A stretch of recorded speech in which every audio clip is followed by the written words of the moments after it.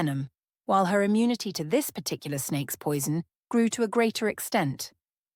After returning to their campsite, Penelope produced 2 capybaras, a small furry creature known as a tapir, and 3 very poisonous frogs she had located behind a rubber tree. "Those are poisonous dart frogs." "We don't want to eat those," said Shaiwu when she delivered the frogs alongside the other animals. "Don't poison the people you're trying to help, got it?" "I guess I better stick to just mammals then," said Penelope, feigning ignorance. On her way back from hunting, she cradled the writhing amphibians in one semi-closed hand. Their poisonous skin traveled through Penelope's bloodstream, numbing her entire arm, but otherwise left her with no adverse effects. She just needed Shaiwu to confirm how poisonous they were before releasing them back into the wild. Then she reflected on the events of the second round. Perhaps not all the Red Touch's parasites were destroyed by the blue flames after its death, but instead stored away inside their warehouses for further examination later. And if that was the case, did it also render her immune to the deadly infection as well?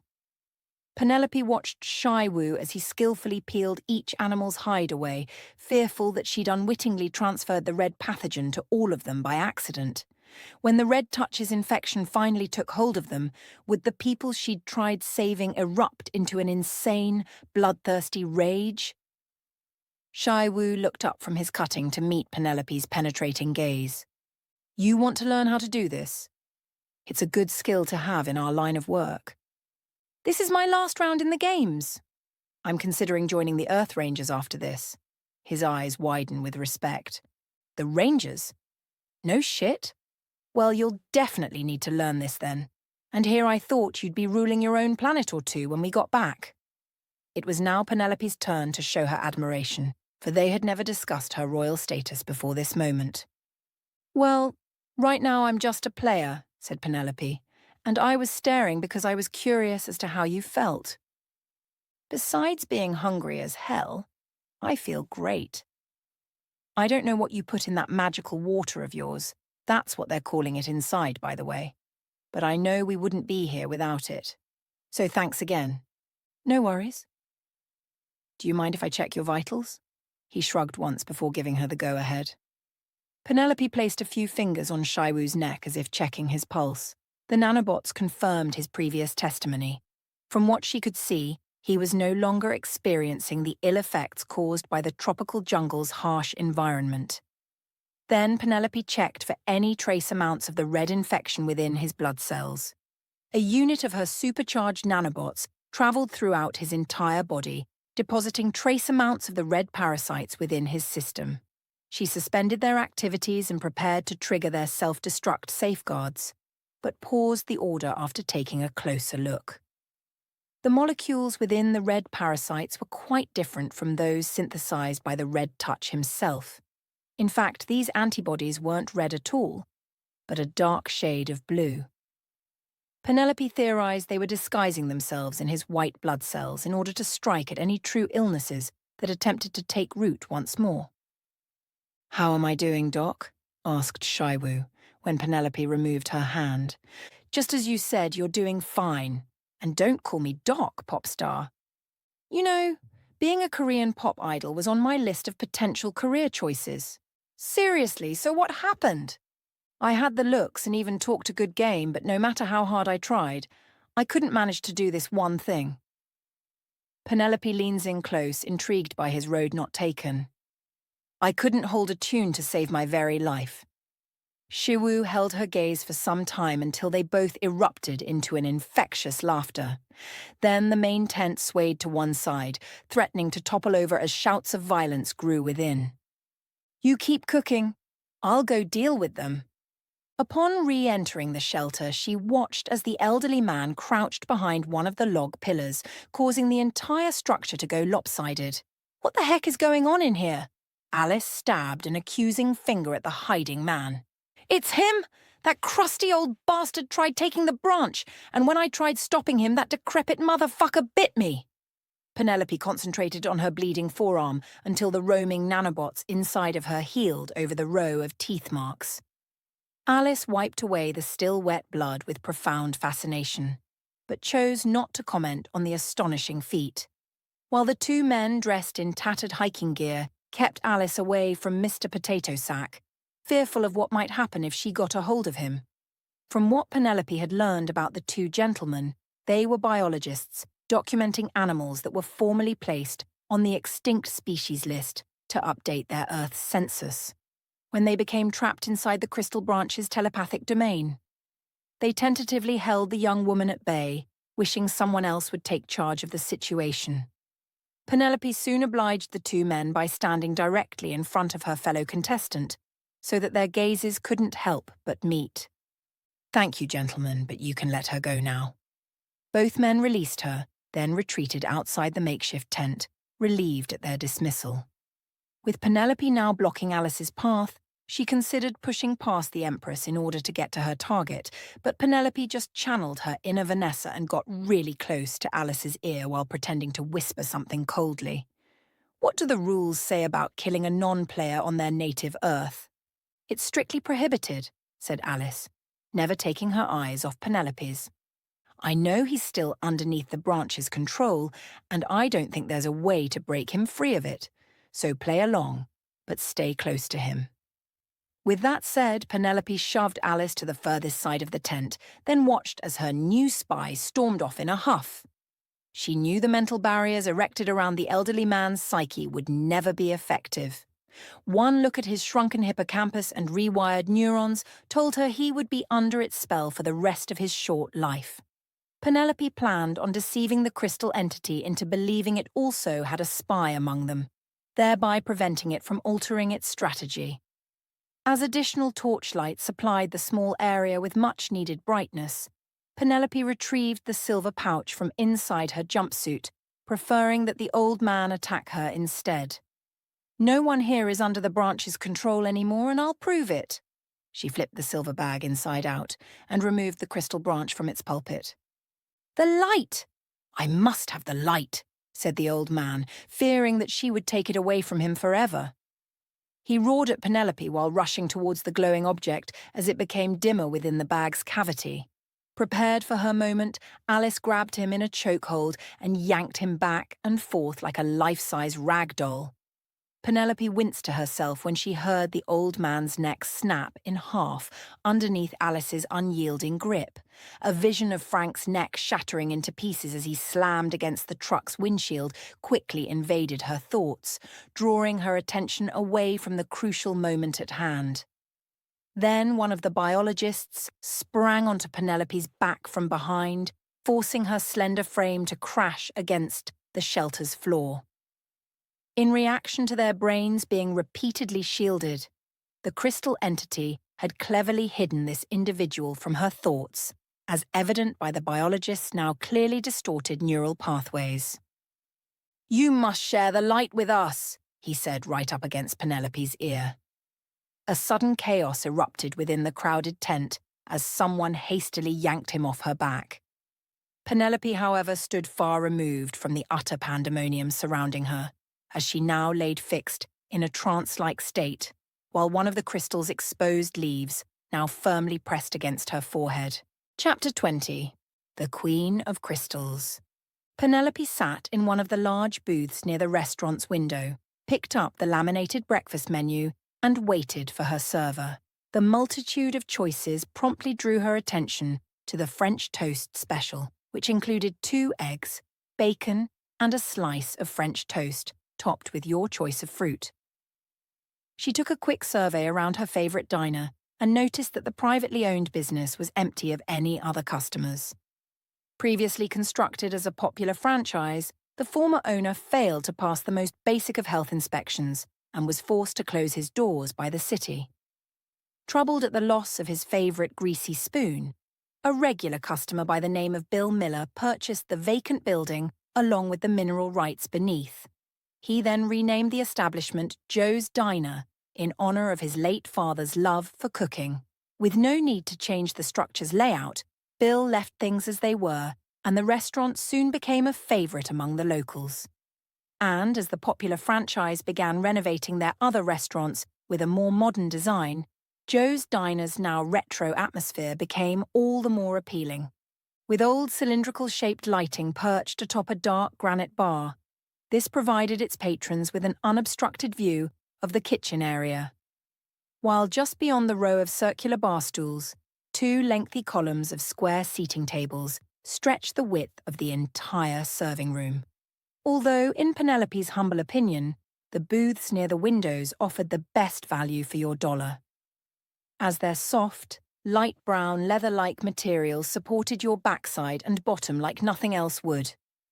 Penelope began to grow impatient at the long delay and stood to her feet, preparing to hunt down one of the waitstaff. Then, a fair-skinned woman wearing a pink button-up top with a dark blouse underneath a white apron pushed open the swiveling doors of the kitchen. "What can I get for you, honey?" she asked from the other end of the room. Penelope looked around the empty diner, then gestured to herself. "Are you talking to me?" Natalie's charming, good-natured smile quickly flattened into an angry scowl. She then slammed her pad and pencil onto the bar top next to her. "Do you see anyone else here?" The abrupt action displaced a dark blonde curl into her face, prompting the pretty woman to blow it off to the side. Still on her feet, Penelope relayed her order from across the room. "Sorry. The French toast special, and a cup of coffee, please." Natalie finally strolled over to her booth and nodded to herself as if committing the order to memory, then put her arms around Penelope's waist and gave her a passionate kiss across the lips.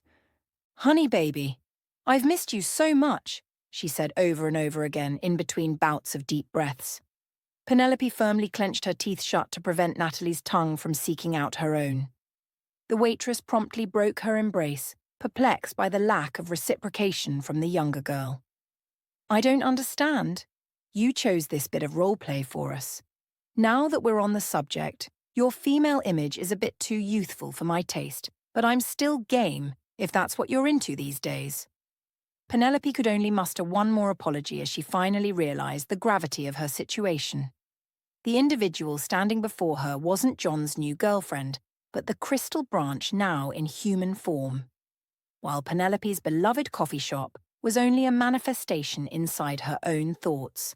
Although they hadn't yet been formally introduced, the energies she exuded was remarkably similar to Seedy's. Penelope instinctually rested a hand on the entity's cheek, and long-forgotten memories quickly fell into place. However, the recollections she felt had nothing to do with herself, but rather were brief instances of Seedy's happiest moments with his life partner. Natalie leaned into the touch, caressing her face against Penelope's hand, with eyes contently shut. "So, how did you find me?" asked Penelope with a nervous chuckle. Natalie shared the laugh, believing the question to be humorous as well. "We'll always find each other, dear." Once our intentions were known, it was only a matter of time before they would be fulfilled. I've been on this damn rock for decades now, anticipating your arrival, but we were on completely different Earths. When Natalie's eyes grew wide with worry, Penelope knew that she had just betrayed herself by not grasping their ethereal connection. "I knew it. Something's wrong. Your energy has been all over the place since I first felt you out there. Let me have a look." Before she could stop her, Natalie seized her head with both hands, as if searching for something unseen. White-hot spikes soon drove their way into Penelope's skull, one after the other. Desperately trying to separate their connection, she grasped both of Natalie's forearms, yet the woman's vice-like grip didn't budge an inch. And when she finally releases her, Penelope collapses to the ground, now writhing in agony. "I don't understand.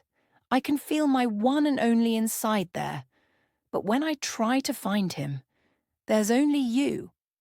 Snatching Penelope back up with a fistful of her hair, Natalie swung her back and forth as if she weighed nothing. "Where is my one and only? What have you done to him?"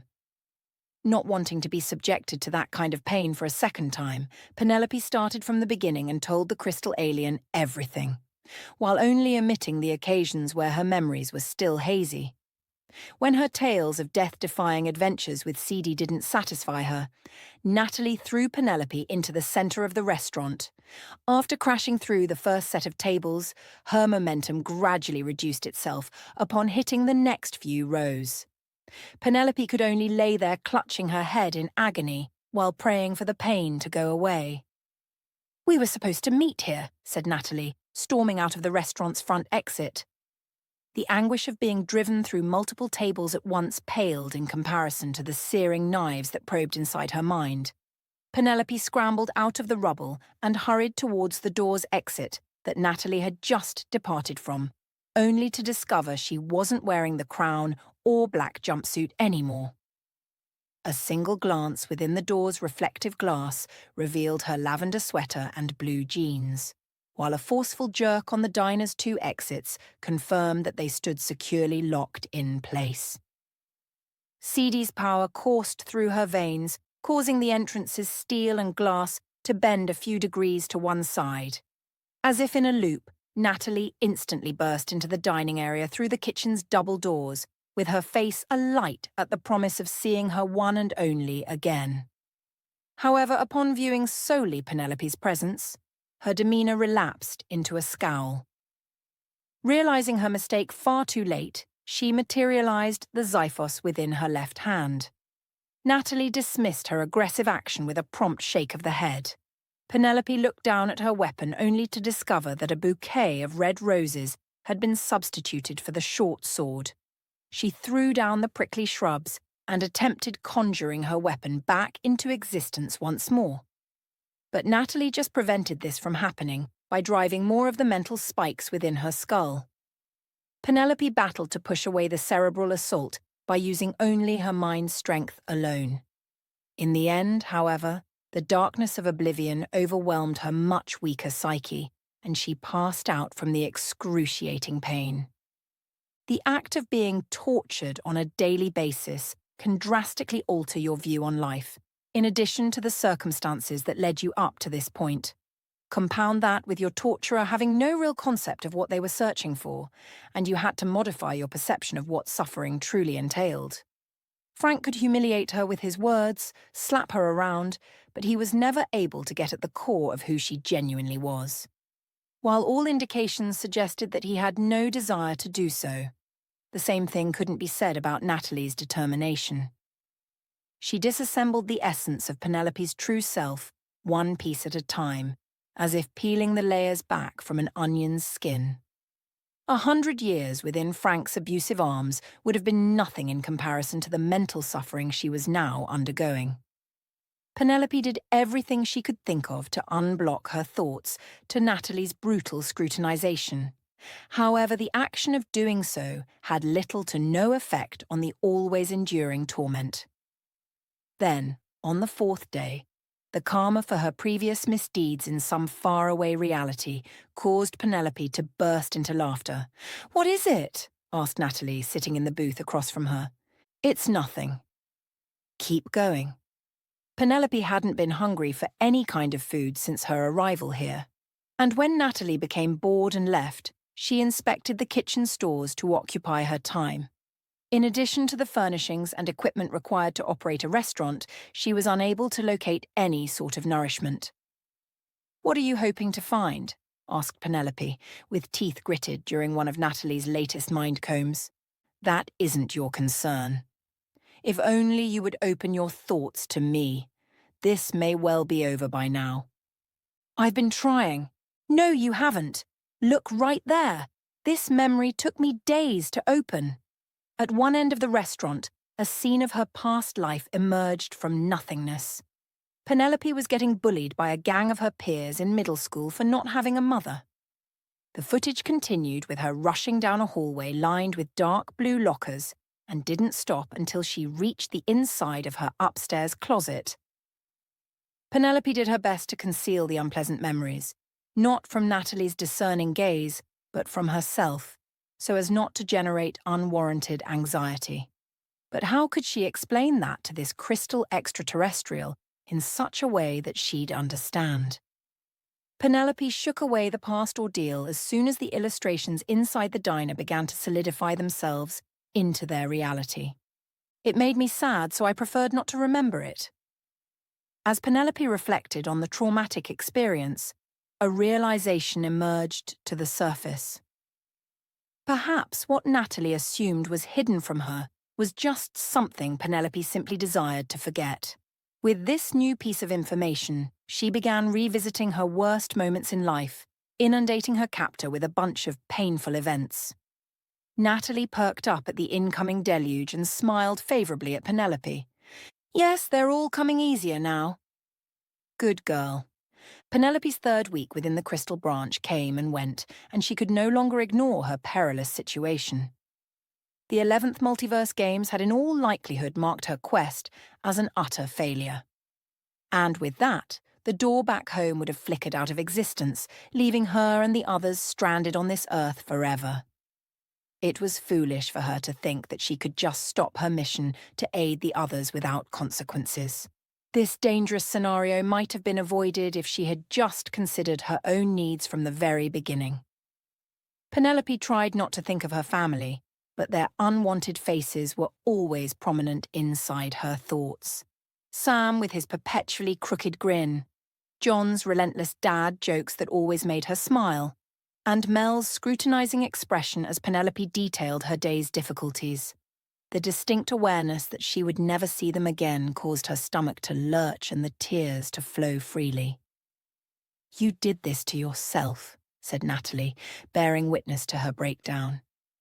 "You come to this place wearing my one and only like an overcoat. Then you go about releasing my children without even asking for my permission." Penelope's melancholy expression switched to one of sheer rage. "Well, your children were dying out there. No thanks to you. Why didn't you just let them go?" To Penelope's shock, Natalie stood up from their booth to peer down at her. "You and I both know that the humans who were caught in my web can only blame themselves for it." And with that, she exited the restaurant through the kitchen's swivel doors. Now, alone yet again, she sobbed by herself until no more tears would come. After releasing all of her pent-up emotions, Penelope yearned for a change of venue as she surveyed her formerly favourite diner. This overwhelming need drove her consciousness into instantly moving from her present location to Ceedy's private bedroom. "It's about goddamn time you showed up." "Tell this robot bitch to let me go," said Frank, struggling to escape the mechanical woman's firm embrace. Penelope experienced conflicting emotions upon seeing her father, who in reality wasn't really her father at all, but rather a reflection of her own trauma. Her first instinct was to wrap her arms around him and thank the multiverse that she wasn't all alone in this place. Penelope's second emotion was of instant loathing and shame upon witnessing his detestable features, so she chose a third option instead. "You can let him go now." The robot dropped her arms, leaving Frank freed, but very confused as to the reasons why.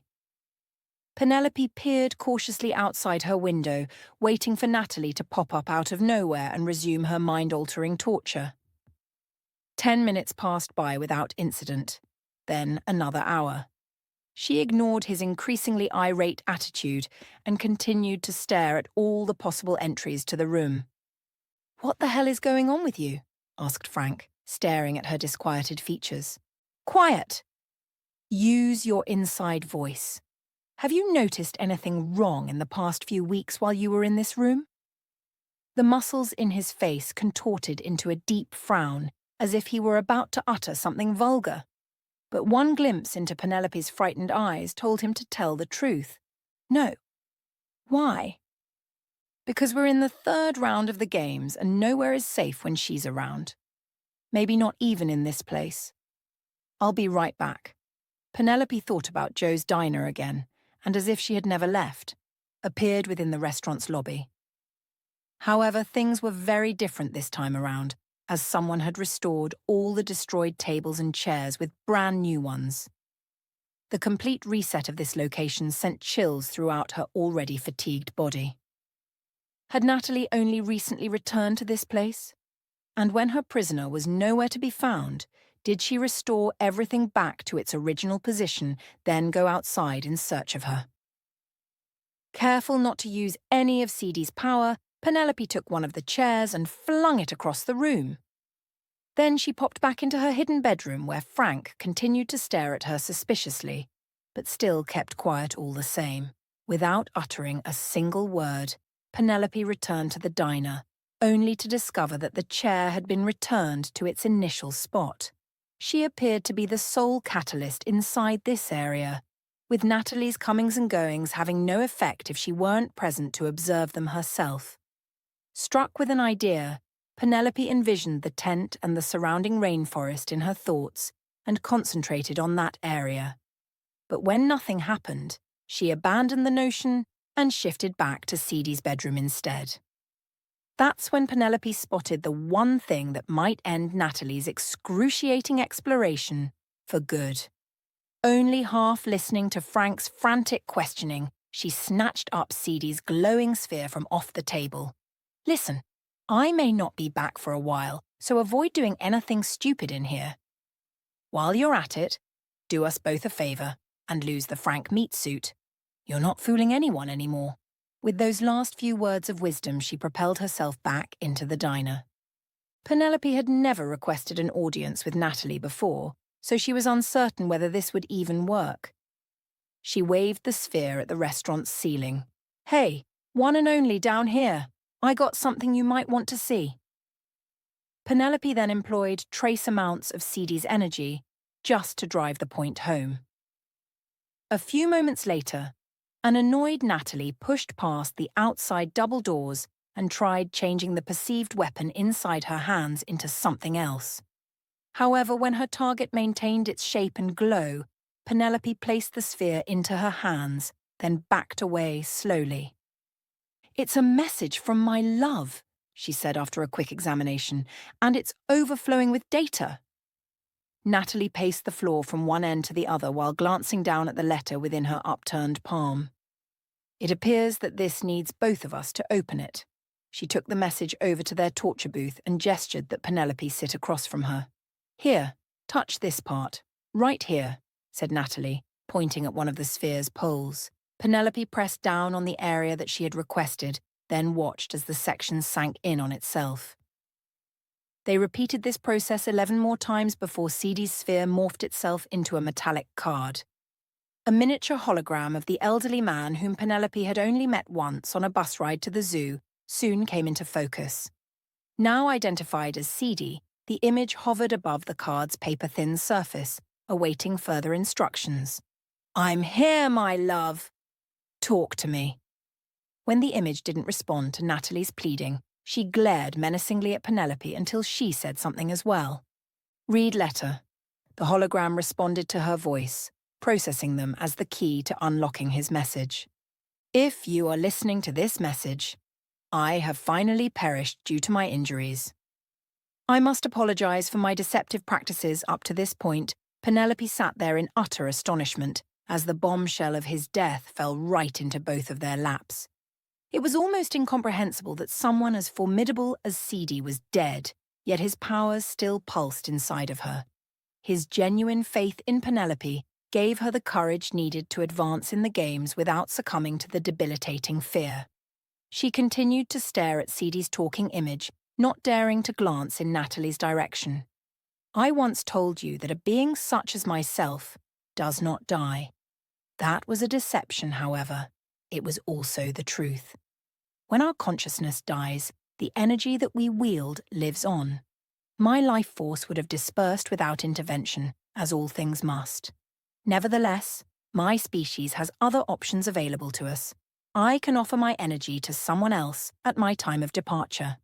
I cloaked my intentions in half-truths in order to play upon your precarious situation.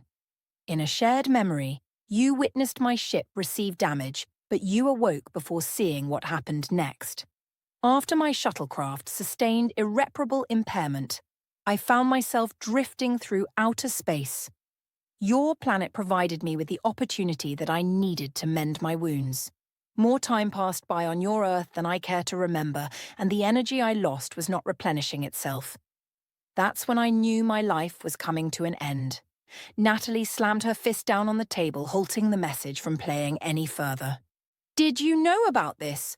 Penelope shook her head, aware that an outer space collision wouldn't satisfy Natalie's desire to find someone to blame for her husband's death. Seedy had placed her right in the center of all this, making her a very easy target to lash out at.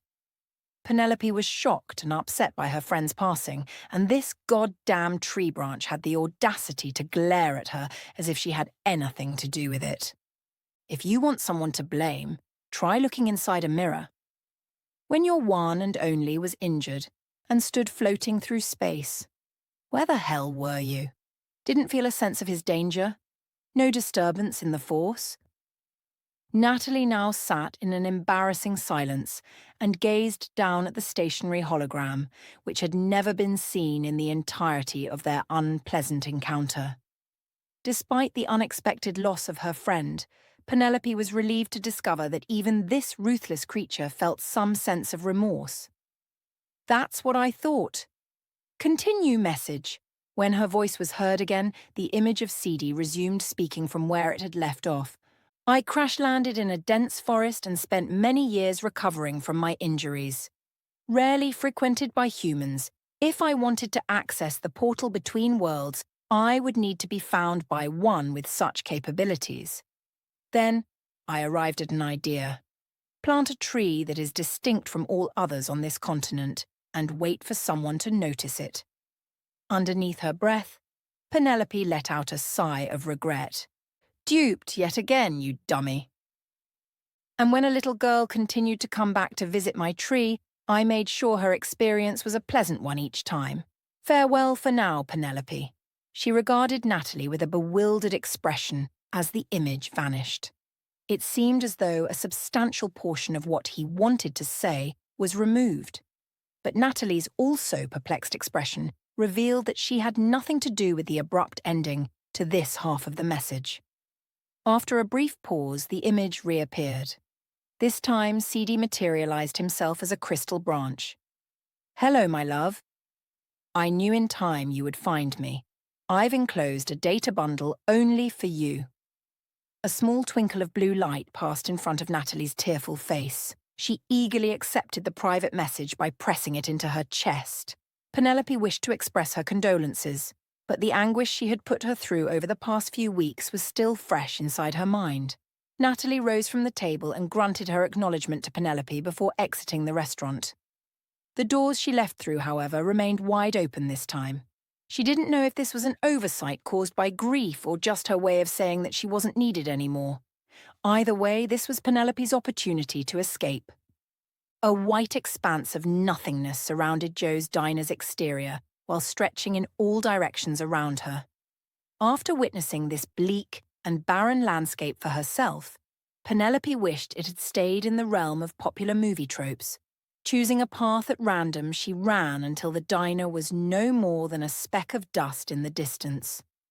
Penelope had no illusions about escaping Natalie's domain entirely.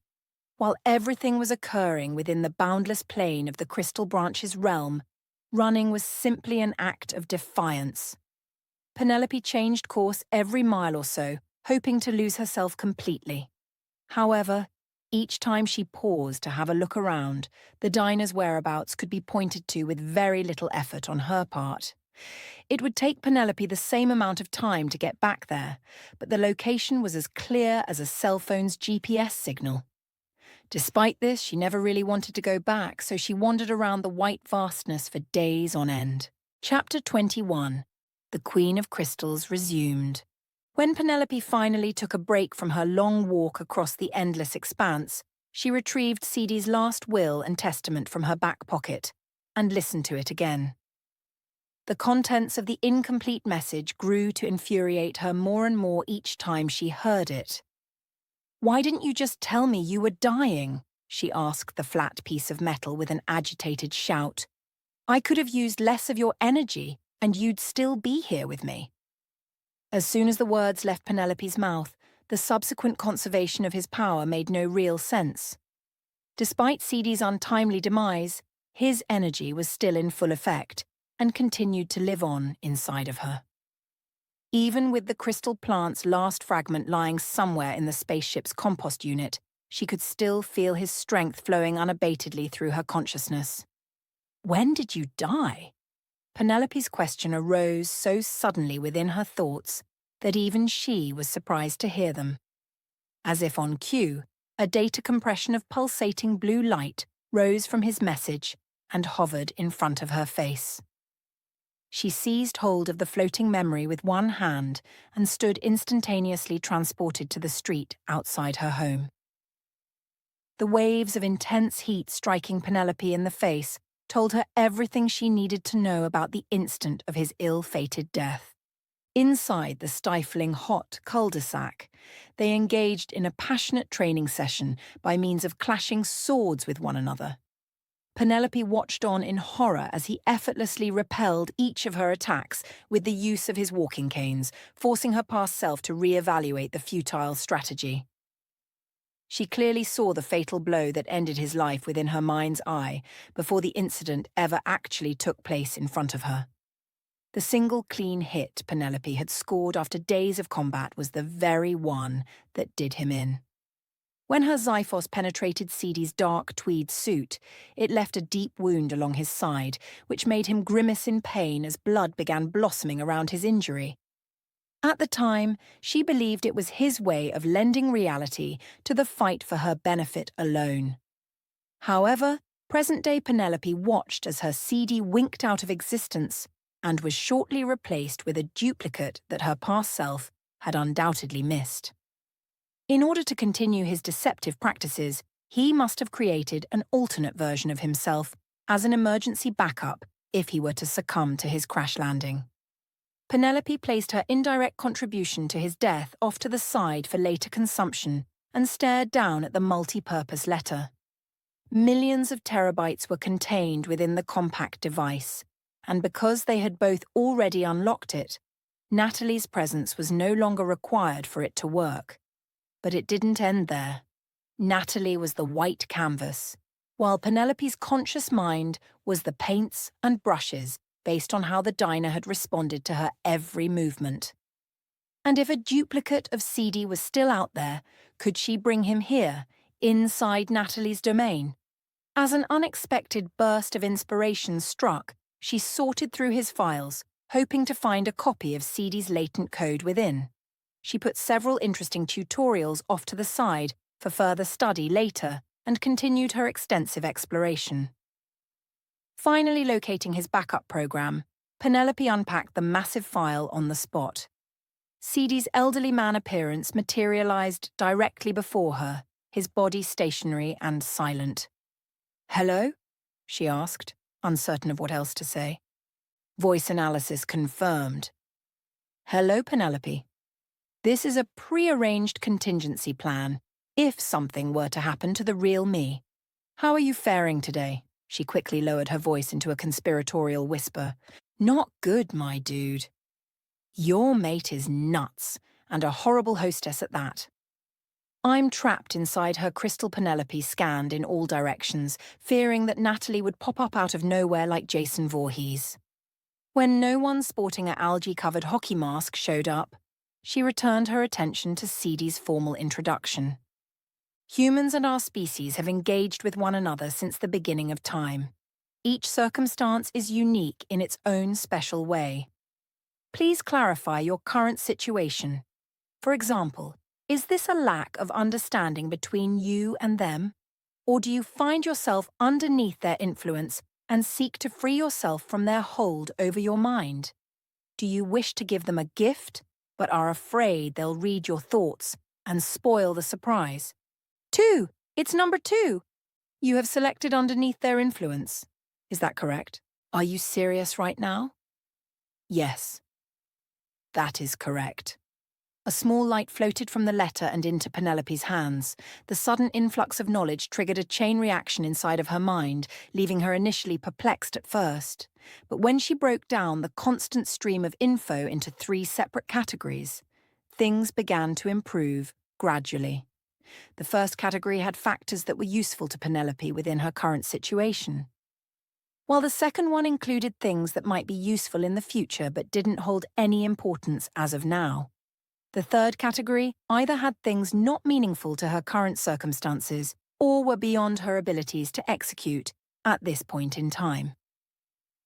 When Penelope completed her sifting, she had a pretty good idea where to start after analysing all possibilities available to her. After returning to her hidden mind space, she was astonished to find the man formerly known as Frank now inside the body of a young girl named Erica. She was a high school classmate of similar age who sat across from her in study hall. Penelope had always admired her naturally curly brown hair and freckle-free face. Pretending not to notice her new choice of bodies, she rebuilt Frank's former prison cube, then placed Ceedy's message inside of it. If Natalie knew the contents of this important letter, she would confiscate it from Penelope at once. Although Ceedy had hinted at his people's inflated egos due to their near-immortal lifespans, so she might be too arrogant to even care. Penelope enabled the ability to access the message's contents anywhere within the Crystal Branch's realm. Erica heaved a sigh of relief after seeing her former prison cell being repurposed for something else. With step 1 completed, Penelope wordlessly cracked open 2 bottles of Gloop Gulp and offered one to her. Erica's interest was piqued at seeing the purple-coloured concoction, and they toasted each other before sharing a long drink. The sooner she dissociated this side of herself from Frank, the better her life would be in this wasteland of whiteness. Back out in the open, Penelope created thick layers of soil that extended as far as her eyes could see. After the completion of this foundational task, large oak trees blossomed off in the distance, obscuring the white, sterile horizon line. She then turned the eternal emptiness above her head into a brilliant blue sky which gleamed brightly off the still, untouched, snowy plain. Random, puffy layers of clouds appeared out of nowhere and spread throughout the distant atmosphere. Penelope pointed to the west and watched as a yellow-orange sun peeked out from behind the enormous grove of trees. Then she began pulling on an invisible rope until her new star drew in even closer to her manufactured ecosphere. The world around her became increasingly hotter, and the trees she had just planted started to wither and die away as a consequence. Penelope soon reversed the damage caused by the star departing its Goldilocks zone and placed her sun back in its original position. Before introducing the moon to the picture, she transformed day into evening and filled the night sky with thousands of stars and celestial planets. Penelope then splits the Earth's natural satellite in half, and by creating a horizontal split in between the moon's upper and lower parts, it was now possible to see the stars through its center. She had modified this idea from an old Star Trek Voyager episode. If Penelope was serious about escaping, she needed to be able to distinguish this world from the real one. In honor of Ceedy's memory, she planted a Socotra dragon blood tree at the heart of her passion project. When the hairs on Penelope's neck stood on end, this told her that someone else was watching. My species' consciousness emits a specific signal that you can tune into if you can identify the correct frequency, said Ceedy during one of his latest tutorials. By matching her frequency to Natalie's, Penelope developed an early warning system for herself, so she ignored her interested stalker and surveyed the fertile land, eager to begin construction. It was nearly her second month there before she had completed the one-road town. Penelope had finalized Main Street far ahead of her projected schedule. Within a display window of the hardware store, top-of-the-line green wheelbarrows were being sold for up to 30% off for this last week only. While adjacent to that, the town's gift shop had everything someone needed to remember their stay here. Penelope even built a courthouse with a clock tower erected at its center, then placed an 88 miles per hour speed limit sign at one end of the street to the other. She laughed to herself at the obscure movie reference that no one would ever see, then cried alone in between one of the building's empty alleyways. Penelope felt her sanity take a complete nosedive inside the vacant town, and when not even the warmth provided by the sun's rays could brighten her mood, She kept on building. Penelope lined each side of Main Street with more businesses, like every small town should have. Regardless of the current wind speeds, American flags flapped constantly from every storefront. She constructed a gas station with a mechanic's shop built off to its side, a pharmacy, and several grocery stores for a little healthy competition. But the community itself lacked the one thing required to function as a true society, and she missed their presence greatly. Penelope wasn't interested in having her citizens constantly pose their way into walls or disappear around corners when no one was watching. She wanted them. Number. She needed them to be as close to real people as possible. That meant, if she were to punch someone indiscriminately in the face, they would remember it, and their actions would reflect on her assault. Cops might get involved, which could lead to her possible arrest. For that kind of complexity, Penelope would need to place CD's message as the central processing unit of the entire town.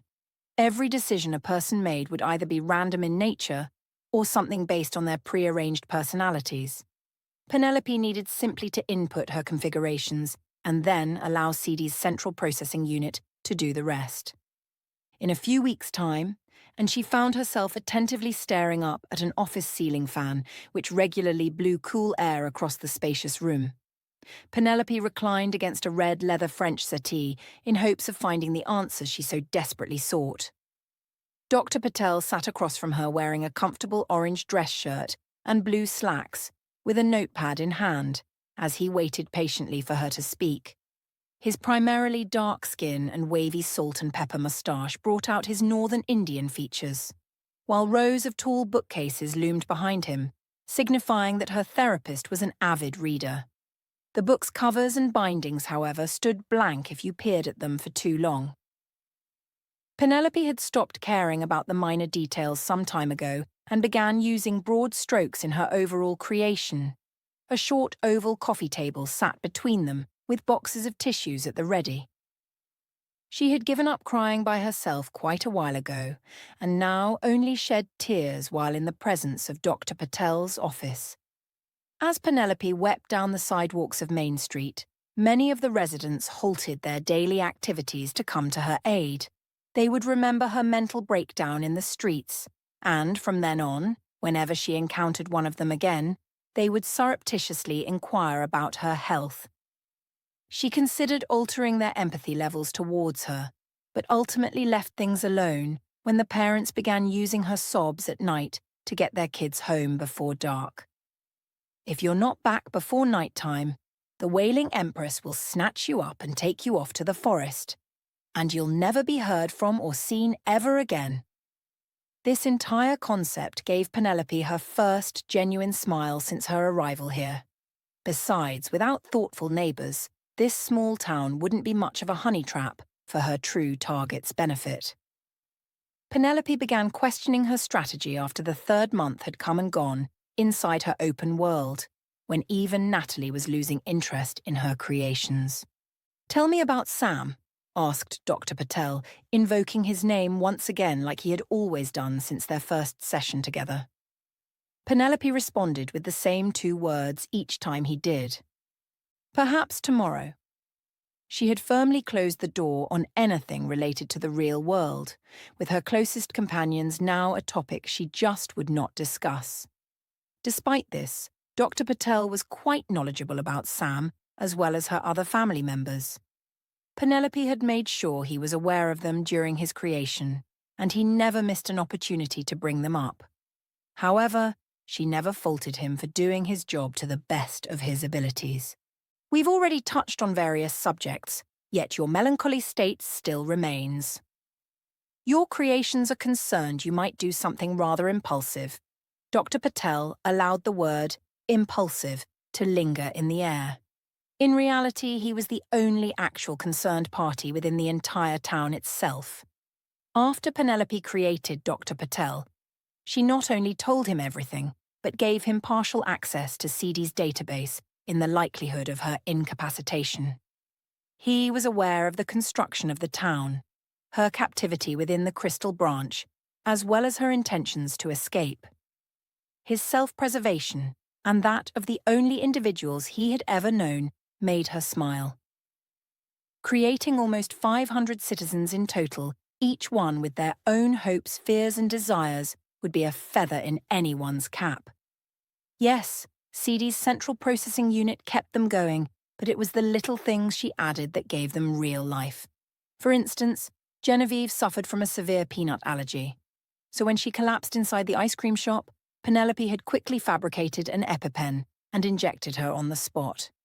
She had become the town's hero for about a week after that. If only they had known that she was responsible for the situation by failing to supply Genevieve with the proper epinephrine in the first place. You don't have to worry. I'm not going to flip out and just delete everyone if that's what you're thinking. That's good to know. What about your father's friend, Zane? The man who molested you? Penelope openly cringed at the topic being broached so casually. She wanted to argue that nothing happened, that he didn't get that far, but it would only show signs of her denial. What about it? I think that his engagement to you deserves further examination. Why does something like that even matter now? Asked Penelope, beginning to lose her patience. Because marrying this particular man has always concerned me, said Dr. Patel. Does it not concern you? She couldn't deny that the whole situation had disturbed her as well. Trafficking young girls was their business. She understood that aspect quite well. So why did an obvious pedophile want to marry her at the age of 18? Dr. Patel interrupted her musings with additional guidance. If love of family won't motivate you to escape this place, perhaps vengeance on this man will, said Dr. Patel, knowing she had been dragging her feet for some time now. In the real world, this type of advice from a therapist would have given her pause. However, Dr. Patel was a different sort of creature altogether. She had built him for the sole purpose of keeping her stable in this realm, no matter what the cost. Penelope then glanced at the clock above their heads. "Oh shit, I'm late," she said, thanking her therapist before leaping off the couch and heading off to work. One of Penelope's favourite hangout spots also doubled as her full-time job. The aforementioned ice cream shop, or better known as Joe's Creamy Confections, was the very lifeblood that flowed through her single-street town. If a local craved a hot fudge sundae with a cheeseburger on the side around 2 o'clock in the morning, then Joe's Creamy Confections was the place for you. Stay in the ice cream shop for long enough, and you'll eventually see everyone in the small community all within the same day. Penelope had never planned on maintaining employment within her little social experiment, but Dr. Patel emphasized her need for inclusion. Wandering aimlessly around the town will only serve to further deteriorate your frame of mind, and if that's not enough to motivate you, the Wailing Empress is still on the loose out there, he said, attempting to conceal his grin. Perhaps a change of pace will do you some good. You may have not created the fishbowl, but you did create the fish within it. I believe it's time that you jumped in and swam along with us. Finally relenting to his request, Penelope chose a place that she wouldn't quit on the first day out of pure frustration. A long L-shaped countertop with backless swivel chairs at its base were positioned towards the diner's front and sat in between glass sliding freezer units which displayed gallons of various ice cream varieties, while the ice cream technician stood within arm's reach of scoopers, milkshake mixers, and any dessert topper imaginable. In the sizable restaurant's centre, large pink booths that could accommodate up to 6 people at once were the only other seating option available, whereas 2 huge swinging doors that led within the kitchen exuded aromas of frying bacon, cinnamon, and freshly baked biscuits. Inspired by ice cream parlours of the 60s that refused to serve people of colour, Joe, a 6-foot-tall black man, had zero tolerance for such thinking within his establishment. His long biker beard and gentle smile made him the perfect candidate for this style of ownership. "You're late," said Joe, drying his hands off on a clean towel. I know, sorry," said Penelope, now wearing a pink waitress uniform with a white frilly apron on top. She then joined her boss behind the ice cream counter and scrubbed her hands vigorously as though preparing to perform complex surgery. Ever since Joe's binge watch of Kitchen Nightmares, he had placed a premium on a spotless environment just in case Chef Gordon Ramsay ever happened to swing by. You're the one who wanted the job. Is it too much to ask that you show up on time? No, sir. It isn't. Penelope quivered her bottom lip to hammer home her genuine remorse. Just as long as you remember it for next time. We're all good now. For those who knew Joe well, this meant that after he said his piece, everything was henceforth back to normal. I'll be in the back before these idiot sandwiches of mine burn down the place. Penelope made certain that being an ice cream technician was her only real job here. It took a special kind of person to work alongside Joe within the confines of his kitchen. He wasn't cruel to his workers by any means, but his stark attention to details left his former sous chefs running for the proverbial hills. That is, if she ever had bothered to create any, which she hadn't. So Penelope made Joe the best banana split he had ever tasted in his entire life during the interview process, while already aware of his predisposition. Being the practical man that he was, it was a no-brainer to have her exclusively make ice cream desserts for his customers. "You're late," said an older gentleman, slapping a folded newspaper down on the countertop before taking a seat at the soda bar across from her. His shiny bald head and large ears underneath a well-pressed auburn suit made Penelope intensely long for home. Earl had been her steadfast mailman for several years now, within her waking world, and, in a moment of weakness, she brought him into existence without any consideration of the effects it would have on her long-term psyche.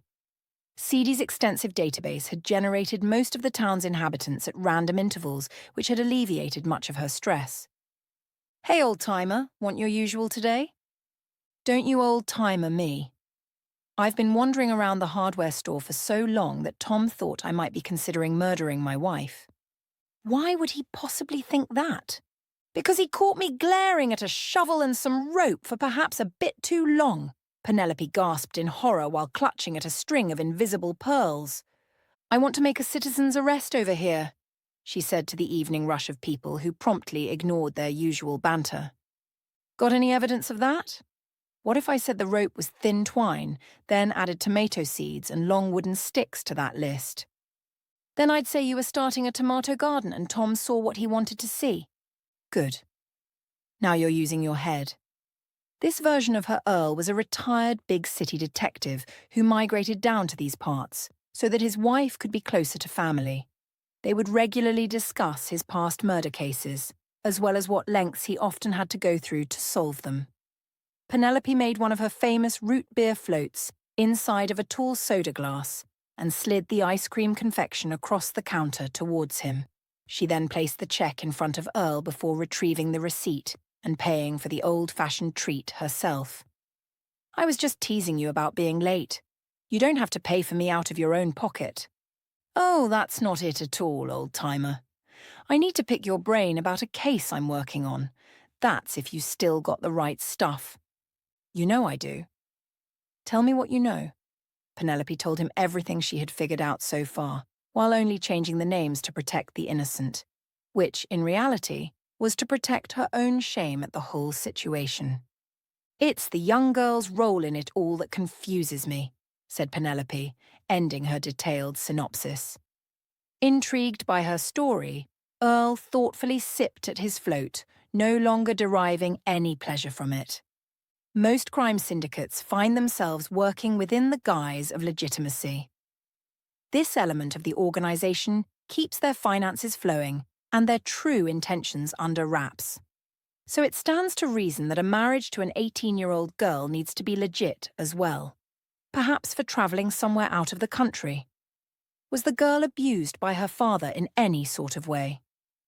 Penelope abruptly stopped what she was doing and stared at Earl in utter disbelief.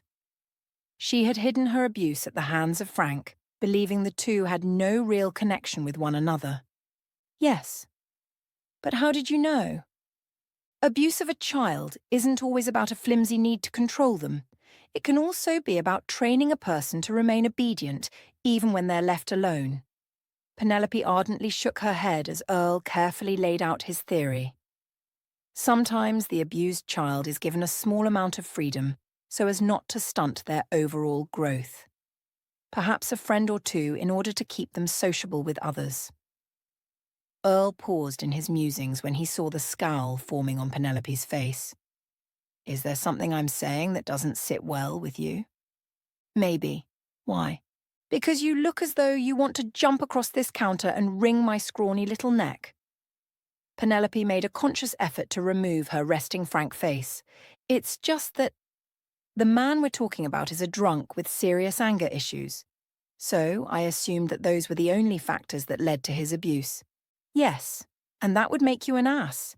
His low mental capacity makes him a perfect target for manipulation by his bosses, especially if he wanted to rise within the ranks of the organization. So the guys in charge just told him to beat his kid for the promise of future promotion, and that's it?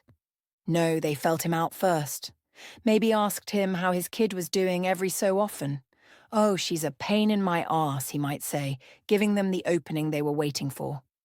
Don't be afraid to lay down the law. She does live under your roof, after all. They would resume tuning him up like this for months, possibly years, if necessary. Then one day he gets called in the boss's office and... Earl then looks up at the digital clock sitting on the wall behind her. And what? With undisguised eagerness, Penelope waited for him to continue. Sorry, kid, you're up. We can talk, when you're not so busy. Without another word, he unfolds his newspaper and studies the daily crossword puzzle. A few seconds later, a crowd of children wearing their elementary school uniforms ran up to the counter and began shouting out their ice cream orders to her all at once. Chapter 22. Ace of Orientation. A few days later, Dr. Patel delivered some unexpected news to Penelope during one of her latest therapy sessions. To make room for the creation of a new set of suburbs, the loggers had cleared a significant portion of her forest away. As Dr. Patel extended his congratulations to her, she received a surge of pride in learning about the unforeseen development. I didn't think you had included a thirst for growth within us, said her therapist, showing a bit of pride about the news himself. Well, the Truman Show taught me a great deal about what not to do in a group dynamic when establishing a community from the ground up. Besides showing the town's residents the respect they deserve, sealing them off in a figurative or literal wall will only bring issues in the long run. And since I fill the role of Truman himself, living here needs to be as real for them as it is for me. This, however, raises certain concerns that some of the loggers have reported to me yesterday. On the outskirts of the forest, there appears to be an eerie white void beyond this enclosure. Shit! I didn't think that they were that far out. Dr. Patel nodded once while scribbling on his notepad. I told them that overworking may be the cause of their visual hallucinations, and if they were to return to work after a few days' rest, the delusions should be gone by then. Thanks, Doc. I'm on it as soon as we're done here. Now what should we talk about today? Perhaps Sam or maybe John this time? Penelope was about to shift the conversation away from his topic of choice when the hairs on her neck began to rise. Not only was Natalie snooping on her at the moment, but she was physically wandering around Penelope's one-horse town. However, by matching their frequencies together, she was able to communicate with others without the fear of being eavesdropped on. Sorry, Dr. Patel, I have to go. Coordination between your work schedule and our therapy sessions shouldn't be that challenging of a task. No, it's not that. The eagle has landed. Dr. Patel somewhat straightened his posture upon recognizing their code phrase. That's great! It seems that your patience is finally paying off. How does that make you feel? Are you seriously trying to psychoanalyze me right now? Penelope paced around the floor beside the window that faced Main Street, and with each brief trip made, she took a quick peek through Dr. Patel's lavender curtains. Then what are you still doing here? I don't know. I thought I was ready. But what if I'm not? Are you afraid she might hurt you again, like the way your father did? After nearly 4 months of being tortured for information she didn't possess, just the mere thought of a repeat encounter made Penelope nauseated. Yes. Is that so irrational? Not at all. However, I recalled you telling me that towards the end, her search for information no longer caused you any pain. Has something changed since we last spoke about it? No. But what if she has new ways of hurting me? Ways I'm unaware of yet? Without warning, Penelope became thrusted back into the mind of that terrified little girl all those years ago. Even Dr. Patel caught the subtle changes in her voice. Instead of pushing little Penelope back down, perhaps you should consider letting her in on your plan. I've been reviewing CD's description of his people as well as their problematic traits. They tend to wield their powers crudely and with a lack of finesse. You need to use his energy like a surgeon uses their scalpel, and I'm sure Natalie won't ever see it coming. Their species can only truly flourish when joined with biological individuals such as yourself. That's why he chose you when faced with his own demise. She plopped down on the couch across from him, eyes darting from side to side. Okay, I have a workable strategy. I simply need to stick to it, said Penelope, trying to psych herself back up. But I'm not sure what you meant about letting my younger self in on the plan. That's simple. Despite being in a lot of pain, she helped you create this beautiful town around us. From my perspective, the only approach that will make things right with her is if you trusted your intuition just a bit more. I believe that's where you'll find her waiting for you. Penelope gave her therapist a quick nod, then materialized herself into Joe's kitchen after vanishing from inside Dr. Patel's office. Jesus, Mary and Joseph, where the heck did you come from? Said Joe, ready to whack her across the face with a frying pan. Sorry, boss, I need your help. She's on her way here. Captivated by the aroma of Joe's lunchtime rush, Natalie took in the ice cream shop's colourful, kid-friendly environment. She stepped inside the crowded restaurant, still wearing her pink waitress uniform from their first dreadful encounter, and walked directly to the soda bar. Dressed in a frilly candy-striped apron, with a fresh piece of gum smacking between her teeth, Penelope delivered the line she had been waiting for since the plan's conception. What can I get for you, honey? What is that pleasant aroma? Asked Natalie. Oh, it's a little of everything on the menu. The real question is, what are you in the mood for? Penelope slid the menu across the counter, welcoming her to have a seat at the bar. Natalie studied Earl as well as several other customers sitting on the bright red stools, then imitated their actions. Since this is my first visit, why don't you decide for me? Wise choice, honey bear. One of my famous banana splits, coming right up. Penelope began her operation by slicing a banana down the middle and setting it aside. On a glass serving dish, a scoop of chocolate, vanilla, and strawberry ice cream was placed beside each other. Then she put the banana slices on both sides of the colourful dessert that was created by David Stickler in 1904 at Tassel's Pharmacy. Next, she drizzled chocolate syrup over the vanilla and strawberry scoops, while leaving the chocolate portion at the centre mostly untouched. Penelope took care to adhere to the crosshatch pattern she had spent hours honing. This technique ensured that the three flavours would mingle at the bottom of the serving dish, resulting in a soupy goodness at the conclusion of the dessert. She topped the vanilla scoop with pineapple pieces, while the strawberry scoop stood topped with extra strawberry preserves. Penelope then scattered random bits of chopped nuts and whipped cream throughout the mingling split. Finally, she presented Natalie with the lengthy dish, after adorning it with 3 cocktail cherries. Natalie's self-satisfied smirk utterly changed when faced with one of Penelope's best memories. The key to this particular ice cream shop's success was to only make dishes that she could recall with absolute clarity. All new recipes quickly fell by the wayside, and it wasn't only Penelope who thought they tasted like sand. The whole town hated any unfamiliar creations, even when they were cooked by her own hands. Whether favourable or unpleasant, invoking an emotional response from her past gave the food its delectable flavour. Natalie held a spoonful of ice cream so close to her face that Penelope feared the omnipotent waitress might snort it up like a line of cocaine. With only a dab of whipped cream decorating the tip of her nose, she eventually put the entire spoonful into her mouth. The entire world literally trembled beneath their feet as Penelope introduced a godlike figure to the worst drug ever imaginable, high fructose corn syrup. She had prepared her community for any extinction-level event, so when the ground shook around them, everyone stared at one another with the same level of alarm. However, when no aftershocks followed the first tremor, normality returned to the restaurant just as quickly as the interruption had occurred. Natalie's eyes rolled into the back of her head in exquisite delight as she promptly mapped out her next spoonful. Penelope had expected her clothing to explode from her body with ecstasy, but stood thrilled by the visibly euphoric results all the same. She devoured the rest of her banana split in one quick succession, no longer content with a modest approach. Natalie then dropped her spoon to the bar and clutched her head in undisguised pain. "What did you do to me?" she asked Penelope, only just getting the words out. "It's called brain freeze. It happens when cold things hit the roof of your mouth or throat. Give it a moment and try not to eat the ice cream so fast."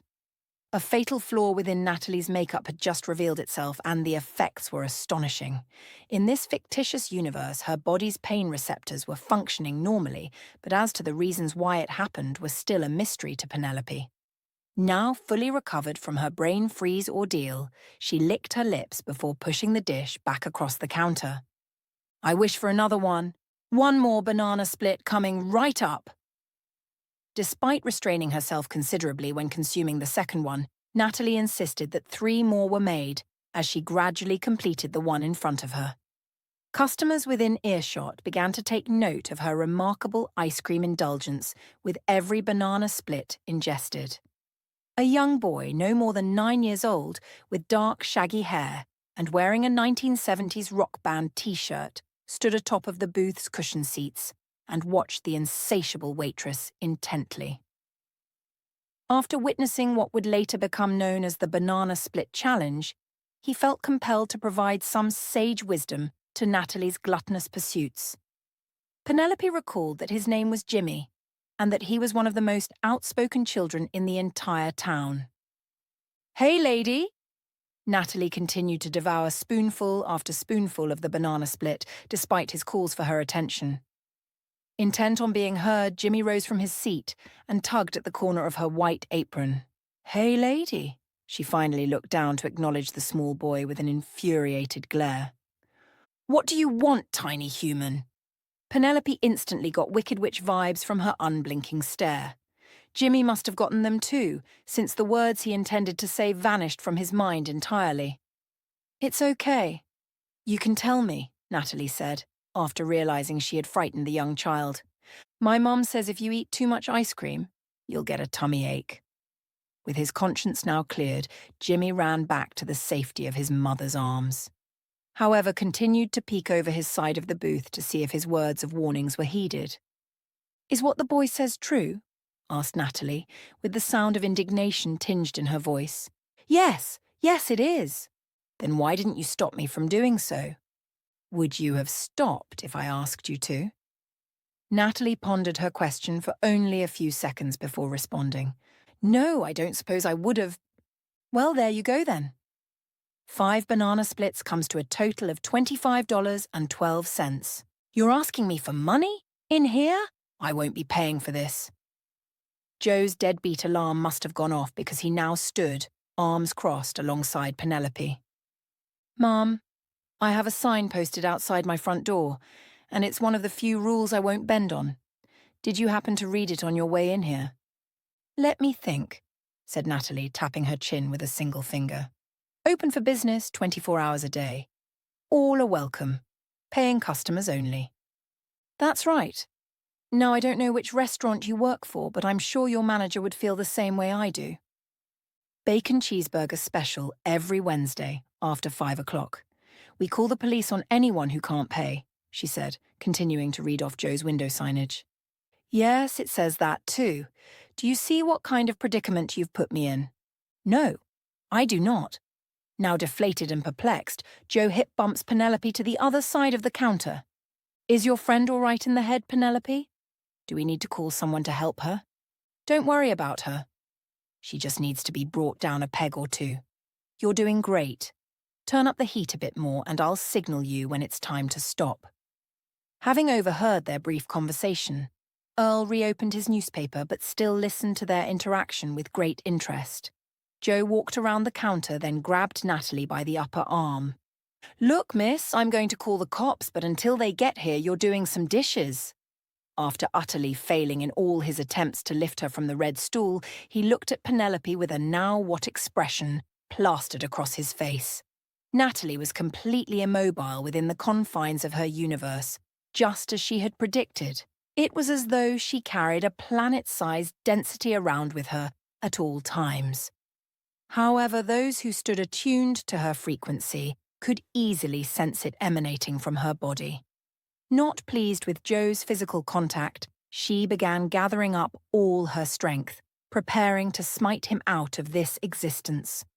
But Penelope placed a hand on top of hers prior to things getting out of control. "Before you do that, can we talk outside?" Feeling the gathering of Natalie's power fizzle down to a trickle, Penelope gave Joe a quick nod, then led the strange woman out into the sun. A cool, windy breeze carried hints of tree pine scent in the gusting air. She led Natalie past the sounds of playing children and towards the center of town. "What I want to show you is over here." Penelope stopped when they could reach out a hand and touch the rare Socotra dragon tree planted so many months ago. "Do you know what this is?" Natalie thought about her question, then ran a hand down the massive trunk. "It's how my one and only found you." "I think is a very nice gesture to his memory." "Thank you. But it's more of a memorial in his honor, and it doesn't end with this tree." Penelope steps back a few paces, gesturing to everything around them. "This town is a memorial to my friend. Your one and only. His energy runs through everyone and everything in this place, so I would prefer it if you left things as they were. By the way, what prompted you to visit my memorial anyway?" "They did," Natalie said, gesturing to the kids playing a heated game of tag in the streets only a few steps from where they stood. "When they started building without your supervision or your approval." "I didn't think something like that was possible within the confines of my mind. I felt the same way when I noticed it for myself." After applying personalities to each of their codes, Penelope assumed only small changes would come of it. In the end, however, their self-motivated spirit surpassed her intentions dramatically. They are the accumulation of data, last downloaded by CD, and it's my hope that no one gets killed for no real justification. Natalie looked around the small town and its inhabitants. "Fine, I won't destroy them. Just give me the money for more of the ice cream." Penelope displays the classic sign of surrender by raising both of her hands. "It's not my fault you got caught in my web. There's only a finite amount of money to go around in this place. Even I have to work if I want to buy something, and if you want any more ice cream, you'll have to do so as well." "Oh, I see. You're still upset with me over my treatment of the real humans out there." Penelope had majorly slipped up by throwing Natalie's words back into her face, so all she could do was wait for the superpowered waitress to say something more while trying not to hold her breath. The bait was on the end of the hook, and all she needed was for Natalie to take a small nibble at it. Without saying another word, Natalie marched back into the diner and positioned herself behind the counter as if she were clocking in for work. Joe wisely kept his distance this time around as Natalie tried recreating Penelope's banana split from scratch. She took the ice cream scooper in hand and successfully reconstructed the dessert from memory. Once the sundae passed her lips, the impulse to throw it back up became immediate. In fact, Natalie vomited the tasteless contents all over Joe's immaculately clean counters. To his relief, Penelope was there to wipe down the marble surface, even as she continued to retch her concoction up. She even dabbed the corners of Natalie's mouth, ignoring the bulk of the ice cream covering her entire chin. "I told you so," said Jimmy in vindication. "Okay, tell me how you did it." "Penelope's the best ice cream technician in town," said Earl, responding to her question. Now invested in the conversation, other customers within the restaurant nodded their heads in agreement. "I don't believe you." The previous onslaught of Penelope's psyche resumed once more, However, as predicted by Dr. Patel, the process could no longer cause her the same pain as it did several months ago, because she had nothing else to hide. "It looks like we may have to ban our first customer," said Penelope, wiping down the counter until it sparkled. Natalie's face took on an expression of defeat as the aggressive brain probing ceased. "What do you expect me to do?" "First, let's pay off your tab by doing some dishes." They stood over a large industrial stainless steel sink at the far end of the kitchen, while pots and pans were placed within arm's reach of both cooks and cleaners in this section of the diner. Natalie immediately grasped the concept of washing dishes after receiving only brief instructions. She placed the clean plates and bowls on a large dish rack and then, puzzled by the situation, turned to Penelope.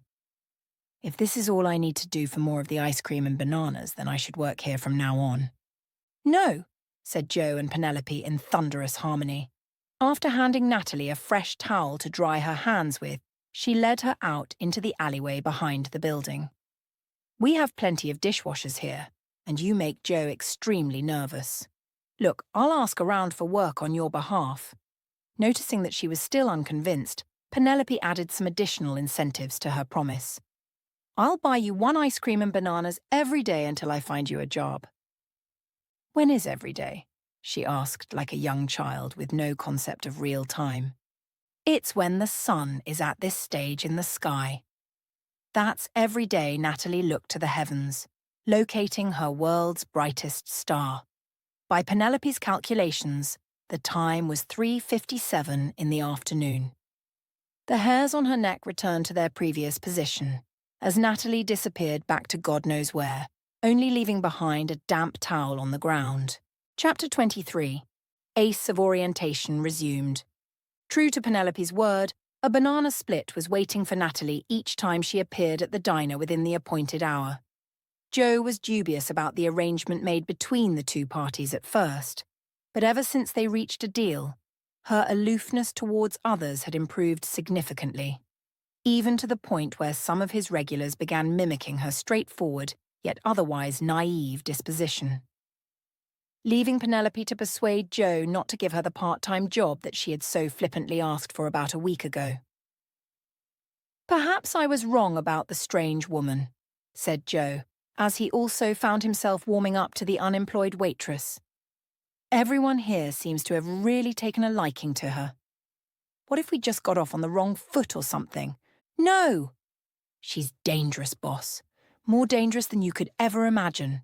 Believe me, trust your first instincts on this one, but none of that matters anyway."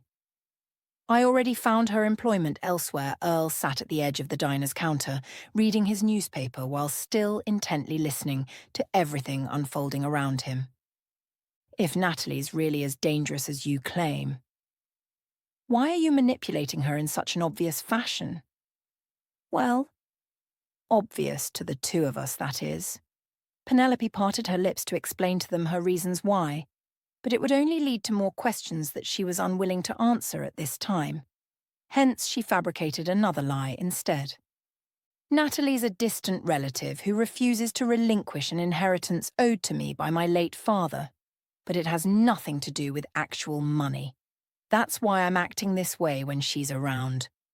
Both Earl and Joe remained silent at Penelope's startling revelations. The lady's bad news through and through. "I'm sorry, I didn't tell either of you about this earlier."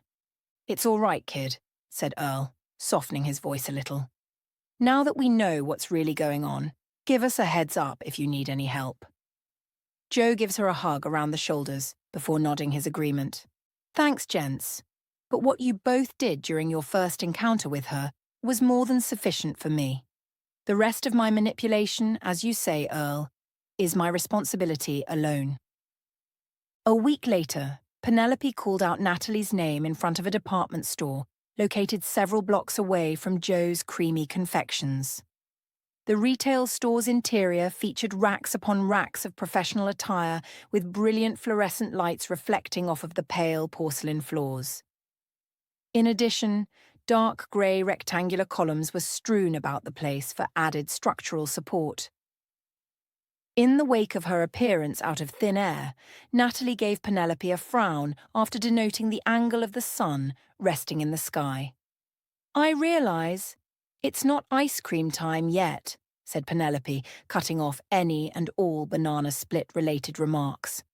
Natalie's persistent remarks about the now tiresome ice cream sundae had become a fresh source of torment for her. Jo had to convince Penelope not to expunge the dish from her repertoire entirely after she had prepared the confection over 30 times in the past few weeks. "I have news. I'm afraid the gravy train ends at this stop. As the old folks like to say, it's time to pull yourself up by the bootstraps and make your own way out in this glorious new world of ours." "You found employment for me?" Natalie bends forward to peer inside the department store's interior. "Is this the place?" "No. I need you to look like that for your interview." Penelope indicates to a headless mannequin dressed in a light brown pantsuit on the opposite side of the huge window pane. "No future employer wants to see you in somebody else's work attire. That's a surefire way of not getting the job." With a single gesture of the hand, Natalie was in the brown $80 suit, while the mannequin stood dressed in her waitress uniform. "You can't do that here. Now let's go inside and pay for it." Penelope needed Natalie to adhere to the guidelines she had established when dealing with money, or else the entire plan would utterly fail. So after a lengthy explanation to the department store's owner, Penelope paid for her clothes. Then they departed for the outskirts of town. The two-story red brick factory was where 40% of the town's inhabitants made their living. It featured several towering smokestacks along one side of the industrial plant, which were all painted a palette white, and 4 circular columns at each of the building's corners. She had constructed the massive structure in a fit of emotional desperation. By that time, the town's nucleus had already been assembled, and Penelope's deepening depression was now seeking out a new psychological foothold. "Why not continue to build?" asked Dr. Patel during one of their lengthy sessions. "What's the point anymore? It only serves as a daily reminder of my confinement in this place. Surely you can't ask us to wander around Main Street alongside you all day. People need to be productive. They need to strive towards something better. Young children need to long for their parents' company when they're away at work. And in that same vein, their parents need that hug from their children after a long, hard day. Have you ever experienced that before?" Surprisingly enough, the Crown had dug up long-forgotten memories of her past. Penelope could now remember Frank's excitement when returning home from work, as they both shared a warm embrace during her much younger preschool days. However, the loving memory of their past only made the pain of her father's stark betrayal sting all the worse.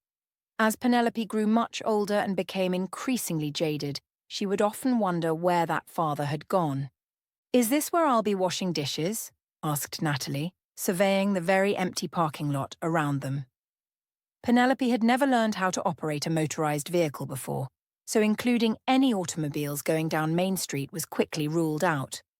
Within the town's boundaries, electric bicycles as well as motorized scooters were the people's primary source of transportation. "No, and before you can get a job here, the owner wants to interview you first, so don't disintegrate him if he says something that you don't like. Show me this owner, and we will speak in peace." It didn't appear as though Natalie was very worried about the interview process, which heightened Penelope's overall concern in the matter. When you talk with him, be nice, but not too nice. Some men tend to get the wrong idea when we're overly nice to them. When he asks you a yes or no question, add the noun, sir, somewhere in your answer. Like, "Well, sir," "Yes, sir," or "No, sir." Be enthusiastic about working for his company. Give him the impression that you're destined to work there and that if he stood in your way, his business would ultimately suffer. Then thank him for his time afterwards. "You're genuinely serious about this, aren't you?" asked Natalie with some amusement. "Yes. It's how we survive out there," said Penelope, gesturing above her head. "This is how we eat and how we provide income for our families. It's the difference between a comfortable existence and that of unpleasant destitution. I wish to serve him for compensation. However, he needs to find me worthy of the position first. Be nice, but not too nice. Yes, and you get a cookie for that abridged version of my lecture. Penelope takes out a fresh-baked chocolate chip cookie and hands it to Natalie. Unfamiliar with the travel-friendly treat, she sniffs at it with an animal-like curiosity. Although, once she caught the scent of chocolate within, the familiar ingredient enticed her to take a bite. "This is not ice cream and bananas," said Natalie, with bits of the cookie falling from her mouth. "No, it is not." Penelope wiped away the crumbs from her lips, truly attempting to clean away all the bits of cookie this time. "It is different, but delicious. I have another cookie waiting for you after the interview's over." "I wonder how the cookie would taste inside the ice cream." Penelope's genuine laughter brought a smile to Natalie's face. Great innovators have had that precise thought. Natalie's expression then shifted to that of sorrow. "I can't let you leave me." "I'm sorry, what was that?" asked Penelope, fearful of what she had just heard. "No, I'm the one who should be sorry for my behavior during our initial introduction. You're a good woman, and I know why my one and only chose you now. It was so I wouldn't be alone following his passing. Not to mention I can understand you as if I were speaking to one of my own kind." Penelope felt her throat become drier at both of Natalie's disturbing admissions. There wasn't any sort of rationality to what she was saying. "No, I can understand you because of your species' ability to communicate with others." Natalie took a step backwards and looked at Penelope with a curious smile. "I assure you, if I had the power to speak with humans, I would have told the ones out there to place me on a much harder surface. All of my stems have suffered greatly after lying on something so pillowy soft." "Did your one and only say I should stay in here with you?" "Is that what your half of the message said?" asked Penelope, finding it difficult to control the sudden ringing inside of her ears. "Not in so many words. However, in terms of your communication capabilities, the gift derives solely from you, not us." Dumbfounded by this new bombshell just dumped into her lap, all Penelope was able to do was pose a second question. "So what do you want with me, then?" Natalie caresses Penelope's reddening cheek with a single open hand. "Isn't it obvious, dear? He wanted to give me a daughter that I can love, just as I loved my one and only. Where I'm from, daughters usually become adults and eventually leave their mothers' homes to live their own lives. And you will too someday." Penelope felt her stomach untwist a bit as a flicker of hope began to surface. "When your human carcass inevitably decomposes into nothing, we will create a new branch specifically for you, and we'll do so as a proper family." And with that final declaration, Natalie walked into the red brick factory, leaving behind a truly devastated, newly adopted daughter. Mr. Johnson waited at the entrance for Natalie's arrival, and as soon as she opened the two steel doors, whisked her away to the upstairs portion of his office. A wooden stairway made from sturdy 2x4 planks led them up to the factory's second-floor office. "Welcome, Miss Stevens. I've heard quite a few good things about you," said the factory's manager with a smile. Short and stocky, Mr. Johnson wore dual black suspenders over a peach-coloured dress shirt with a pair of dark brown slacks. While on the verge of total hair loss, thin strands of damaged follicles exposed parts of his shiny, bald head. "Hello, owner," said Natalie, even forgetting to add the sir part to their initial introduction.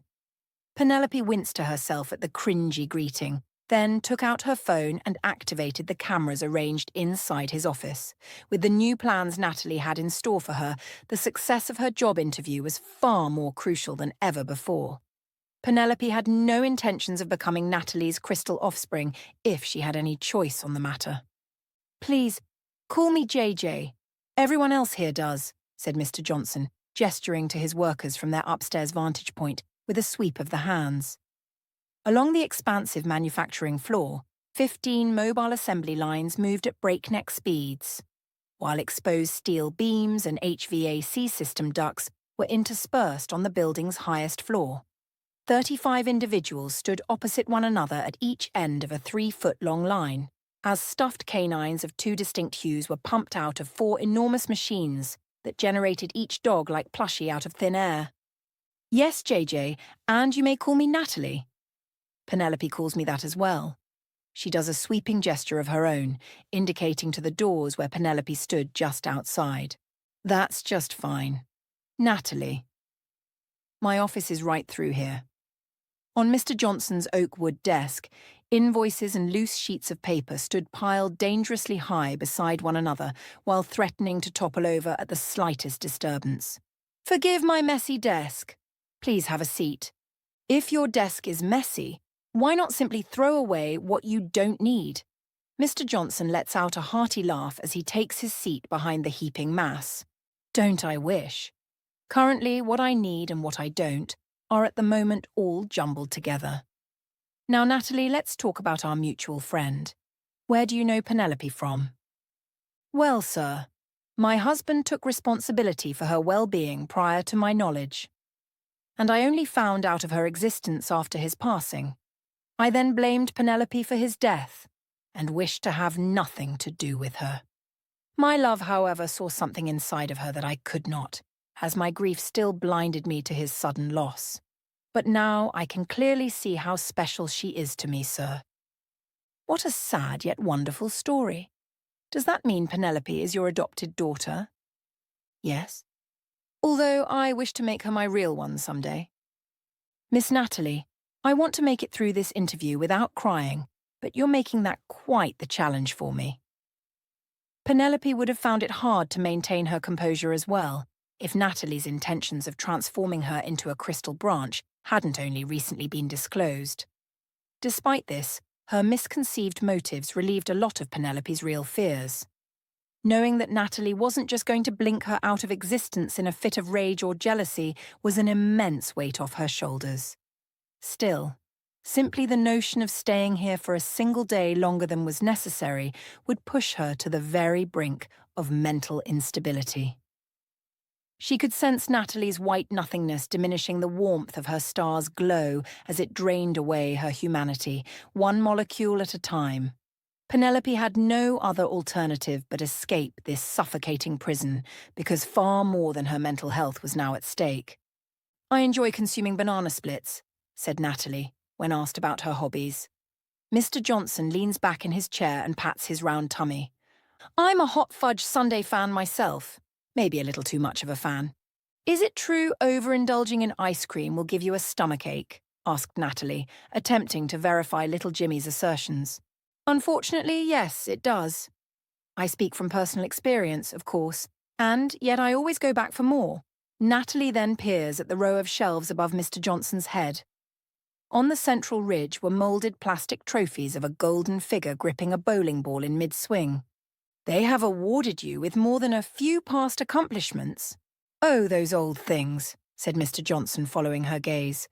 Bowling was my life back in those days. Almost went professional at one time. I have never bowled a ball, but I wish to learn from someone as accomplished as you, sir. Startled by the offer, Mr. Johnson clears his throat while shifting uncomfortably in his seat. Not too nice, dum-dum, said Penelope underneath her breath. Look, Natalie, I'm a happily married man and I love my wife. Is bowling done only between lovers? Is her head used as the bowling ball? No, of course not. People around here have a tendency to gossip without knowing the actual truth. And if they saw you and me bowling together, your lover would assume that you had betrayed her trust. Exactly, said Mr. Johnson, exhaling a sigh of relief. I apologize for the misunderstanding. Penelope thinks I need to get a life and I don't know where to start. Mr. Johnson gives her a knowing grin once he identified her true intentions. No apologies necessary, and all daughters eventually think that way. Natalie, you got the job with a bit of advice from me. No one wants to be friends with their boss. I'll introduce you to your co-workers, and if you become friends with them, that's perfectly acceptable. Penelope followed their conversation back downstairs while en route to the 7th assembly line. We make stuffed animals here. But if you want to be specific, we make blue and pink ducks and dogs. Do you know what a gender reveal party is? Asked Mr. Johnson. Natalie's eyes shifted from left to right at increasing speeds as she searched for the information.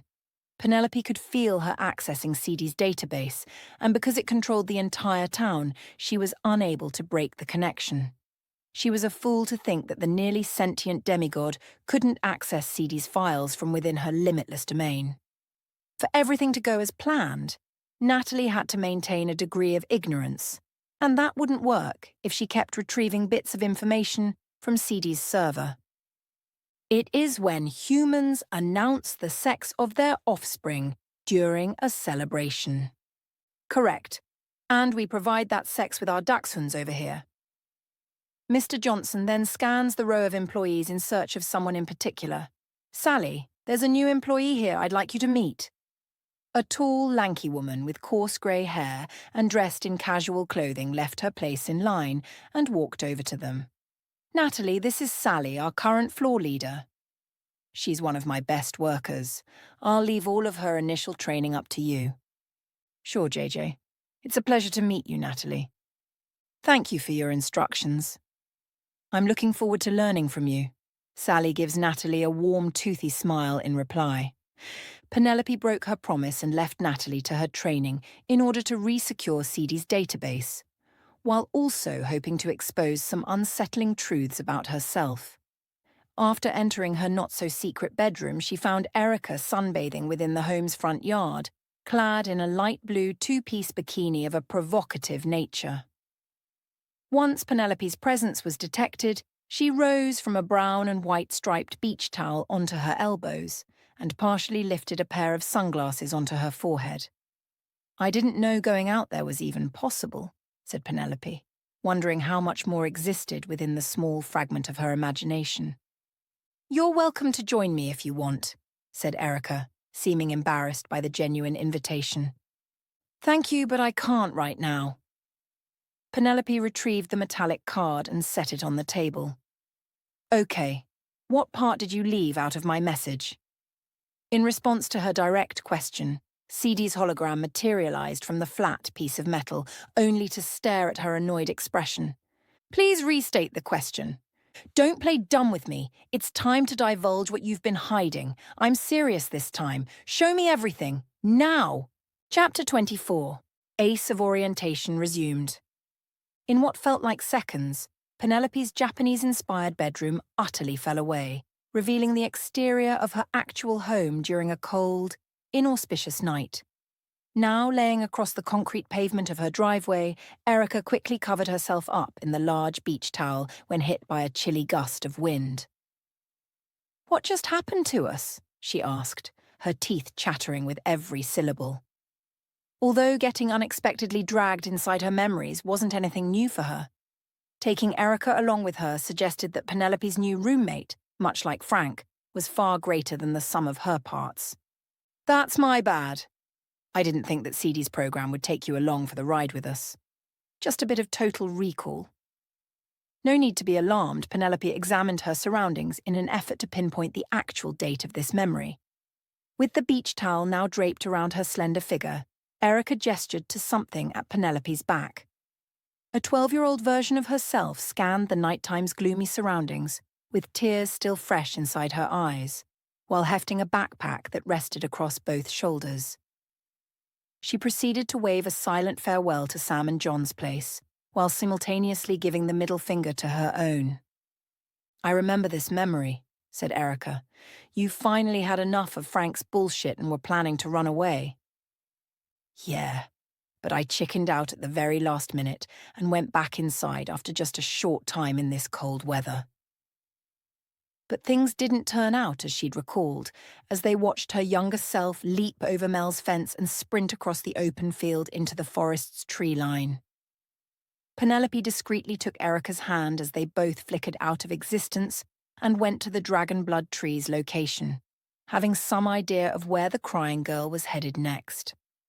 To their utter amazement, the tree was substantially smaller than its presently towering stature within Penelope's waking world. They could have easily uprooted the 6-foot-tall sapling, if so desired, but began searching for the glowing crystal pebble instead. As little Penelope arrived on scene, she was instantly drawn in to CD's pulsating light, allowing his ability to attract other carbon-based life forms to take hold. And once she found him buried beneath a light brush of leaves, the desperate young girl never stood a chance. She quickly snatched up the glowing crystal without a second thought. Then the one-sided conversation proceeded as follows.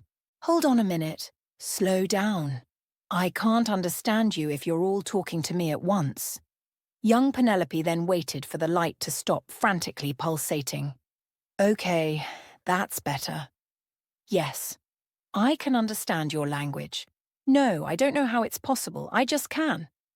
As more time stretches by, she continues to listen carefully. "That's horrible. Where is it now?" Young Penelope looks around as if searching for something. "Oh, that's too bad. No, the only doors I know about are the ones connected to houses. But I'll keep my eye out for one of them, if that'll help." CD must have said something young Penelope didn't like, because she threatened to throw him back into the dirt with one upraised arm. "I'm not going back home. I don't care how dangerous it is out here." But after something more was said, his words must have appeased her sudden fury, because she continued to hold him within the safety of her palm. "If you're willing to help me, I'll think about going back home for now. So, what's your name?" After another brief pause, young Penelope's eyes widened with skepticism. "What? You don't have a name? Well, that just won't do. You appear to be some kind of crystal rock, but the closer I look at you, the more I think of a tiny almond seed. So I'll call you CD from here on out. How does that sound?" He must have deemed it sufficient, for young Penelope placed him back where she had found him and retraced her steps without further explanation. "I think we've seen enough." "Take us back to the room," said Penelope to the metallic card, which was now the last remnants of CD's consciousness. After the surrounding area dissolved back into her bedroom, both women tucked their legs underneath the kotatsu table and took in what they had just learned. "I can appreciate a good paradox as much as the next person, but this is a bit too excessive, even for me," said Penelope. Erica now poked at the card resting on the table with a single finger. "It's more like he altered your memories at his convenience." "Yeah, I bet that must suck." Erica's face flushed a deep red as the irony of the entire thing wasn't lost on her. "Sorry for the memory wipe back there. When I was still Frank, I had so much hatred towards you I could barely control my own actions." "Thanks for saying that. But that was just the hatred I had towards myself for murdering him. You were just one of our last victims in this entire mess." Penelope then turned her attention back to the card. "Is what she's saying true, CD? Did you alter my memories?" His hologram emerged from the card's surface when summoned. "Yes. However, due to your communication abilities, I was unable to progress as far as I would have wished." "Well, too bad, so sad. And while we're on the topic, why didn't you tell me about my powers? I informed you of your gift during one of our earlier exchanges, but the perception of being different seemed to have upset you, so I ended that line of discussion entirely." "And what about my memories? When did you wipe them?" "When I could not persuade you from ending your parental unit's life." The thought that someone other than Sam was attempting to stop her from pursuing that course of action left her speechless. "This endeavor would have significantly diminished your chances of assisting me in locating the elusive portals between worlds. Natalie has now completed her training period." "Shit, thanks, but this conversation isn't over. I have a lot more questions for you. Will you watch him for me, Erica?" "Yeah, no problem." Penelope sprang to her feet and made the internal jump back to the factory's parking lot with plenty of time to see Natalie leaving the building. Over the course of the next several weeks, Penelope watched her new stepmother settle into a predictable routine. Once the factory had closed for the day, she would find Natalie sitting in her regular spot at the soda bar, putting in an order for her usual banana split. She would eat the dessert in silence, pay for it, then leave when finished. If anyone else attempted to engage her in casual conversation, she'd respond politely, but nothing further than that. Penelope could see her mind laboring on a problem she was yet unable to solve. "I was wondering if you knew what my company specialized in," asked Natalie in one of her latest melancholy moods. Penelope wiped down one of her milkshake glasses before placing it off to the side. "Not particularly. Why don't you tell me what's been bothering you these last few weeks?" She then provides Natalie with a reassuring squeeze of the hand. "We put little cowboy hats onto stuffed animals' heads. And what else? And that's it. We put pink hats onto blue dogs' heads and blue hats onto pink dogs' heads, and nothing more." "Okay. How many banana splits do you think I've made for you since you walked into Joe's Creamy Confections?" 67. Why? Work of any kind can be extremely repetitious. It's one of life's greatest annoyances. But it's so inefficient. Even Sally agrees with me. It's also inefficient when I make ice cream sundaes in front of my customers. It would be much easier for me to make them in the back. However, my desserts taste better when it's prepared in front of the consumer. Natalie stares at nothingness while processing Penelope's remarks. "And who's this Sally person? Are you trying to make me jealous?" Natalie waves away Penelope's concerns with a vague hand. "She's only a friend from work, not my daughter."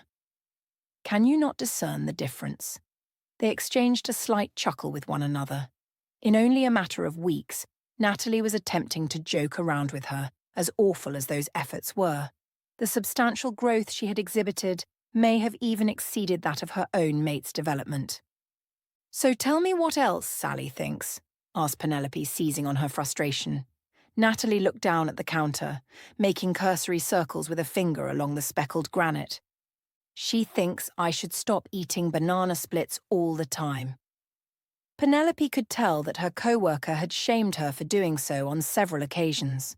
Sally and her family were weekend customers, so getting some sense of what actually happened between the two would have to wait. "Don't worry about other people's opinion. Sally doesn't know you as well as you know yourself. The real question is, what does Natalie want to do?" The former waitress gives her response a moment's thought. "I wish to try something different." "There. I want that." Natalie indicates to the blue plate special sign outside the diner's window. Today's discounted meal was Salisbury steak with mashed potatoes and green peas on the side. "Natalie, that's cooked animal flesh with stewed vegetables. It's savory, not sweet." "Are you certain?" She outwardly grimaced at Penelope's description, but managed a firm nod of the head. "I need one blue plate special at the soda bar." "One blue plate special coming right up," said Joe from inside the kitchen area. When word spread that Natalie was attempting something new, all the regulars inside the diner became abuzz with anticipation. Penelope arranged utensils, napkins, and a glass of water in front of Natalie's space. Joe then hits the service call bell with the tip of his spatula. "One blue plate special inside the window." After first noticing the dish, Natalie grinned at the mashed potatoes covered in brown gravy. "That's not ice cream and chocolate syrup. It's a root vegetable mashed into a paste and topped with a mixture of butter, beef stock, flour, and animal fat," said Penelope, scooping a portion of the potatoes and dipping the spoonful into a small reservoir of gravy. She then eats the creamy side dish in a single bite. When she didn't kill over or spontaneously combust into flames, Natalie retrieved her fork to imitate the action. Everyone in the restaurant waited with bated breath for her reaction to the significantly less sugary combination. Even Joe peered through his kitchen service window as though the diner's reputation was at stake. After taking her first genuine bite, Natalie covers her grinning mouth with a single hand while simultaneously beaming in Penelope's direction. It is not ice cream, yet it is still good. "This is quite good, Joe." Cheers mixed with groans echoed throughout the eatery as money began exchanging hands between customers and employees alike. Even Joe plucked a $20 bill out of one of his sous chef's fingertips. "Why didn't anyone tell me about the betting pool?" asked Penelope in a huff. "Sorry, kid. Everyone here already knows you have some influence over your stepmother." We had to keep you in the dark for the bet to be genuinely fair, said Joe, slipping the cash inside the pocket of his apron and patting it as if soothing a crying baby. No, I get it. That's cool, and all Penelope couldn't believe that such a random sampling of non-player characters was able to keep something so complex as a betting pool from her within the same room. And the whole arrangement was perfectly executed as well. Her fear of missing out was flaring up just thinking about it. However, their creations had reached another incredible milestone, and she couldn't wait to tell Dr. Patel all about it. After 4 consecutive meals were quickly devoured, Penelope was forced to cut her off completely. The gathering crowd around the counter booed their displeasure loudly in response. "We all know she's a bottomless pit, guys," said Penelope. "She barely got her first paycheck this week. Cut her some slack over here." "It's on me just for today," said Joe, taking another round of bets. "No, Joe," said Natalie, cleaning her utensils. "You're running a business over here. I'm more than happy to pay for delicious food." Penelope and her boss exchanged knowing glances. This Natalie was a far cry from the person who had entered their lives so many months ago. However, with no stomach to actually fill, she could keep on eating until hell literally froze over. Or until she got bored, whichever came first. The green peas stopped appearing after the 9th plate. One of the sous chefs sliced stalks of steamed broccoli into bite-sized pieces as a suitable replacement. Natalie chewed deliberately on the new green vegetable while contemplating its flavour. "I don't like these tiny green trees," she said, pushing the unfinished meal off to the side. The other round legumes were much sweeter. More money exchanged hands as the losers tore up their improvised betting slips.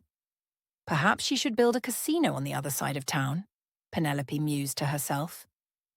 Removing a wad of cash from her pocket, Natalie paid for the 10 meals while leaving her server a generous tip. "Can we speak in private, daughter?" she asked, rising from her stool while preparing to leave. They strolled beneath the moonlit-covered streets, alongside the few others that were rushing home to their families. Before speaking, Natalie waited until their portion of the sidewalk was devoid of any foot traffic. "Penelope, where do you go when you get off work for the day?" "Well, I go home when it's late like this. Unless I'm working the graveyard shift." "Where is all this coming from?" Natalie looked up at the shattered moon's evening sky. "Because that's where I go," she said, pointing to the heavens in clear disapproval. "Hey, look at me. There's nothing wrong with that. It's natural for you to go there. Now tell me what's the matter." "Sally wishes to visit me at my home." However, she appeared disturbed when I told her that I lived everywhere.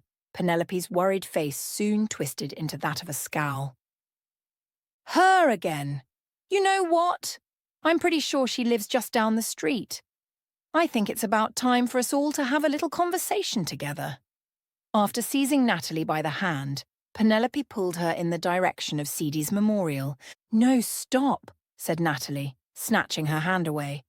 "All I do is observe everyone from up there. I did it with the humans inside the tropical forest, and I inevitably broke them until your arrival." This was Natalie's 3rd mention of her indoctrinated captives within Penelope's parallel world. "Sally's not at fault here. You provided me with everything I was lacking when you created this place. I no longer want constant knowledge of what others are doing at all times. I wish to live like they do, among them, yet blindly unaware of others. I wish to live my own life down here." Penelope lets out a patient sigh. "All right, you can stay with me, but my place is too small right now, so we'll need to save up for a 2-bedroom apartment first." "Save up? What does that mean?" "It means only eating 3 meals a day and 1 dessert every week, and not spending money unless it's absolutely necessary." Natalie considered the sacrifices she would have to make and mentally weighed the pros and cons of sharing a future home with her de facto stepdaughter. "Those are acceptable terms." "I will save up," she said, quickly winking out of existence. Natalie was tasked with saving just over $1,000 in only 4 weeks. This gave Penelope plenty of time to secure suitable housing and move ahead with the next phase of her plan. "What's new on the menu today?" asked Natalie, eyeing the hamburger and fries from her usual spot at the bar. Penelope had begun instructing her in the proper use of slang, after seeing how out of place she felt within their group dynamic. Hence, Natalie could focus on the phrase's context first, before attempting more difficult expressions. That's pretty good. On the menu today is a hamburger, fries, and a chocolate shake on the side. The meat looks familiar in the picture. Is it Salisbury steak as well? Yes and no. It's said that hamburgers are the real successor to the Salisbury steak in certain ways. They make both with ground beef, but a lot of the similarities end there.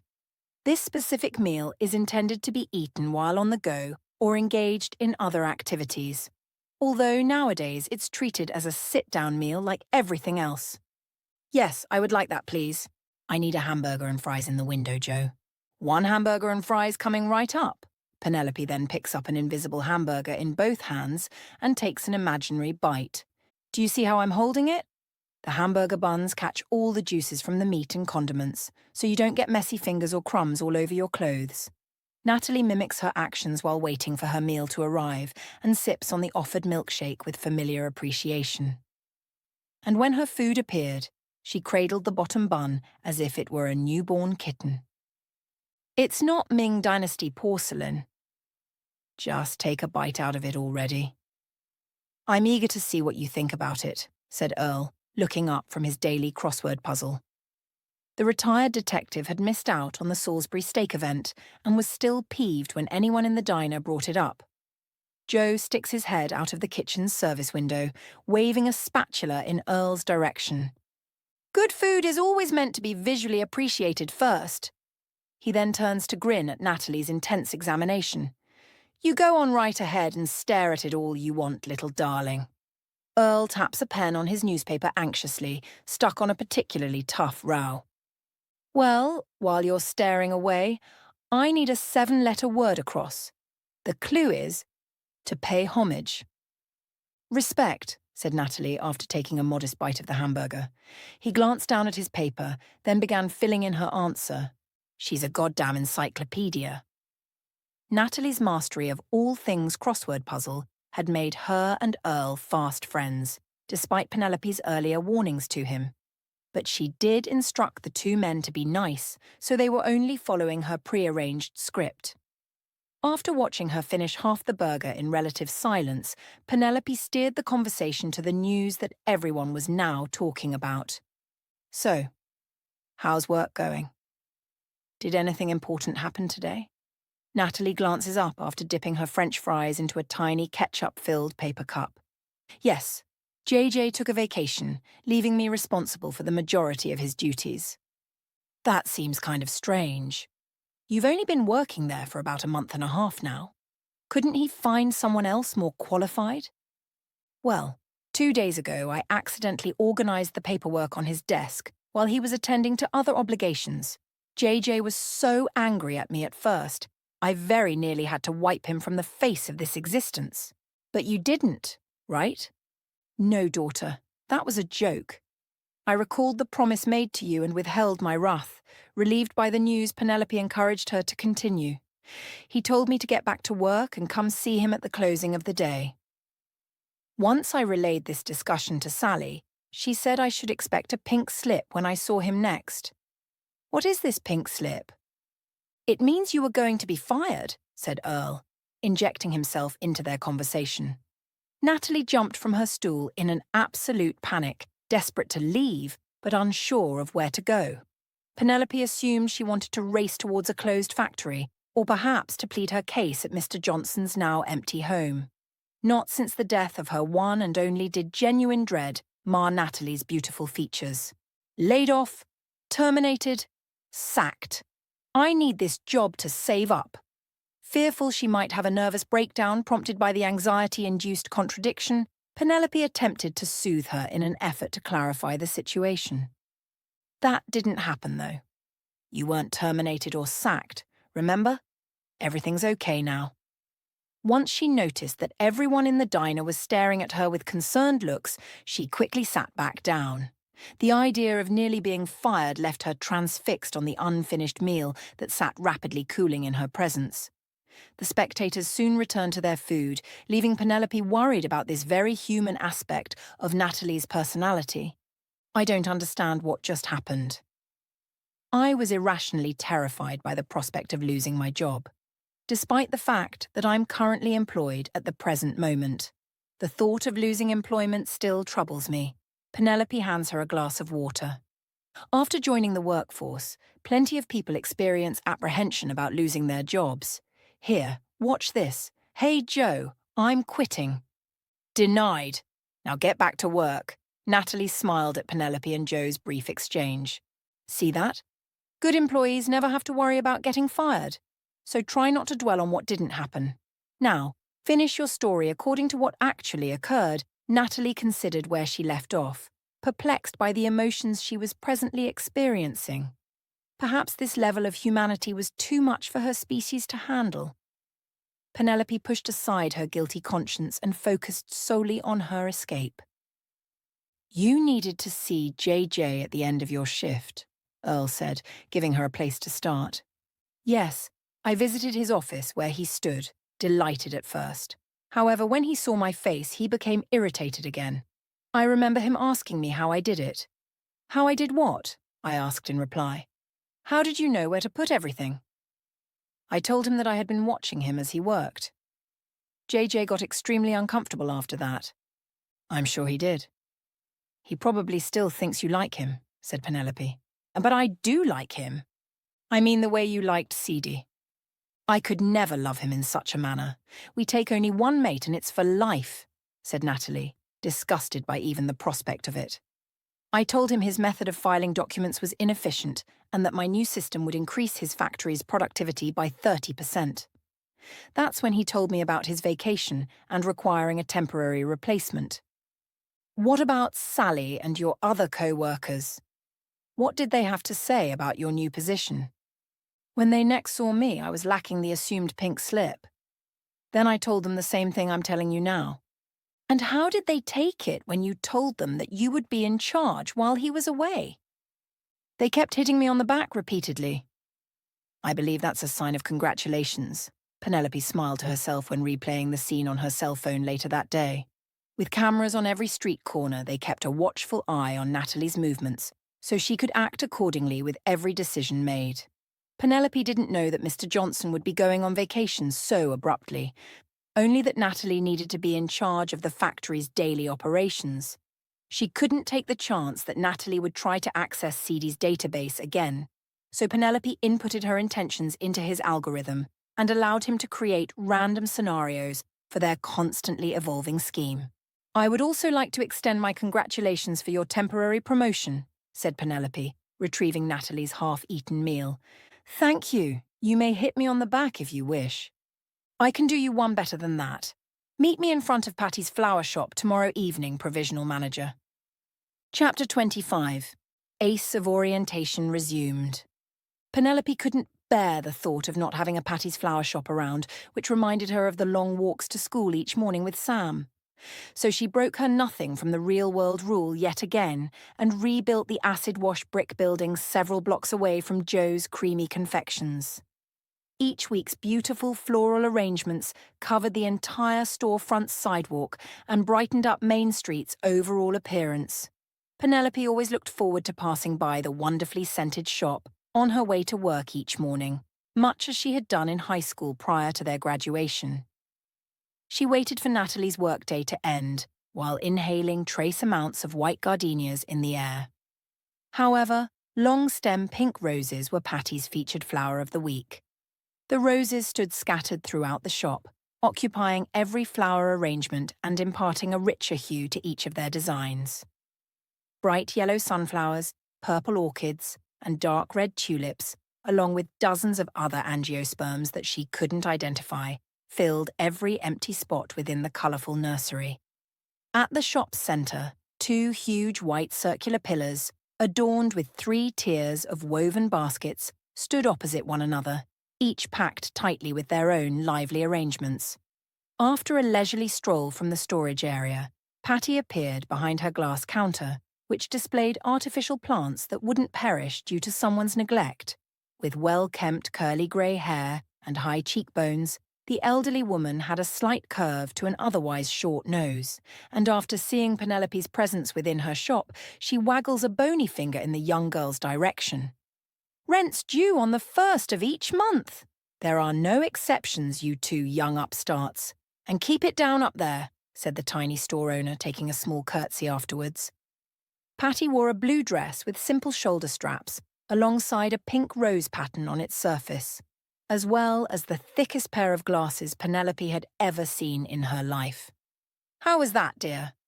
"It was good. What's an upstart?" "You know, a whippersnapper, squirt, spoiled brat, that sort of thing." "Squirt and spoiled brat, I recognize. Those other two are possibly before my time." "Gotcha. Now where's the mark?" "There is no mark, just me and my stepmom." Her name's Natalie. Penelope was beginning to regret asking Patty to play along. "Simply be your pleasant self and I'll handle the rest." Like clockwork, Natalie appeared outside the store's entrance at the appointed time. "Hello, daughter." "I have arrived." Patty greeted Natalie just outside the shop's entrance and gave her hand a firm shake with both of hers. "Don't be shy, dear. Come in, come in. Your daughter has told me so much about you." Welcome to your new home, Penelope allows Natalie's bewilderment to linger just a bit longer before stepping in. "Now, Patty, don't spoil the surprise. Let's go take a look upstairs first." Through the storage room and up a short flight of stairs, they reached the living room and kitchen, which were quite spacious for the modest flower shop downstairs. The somewhat restricted yet open-concept living space stood covered in a vibrant orange porcelain tile, while a black stove, refrigerator and microwave were all brand-name appliances from the late 2000s. In addition to the other two bedrooms, over 60% of the living space was covered with a shaggy brown carpet. "There's only one bathroom, so you'll both have to share it," said Patty, cutting through the silence. "So, what do you think?" asked Penelope. Her stepmother just peered around the small living room in total dismay. "I think it's empty, daughter." "Yes, it is. I can tell that the last tenants did an excellent job cleaning out the place." "So they took all our furniture with them?" "No, silly. They took their furniture with them. Is there something I'm missing here?" "Sally's home has all manner of things inside of it. She has a bowl that is filled overflowing with all manner of fruits," said Natalie, indicating to their tiny granite island. "Patty, can you give us a moment, please? We'll be back down to sign the lease in a minute." "Take your time, dear." "I put a spare key on the kitchen's countertop," she said, maneuvering her way back down the narrow passage. "You're right about Sally's home. I'm sure it took her months to decorate her house just the way she liked it, and we'll be doing the same too. A properly decorated home reflects the person that lives inside of it at the time. So if you want a fruit bowl of your own, it's your responsibility to purchase and fill it yourself. But it can't resemble Sally's fruit bowl, because that wouldn't be any fun. When she comes to visit, you want her to be impressed with your own personal choice of furnishing. Wouldn't you agree with that?"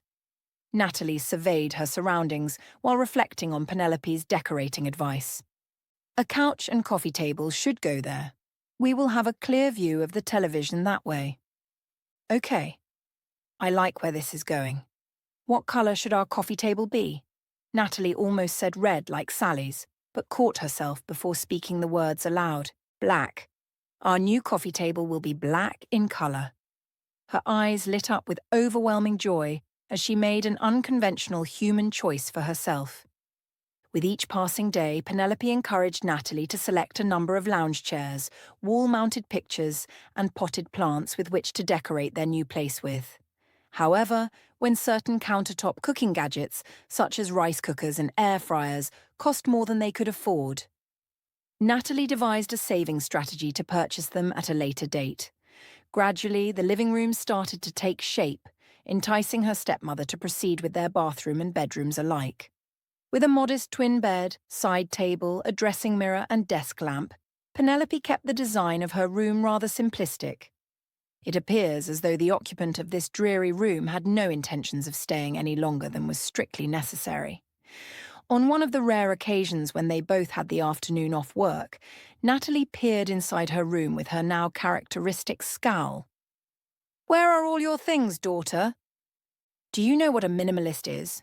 asked Penelope, falling backwards onto her twin bed with a relaxing sigh. She performed a rapid-eye scan of CD's accessible database for the correct definition. A person who advocates or practices minimalism in art or music. All right, and what does it say about rooms? It's the act of living with only the things you absolutely need. Is that what this is? Now intrigued, Natalie walked further inside the space to fully experience Penelope's choice of design. "We haven't discussed your new position at work in quite a few days. Did something happen?" "No, we haven't. Everything is fine. It is the same old, same old." "That is how you taught me to phrase it," said Natalie, staring outside the bedroom window. Penelope took some solace in it being closed shut, because had it been open, Natalie might have launched herself out of it to escape this conversation. "You know I can tell when something's bothering you. So why don't you simply tell me what happened at work?" Natalie paused her observation and turned to face Penelope. "You know me far too well, daughter. Mr. Johnson isn't coming back to reclaim his position." In an act of genuine surprise, Penelope sprung out of bed. "Did something happen to JJ?" Natalie nodded her head once, then resumed her longing gaze outside the window. "Our competitors offered him a better deal, which he then accepted." "Shit! I haven't heard anything about that yet." Natalie finally gave up on a strategic retreat and collapsed onto Penelope's bed. "Well, upper management instructed me to keep it under wraps. Now everyone is depending on me to keep them employed. Aren't you perhaps over-exaggerating the situation a bit? Can't they just hire a new manager to assume control over the factory?" Face now pale with worry, Natalie stands up and strolls over to Penelope's dressing room mirror. "That's not all. Mr. Johnson has convinced our competitors to build right here, within this very town. With JJ's absence and the arrival of new competition, the shareholders are considering relocating the factory altogether." Hearing these latest developments, Penelope takes Natalie by the shoulders and looks at her in the mirror. "They can't do that. There must be some kind of clause in the town's contract." "There isn't." All limited liability companies are welcome. Penelope had expected to be hit with new revelations, since only half of the plan was now available to her. But a fight between competing factories inside of a small town felt straight out of an old movie trope. Perhaps it was why CD's CPU had selected it. "Why don't you take charge of the factory, then?" Unconvinced by Penelope's recourse, Natalie stopped gazing into the mirror long enough to look into her actual face. "But I can't." "Yes, you can. You said it yourself. JJ ran things inefficiently. You can show the shareholders or whoever why they shouldn't just abandon our town. I'm incapable of doing so." "That's not true at all. You've seen every one of their documents. Increase productivity while finding ways to save the company money." Now engrossed in her own thoughts, a potential course of action was inspired and soon started taking shape. Natalie responded to Penelope's words of encouragement with a knowing smile and a slap on the back before exiting the room entirely. Several days passed, and her stepmother would leave their new apartment rather early while returning home uncharacteristically late, on the Wednesday afternoon that would change everyone's life. The diner was so uncommonly empty that Joe considered closing the doors for a few hours and giving his staff a much-needed break. On this day, however, he would regret not locking up the place much sooner, while putting a gone fishing sign out front. A sudden influx of people rushed inside the restaurant's lobby area, all at once, as they appeared to be out for someone's blood. The majority of them were weekend regulars who had never arrived this early in the afternoon. Instead of waiting to be served, they waved little pink pieces of paper in front of Penelope's face, all trying to speak to her at once. "What on God's green earth is going on out there?" asked Joe, pushing his way through the swinging doors that led inside the kitchen. The mob's irate faces dwindled substantially once confronted with Joe's intense stare. Their spokesperson was only able to enter the ice cream shop once the crowd stopped yelling at Penelope long enough to part down the middle. She quickly recognized the woman and was dumbfounded to find that she was also brandishing a pink slip in one hand. Sally wore overalls made of blue denim with a Parent-Teacher Association t-shirt underneath. "Your mother is out of control. As a token of her appreciation for our support during her promotion, we all received a 2-week severance package as her way of saying thanks. How the hell am I going to pay my bills without a job?" Penelope was beginning to understand how Natalie planned on showing the shareholders massive profits this fast, and it wasn't with innovative ideas for their existing products.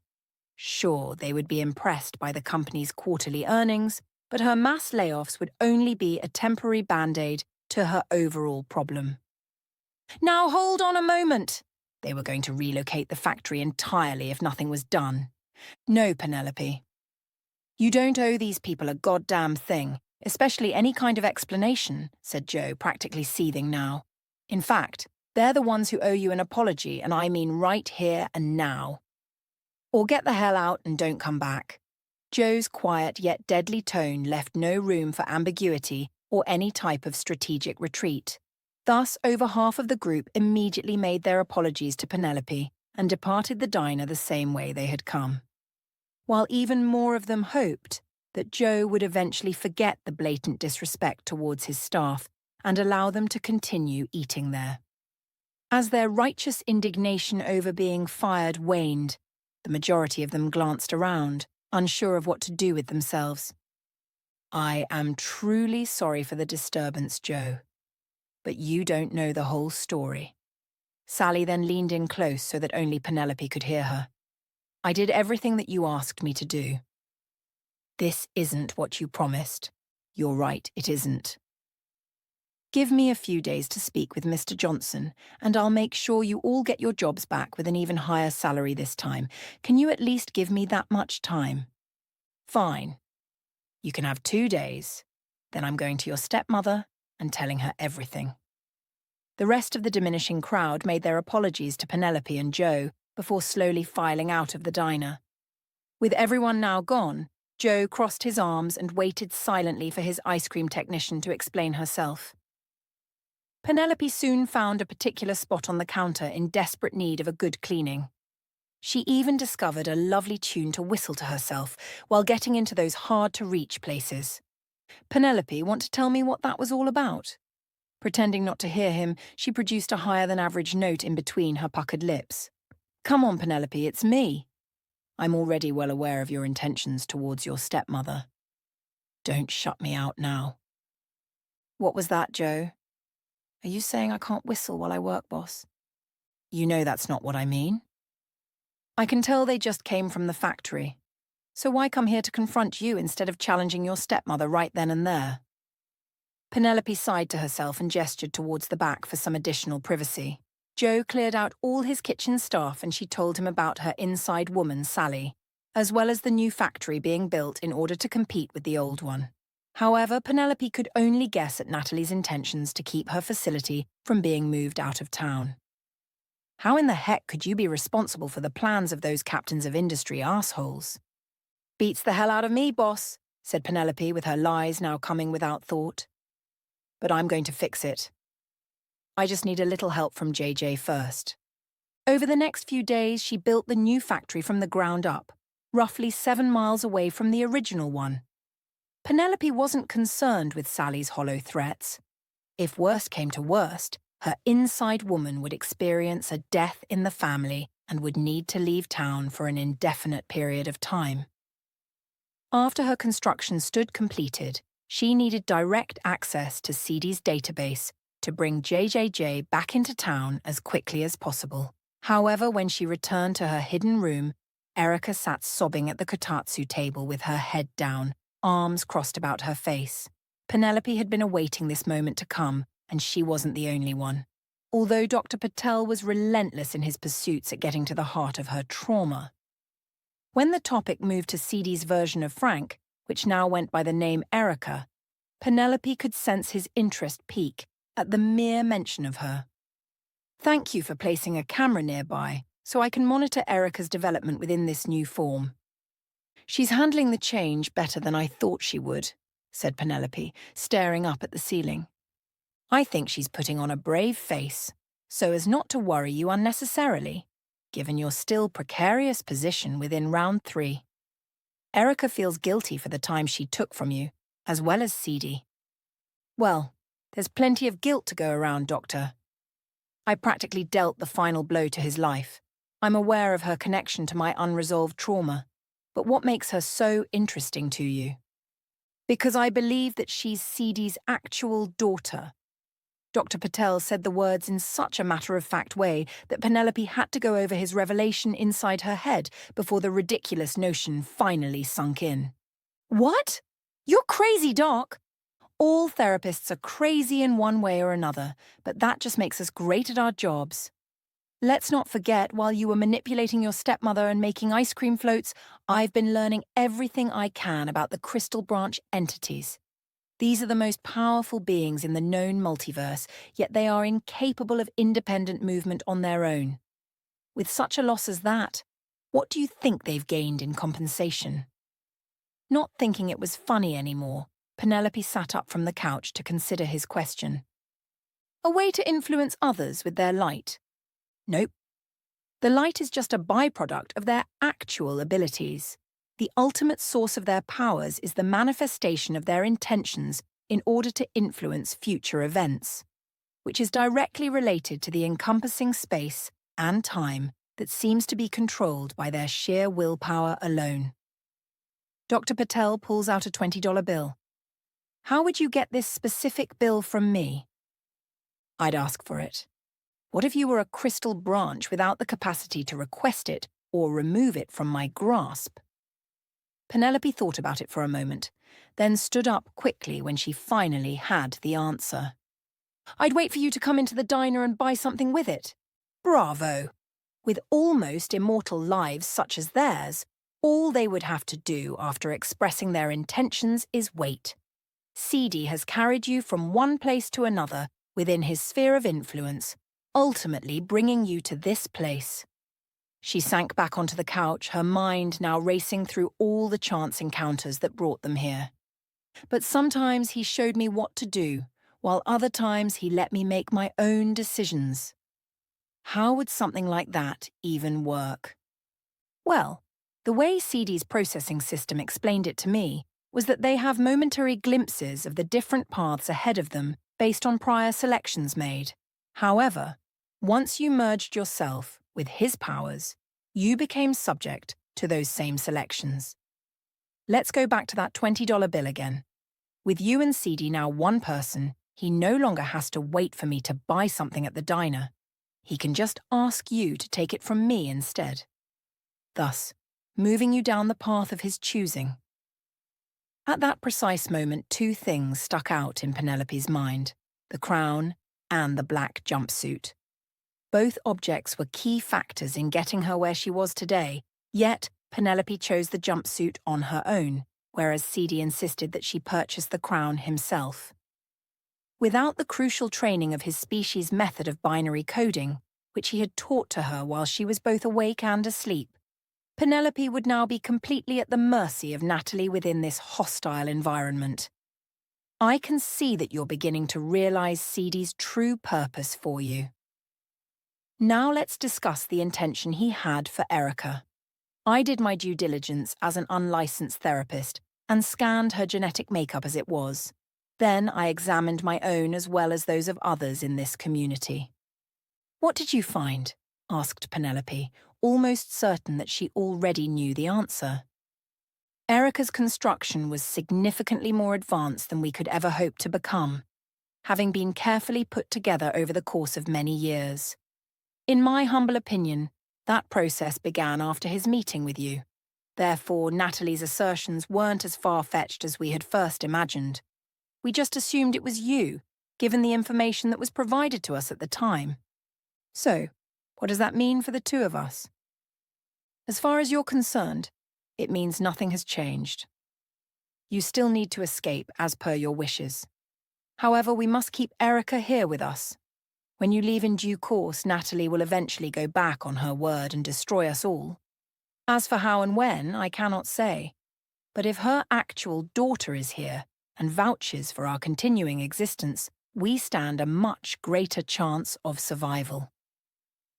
Back inside her hidden bedroom, Penelope sits beside Erica and consoles her in this stressful moment of lucidity. I'm not the person named Erica when I see myself inside the mirror. But I'm not you either. I'm merely a tangled mess of Frank's anger combined with some of your memories. I'm not sure I can bear the thought of it any longer. There. It's all going to be all right. A lot of my memories are shitty ones anyway. That may be so, but the good ones hurt all the worse, because I know they aren't mine. I can't just live inside your head forever. That wouldn't be fair to either of us, said Erica. I realize that too. That's why I've told someone out there about your situation. I trust him, and he's eager to meet with you. We'll all sit down together and go over your options. Unfortunately, that means you must leave the safety of this place and you won't be able to return once you're gone. Are you certain you can handle that? Although a mere spectator inside Penelope's mind, staying here would ultimately drive her insane. But it was still the only place she had ever known.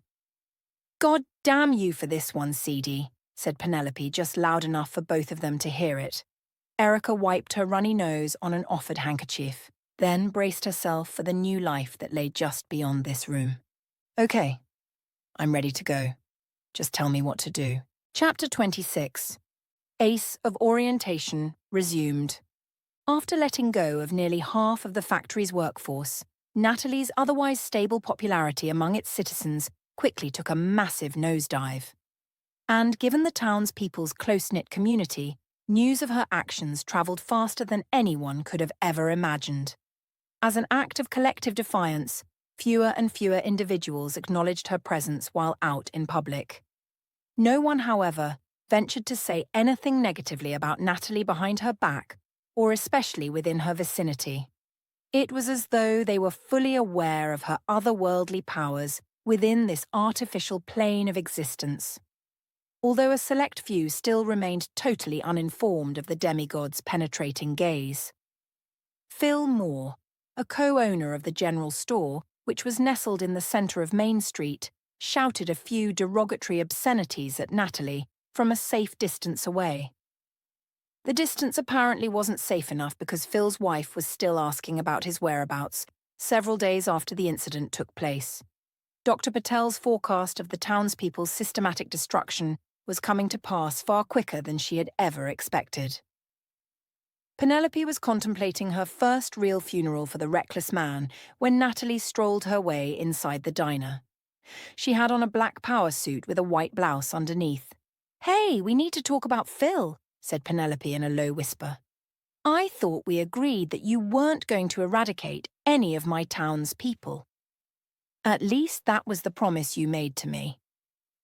Unconcerned by her words, Natalie took her usual seat at the bar and slowly perused through the menu.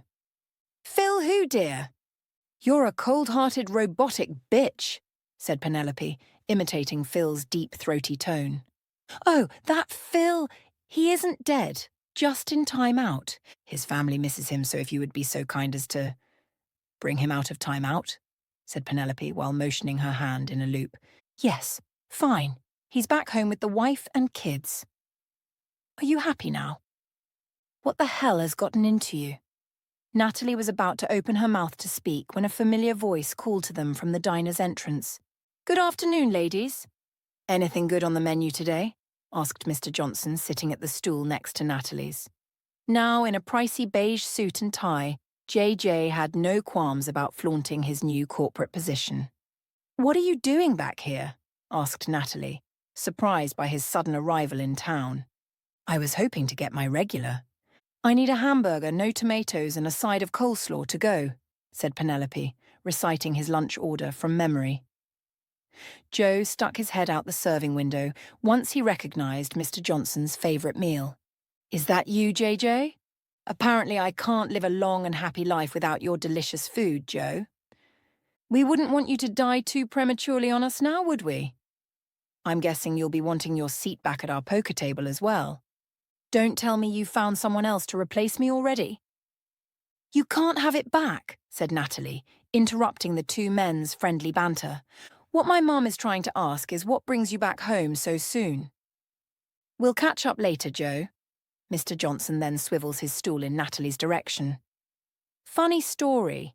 My new employers wanted to know if I knew of any growing towns that needed alternative choices when it came to employment, and I told them that I knew the perfect spot for their gender reveal balloon factory. You misinformed them then, said Natalie with a scowl. The market will inevitably become oversaturated. Mr. Johnson grins at Penelope after she puts an enticingly fragrant brown paper bag in front of his seat. Thank you, my dear. JJ then focuses all his attention directly onto Natalie's. We don't purely sell locally. It's a big crystal branch out there. Or hadn't you heard?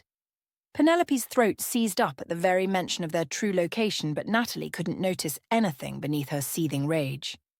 As he walked toward the exit with lunch in hand, JJ turned to face them one last time. Oh, how very rude of me. Thank you, Penelope, for the list of former staff just recently laid off. It saved me a lot of trouble finding experienced employees out there that are ready to work. I don't think any of this would have been possible without your help, my dear. And with that final salvo across Natalie's bow, Mr. Johnson was off. Why did you assist him, daughter? I didn't assist him. I helped Sally and the others. Or don't you remember the people you just fired? Perhaps Phil isn't the only one who needs a time out. Well aware of a parent's proclivity towards violence, Penelope's goodwill with her stepmother was quickly waning, and with the not-so-veiled threat now out in the open, she needed to think fast. With her plans reaching their climax, any untimely delays could set her back months, or perhaps even years. Don't you see what he's doing? Asked Penelope, taking one of Natalie's hands into hers. JJ wants us to fight amongst each other, so we're not fighting him. She analysed Penelope's reasoning while staring at the exit, then replayed the events that had just occurred. Yes, you're right. I believe this was his motive as well. While actively nodding at her stepmother's assumptions, inwardly, Penelope could feel the winds in this world changing out of her favour. As the gender reveal wars grew more heated, minor crimes began happening around town for the very first time. When Penelope's Mayberry-like sheriff's department wasn't up to the challenge, they turned to the only detective in town, retired or otherwise. Earl was soon re-enlisted into the town's police force in order to uncover the parties that were responsible. Most of the crimes were simple property damage, with no malicious attacks aimed at one specific person. Despite the lack of physical violence, Earl put the word out that everyone should lock their doors at night. With most people not owning any locks to turn, the hardware store ran out of stock by that afternoon. And with a 3-week backorder, the citizens began improvising with bicycle chains, secured together with padlocks. On the way to begin her night shift, Penelope walked down the now deserted Main Street. She peered down every pitch-black alleyway, ready for someone or something to jump out at her from the shadows, while noticing shop closure signs posted inside of every resident's window. This wasn't abnormal, though, since most of the retail stores were supposed to be closed around this time, but they always stayed open quite late, regardless of the hour, which would basically entail conversing with nearby colleagues or allowing their last customer of the day to linger inside the store until they found what they were looking for. Her town finally knew the true meaning of fear, and it was somebody who had completely rejected all of their social norms. There was an imposter lurking among them, and not even she knew who it was. "Penelope, there you are. Come have a look at this," said Earl, watching her arrive through the diner's kitchen. Wearing a brown police uniform, in line with his new position, he had fashioned a portable crime board depicting all 3 acts of vandalism, which now rested atop the bar. Not bothering to glance around the vacant restaurant, Penelope leaned across the counter to view his findings. A mailbox set on fire, a bicycle with its charging battery stolen, and a red brick launched through a storefront window. In the real world, some of these crimes wouldn't get the attention they deserved, but within this place, a serial killer might as well be on the loose. Did you find a connection? Yeah, I did. And it's us, kid. I don't understand. Earl handed Penelope the photo of a charred but still standing mailbox. Anything familiar about this one? No. What should I be looking for? We've both been discussing organized crime and their intimidation tactics, and one of them just happened to be arson. Yeah, but that's an entire structure. This is simply a mailbox. Yes, it is. And this is just a bicycle. So why not a car or truck? Penelope started forming connections that linked property damage with their discussions of her father's possible criminal activities. Because we don't have any cars or trucks here, just electric bicycles and motorized scooters. Yes, said Earl, waiting for Penelope to draw further inferences. The brick through the store's window! Now I remember us talking about that. Why is that the only one not different out of the three? It's my theory that they kept the brick through the window because there were no deaths involved. The other two crimes could have been meant to kill someone. However, our perpetrators made sure that didn't happen. Like a promise somebody made not to hurt anyone, she said to herself out loud. Did Natalie make that promise to you? Yes. Did you tell her about Frank? Penelope shook her head vehemently. She would have never shared that part of her past with Natalie. That only left two other possibilities. Natalie was retrieving her personal history within CD's database and applying what she knew. Or perhaps the database itself was solely responsible for the opportune havoc. Don't worry, your stepmom's in the clear. Natalie's workaholic nature gives her an alibi for two of the terror-inducing vandalisms. Here's what I do know, however. JJ has personally hired 3 newcomers to our small community.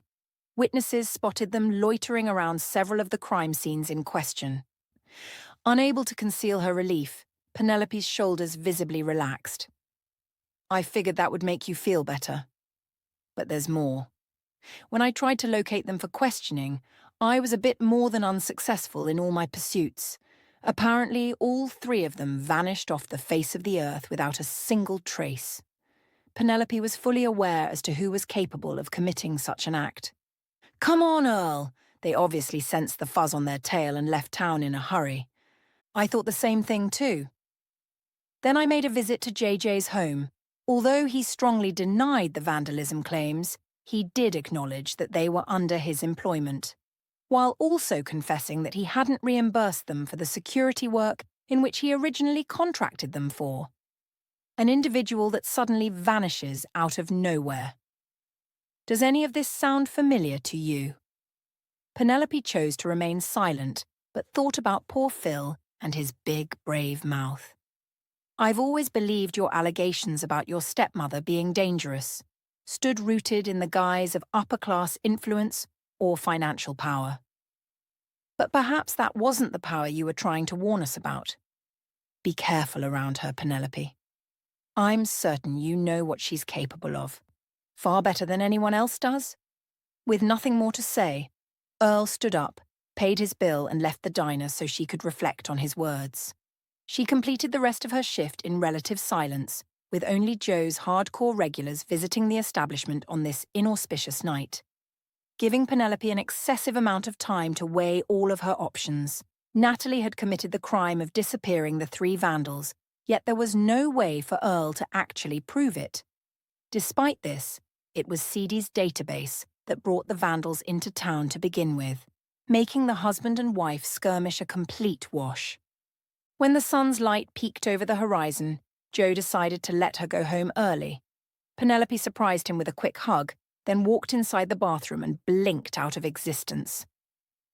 She emerged in front of the factory, still wearing her candy-striped waitress uniform, intent on appealing to Natalie's dwindling compassion towards her, as well as the others. Penelope pushed through the steel double doors and peered inside the quiet factory. The machines that produced the blue and pink dogs, along with their matching cowboy hats, stood completely offline in between shifts. Penelope had beaten the morning crew here and looked to the second floor for her stepmother's silhouette. "What are you doing here, daughter?" Startled by the sound of Natalie's voice behind her, Penelope forced a grin on her face before turning around. Did you perhaps get rid of 3 people that were hired by JJ? Yes. However, they were not part of our town, so no promises were broken. He employed them to intimidate my people into working for him. Like I said before, they can't be your people if you'd already fired them. No, daughter. These were the ones who kept their employment with me.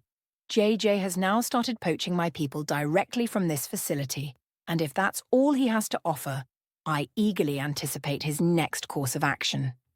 Natalie tried her best to conceal a grin that was buried behind a frown, but Penelope easily spotted it. Now was the moment to see how far she had truly fallen. I thought since we both worked last night we could have breakfast together. Sorry, daughter. I have a morning meeting and a full day's work after that. Getting together for a late dinner works best for me. However, I can't promise that won't get pushed back until tomorrow. Now, if you'll excuse me, I have a very busy day ahead of me. With that, Natalie walked towards the first-floor conference area. The meeting room's single long table stood filled shoulder to shoulder with Natalie's entire morning shift. Men and women Penelope knew all too well sipped at coffee and nibbled on pastries from the local bakery. Inspirational posters decorated the drywall surfaces, reminding everyone in attendance to hang in there. Penelope's unexpected arrival was met with surprised smiles, which caused Natalie to glower with envy. Everyone here knows my daughter, she stopped by to say hi. Natalie stood at the door's frame, barring her from entering the conference room any further. We can discuss our dinner plans later. I need to focus on JJ's next move. Penelope's eyes brightened at the use of the term focus. Natalie's focus was now elsewhere, indicating it wasn't on her. But how could she truly know that all her painstaking plans would actually work? Penelope's careful strategy had gone on for almost 7 months now, and seeing the end in sight left her paralyzed with indecision. She needed additional time inside the crystal branch just to make sure that everything was perfect. Maybe Dr. Patel could fit her into his schedule sometime later today. Penelope attempted to turn away from Natalie's glare, but her legs just wouldn't cooperate. This familiar sensation only happened when Seedy had taken control over her body in order to accomplish something that she could not. Just to make sure that her mind was indeed her own, she hugged her stepmother tightly. Alarmed by the sudden affection, Natalie half-heartedly returns her embrace, and instead of a bemused expression, all she got in return was an annoyed scowl. At the very end of the table, with her features facing away from Penelope, there sat a person who appeared even more familiar to her than all the rest. "Mum, I need you," she said, feeling her legs loosen from the floor.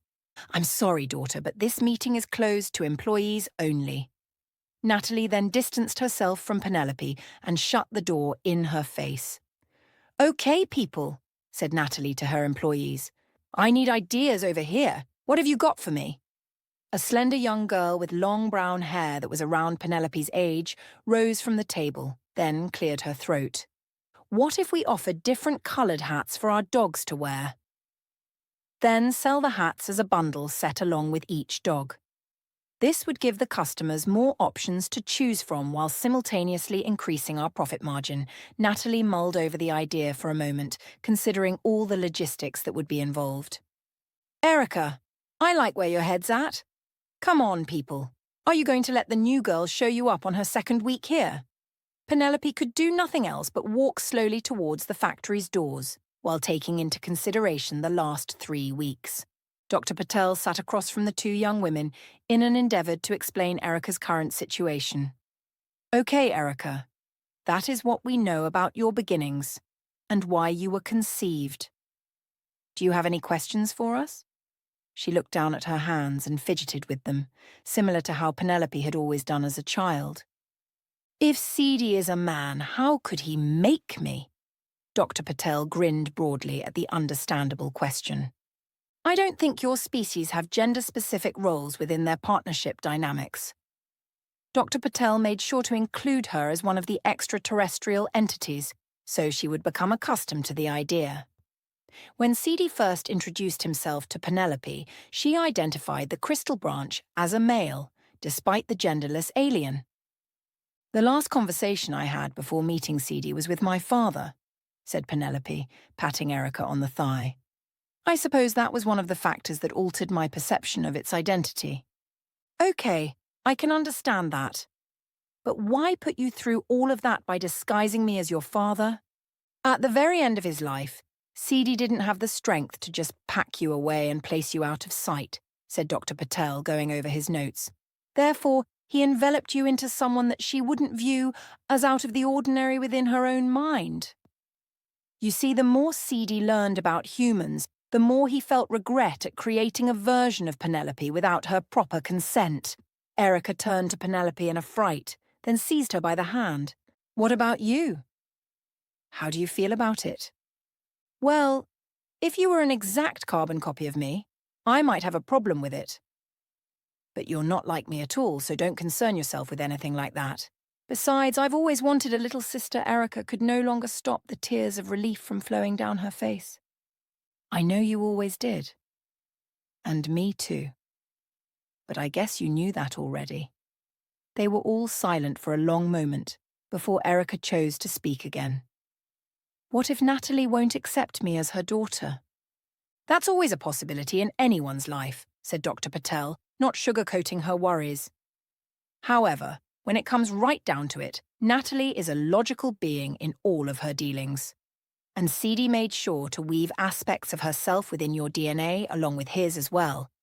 Therefore, rejecting you would be the equivalent of rejecting herself as well as her mate, and I don't believe that she or any other member of your species is capable of that." Dr. Patel then sets his pen and pad off to the side. "While Penelope attempts to break free of this place, you will be residing with me for the time being. You'll get a job and interact with your father's creations. Until then, he has a message for your ears only and a program that will purge you of all Penelope's past trauma, but not your memories of the outside world. CD felt it was important that you kept a certain amount of exposure to human knowledge." Then Erica posed the one question that had plagued Penelope's mind ever since she learned the practice was even possible. "What if I don't want to become a crystal branch either?" "In essence, you're already a crystal branch, just without a body. However, like any mother who desires something for their daughter that she might find objectionable, it's up to you, Erica, to be clear about what you truly want out of your life. Just know that if you decide to stay here with us, I will be there by your side to support your decision." Back outside the facility, Penelope regarded the device that was materializing within the palm of her hand.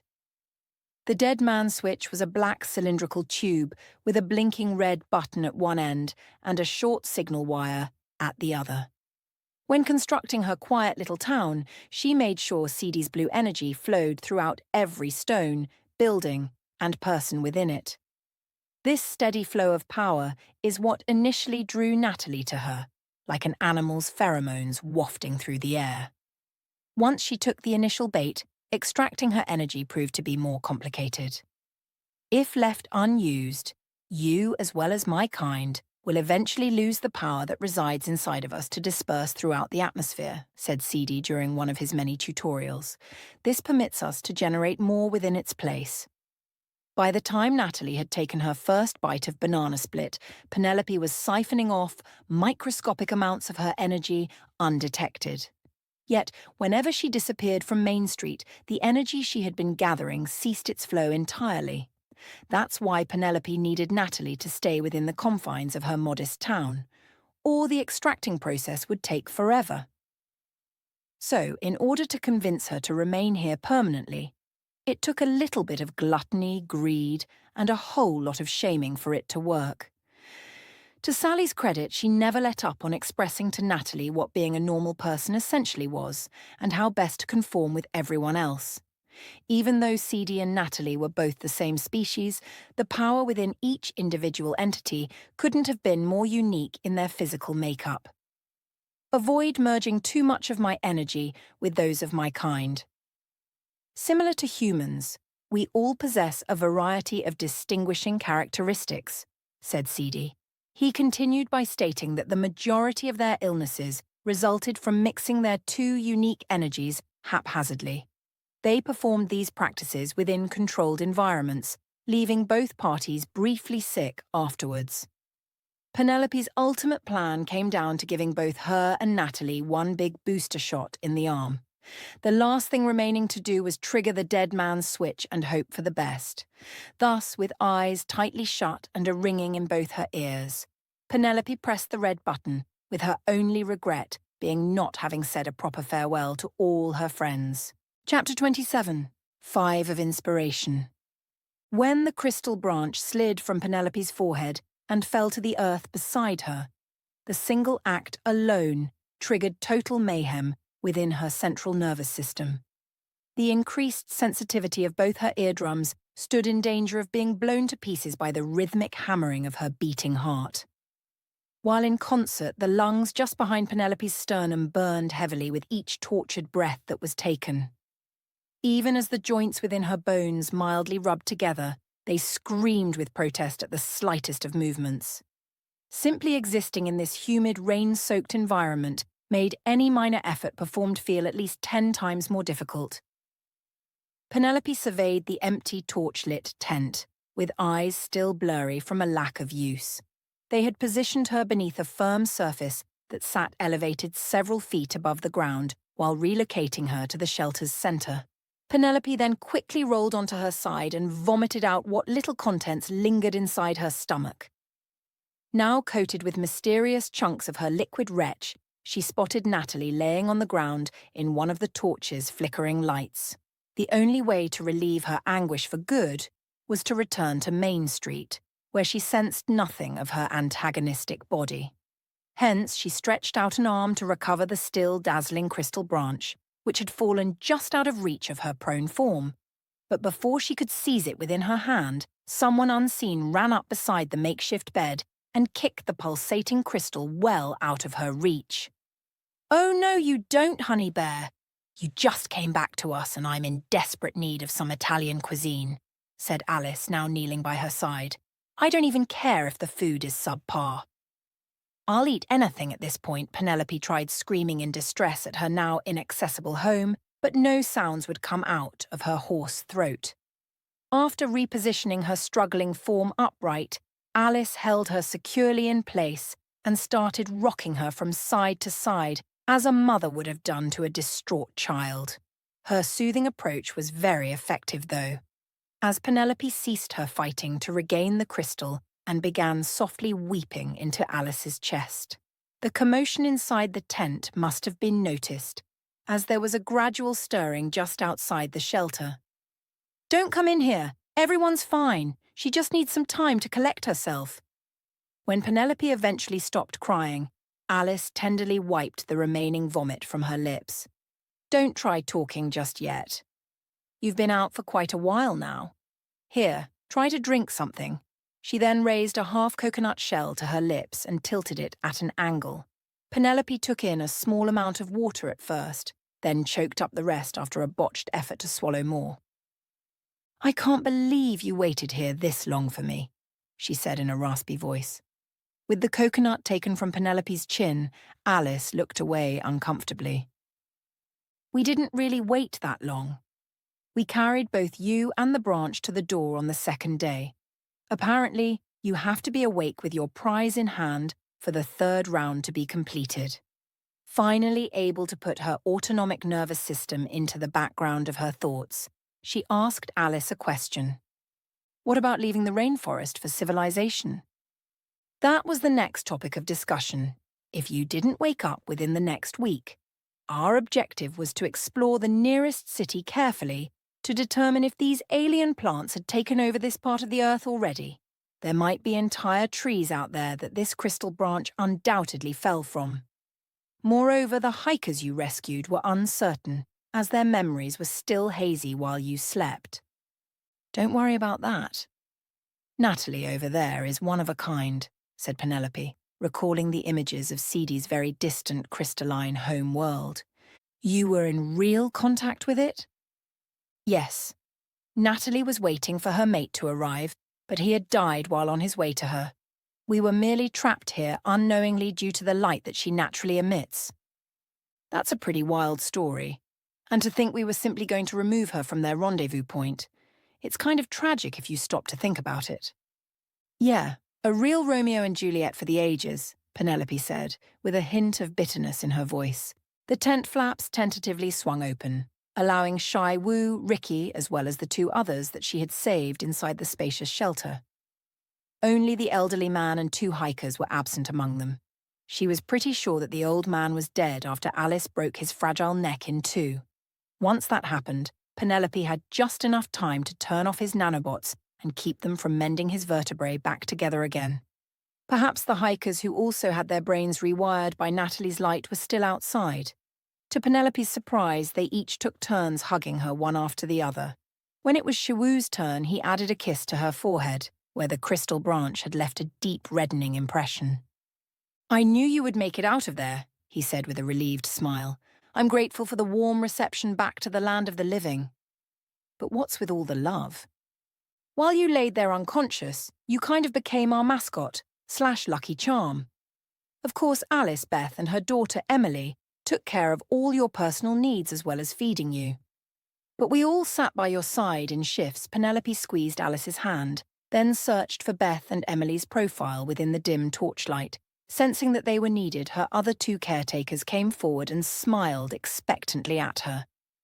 Beth, who had a dark brown complexion and maternal features, scrutinized Penelope's condition with a pair of full lips and a wide, bulbous nose, while her daughter Emily displayed a similar skin tone, but had a significantly leaner physique and a much paler face.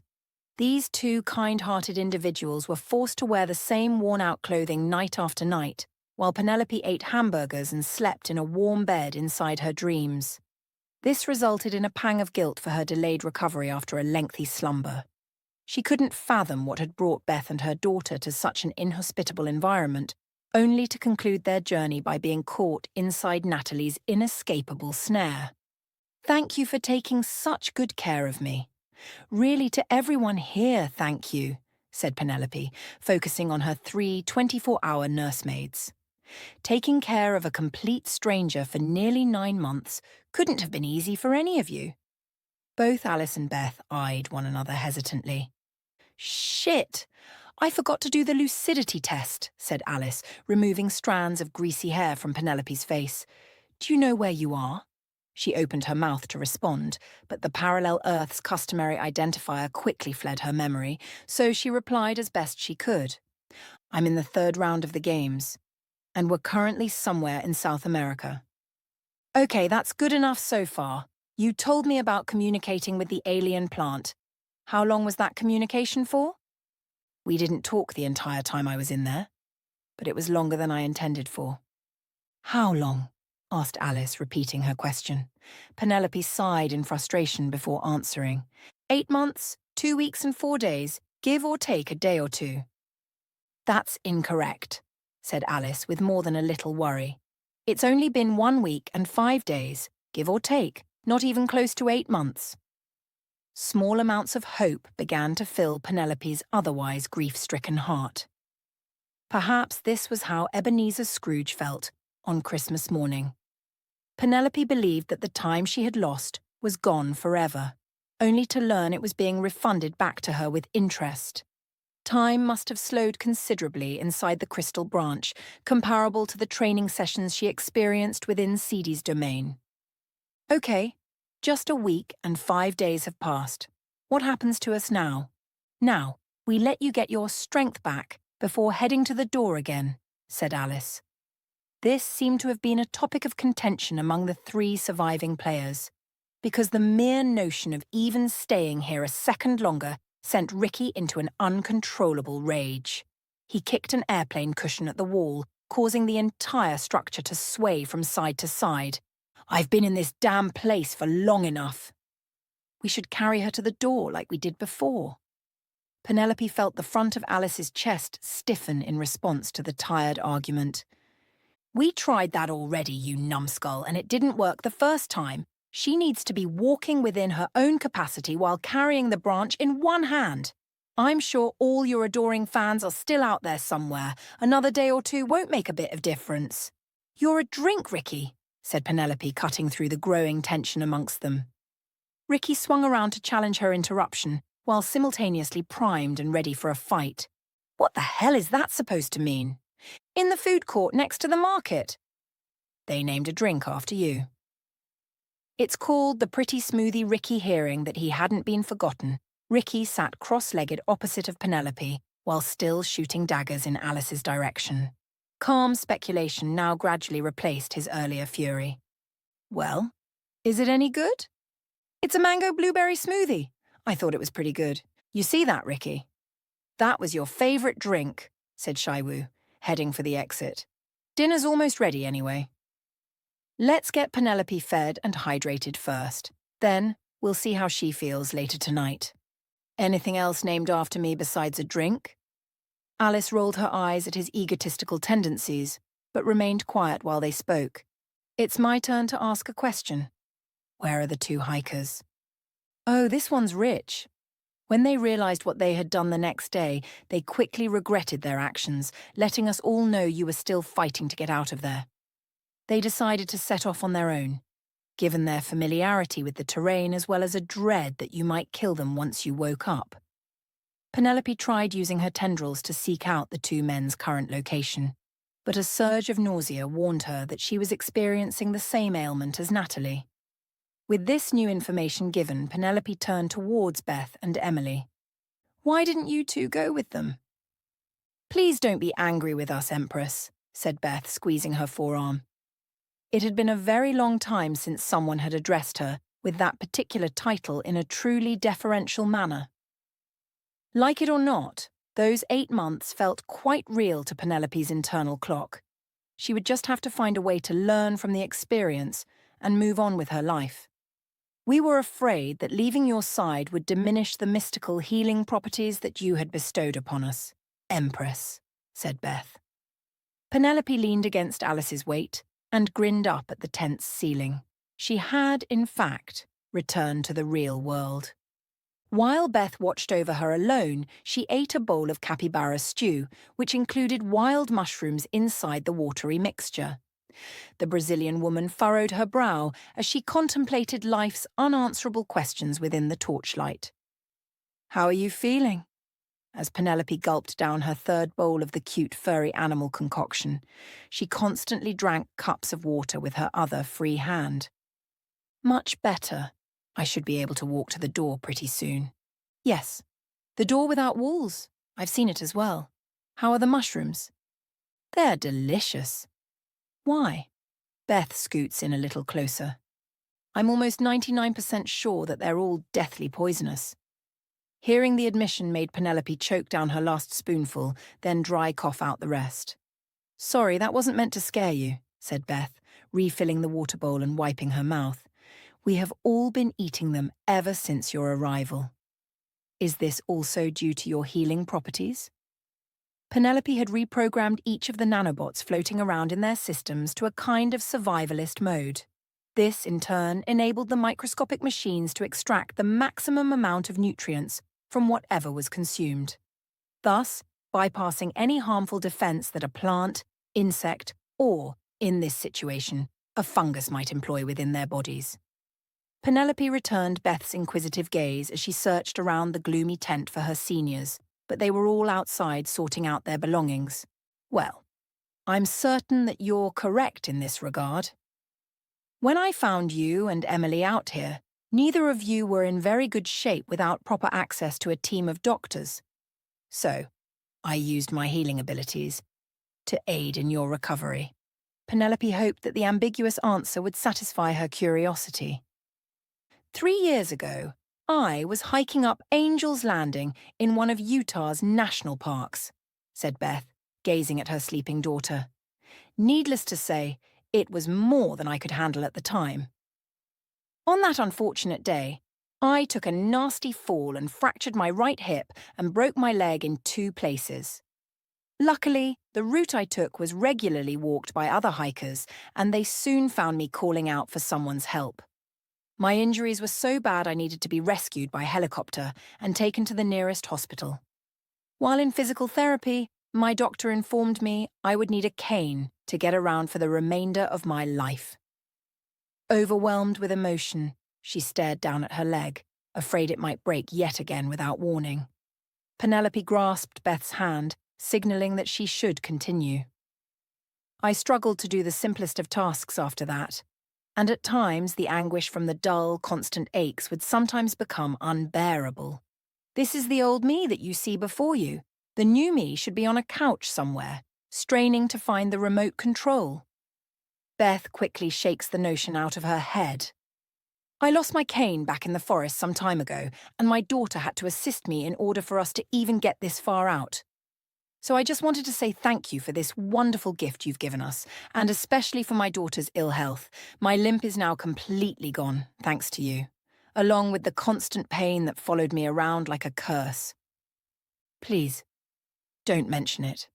I'm happy that I could help, said Penelope, wishing Beth would take her words literally. The others from your games watched your sleeping form with varying degrees of reverence. Did they tell you anything about why we are here? No, just the opposite. They've gone out of their way to discourage any curiosity that we may have about your strange outfits.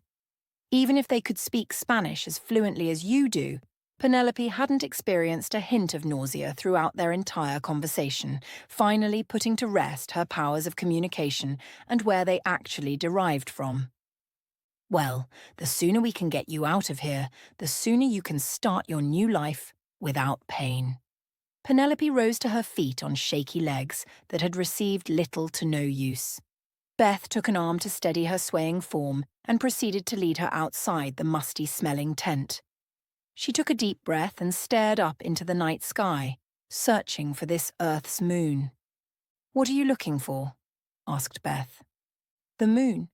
She shifted her shoulders to the right and pointed at a group of bright clouds. "It's under there somewhere." Upon watching Penelope take a few tentative steps outside the shelter, Shai Wu stopped cooking and glanced in the direction of their stares. "What are we looking for?" "The moon," said both women in unison. "I see you're feeling better. Must be my famous capybara stew." "You mean your cute furry stew of poisonous death," said Penelope with a smirk. "Nice name. It's going on the list. After I noticed you handling those dart frogs without gloves. I tried it for myself, with promising results. Since that day, we've eaten and drank whatever I could find with no adverse effects. You have to tell me your secrets someday." Penelope began a series of light stretches to restore blood flow to her body while maintaining her focus on the night sky. "Perhaps someday." The clouds soon dispersed, allowing more of the moon's light to shine through. Now orbiting around the planet as one solid body, the Earth's natural satellites sat whole in outer space, providing further proof of Penelope's daring escape. Once she convinced the others of her fitness to travel.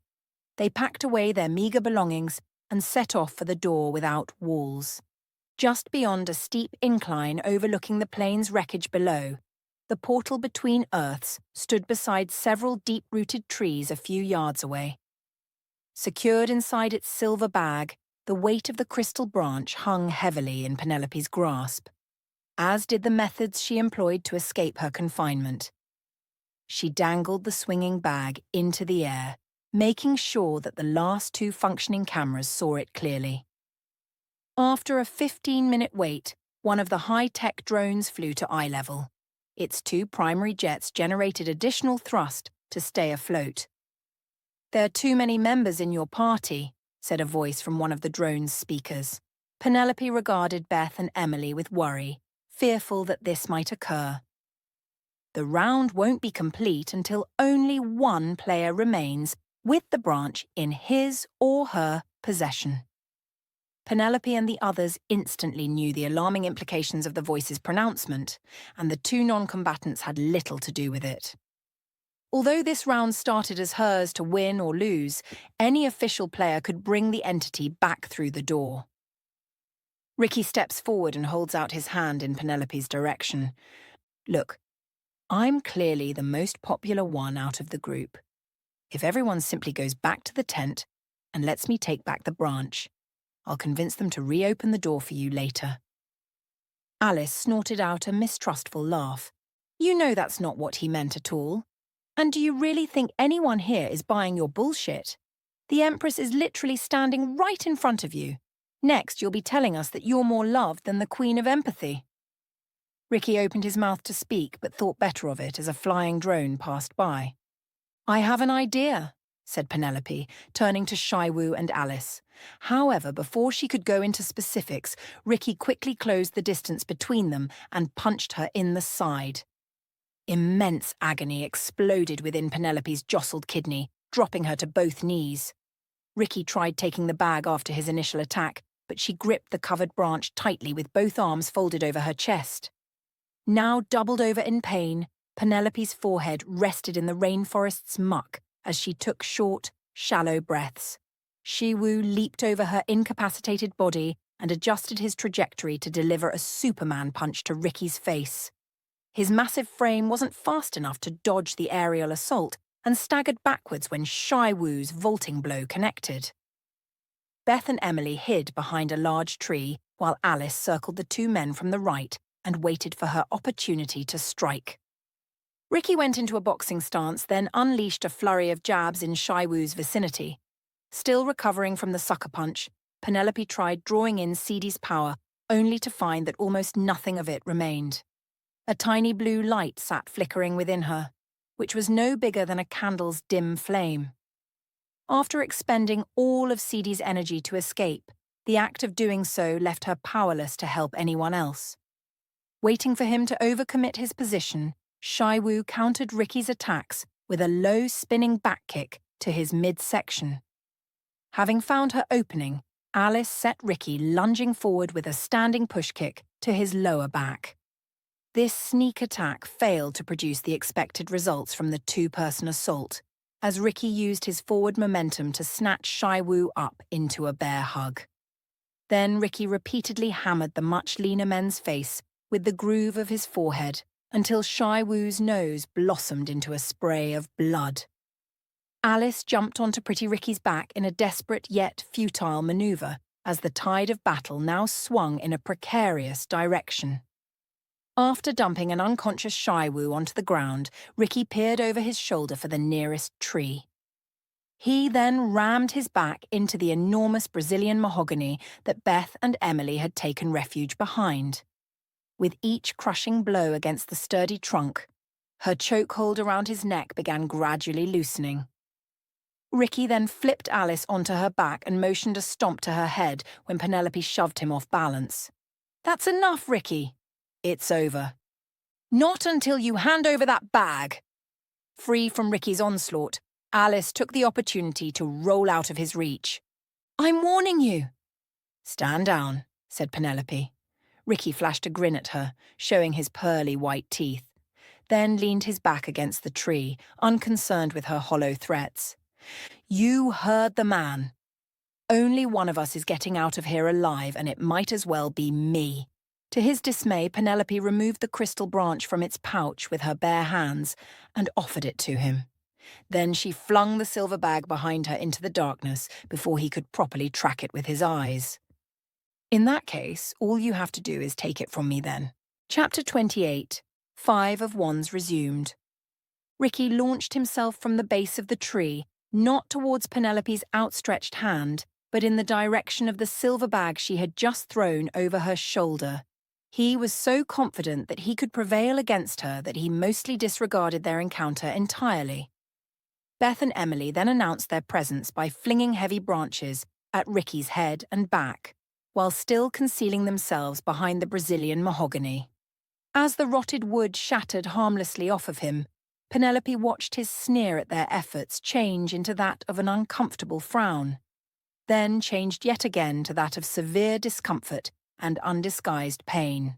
Throughout Sidi's final days of plotting and scheming, he had left Penelope with a particular set of skills, which hadn't required the use of his flame nor his crystalline powers. With the foreknowledge that his energy wouldn't always be available to her, he ensured that she could effortlessly access every single nanobot beneath her control. along with wireless connectivity to her other microscopic machines from a vast distance away. One especially hard throw from Emily's wrist struck Ricky so soundly in the back of the head he grabbed his skull in agonizing pain. To his continuing detriment, Penelope chose that precise moment to fully swing open the door to her Trojan horse. She proceeded with her opening salvo by applying 10,000 volts to Ricky's insides, which sent him to his knees and drove his face into one of her thighs.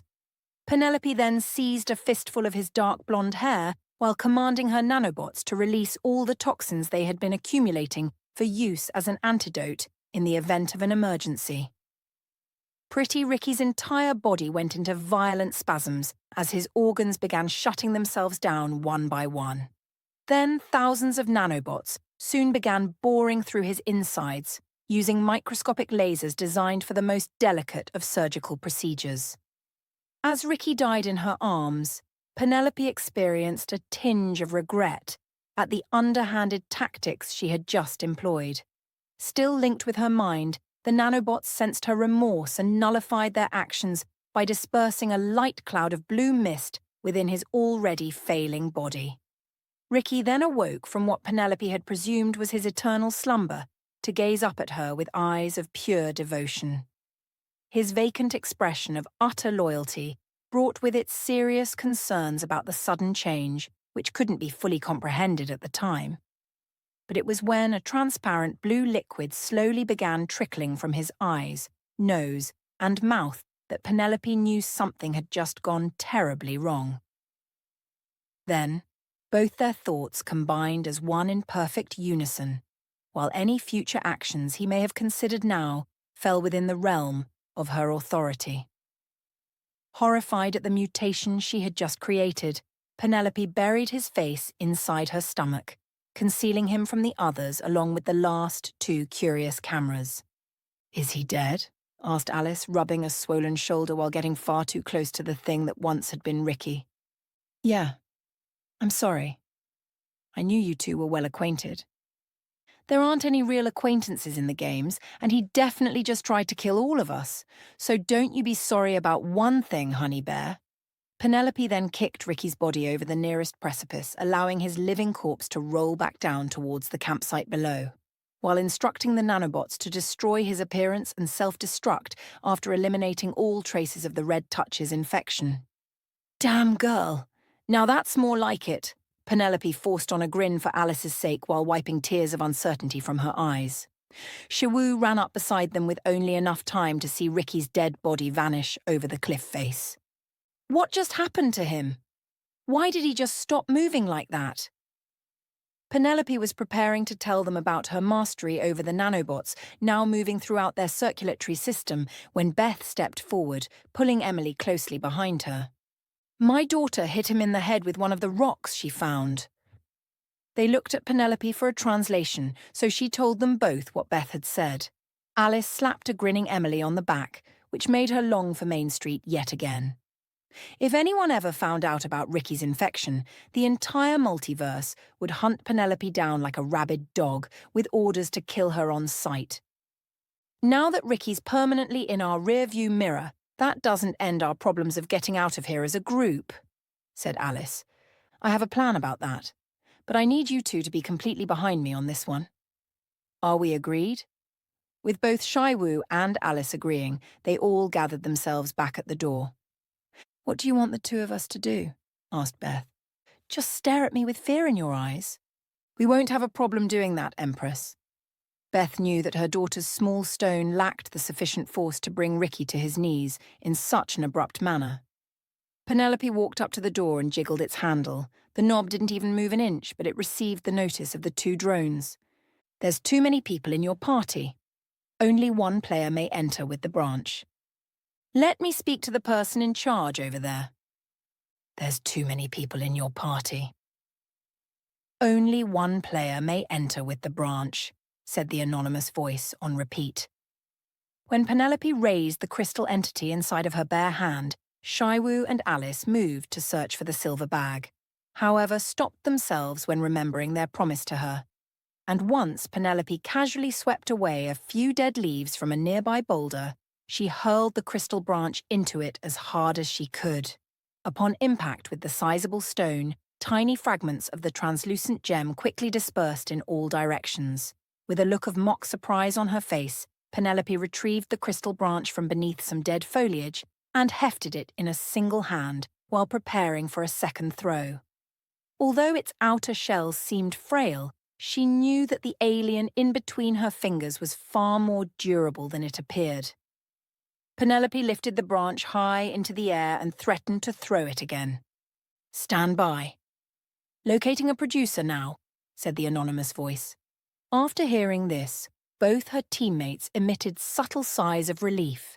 They understood that destroying this alien creature would result in their permanent abandonment on this parallel Earth. It was fairly uncommon for players in the 11th multiverse or higher to lose their round, yet survive the fatal encounter that brought them there to begin with. If the Earth in question was unsuitable for human life, and there was no trace of any civilization around, the player's corpse would usually be discovered weeks or months later, close to where the doorway had deposited them. Penelope imagined that had she not come along, this would have become Shiwu and Alice's ultimate fate as well. "Any more damage done to the crystal and we'll remove the door permanently," said a brand new voice emanating from the drone's speakers. She responded to the unknown person's ultimatum by hurling the crystal branch into the boulder's rocky surface even harder than before. Everyone apart from Penelope expected the door to shimmer out of existence. However, when this didn't happen, she recovered the alien crystal out of a puddle of mud from which it had fallen and lifted it into the air once again. "What do you want?" asked the new voice with desperation now laced in his tone. Penelope could hear him gritting his teeth over the delicate audio equipment as she methodically destroyed the discovery of everyone's lifetime. "Is this the producer I asked for?" "Yes." "Do you need permission to open the doors?" "No, I do not." "Then do it. And if it's any place other than the Cruiser Visceral, you can kiss your little precious alien goodbye." After waiting a moment, she signaled Shiwu to check the knob. As soon as the door was fully ajar, Alice escorted Beth and Emily through before entering herself, followed by Shiwu and Penelope at their rear. As they entered the dark stage, well-armed Earth Rangers flanked Penelope's party on all sides. The irony wasn't lost on her that the same men and women who had been brought here to protect her were now preparing to take her into custody. Yet the sight of Jacob standing outside their ever-tightening circle, clad in his formal Master-at-Arms uniform, filled Penelope with some comfort. His dark tan button-down dress shirt was lopsided due to his miscalculation of the buttonholes when putting it on. This small bit of information told her that when Jacob learned of her presence back on the ship, as well as the events leading up to this standoff, it persuaded him to throw his clothes on in a hurry. From Penelope's perspective, more than 8 months had passed since they last saw each other. However, when their eyes met, Jacob shook his head slowly, then glanced back at the producer deliberately. The expression on his face indicated to Penelope the severity of her inescapable dilemma. Once she surrendered the crystal entity, they all would be promptly arrested, and this time there wouldn't be any game show waiting for them. Just 3 prison cells. An older gentleman with a light reddish skin tone, wearing an expensive black suit, promptly stepped forward. With a clean-shaven face and a full head of dark brown hair, the man stuck out his hand to attain the extraterrestrial branch. "I'm not done yet," said Penelope, holding the crystal in a single hand. "Now, what do you want?" She gestures to the 2 civilians next to her.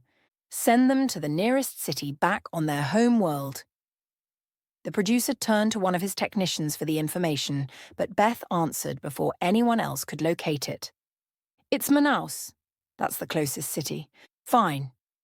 Put the door in an alleyway with low-foot traffic," he said to the technician sitting at Kate's desk. As soon as the door reappeared, Penelope entered first, with the alien still in her hands. Even though she hadn't been to Manaus before, the Earth itself felt very familiar. This place had been her home for the past 12 days, and parallel fatigue had set in thoroughly. Bright orange buildings sat on either side of them while a bustling street stood positioned mere yards away. "Empress, I'm ashamed to say I must ask more of you during this inopportune time," said Beth, not appearing delighted to see the familiar surroundings. "I realize you must have questions about why we were out in the rainforest, given my physical condition. It was because of my daughter Emily that took us so far out into the jungle. She has always been a sickly child, and her condition has only gotten worse as she grew older in maturity. We were told that certain plant medicines could be found in the rainforest to slow her accelerating illness down. As you are aware, we never found the plant we were searching for, but instead found something much greater." Beth left her last remarks lingering in the air, implying that Penelope was the something much greater. "That's why I want my Emily to stay with you. So that she can maintain her healthy state." Penelope smiled at Beth's painful yet unnecessary sacrifice.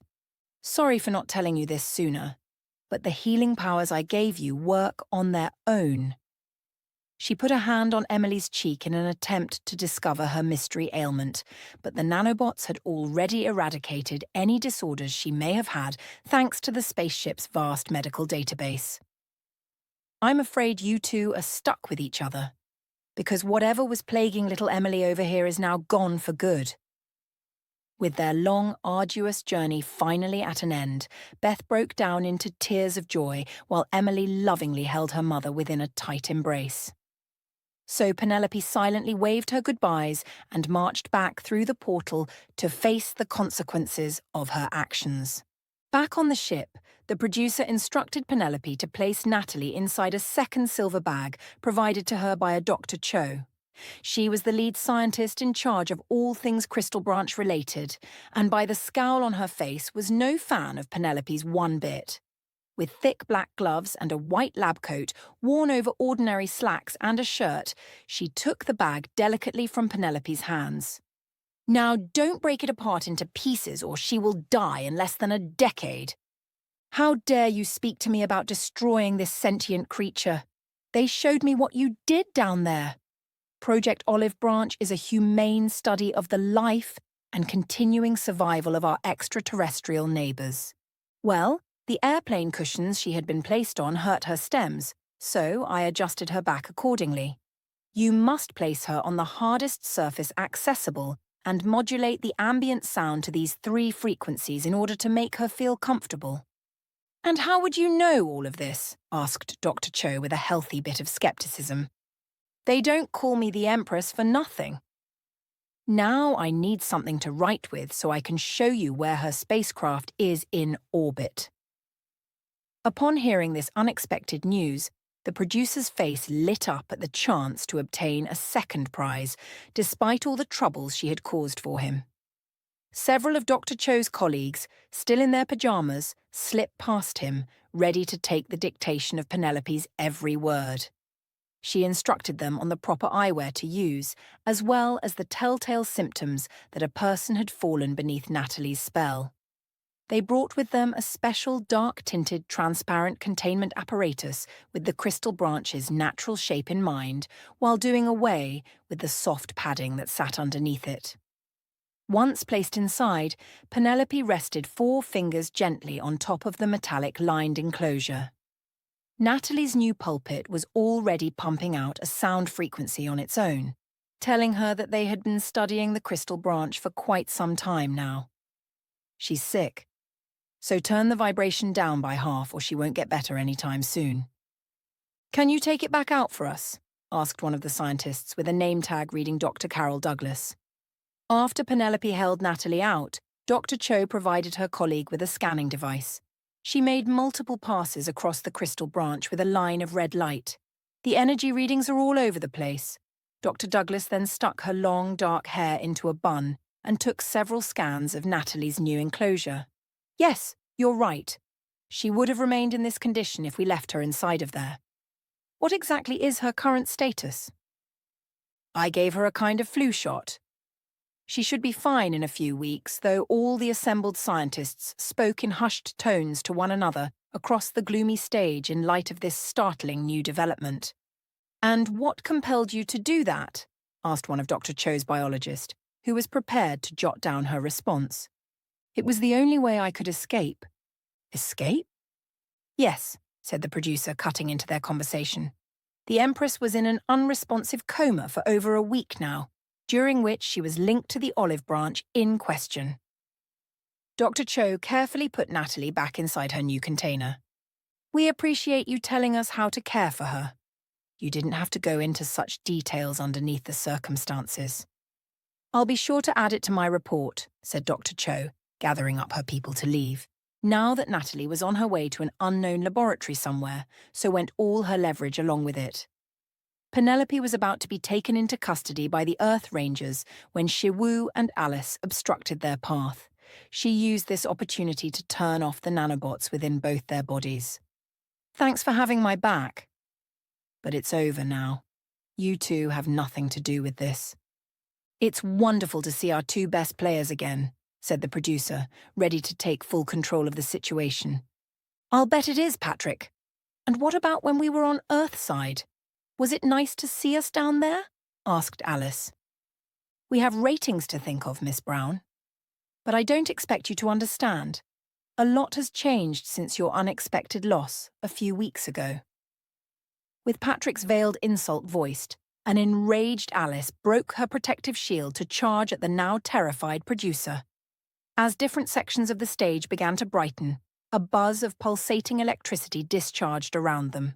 Surprised by the sudden illumination, Alice shaded her eyes, giving the Rangers more than enough time to paralyze her with their stun batons. Penelope stepped past Shiwu with her hands extended out in surrender as she watched Alice hit the ground like a sack of potatoes. A wise decision, Empress, said the producer.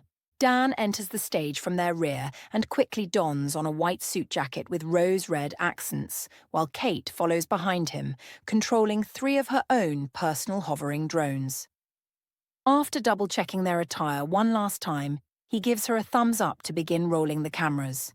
With a few taps on her computer tablet, Kate sent the drones along a pre-programmed path. They flew in multiple directions, with each drone capturing varying perspectives of the dramatic scene playing out before them. Congratulations, Empress. How does it feel to have won the most challenging set of rounds the multiverse has to offer? It feels like I'm about to get arrested again. No one's getting arrested, said Patrick, as Kate's cameras buzzed over his head. The Empress is being detained for cheating. I'm confused. We leave all of our cheaters on the Earth from which they cheated on, said Kate, aiming one of her drones in his face. When Patrick refused to clarify, Dan broke the silence with a clap on Shiwu's back. Looks like they can't keep a good man down. You've spent weeks underneath the olive branch's control. What was that like? I really don't remember much. It felt like a dream that I woke up from, then forgot about, once I came to. I think the real question you want to ask, Dan, is why haven't we received any medical attention yet? Now that you bring it up, Alice lying unconscious over there on the floor is quite concerning. Everyone turns to stare at Patrick's increasingly irritated countenance. He then substituted his annoyed face with a well-practiced smile. Alice is fine. She just got a little overly excited. Neither she nor Shiwu are charged with any sort of cheating allegations. In fact, we wish to welcome them back in their roles within our great competition. Once they're ready, of course, both will need to redo all 3 of their rounds if they want to play again. As for the Empress, we will place her in the infirmary with guards posted outside her door, and she will be unable to leave until a ruling on the game's allegations has been rendered. This is a delicate matter, so I'm asking for everyone's patience in this extraordinary situation. Instead of cuffing Penelope's hands or shocking her unconscious, Jacob secured one of her arms into his and led her off stage with all his rangers following closely behind. Chapter 29. Judgment. As Penelope's entourage of former soldiers escorted her past the multi-story dressing room, black scorched marks around the entranceway, as well as the front-facing windows, reminded her of the political situation she was instantaneously thrusted back into. And after heading through the familiar pair of massive sliding doors, they led her inside the spaceship's ultra-modern training facility, which consisted of an AI-generated trainer pushing their sweating trainee for one more repetition of a metal bar of heavy weights. Jacob's uncharacteristically solemn expression in the wake of her spectacular comeback from the third round stood even more out of place by the show's producer strolling closely behind them. So as not to be noticed by the overall public, they led Penelope through a side door on her left, then passed under a series of narrow utility tunnels with low ceilings and exposed metal piping above their heads. After navigating through countless murky passageways, which she had no clue were in this vicinity, Jacob slightly relaxed his vice-like grip on her arm. Once Patrick determined that his vigilant oversight of them was no longer necessary, he parted ways when they reached the rich browns and lush vegetations of the medical ward. Penelope assumed he was off in search of Natalie's spacecraft that lay just beyond the other Earth's orbit. After Patrick had departed the vicinity, Jacob released her upper arm entirely. Throughout their steady death march to her new place of confinement, the Master-at-Arms was directing each of his rangers to disperse in quick succession and return to their former duties. Jacob navigated them between intersections as he stole glimpses at her outwardly detached expression, while regularly taking frustrated tugs at his salt-and-pepper beard. When they were finally alone within a vacant hallway, devoid of any intelligent life, he peered speculatively at her, waiting for Penelope to fill in all the blanks about what had just transpired. No longer intimidated by his large stature or gravelly voice, she returned his questioning gaze, refusing to say anything first. "Look, pup, I'm familiar with a number of individuals with the know-how to access any of the doors for travel. Give them a little time, and they'll take you to a new Earth on the outskirts of all the Queen's governing territories. It won't be your old life by any means, but at the very least, you would be free of this scandal." Although a kind gesture, Jacob's offer of making her a runner in the Multiverse games didn't appeal to her sensibilities at all. They pursued fugitives mercilessly and without hesitation. What about the Queen of Orientation? She found me once before. What makes you think she won't find me again? There are still some places that not even she will tread without severe consequences. Speaking of consequences, how long would it take for them to discover that it was you and your people that helped me escape? I'm not going to have anyone else stand in front of me like a human shield, only to get shocked back into submission. Perhaps I deserve whatever happens to me next. Jacob took a hard yank at his beard once again in absolute irritation. Just what the hell happened on that Earth, pup? I've never seen the show's producer go to such lengths to recover something from a single planet before. A few weeks ago, I saw that same crystal inside Shaiwu's hands within his last round, but I still don't know what precisely that thing is. And why are you being punished for bringing it back? It was because I'd sooner destroy it than kill another one of my fellow players, that's why. Were you aware that we were being used as a cheap Earth Ranger force in order to recover dangerous life forms from other worlds? I wouldn't exactly call what you're doing cheap. Some players get paid more in a single round than any Earth Ranger does in a year. But I'm fairly certain that a Ranger was down there to scout out the area before any other contestants set foot on that planet. And you have no idea what happened to us on Earthside. Geez, pup, you're sounding more and more like a legitimate competitor each and every day. I promise I had no idea what was going on down there. Someone woke me up in the dead of night to take a player into custody. I thought to myself, it's a fight between two rival competitors that got a little out of hand. These sorts of things happen more than I'd like to admit. However, when I heard it was the Empress, I believed it had to be some kind of mistake. You had been gone for so long, I was preparing myself to add you to the wall of fallen players. Then they told me to meet them on stage, and that's when I knew it had to be you. So what would you have done if they put me on the wall of fallen players?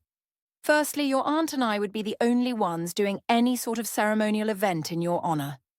Then I would call my two daughters once the memorial service had ended. So you didn't see any of the live footage? I haven't seen anything, said Jacob, opening the door to her hospital room. The private bedchamber contained a single bed, 2 end tables, and a visitor's chair, which was practically identical to Amy's accommodations in every respect.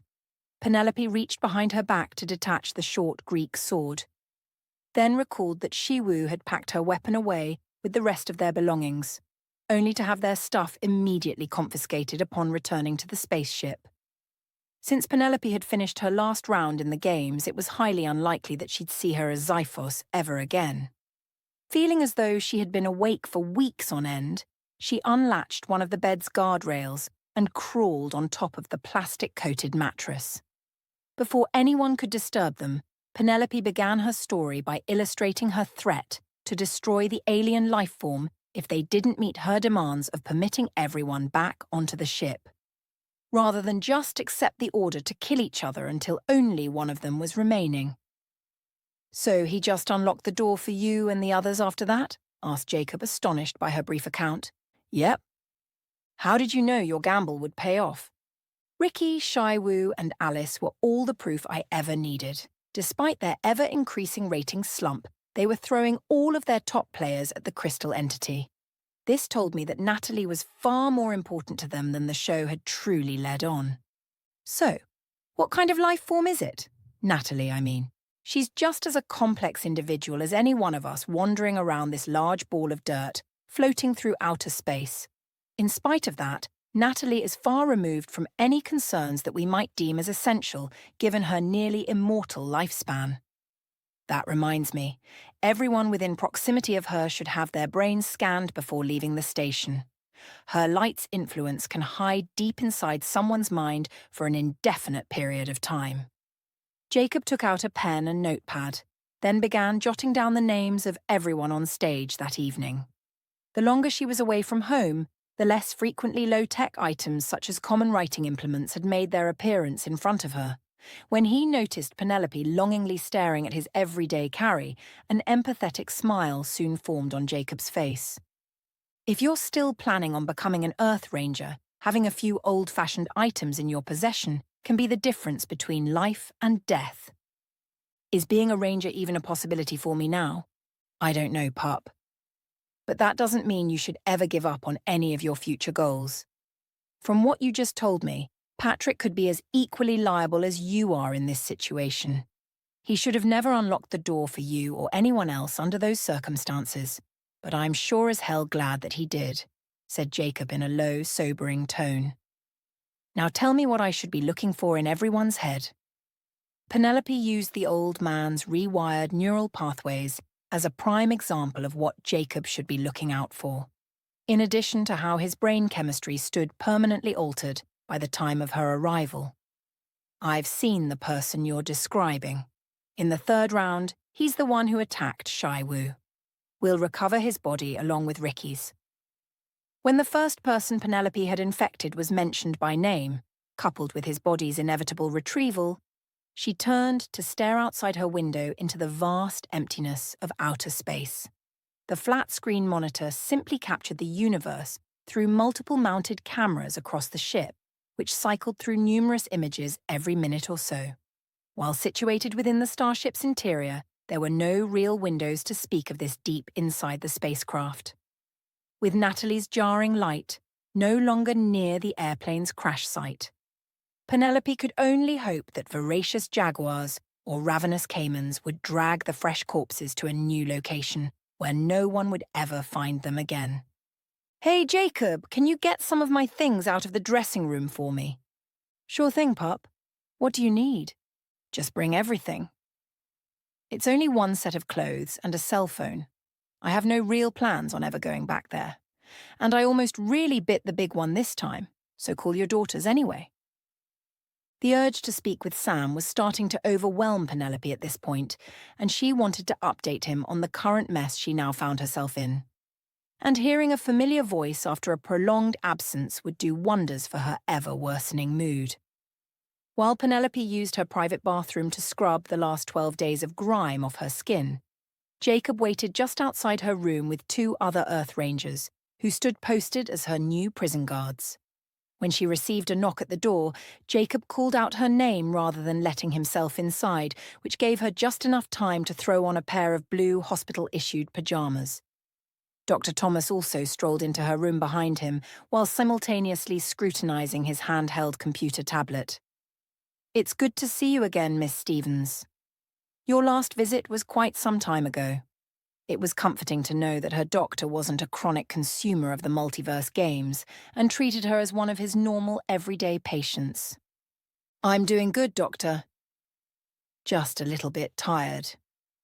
Still looking down at his tablet, Dr. Thomas gently bumped into Jacob's massive frame several times before eventually glancing up at him. "I don't believe I authorized any visitors for my patient at this time," he said, staring up at the Master-at-Arms. "I was just leaving. Apparently I have a few phone calls to make. I'll be back in a little while with your things, pup," he said, ripping out the list of names but leaving his pen and notepad on the end table beside her. Jacob then exited the room on the heels of an exuberant nurse wearing a pair of dark brown scrubs. She ducked beneath one of his burly arms that propped open the door for her, as she carried a single ivory white hospital gown in one hand, but was quickly disappointed after seeing Penelope already dressed in the proper medical attire. Nevertheless, she shook the nurse's free hand and vowed to take a picture with her the next time they were alone. Dr. Thomas put the same small grey scanning device on her forehead as he had done many times before and muttered to himself as he read off the results. "You're severely dehydrated with highly erratic brain activity." "Can you tell me where you are right now?" Penelope recounted to him their current location, as well as her age and favourite hobbies. When Dr. Thomas was satisfied with her reply, he turned to the nurse who was waiting patiently at his side. "I need 2 bags of saline solution and the brain monitoring equipment." After the nurse was gone, he positioned the visitor's chair next to her bed. "I'm detecting an unusually large amount of nanobots within your system. Which one of my colleagues authorized such a high dosage for your use?" "Does this spaceship ensure a doctor-patient confidentiality, like on the planet's surface?" asked Penelope surreptitiously. "I wouldn't work here if they didn't. You can speak freely with me." "You're the one who authorized their use." "They're the same ones you gave me after the incident in my dressing room." Dr. Thomas shook his head emphatically upon hearing this outlandish response. "That's not possible. They're constructed with limited power reserves. You should have purged all of them from your system by now. Compared to the first few batches you injected me with, these nanobots are special. I'm using the energy my body naturally produces to keep them powered up and going." Before any follow-up inquiries could be asked, the nurse returned with 2 clear plastic bags of liquid and a thin white circlet. Dr. Thomas placed one finger to his lips and read from his tablet as the nurse with short-cropped black hair inserted the intravenous drip into Penelope's arm. "It's great to see you back, Empress. My whole family has been rooting for your continuous success," said the nurse, checking the intravenous line by applying slight pressure to the saline bag. "Thank you. That really means a lot to me." Now that Penelope was receiving her necessary hydration, Dr. Thomas addressed her future care with the nurse before sending her off to their next patient. "I've heard of the body producing an inordinate amount of electrical energy, but it's nearly unheard of for therapeutic nanobots to continue running for so long like this," he said, with a hint of excitement in his voice. "The sheer implications of this could shock the medical community for decades to come." "I'm sure it could, Dr. Thomas, if everyone had the capability of doing so. But that just isn't the case here." He gazed studiously at Penelope while pondering her carefully selected words. "Yes, I guess your uniqueness would play a significant factor in all of this. We'll speak about this again only with regard to your health if it diminishes. Is that fair?" She nodded her agreement to his terms. Dr. Thomas then handed her the white circlet. "All right, now take off your crown and put this one on." It amazed Penelope to find that the black jeweled crown was still resting atop her forehead this entire time. She could no longer feel the previously uncomfortable weight pulling at her head and neck. When Penelope first attempted to lift it from her head, she stood met with significant resistance, while a second, more enthusiastic try caused a stinging pain where the crown came into contact with her skin and scalp. "Is everything okay?" asked Dr. Thomas. "Yeah, it feels like it's stuck or something." A third, more aggressive tug at the crown tore random bits of skin from her skull, as thousands of minuscule wires severed their connections to her forehead all at once. Dark reddish blood, as well as its familiar metallic odor, began slowly seeping from her brow. Being no stranger to peculiar injuries, Dr. Thomas collected thick gauze from his medical coat to stanch Penelope's various bleeding spots. However, after noticing the long silver wires running from her head to the crown where none should have been, he hopped out of the visitor's chair in total disbelief. "Now hold on! What are all of these wires doing here?" asked Dr. Thomas in an elevated yet trembling voice. He was unsure if she had heard him or not, because despite his misgivings, Penelope continued to pluck each of the wires from her skull, sending jolts of electrical torment throughout her nervous system. When she pulled the last one free, Dr. Thomas tilted her motorized bed forward to improve his angle of view. As the nanobots began to operate, Penelope could feel his breath on her forehead quicken with each rapidly closing wound. Soon he had a damp towel and was cleaning the drying blood from the small lacerations on her skin that were now completely healed over. "Why on earth would you join your head with the crown in such a manner?" "I didn't." The nanobots did that on their own, with the pain subsiding as though it had never been there. She inspected the crown's interior. Now that Penelope was no longer sending energy to the black, jeweled circlet, the wires that were attached to it disintegrated into tiny metal flakes. After catching a few in his hands, Dr. Thomas laid them on his computer tablet scanner for further examination. While he did this, Penelope guessed at their motivations for attaching to her brain in such a method. "I was in a coma for over a week. Perhaps they did this in order to save my life." With a boyish grin now plastered across his face, he glanced up from the analyzing tablet. "That makes a kind of sense. Here, take a look at this." His computer showed an enlarged picture of Penelope's modified nanobots. They had altered themselves into specialized conductors that interconnected to one another like links in an endless chain, all of which ended when they made it to the fatty sections of her brain. Dr. Thomas then hands her the white circlet. "If I'm correct in my assumptions, the nanobots should be stimulating all areas of your brain as we speak." "I'm sure you're correct," said Penelope, handing the white circlet back to him. "I've been advised to do a better job at concealing my gifts." "You have my apologies, Doctor, but this falls beyond any health concerns I might have, even if it is a potentially noteworthy discovery. If my adversaries learned of this, they would have a distinct advantage over me." Dr. Thomas opens his mouth to argue the point, but Penelope cuts him off entirely. "I'm refusing medical treatment at this time, Doctor." Unable to fight her decision or hide his disappointment, Dr. Thomas made a quick note of her refusal on his tablet. "When the saline solution is empty, a nurse will come by to replace it. You can always page me if you need anything else." With that, he gathered his two handheld devices and exited the room. Chapter 30. Judgment resumed. Penelope's mandatory isolation stretched on at a snail's pace for several more days afterwards, with all non-essential personnel prohibited from entering her hospital room. Even when Jacob came back to deliver her things, he was only permitted to leave them with the Earth Rangers that were stationed just outside her door. But when Penelope's cell phone sat atop her neatly folded clothes, she dialed Sam's number immediately. "All lines to this device have been temporarily suspended. Please try again later," said a deep, throaty woman's voice over the mobile phone. The suspended line prompted her to speculate about Vanessa's current whereabouts. Why hadn't her charismatic hairstylist come by and made the attempt to visit her yet? If anyone could get inside Penelope's room with only a few choice words, it would have been Vanessa. She even stood stealthily beside her room's door with an ear pressed against it and listened while Amy, Alice, and Shaiwu were all denied entry for a multitude of security reasons. Every second that passed within this solitary confinement gave Penelope ample time to reflect on everything she had learned about herself thus far. It was still unbelievable that she had always possessed the Empress's ability to communicate with any living creature, purely independent of Sidi's powers.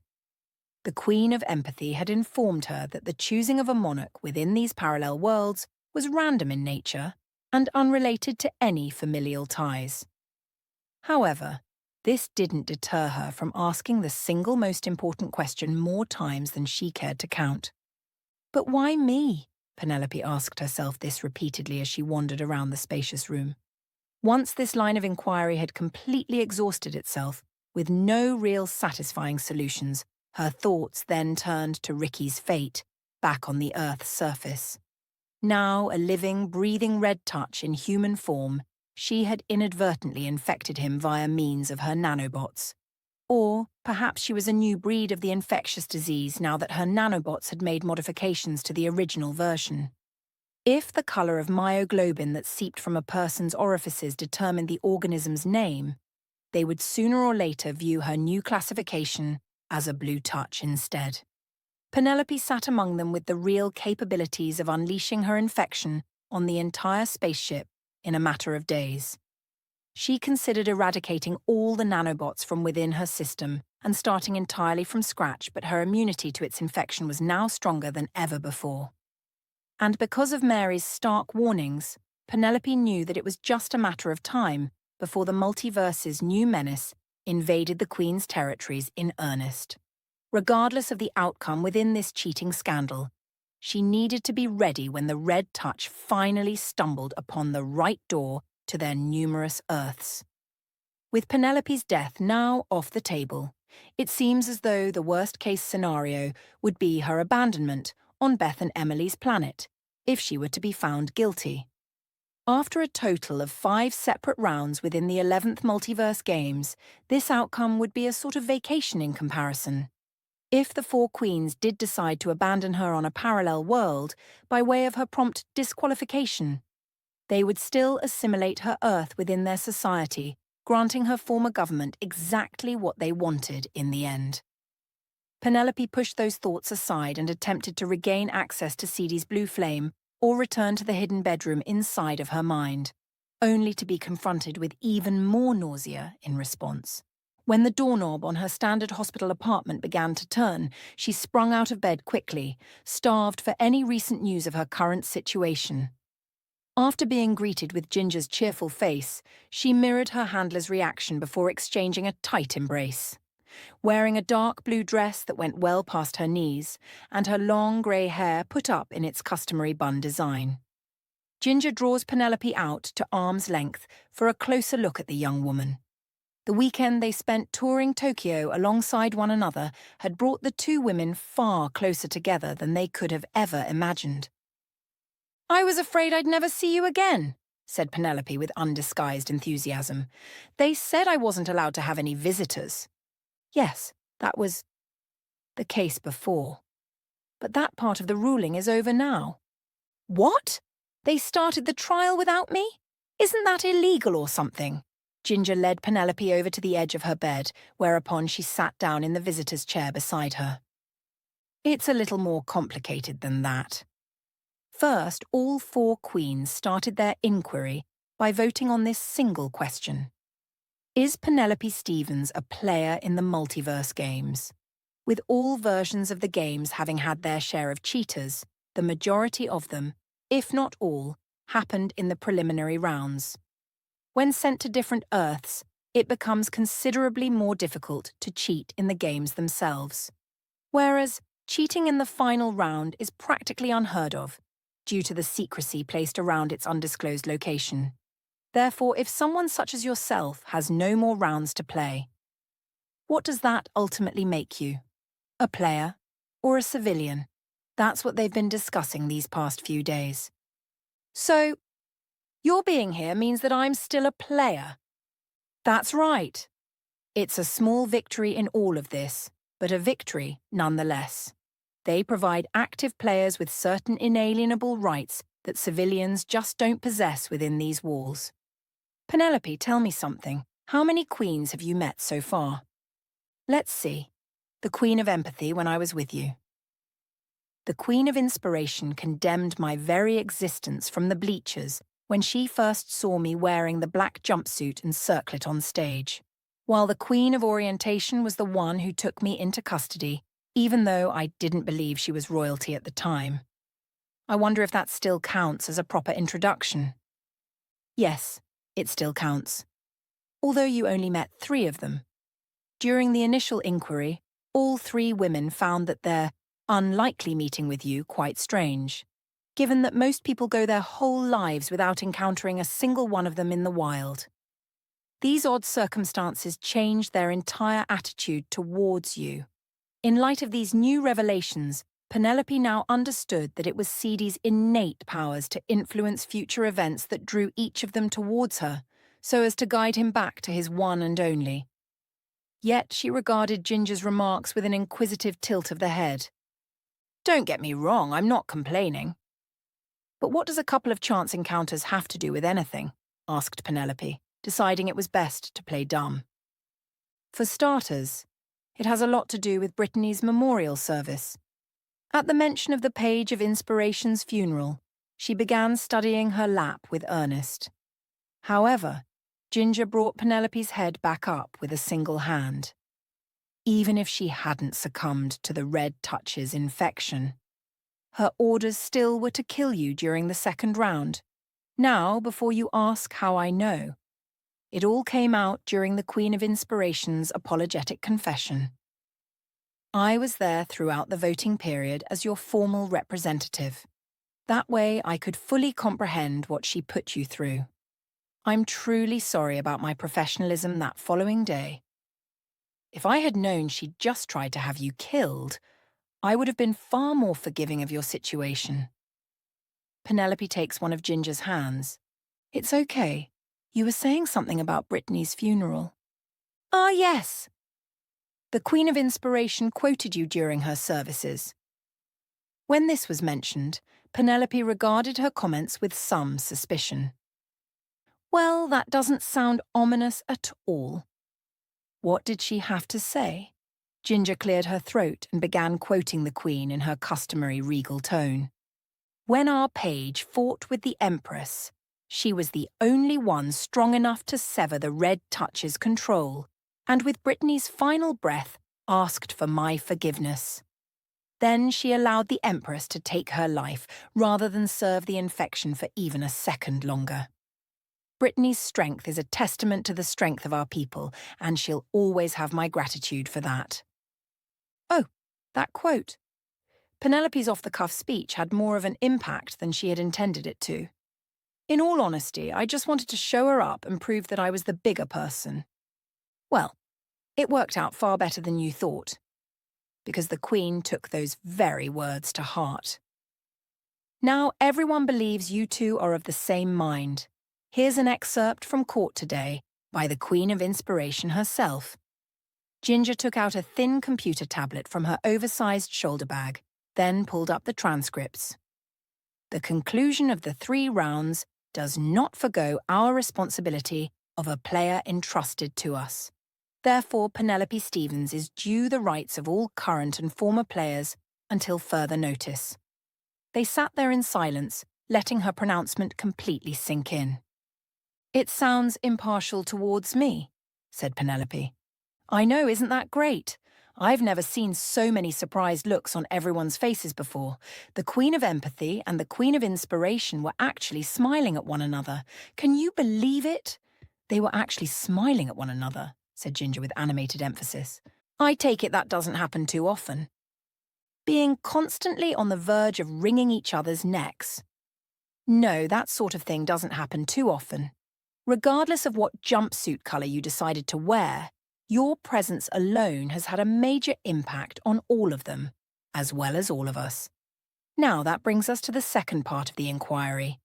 This portion of the hearing starts tomorrow. Is your ultimatum or threat to the assigned producer that evening grounds for disqualification? Furthermore, does it even qualify as cheating? What do you think it is? Asked Penelope.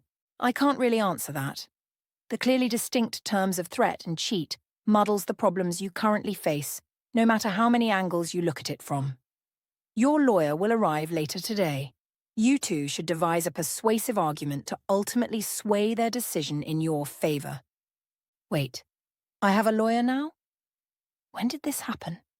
Things are going to move much faster now that everyone knows you're back from the third round. They won't be televising the trial, nor will they be announcing the results. I believe it has something to do with the court of public opinion as well as possible outside tampering. What about my lawyer? Who's that? All I know is that they volunteered for the position as soon as they heard you were in trouble. If the two of you don't mesh well, you can always choose other representation. Okay, I guess that's fair.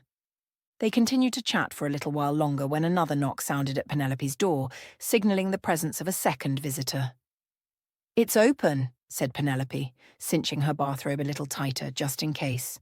Judge Sparrow poked her head inside the apartment, making sure she had the correct room. When their eyes met, the judge's smile grew broader as she flashed a row of perfectly straight teeth in her direction. There's my long shot. Penelope shared her grin, as she was the only individual willing to wager on an untested player such as herself from the start. Judge Sparrow, what are you doing here? Not today, dear. It's just Ashley. Miss Sparrow, if you're nasty.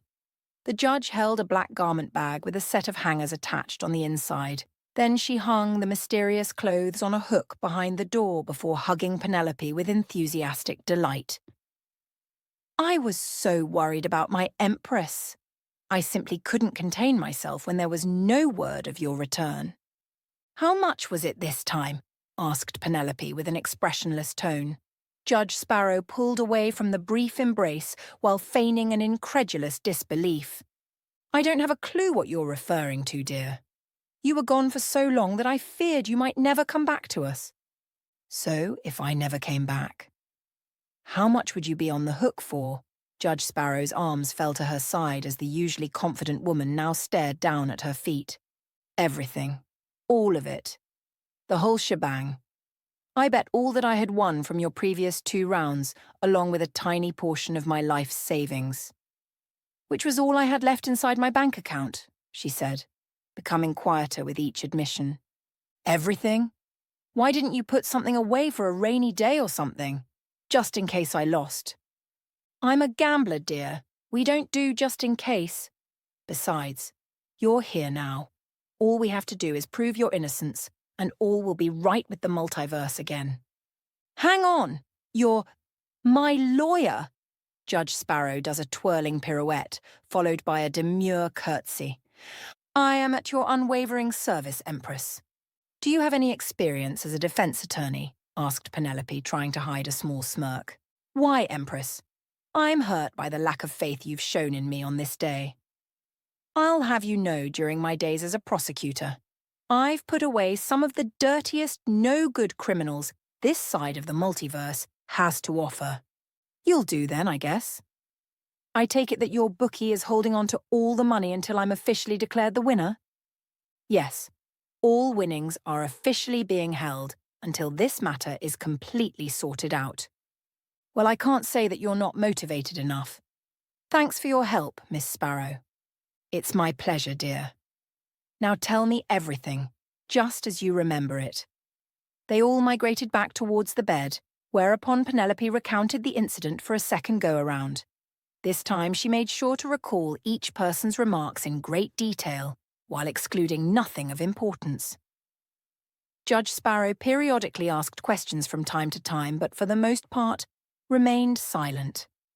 Penelope fidgeted with her hands as she ran out of things to say, as both women's captivated attention made her extremely nervous. Nothing else transpired after that? Asked Ginger. Yeah, that's all that happened while I was awake. However, Alice and Shaiwu can fill in all the rest. Hey, Judge, what's that over there? She followed Penelope's outstretched hand to the innocuous garment bag hanging on the door behind them. "It's your brand new courtroom outfit, Empress, for the inquiry tomorrow. A nice conservative yet stylish black one, in order to show your remorse over this entire situation. But I'm not sorry for what I did. No one truly is, dear. Nevertheless, optics are still important. This is a transition of sorts for you. If you wish to gain respect from your peers, you must show them that you can play their game on this new field of battle. It's all part of your official responsibility as the new queen of the multiverse." This hadn't been the first time that someone had put her on par with the four most powerful women in the known realms. Penelope had taken her Empress title and all the responsibilities that came with it and placed them off to the side, while only letting it resurface when it suited her purposes. She never imagined that the royal mask would now have to be worn on a continuous basis. Penelope never allowed herself to think that far ahead. Either the games were going to kill her or one of the queens would. Now that dying in the games was no longer a concern, and the hostilities from the Queen of Inspiration had ended, Penelope's duties as the Empress now stood front and center. "I thought you didn't take any of them seriously," she asked Judge Sparrow. "You misunderstood me, dear. I don't take any of their woo-woo hocus-pocus stuff seriously. However, each of the queens are experts in their chosen field of study. Combine that with their numerous accomplishments, and I'd be a fool to dismiss their powers outright. I myself live within the Queen of Empathy's territories. It's a quiet monarchy, with most of the decisions made by a central government. Mary spends most of her time touring the earths underneath her control and giving speeches on the current state of affairs. Real milquetoast stuff, to be sure. What about the others? How do they compare? Well, the Queen of Orientation could be described as a capitalist through and through. So if money is involved, she most likely has her hand in that particular cookie jar. The Queen of Inspiration deals with recently discovered hostile Earths. These places have been at war for years and are on the verge of destroying one another, while the Queen of Motion acts as a mediator amongst them all. The others go to her for advice or counsel. Basically, her job is to keep them all from killing each other, and as a byproduct, killing all of us. Ginger looks up from her quiet dictation. I would have thought the Queen of Empathy was best suited for the role of mediator. The Queen of Motion is arguably the most powerful one of them all, said Judge Sparrow. She demands unquestionable respect from all others, especially from the two most antagonistic sovereigns of the bunch. She is perhaps the most formidable one out of the group, and was given her position by the Queen of Empathy herself. That transition of power happened roughly 150 years ago to this very day. Mary feels no need to pursue power for herself because the entirety of the multiverse would turn on any aggressor who tried harming her in any sort of meaningful way, while the other three monarchs are well aware of the chaos that would ensue.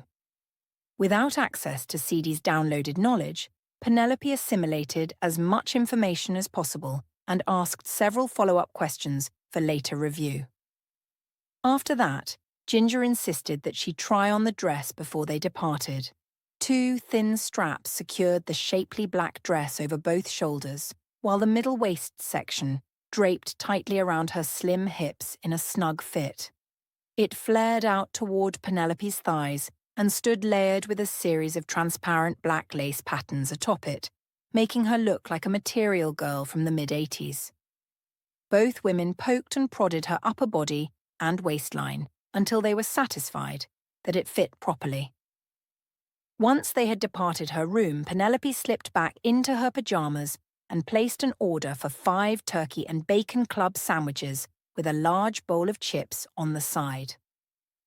Since her return from the parallel world, her hunger for copious amounts of food hadn't diminished, despite the queasiness. This unusual side effect of earth jumping stretched her stomach's lining to its breaking point.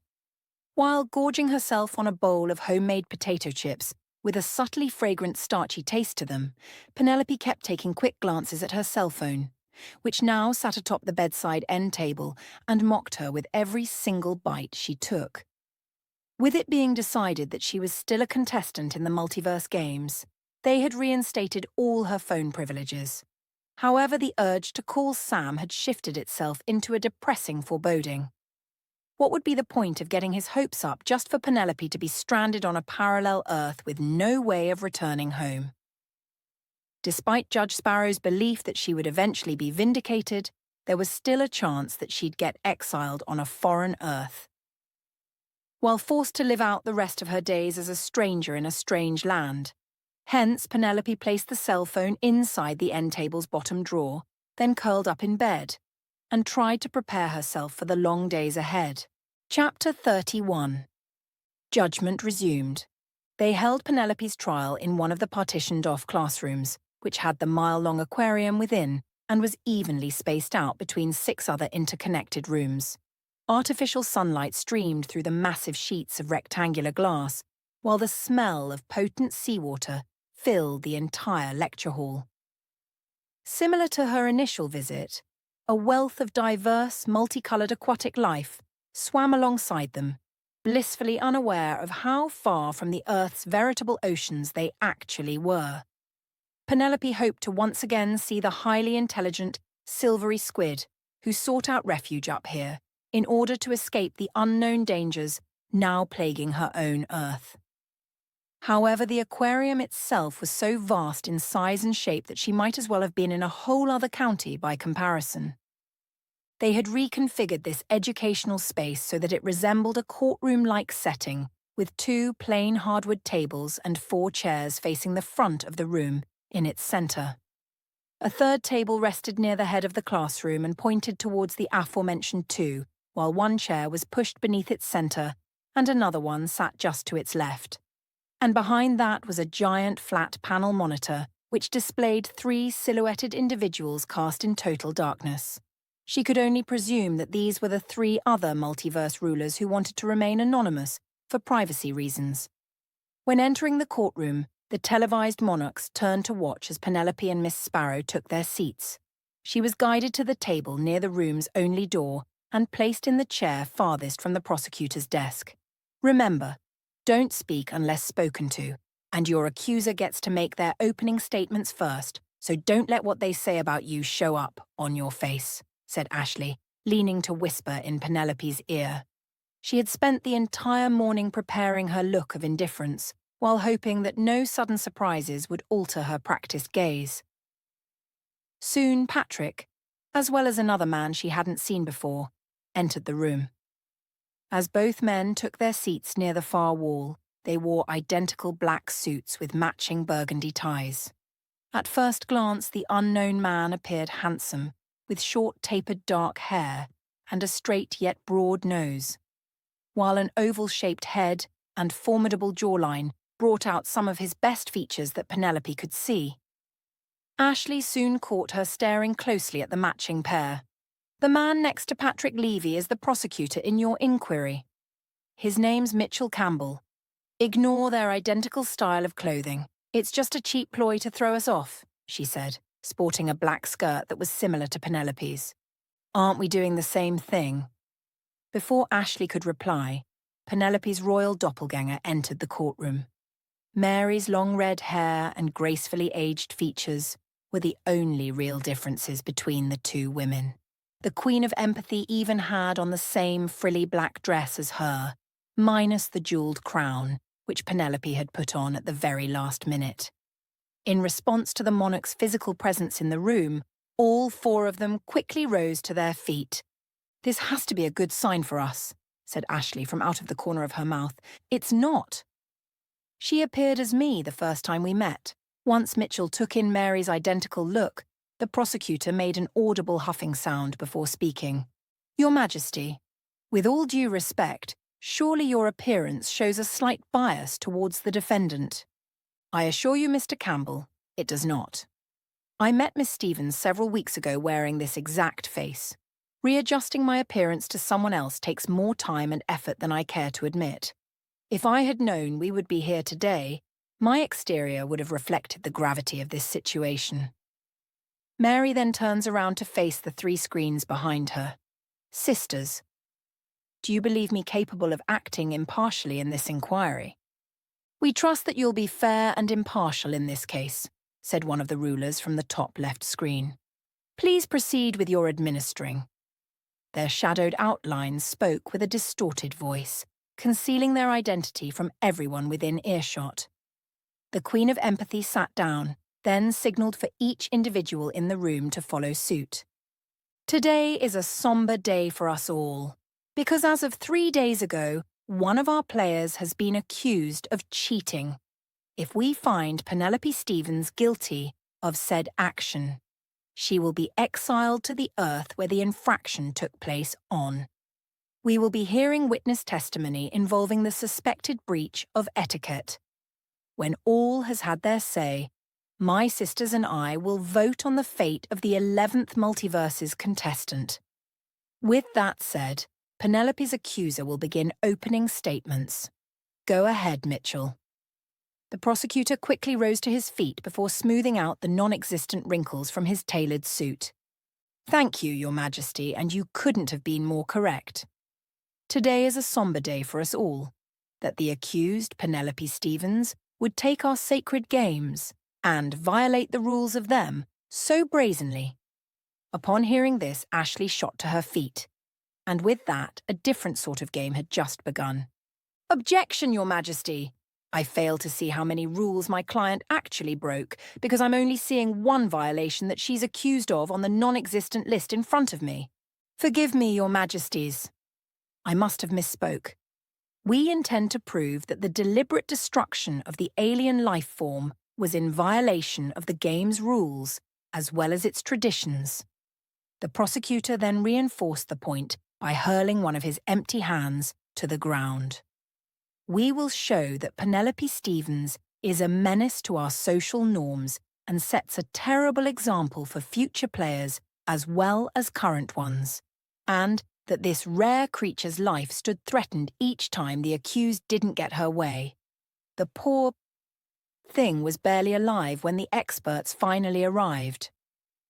Objection, Your Majesty, said Ashley for a second time. The prosecutor just lied to the courts yet again. I have an affidavit from those same experts saying that the alien life form's condition altered itself soon after my client woke from her coma. The prosecutor is suggesting that self-defense of one's very life is also against the rules. No, Miss Sparrow, I am not. I have a document right here saying that the alien is now losing energy at an increasing rate. Mitchell repeatedly tapped his tablet's touchscreen, sending the file in question to everyone else's mobile device. The room was quiet as each of them read through the new evidence. I'm overruling your objection, Ashley. These are dangerously low numbers indeed, said Mary, looking up from her tablet. If Penelope so desired, it would have been simple enough to defend herself against this misinterpretation of Natalie's lost energy. However, because of her secret ally, she was unwilling to answer any additional questions that arose, leaving her hands essentially tied. Natalie was currently depleting all of Ceedy's excess energy, and in a couple of weeks, she would eventually return to a stable condition. But Penelope was painfully aware that she didn't have a couple of weeks for her power levels to go back to normal. Thus, she couldn't risk any further connection between herself and the crystal being that had already been reported. And the fact that Penelope was now partially crystallized herself made the decision to remain silent even more apparent. During one of her latest nanobot examinations, she had discovered that Natalie's desire to turn her into a crystal entity had been, to some degree, accomplished. A small portion of Penelope's occipital lobe, which was situated in the back of her brain, had been completely solidified into a blue crystalline shell in the end. In order to safeguard their energies from the bombardment of cosmic radiation, they constructed these hardened exteriors around themselves, and now her most complex organ had partly done the same.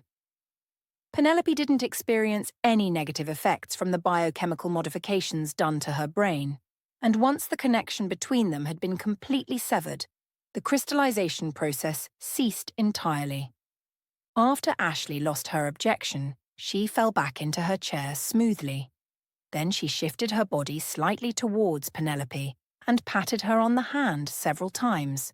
However, each one of her lawyer's pats grew with intensity until Penelope came out of her melancholy daydream. So she readjusted her expression after realizing that her innermost thoughts had manifested themselves onto her actual face. Thank you, Your Majesty. In conclusion, this inquest will find ample evidence to convict the accused as a malicious cheater, along with hopefully serving as a stark reminder for those who might attempt these same actions in the future, said Mitchell. After that, the prosecutor took his seat, which signalled Penelope's attorney into motion. Your Majesties. As I interviewed the witnesses and gathered their testimony, I repeatedly encountered this same question. Why did he unlock the door for them then? These 9 words render this entire inquest invalid. I intend to prove that Patrick Levy, the night shift producer, opened the door willingly for my client since she met all the requirements for the round's completion. And this is purely a political stunt to tarnish the Empress's royal reputation. Objection, Your Majesty. That name is an endearment to her client and holds no place in this courtroom.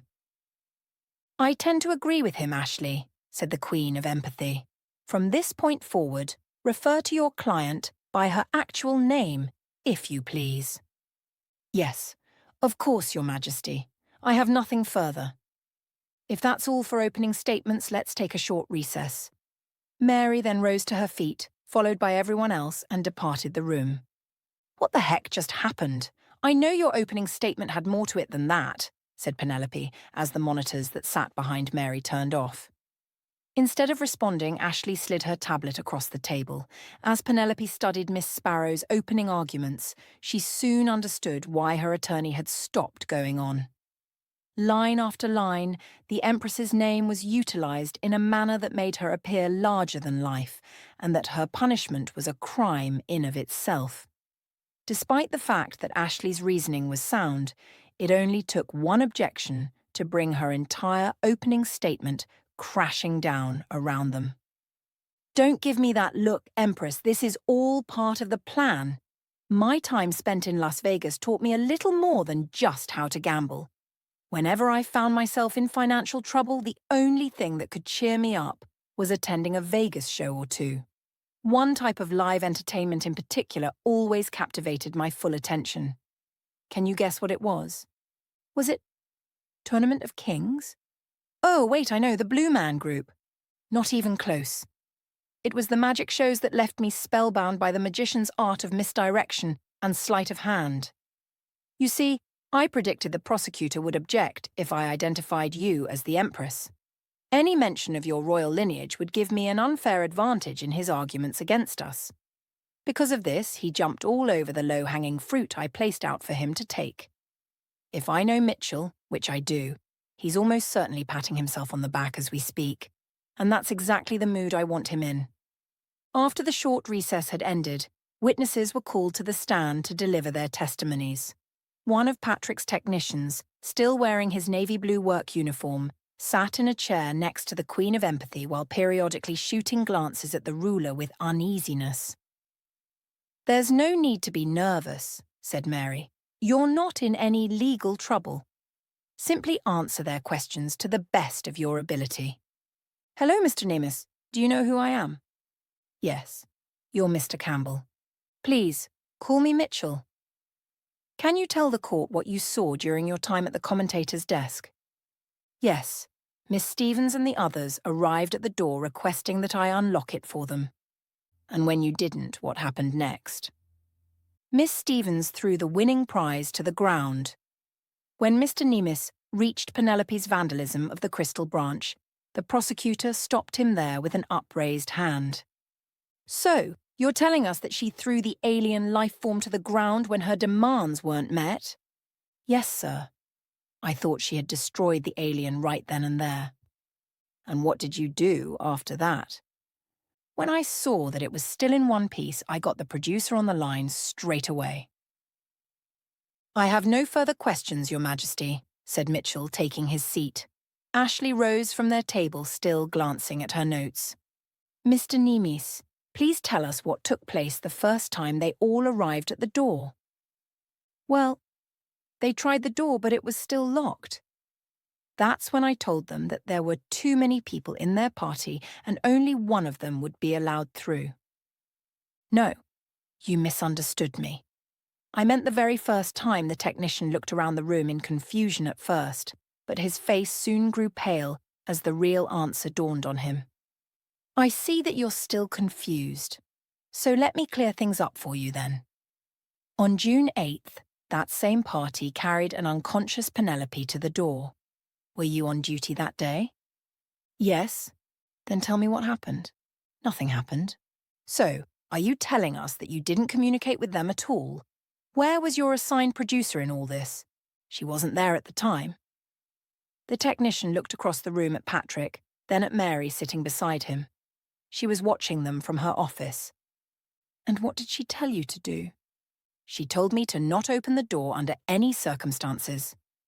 Ashley paced the floor directly in front of him, feigning perplexity at the whole situation. I'm having trouble understanding. They had the crystal branch as well as Penelope. Why not just tell them to take the alien from her hand and fight each other to the death for it then? I don't know. Didn't that seem strange to you? Objection, Your Majesty, said Mitchell. Any answer he gives is speculation. Your Majesty, we have an expert witness on the stand that was at both events in question, said Ashley. Mary put up a hand, silencing the room.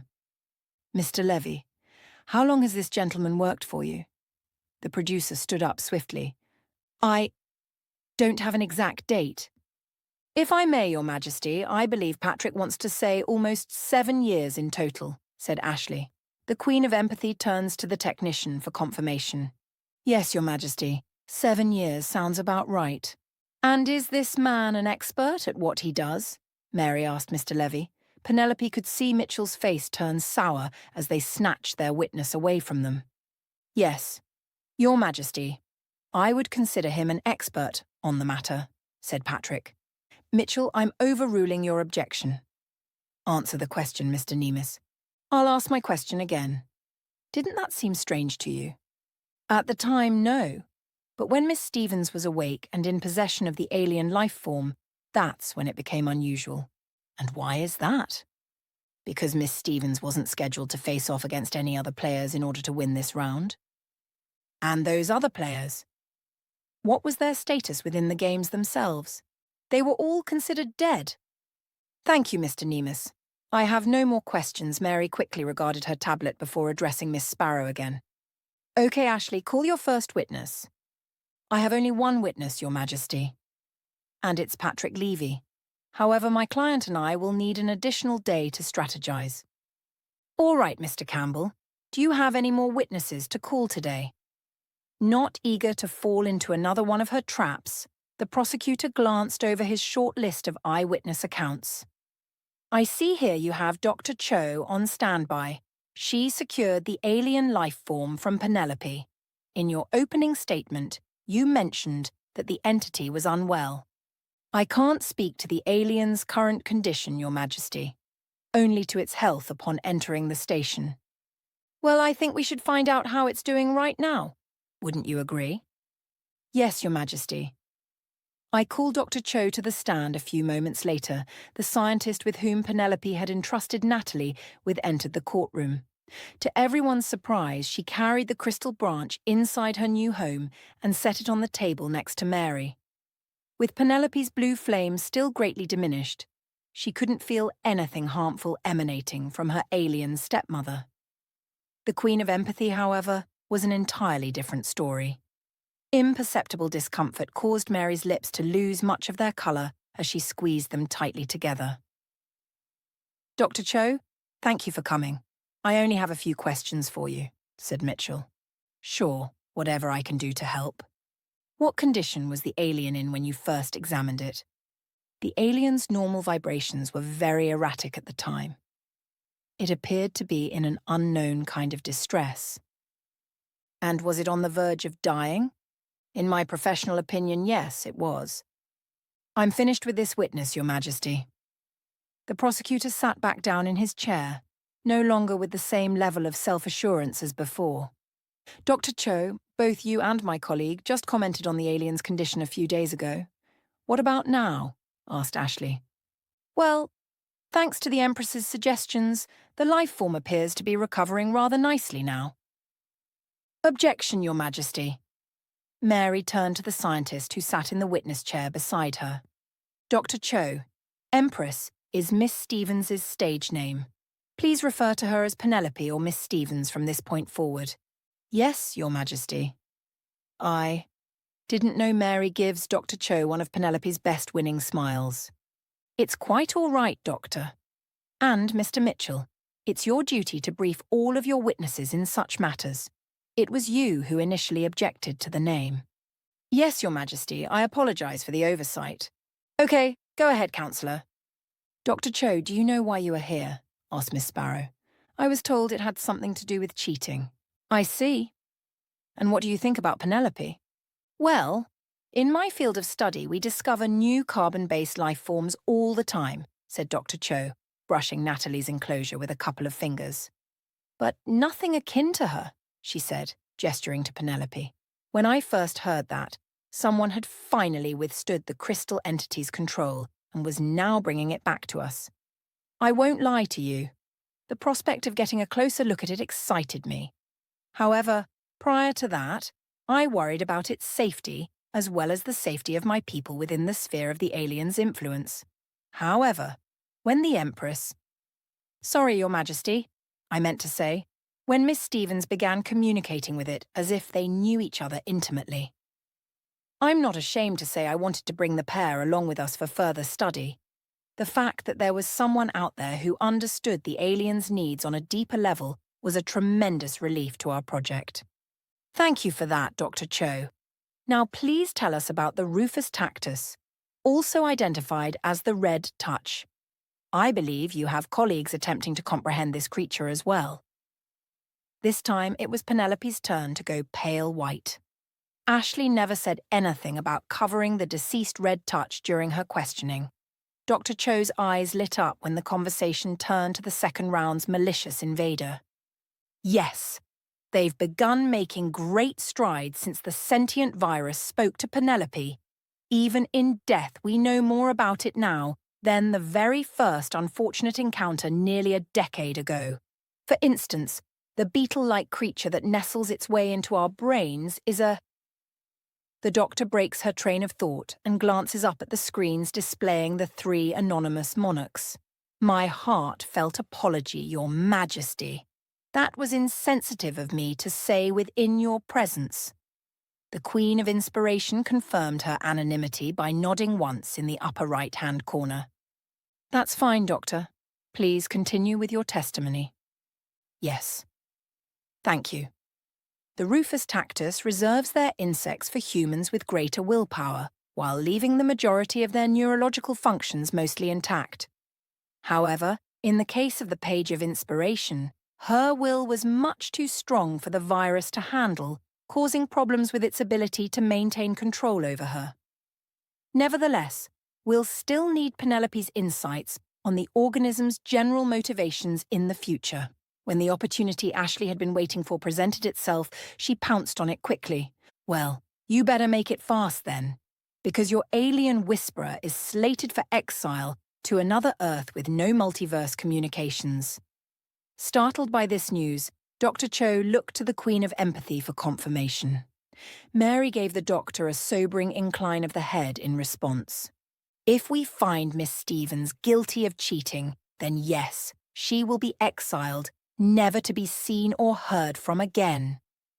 But you can't, said Dr. Cho. The prosecutor quickly hops to his feet after hearing the doctor's sudden outburst. That's quite enough, Dr. Cho. You forget your place here. Oh, sit down, Mitchell. She's my witness now. Doctor, please tell the courts why exiling my client is such a bad idea. Well, according to our psychology associates, the Rufus tactus exhibited both fear and reverence towards the Empress. It felt that only she could free it from the catacombs, which led my colleagues to believe that Penelope will someday have unfettered access to door travel herself. As everyone in the chamber, with the exception of the 4 expressionless monarchs, peered in her direction. The entire courtroom fell silent. In an effort to aid Penelope's cause, the good doctor may have inadvertently branded her a liability.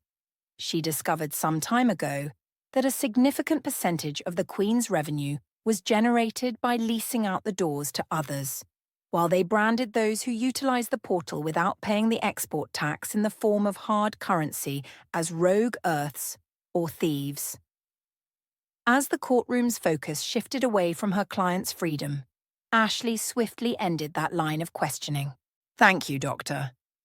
That's all I have." Your Majesty Mitchell's sneer returned with intensity as he detected a shift away from Penelope's favour. "The prosecution would like to call Penelope Stevens to the stand, Your Majesty." "Thank you, Doctor. You are free to go," said Mary, as beads of sweat took shape across her brow. "But, Your Majesty, there must be a wiser alternative than exile." "Dr. Cho, please, get that howling woman out of my courtroom right now." She surveyed the area with uncertainty before noticing the Queen's eyes had fallen onto Natalie's artificial enclosure. Dr. Cho then quickly left the room without further complaint. "You must have really done quite a number on her, Miss Stevens, because I can feel her bitterness towards you growing with each passing moment. What did you call her again? Natalie, was it?" Fearing to say anything after Mary's uncharacteristic outburst, she only nodded once. "Well, Natalie is extremely vexed with you." "Both Penelope Stevens and Patrick Levy will take the stand bright and early tomorrow morning. We're on recess until then." Once the room had completely emptied and all the monitors were turned off, Ashley deeply exhaled with satisfaction. "I tell you what, little one, you're never truly alive until you put it all on the line like that. I'm glad you got your dose of dopamine for today, but what about the whole doorway fiasco?" Miss Sparrow waved Penelope's concerns away with a flick of the wrist. "That simply means, when all is said and done, you're guaranteed a spot at the grown-ups' table, and they'll give it to you with a please and thank you. One day I'll have to teach you how to read a room better than that, dear." "Why did you stop her in such a hurry, then?" "Because Dr. Cho was about to veer towards Empress territory again, and it was going to overshadow our entire argument. This new information provides them with some additional food for thought. Speaking of food, let's go grab a bite to eat and discuss our strategy for tomorrow. But I'm a little short on funds right now, so it's your treat today, baby girl." Chapter 32. Queen of Motion. The following morning, the prosecutor wasted little time summoning Penelope to the stand once court was back in session. Hence, she sat down in the witness chair and stared enviously at a much more attractive version of herself, while concurrently contemplating whether to let her hair grow out just a bit longer.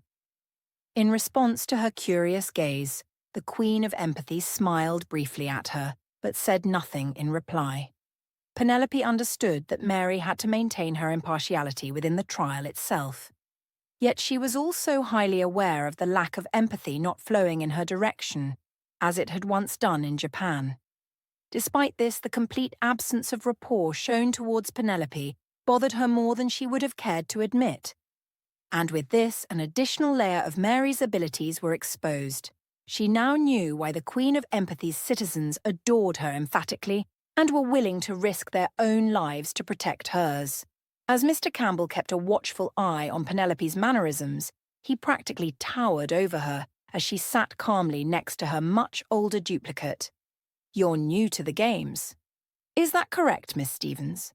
She looked around the courtroom in bewilderment and wondered if he was genuinely being serious about the question. However, when no one dismissed his blatantly obvious query, and her lawyer signalled Penelope to answer with a twirl of her finger, she released a slight exhale before responding. "Yes. So, you don't know the rules, then?" "Nope," said Penelope, being quite dishonest.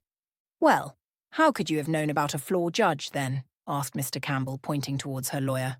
"After violently shattering your previous handler's wrist with your in-game weapon. How on earth would you know to call for one?" "I must have read it somewhere off the back of a cereal box." "This is a serious matter, Miss Stevens," said the Queen of Empathy. "If you continue to lie or make light of this situation, you'll lose any chance of having your voice being heard, and your attorney won't have the opportunity to cross-examine her client.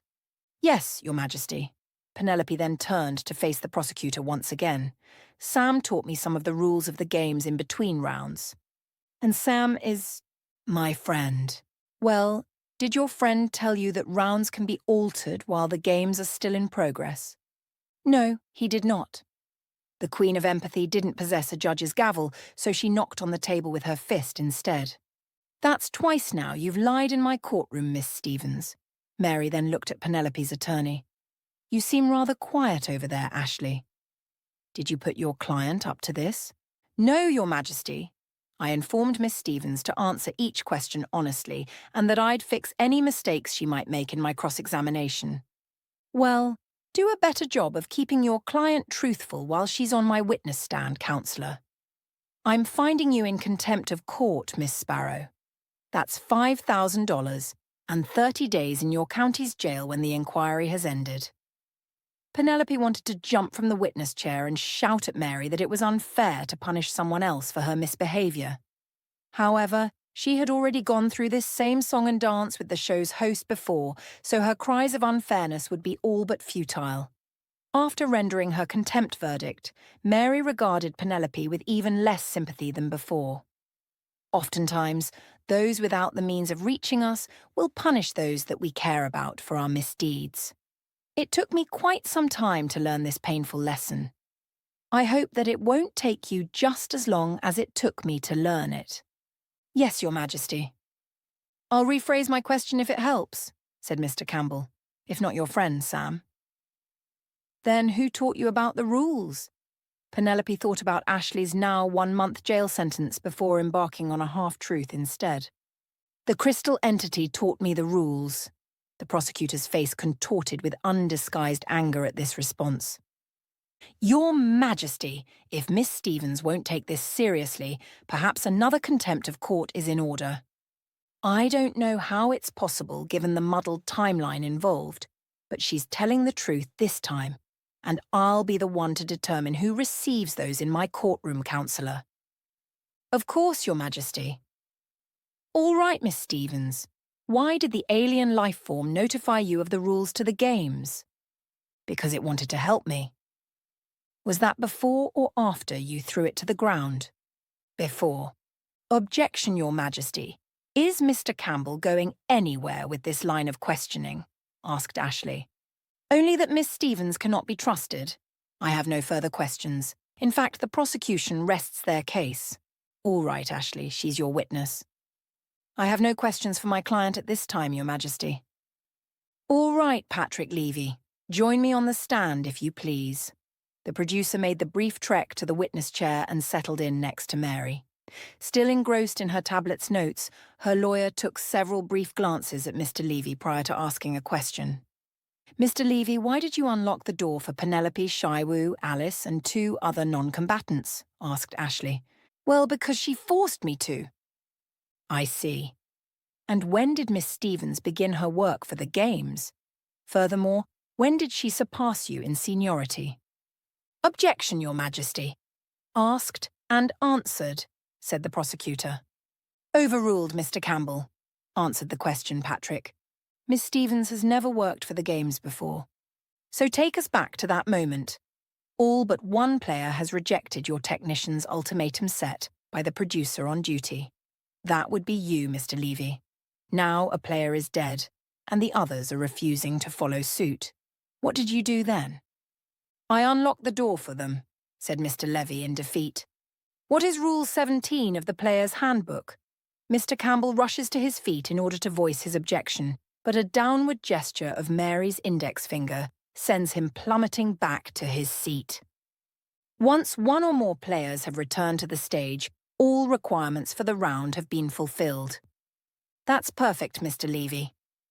Since the prosecutor brought up alterations made to the games while they're still in progress, please read Rule 38 from the handbook.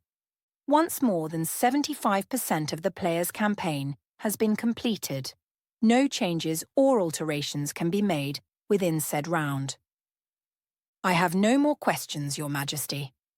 And the defence rests their case. Before addressing the room, the Queen of Empathy struck her knuckles against the table several more times. Court is now in an extended recess. We will review the evidence as well as witness testimony one last time before casting our votes. We wish you all a good afternoon. The following day, Penelope paced up and down the broad corridor outside her hospital room. Light tan carpeting with a complex woven pattern differentiated the medical ward from the antiseptic white of the spaceship's training facilities. Her black jumpsuit sat strewn across the bed, alongside the comfy pajamas she planned on stealing when this was all over. After Jacob took the suit from Penelope's possession on her first day back, she figured to never see the form-fitting attire ever again.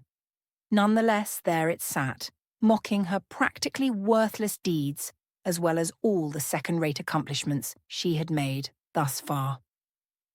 Penelope checked the clock on her cell phone for the 100th time, trying to will Judge Sparrow into existence. She had profusely apologized for the contempt charge, but the judge reassured her that this wasn't her first stint in the slammer.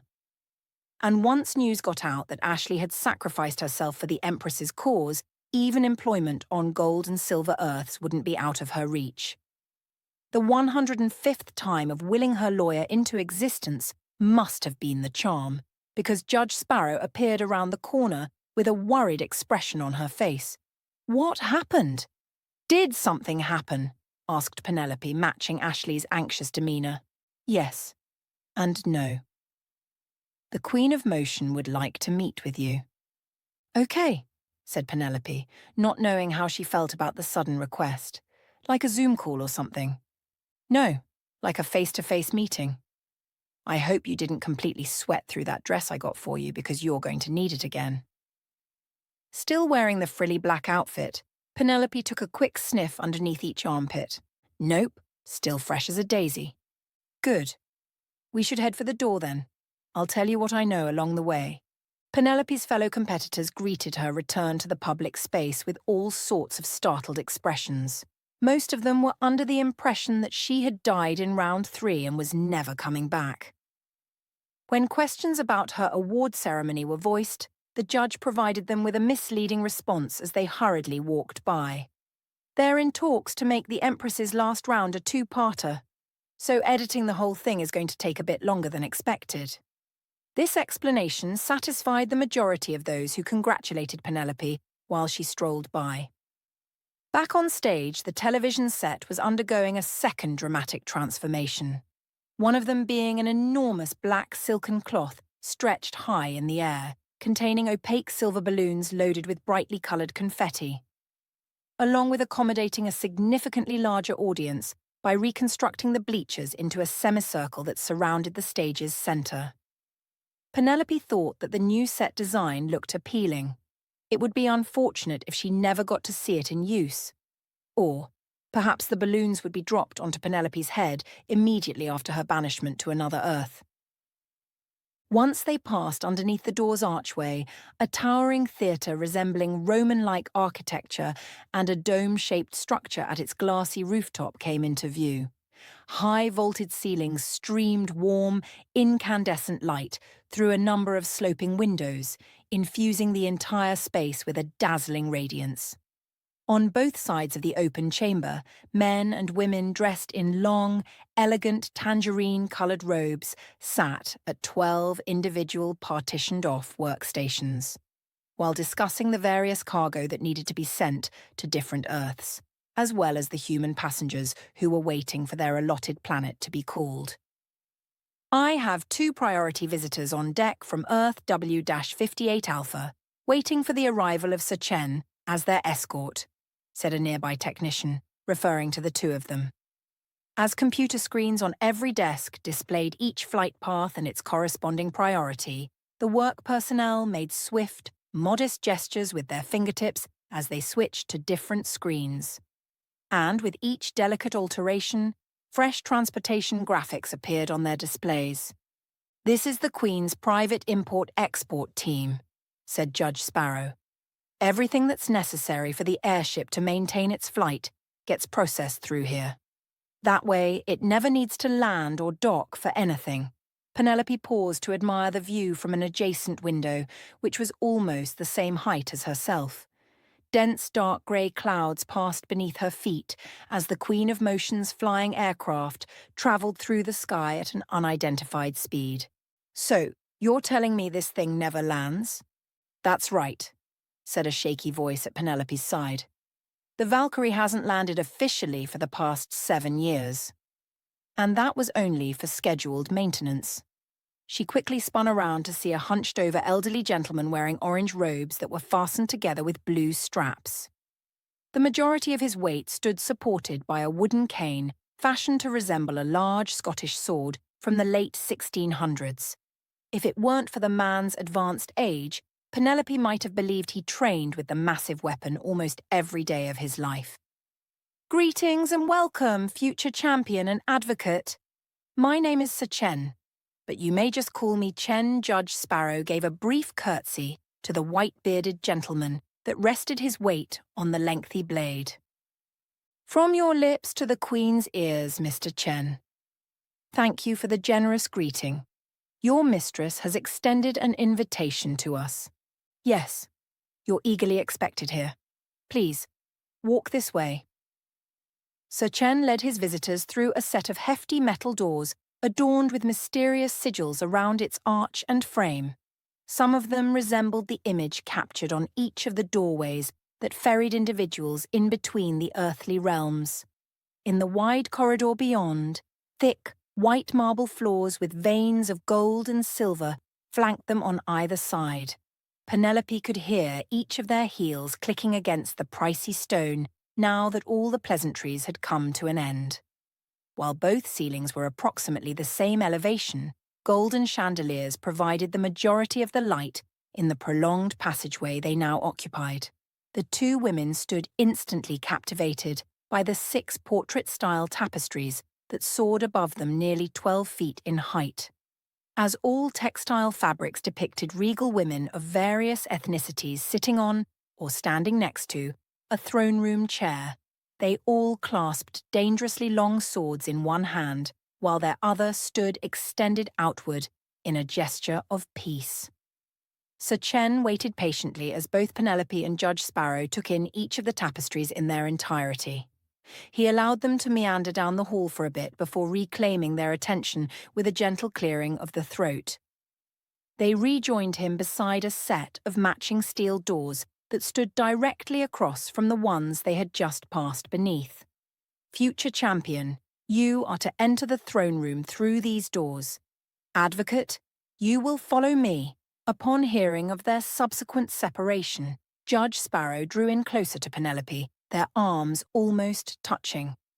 "Thanks, Ashley, but I'll be all right here. Besides, what can they do to me that hasn't been done to me already?" The judge opened her mouth to say something when an ominous response entered her thoughts, but hesitated before uttering the words aloud, lest they come true. "I'm sure you're right, Empress," she said, turning to their escort. "Mr. Chen, you wouldn't happen to know of a place where one might wager a bet or two on a future sporting event around here?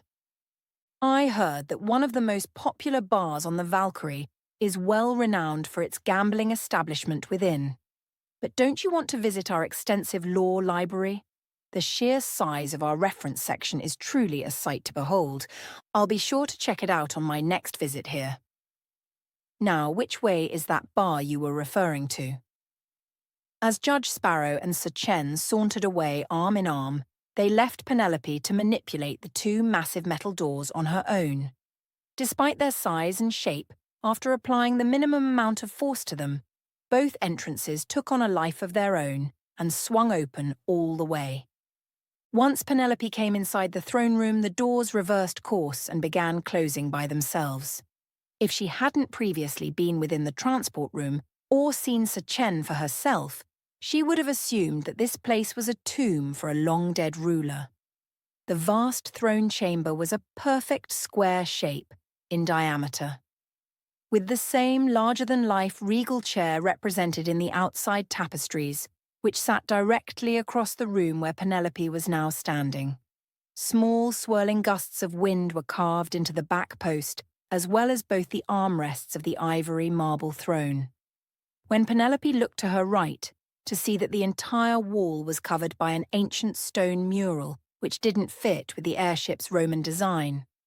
And although the vivid yet rudimentary imagery told a sincere story of suffering and heroism, Penelope was incapable of appreciating its true meaning. While on her left, a long row of traditional-sized portraits hung one after the other in chronological order of date. Someone took the time and effort to clean the throne room with meticulous attention to detail. Despite this, Penelope was very familiar with the sight of an unused space due to her time spent cleaning vacant rooms back home. Attracted to a collection of self-portraits, she strolled over to that side of the chamber for a better look. The golden-framed paintings covered the entire length of the wall in ascending order of royalty. In fact, there were so many that any additional paintings introduced to the throne room would have to be hung on the walls near the exit. These women exhibiting a vast array of facial expressions formerly held the title of Queen of Motion. Some of the past rulers smiled broadly at the artist, while others took their royal self-portrait quite seriously with flat, expressionless stares. There were those with frowns on their faces and others who bared their teeth at her with blatant malice. Penelope was altogether certain that she never wanted to encounter the latter of the two. However, according to the dates beside their names, each of the monarchs had been dead for thousands of years. Thus, any impromptu meeting would have to be postponed until her inevitable death. Yet, something out of the ordinary drew her attention to the wall's centre, where a single man's face stared back at her. Penelope scrutinized the solitary portrait of his location within the extensive line of women. His thoughtful eyes exuded a compassionate demeanour, which she could sense through the painting itself.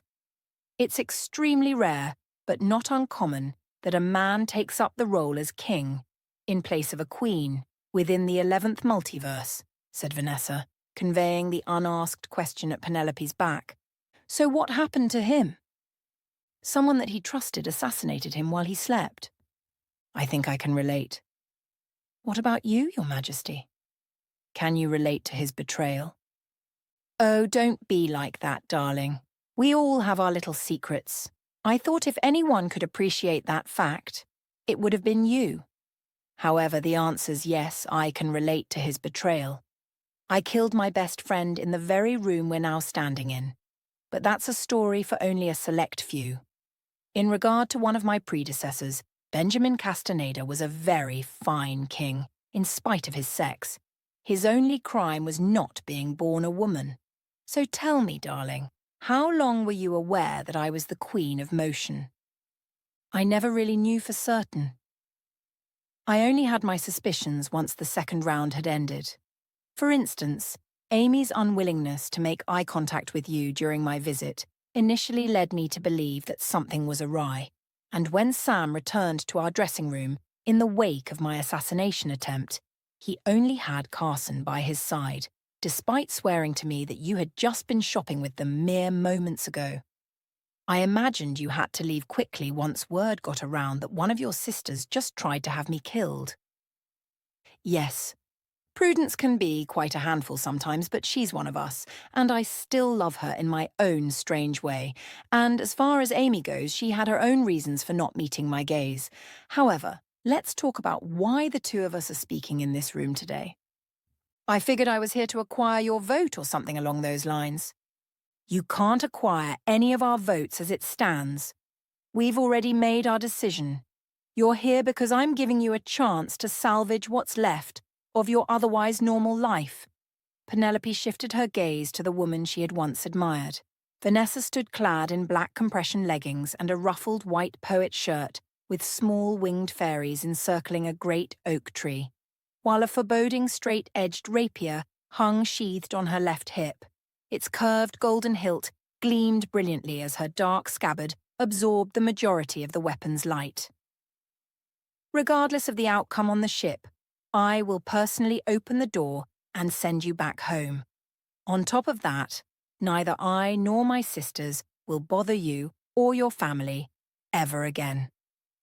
Penelope's growing annoyance at being lied to subsided temporarily when the notion of leading a normal life suddenly came roaring back into view.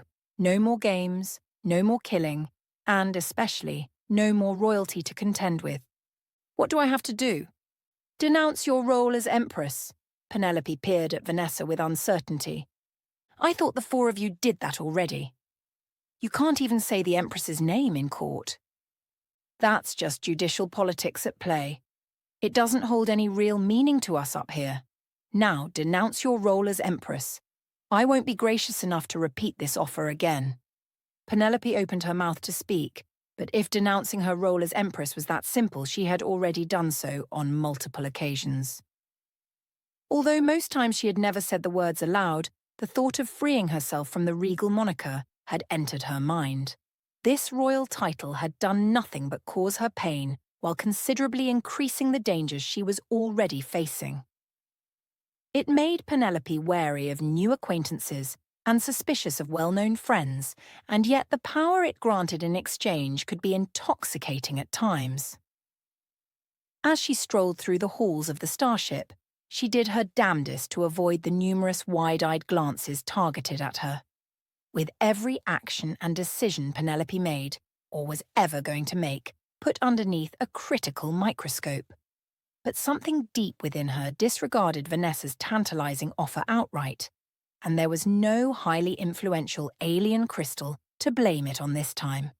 Only the sheer will and determination to never feel helpless ever again guided her unwavering decision. Whether it be for good or ill, the Empress had always been a part of her, and neither Vanessa nor the other three monarchs would take that away from her without a fight. No, I won't. These three simple words flowed from her mouth without hesitation. It was possibly the easiest thing she had ever said in her entire life. Now, freed from a burden she never knew existed, Penelope smiled at the Queen of Motion as she now steadily watched her royal equal. Vanessa's ethereal beauty and unwavering resolve now gleamed through the utter fury directed towards Penelope's answer.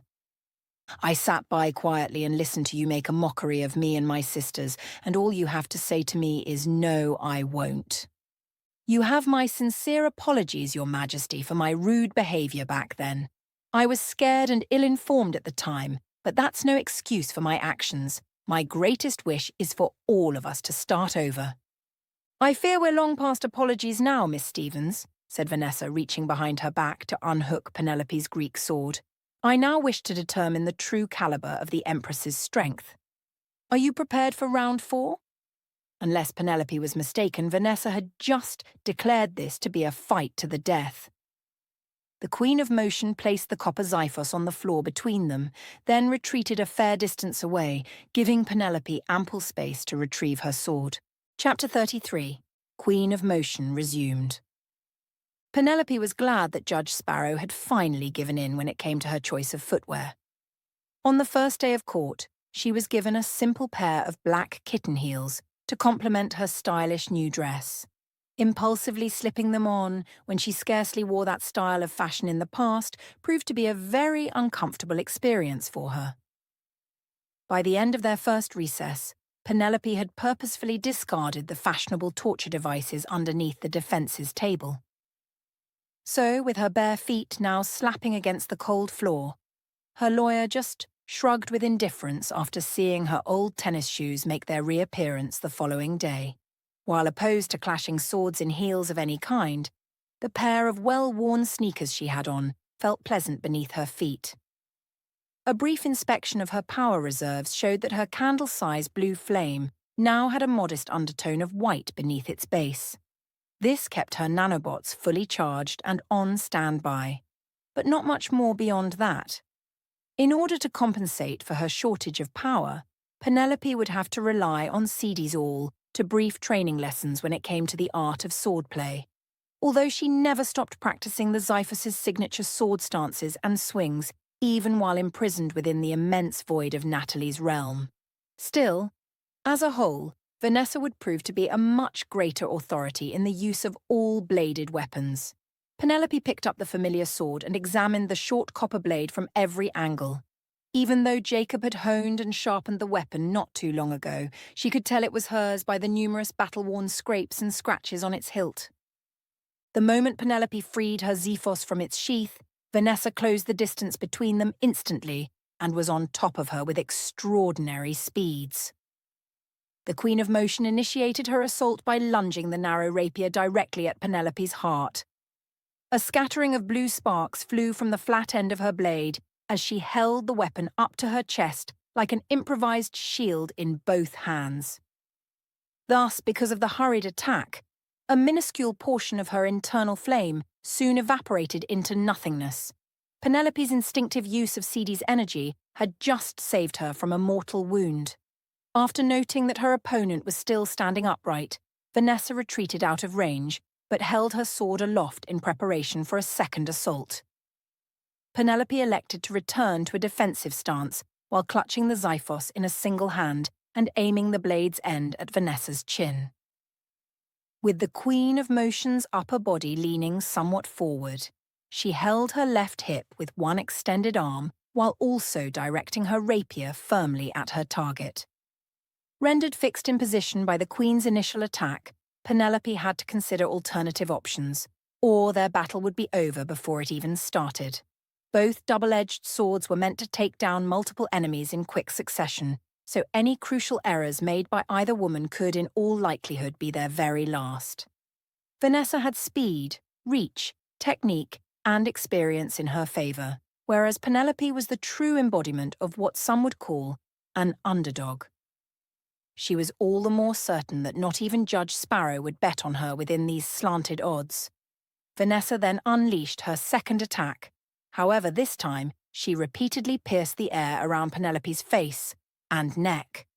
Despite deflecting each one of the Queen's legitimate thrust, which was meant to strike at her unshielded body, Penelope's teeth rattled inside of her head each time one of Vanessa's swift lunges turned into an upward slash, which abruptly yanked her sword arm from its defensive posture.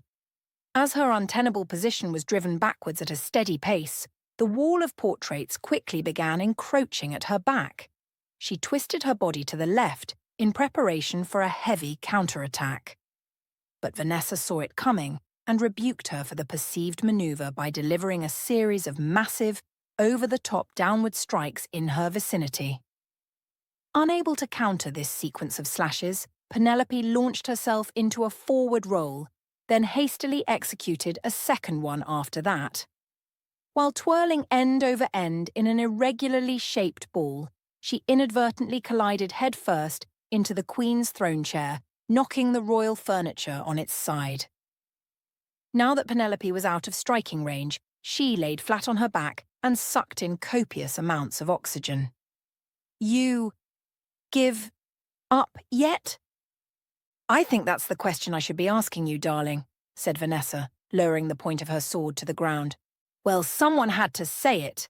The cool marble flooring hummed slightly beneath her body as the engines propelled the massive airship to an undisclosed location. "Where are we going anyway?" asked Penelope, staring up at a second mural positioned on the ceiling. The Queen of Motion took out a pocket watch before looking at the time. "We should be over Egypt by now." "Oh, I haven't been there before. That sounds nice." Now acknowledging that she was in an untenable position, Penelope burned away a small fraction of what little flame she had left. This allowed Sidi's tendrils to wander beneath the marble flooring, ventilation pipes, and on through to the soles of Vanessa's feet, where she then held them into place. "Are you finished resting yet? Or do you need a bit more time?" asked Vanessa, cutting large swaths of her rapier through the air. Penelope gradually lifts herself to a single knee. "Now hold on a minute. There's a perfectly good chair right over here. Do you mind if I have a quick sit down, Your Majesty?" "Actually, I do mind. And it's not simply a chair. It's a symbol of all the queens that sat there before me." "Oh, it's a symbol." "Do forgive me, Your Majesty.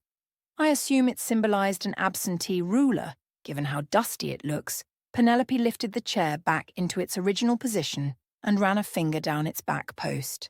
She then inspected that same hand with a frown, while rubbing the imaginary dirt between her thumb and forefinger. I guess it doesn't get used all that much these days. I wonder why that is. That's real cute, darling. I know what you're trying to do, and it won't work. I'm warning you, don't sit in that chair. Vanessa had cautioned her in a similar manner once before, in that same dangerous tone of hers, after Lieutenant Carson had fooled Sam into eating the very addictive bacon cheeseburger. Even though Penelope wanted to kill Carson for that cruel stunt, she ultimately heeded Vanessa's warnings and backed off. But as far as Penelope was concerned, these events happened a lifetime ago, so she plopped down on the ivory throne, then crossed one leg atop the other for emphasis. Infuriated by the blatant show of disrespect, Vanessa took several long strides forward, directing the rapier at the young girl's face. The thing about planting one foot in front of the other is that everyone does it in a slightly different manner. Much like a professional runner, Vanessa began her approach with a mid-foot stride that planted her feet squarely toward her ultimate destination. Then, accelerated her speed with each quickening step by pushing off the balls of her forefoot. However, Vanessa's running technique was far from optimal because while sprinting, she favored the weight of her left leg each time the bones and muscles flexed with tension. With this, a clear flaw in her movements was exposed that could now easily be exploited. Penelope shifted her entire weight downward, allowing her entire body to slip from the elegant chair. This resulted in Vanessa's sword arm ricocheting harmlessly off the throne's backrest with a resounding clang. With the Queen of Motion's lower abdomen now exposed, Penelope saw herself plunging her xiphos into Vanessa's liver. She could even see herself slicing through both intestinal tracts, allowing her victim to bleed out slowly. However, doing anything of the sort felt completely wrong to her. In fact, it was a grievous error to impale Vanessa in any sort of offensive way. It was comparable to committing suicide after engaging in a quarrel with a complete stranger. So Penelope opted for Plan B and struck the kneecap of the leg Vanessa had been favouring with the flat of her blade. This sent the Queen of Motion's left leg buckling beneath her feet, yet didn't deter her from a counterattack. Vanessa ignored the sudden burst of pain inside her leg and drove the sharp end of her sword into Penelope's retreating scapula, scraping the bone's surface beneath. The tip of her blade came out just as quickly as it went in, causing Penelope to release a surprised yelp at the unexpected stab to the back. Vanessa then grunted to herself in discomfort as the affected limb finally registered the harm that was done to it. Out of pure instinct, Penelope searched her back for the now bloody stab wound, while Vanessa found herself hobbling around the throne room as she tested the stability of her injured leg by flexing it back and forth. And with the last fragments of Seedy's blue flame now gone, a vibrant new white blaze that had not been seen before had fully taken its place. Hence, Penelope dispatched several thousand nanobots to perform microsurgeries on certain parts of her injured shoulder. They would patch her subscapular artery, which had been nicked by the rapier's deep cut. However, the torn muscle tissue and shallow puncture wound would have to go untreated for now. This might stabilize a healthy individual long enough to be transported to the nearest emergency room. Although, based on Vanessa's sour expression, she didn't see this occurring anytime soon. "I strongly disagree with your method of swordsmanship," said the Queen, still flexing her knee. "When you see an opportunity to strike down your opponent, you take it without hesitation. The next time you turn your back on me, I won't be leaving you with just a treatable injury." Vanessa glanced down at her stiff leg before looking back into Penelope's cautious stare. "So, is this one of your powers? You detect a person's movements by studying the placement of their feet." Penelope chuckled to herself after hearing Vanessa's theoretical interpretation. "I know you can easily repair most injuries to yourself, as well as others. So why haven't you finished healing yourself yet?" Penelope was starting to feel very exposed as Vanessa took a closer examination at the blood trickling down both her arm and shoulder. "Or perhaps you did heal yourself already, just not all the way." "Well, why not tell me about your powers then?" asked Penelope in evident panic. "You're running on empty," said the Queen of Motion, undeterred by her outburst. "When did it happen?" Was it in round 3? Penelope figured her best defense within this interrogation was to keep quiet and allow Vanessa to draw her own conclusions. "Okay, I think I have all the information I need for now. Shall we continue?" "Are you sure your leg is still up for it, Your Majesty?" "I think so. I'm getting up there in age. There are still some things that not even nanobots can fix." Penelope ignored Vanessa's fishing expedition and leaned in with a conspiratorial whisper. "Are you 27?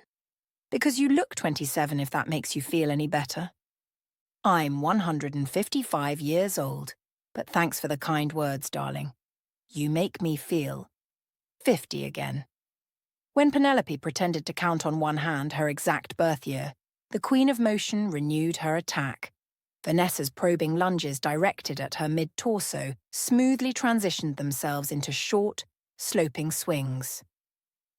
And although she didn't appear to be affected, the injured leg had slowed her down far more than she'd like to admit. Penelope could now see each of her swings as they came soaring in her direction, while deflecting the ones she couldn't readily sidestep.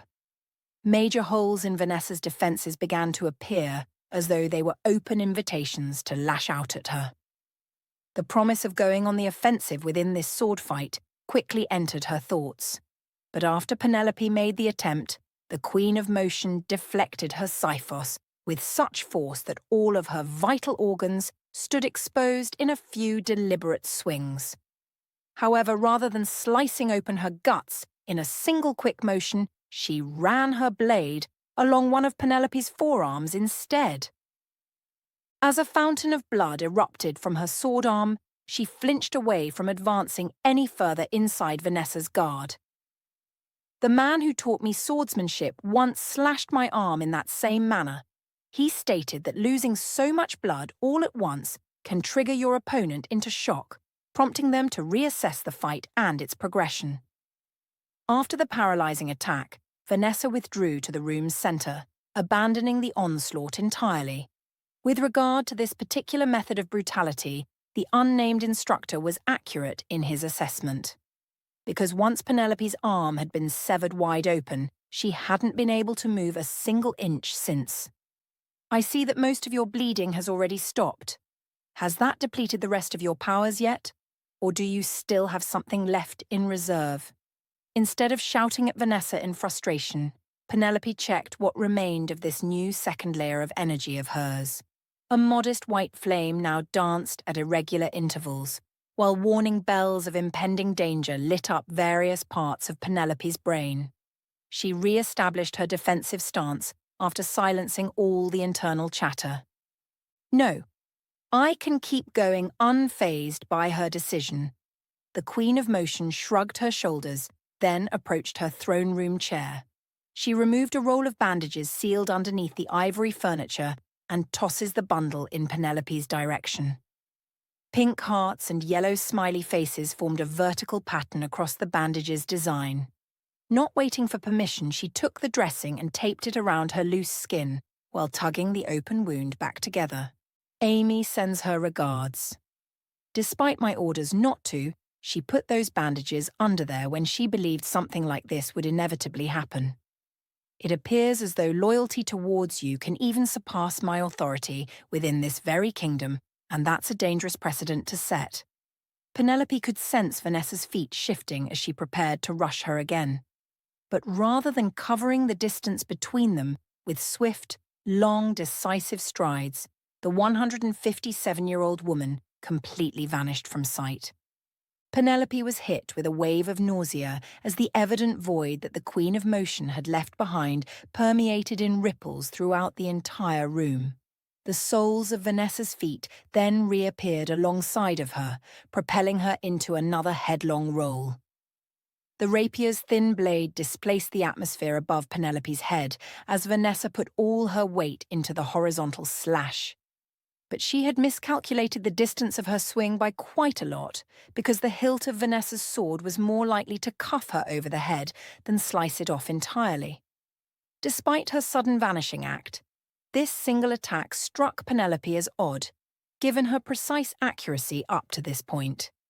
If she wasn't trying to kill her, and this was some sort of test, then what would constitute as her passing it, or gaining the approval from the Queen of Motion herself? Upon her reappearance, she regarded Penelope with wariness as she directed her sword arm towards the floor. "That was one of my best maneuvers. Did it even make you sick at all?" asked Vanessa in undisguised annoyance. "Yes, it did." "Perhaps you can teach it to me one day." Not convinced by Penelope's reassurances, Vanessa sauntered around the throne room in small semicircles while muttering low obscenities to herself. "That one move alone can keep prudence in check. And it's not something you can just teach. It belongs to the Queen of Motion's line of succession." Every stride she took in contemplation burned Penelope's white flame away, dwindling it down to almost nothing. When Vanessa finally stopped pacing, she spotted Penelope staring down at her feet. Vanessa inspected the soles of her shoes while grinning as if a tantalizing secret had just been revealed. In the absence of any visible magic or dog shit, she kicked her shoes off to the side. The Queen of Motion then launched herself high into the air and vanished from sight. After only a single use of her specialized powers, she had deduced Penelope's ground-based tracking abilities. While chastising herself for being so naive, a second wave of nausea struck her sharply in the guts. Vanessa's mind games were borderline next level, and Penelope had played right into every one of them. A stinging sensation ignited across her back as the rapier tore deep into her skin. All she could do was stumble forward in an attempt to prevent a second swing from connecting. Penelope responded with a blind backward slash where Vanessa's feet were previously standing. However, only a pair of discarded shoes were left in her place. With Vanessa now missing once more, Penelope needed to get her feet moving again before she reappeared, so she waited for the nausea to overtake her once again, then raced across the throne room. With her back now firmly pressed against the wall, she surveyed the surrounding locations in which the Queen of Motion could still strike at her from. A pair of footfalls landed on Penelope's right, sending her into immediate action. As the white flame slowly snuffed out, she unleashed the last remaining bits of her strength into a powerful, piercing thrust in the Queen's materializing direction. Her short copper blade raced towards Vanessa's unprotected ribcage, then altered its trajectory to move past the rapier's protection. However, the two weapons collided in a thunderous clash of steel all the same.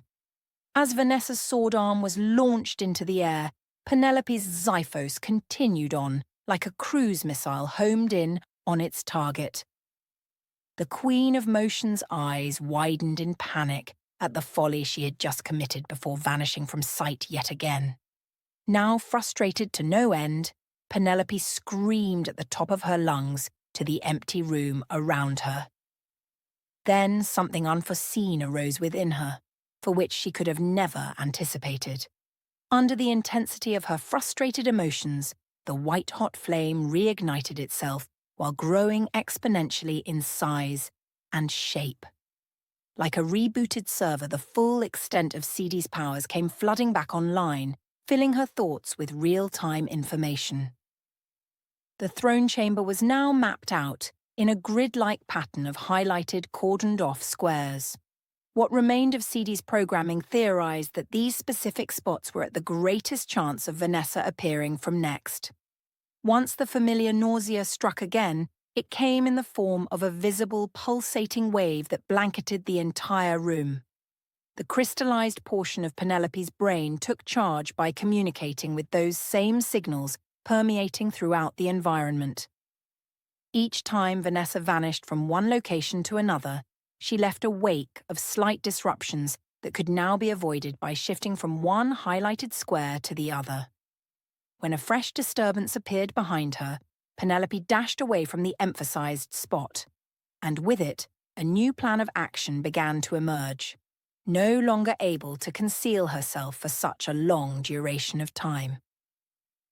The Queen of Motion reappeared at the room's far end with a hand resting on each hip, while taking deep, laboured breaths. Well, that sure was different. I imagine you have something left in reserve after all. I can wait right here if you need more time to catch your breath, said Penelope. Vanessa smiled at the light-hearted jab, but the grin never reached her eyes. No, I can keep going. The distance between them shrunk in seconds as Penelope sprinted toward the now exhausted queen. But she disappeared from sight by opening up a dimensional rift in the world before passing through it. Penelope had initially believed that it was a combination of superhuman speed and intense sword training, which aided Vanessa's vanishing act inside the vast chamber around them. However, the lingering energy currents left behind once the spatial tear was ajar told an entirely different story. Penelope feigned confusion at Vanessa's most recent disappearance, but when a fresh rift started to form near the left side of the wall's portraits, she muttered a brief prayer to herself for the absolute worst idea she had ever had in her short life. Penelope shifted her body towards the new location and ran straight at Vanessa's reappearing form.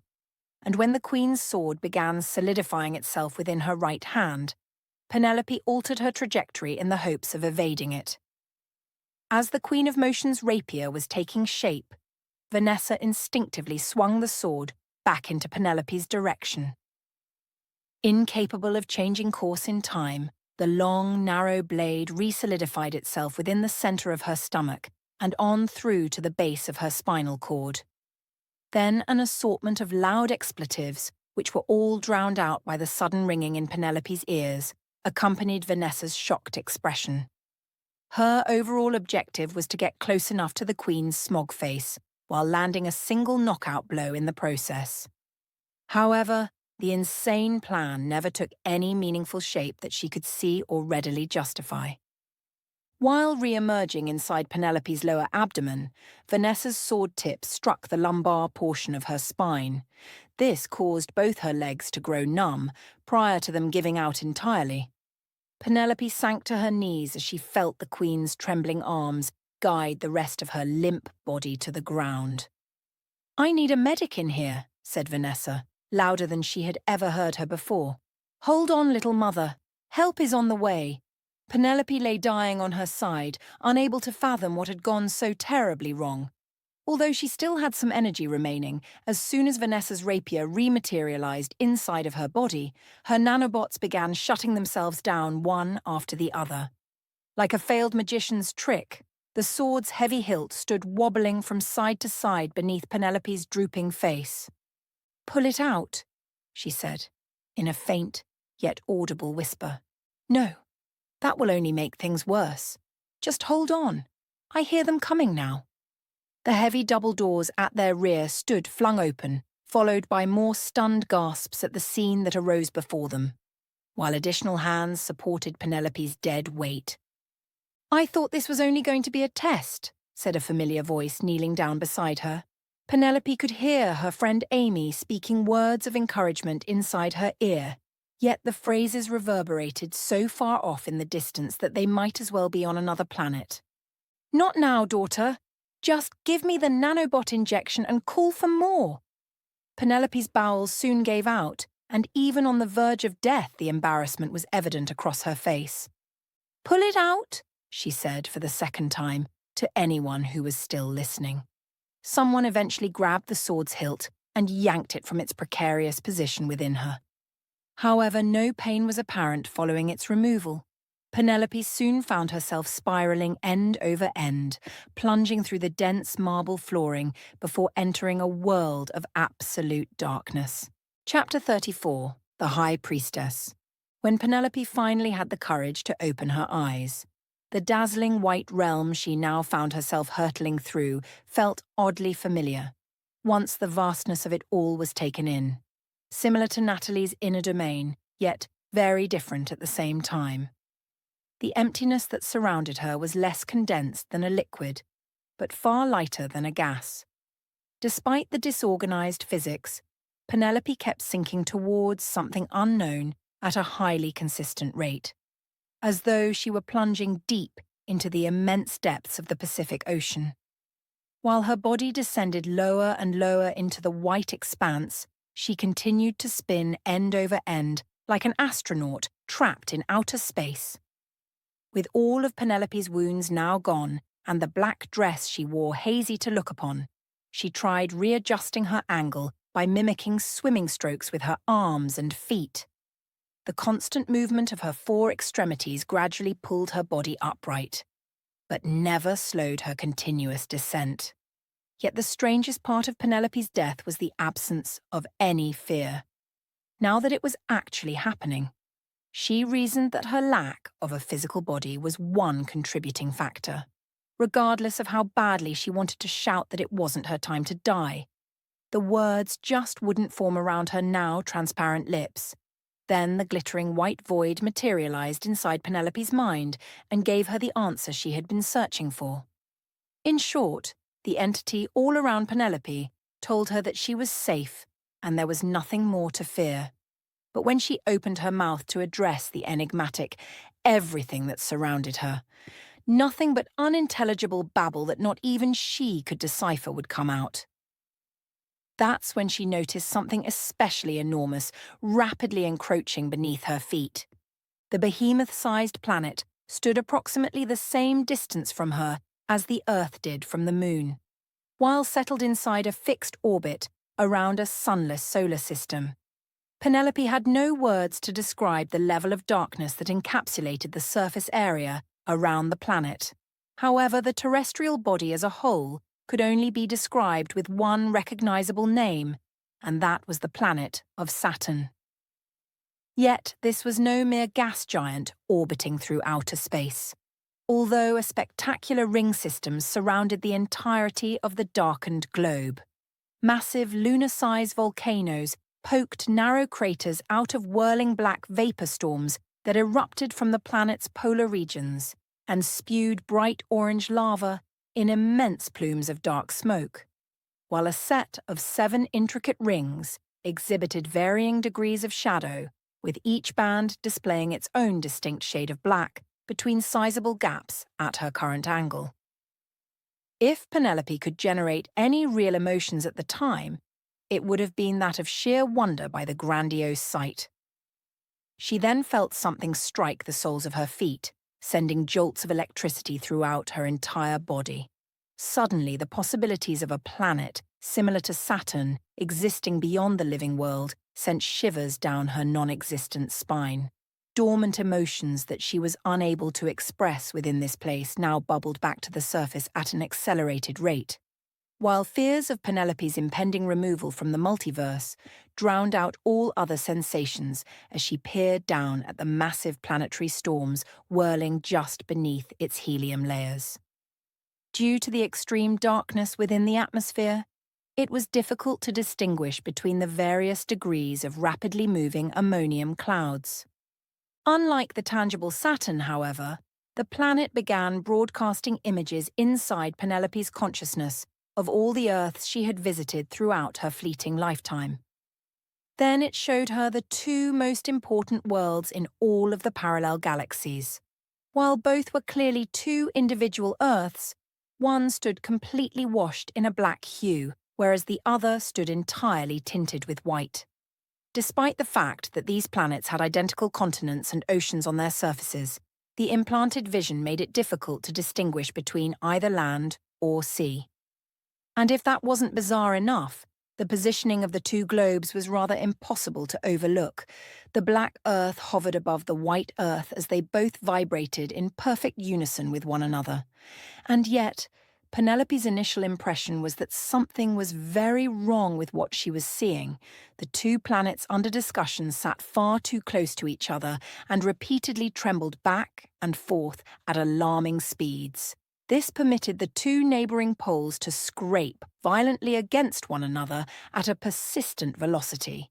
Massive sections of the Earth's crust erupted into large chunks of Arctic ice that floated in between both displaced atmospheres, while the merging oceans swirled around a singular point to form dark grey typhoons that unnaturally linked the 2 planets together. Once Penelope banished the scene from her mind, she inadvertently pondered her final destination, not expecting a coherent response to her question. "Home," said the parallel Saturn, as it boomed out the answer in every corner of her psyche. Terrified of that word in life, as well as death, Penelope aggressively begins swimming away from the black Saturn's consistent pull, while longing for a jetpack to aid in her escape as she continued to slope towards the gas giant's counterpart. Penelope felt a heavy apparatus take shape across her back, which began to accelerate her downward spiral even faster than before. She instantly removed the absurd notion and permitted the newly constructed dual exhaust engine to drift alongside her. And once the Rocketeer-inspired film prop was utterly forgotten, it quickly disappeared from sight. As Penelope reached the planet's event horizon, Saturn's swirling gases began discharging a slew of buoyant black bubbles that floated alongside her before continuing their way upward. She contemplated where they were going, as well as what caused the dark orbs to rise from the gas giant in such a mysterious manner. When she seized one of them along her path, Penelope's non-corporeal form received a second jolt of electricity, just as she had before. This time, random bits of memories from her recent past played out through her thoughts, like brief clips on a television show. She saw herself seated inside the makeshift courtroom, wishing that Dr. Cho would keep all her theories about door travel to herself. The ridiculous notion struck Penelope just as convincingly as the unending bubbles of memories rising from Saturn's volcanic surface. And although making a doorway in the real world seemed quite impossible to her, doing so within this midway point between dimensions wasn't such a far-fetched idea based on her most recent creation. Thus, she started by planting the seeds of her intentions, by grabbing as many black bubbles as she could with her outstretched hand, allowing the fleeing memories to fuel her deepening emotions yet again. Once an excess of unimportant recollections came and went, Penelope envisioned what she wanted to construct inside her mind. When visualizing the plain brown door, she made sure that it would appear before her, just as it had done on stage. Penelope also ensured that both she and the doorway were falling at the same rate, so as not to overshoot one another. After shimmering into existence in front of her, the once brown, sturdy oak door now appeared in a brilliant white hue. Penelope only analysed the colour change momentarily, then concentrated all of her thoughts on the throne room as she imagined the surrounding space of her targeted destination. She then flung the door wide open and prepared to manoeuvre herself through, but only the same white emptiness greeted her on the other end. Somewhat frustrated with the unsuccessful results, she slammed the door shut on its invisible hinges. Yet, much like markers on a dry erase board, the same hand used to close the door left behind a black handprint on the entrance's upper corner. Penelope studied her stained hand and almost wiped the dark substance onto the folds of her dress. She then had a flash of intuition after realizing that the identifying sigil around the door's peephole was no longer embossed on top of the wooden surface.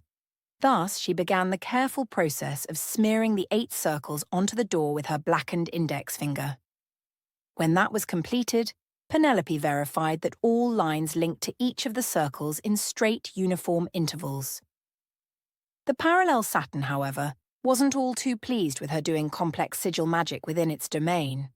For the sentient gas giant soon began reciting the only phrase that, up until this point, she could clearly make out. "Home, home, home." The ceaseless communication reverberated throughout her skull, threatening to disrupt Penelope's concentration altogether. But she maintained her focused finger painting until she completed the task at hand, unable to even stomach the notion of glancing back down at the ever-encroaching planet. Penelope grabbed the brass knob before morbid curiosity overwhelmed her need to flee. Saturn's towering presence had formed a pair of massive black hands that stretched from the planet's murky surface, while encompassing the near-infinite brilliance that embodied everything else. "Home! Home! Home!" Saturn's outstretched arms pursued her with growing intensity as its two moon-sized hands tried swatting her from the doorway like an insignificant bug.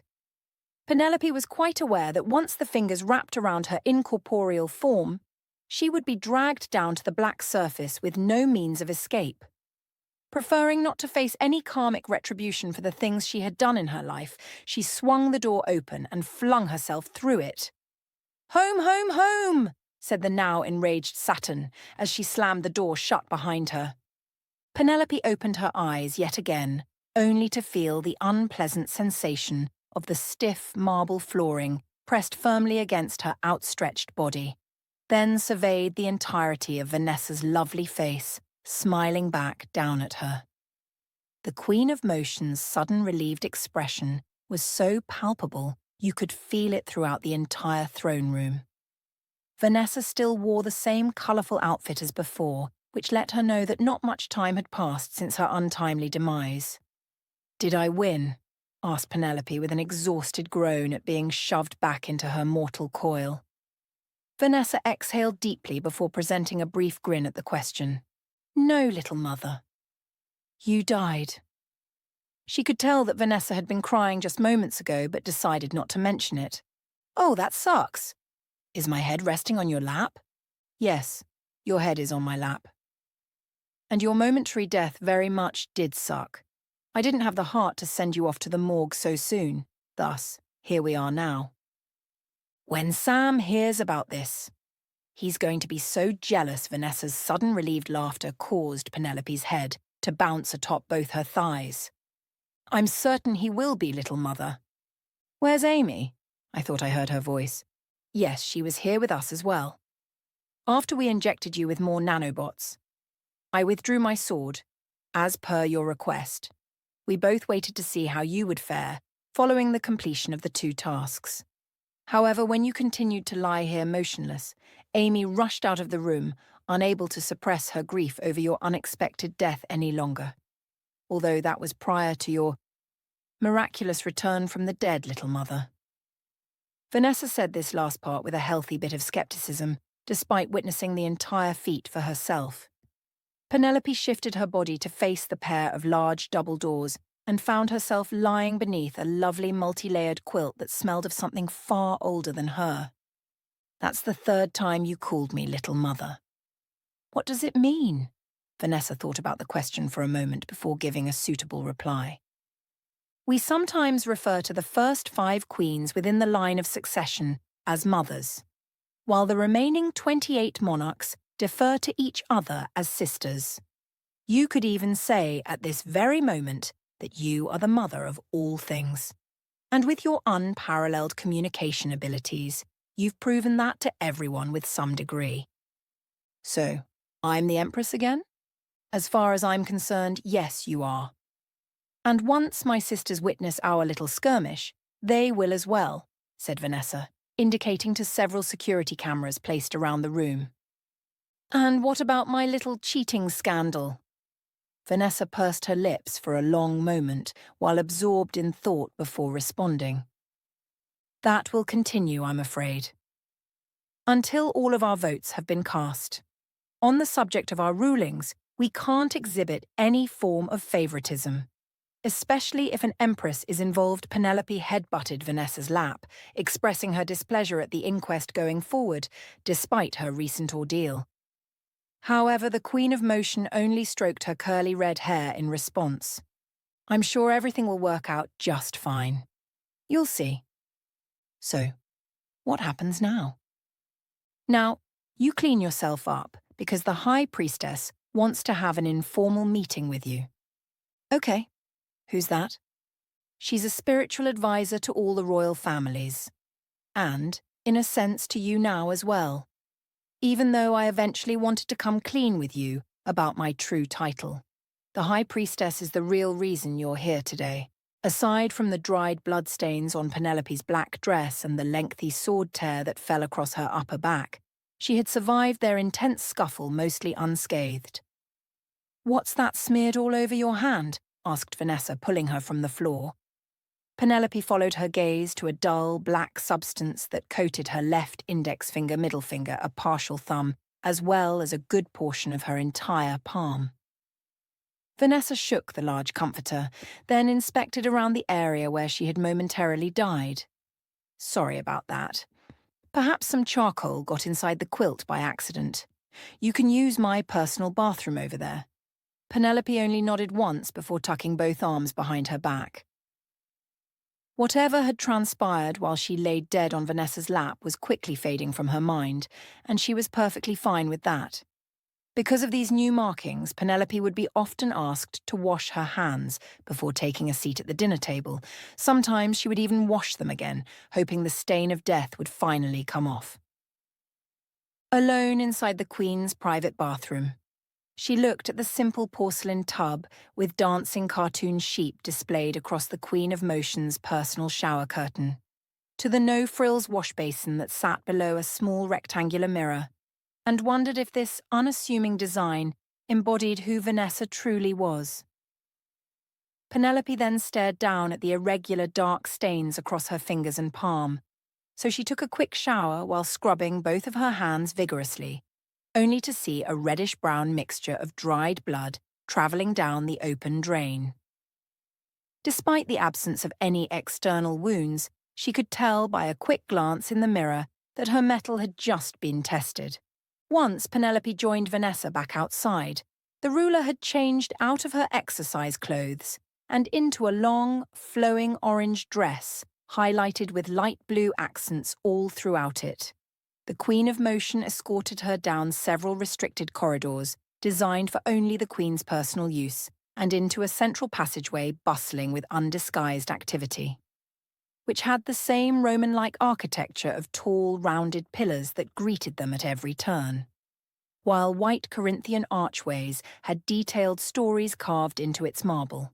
At the mere sight of Vanessa, back among her people, attracted a gathering of individuals all vying for her attention at once. Earth G-43 is running low on nickel and chromium, said a young man wearing a set of orange and blue robes. Vanessa took out a small electronic seal from her pocket and stamped the bottom of his computer tablet in response.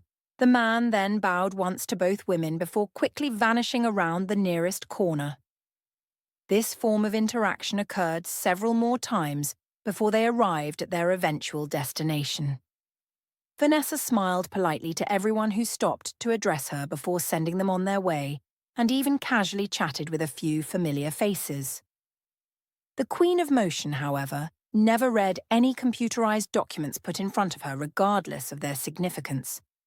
"Isn't it risky to sign something without reading the fine print first?" asked Penelope. "Little mother, I am the fine print." Vanessa then interrupted their walk with a shake of her head, seeking to rephrase her remarks more effectively. "What I'm trying to say is, by the time those documents reach me, another has already approved the matter in question. The key to this job is making sure things run smoothly, even when you're not around. That way, if something were to happen to me, for example my unforeseen death, the wheels on this earth, as well as the many others I'm charged with, won't grind to a halt in my absence. One person can't do everything on their own, so don't bother trying." "Remember that bit of advice?" little mother Penelope nodded at Vanessa's insight with some earnest. Since leaving the restroom, she held one of the Queen's personal pink handkerchiefs in a single hand to cover up the black stains that refused to come off.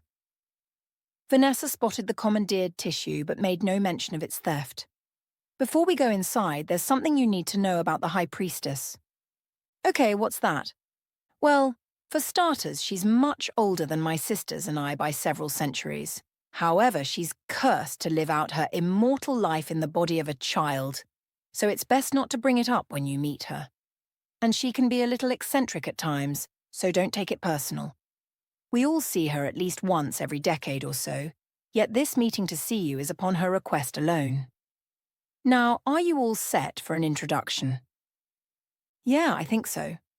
Vanessa knocked on the door a few times before letting herself in. A young girl no older than 9 looked up from her table, annoyed by the sudden interruption. Along with shoulder-length black hair and a straight, pointy nose, she stood dressed in tan khaki shorts and a button-down short-sleeved shirt of the same color. The High Priestess looked more like a child archaeologist than a spiritual counselor.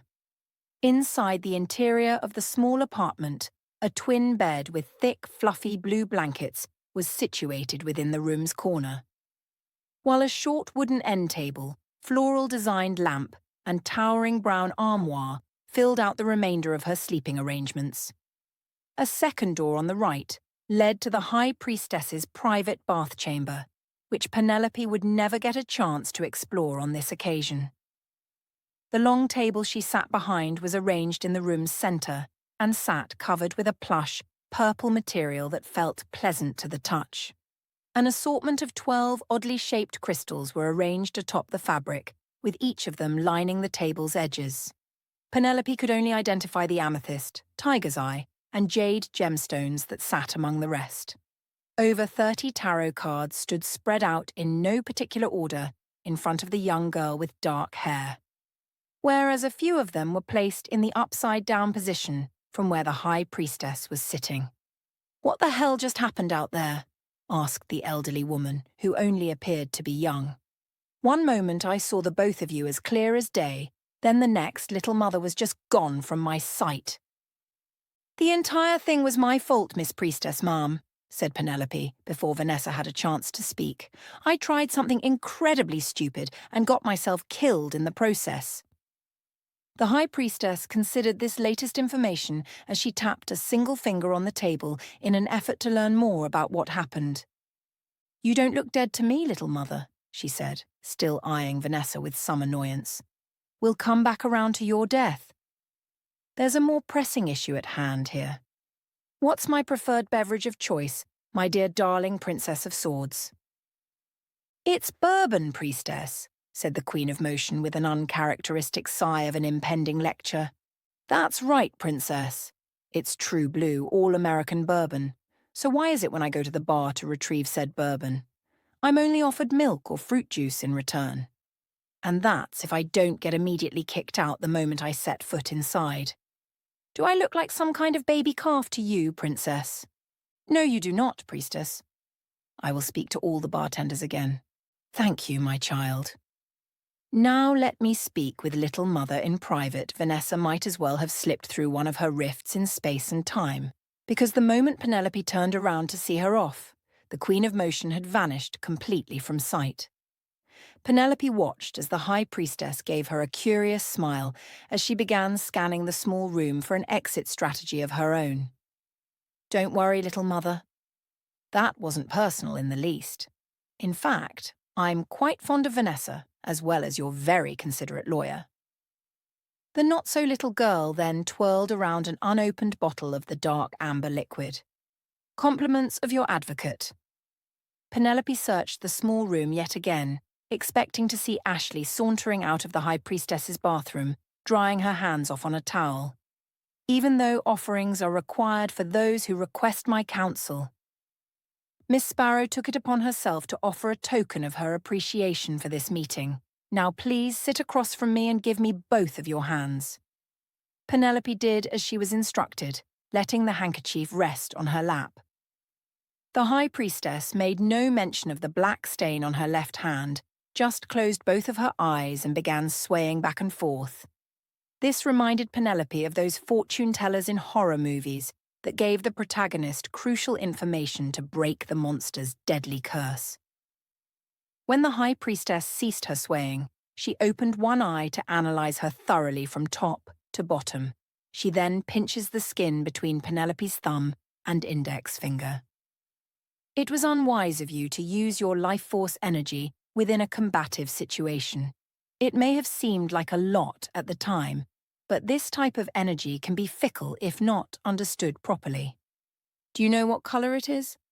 "I'm pretty sure it's white," said Penelope, now realizing what had gone so horribly wrong with her reckless strategy. "Good. Now let's look at it together." They watched across from one another as a healthy white flame danced around her innermost core. Although several additional densely packed shadows encircled her life's flame as though trying to intermingle with it. This distinctive, otherworldly black cloud appeared morose in its movements, as the new form of dark energy shocked Penelope by its mere existence alone. Suddenly, an ominous dark rift within the airship's floor tore open beneath both their feet, now bridging the realm of the living between the realm of the dead.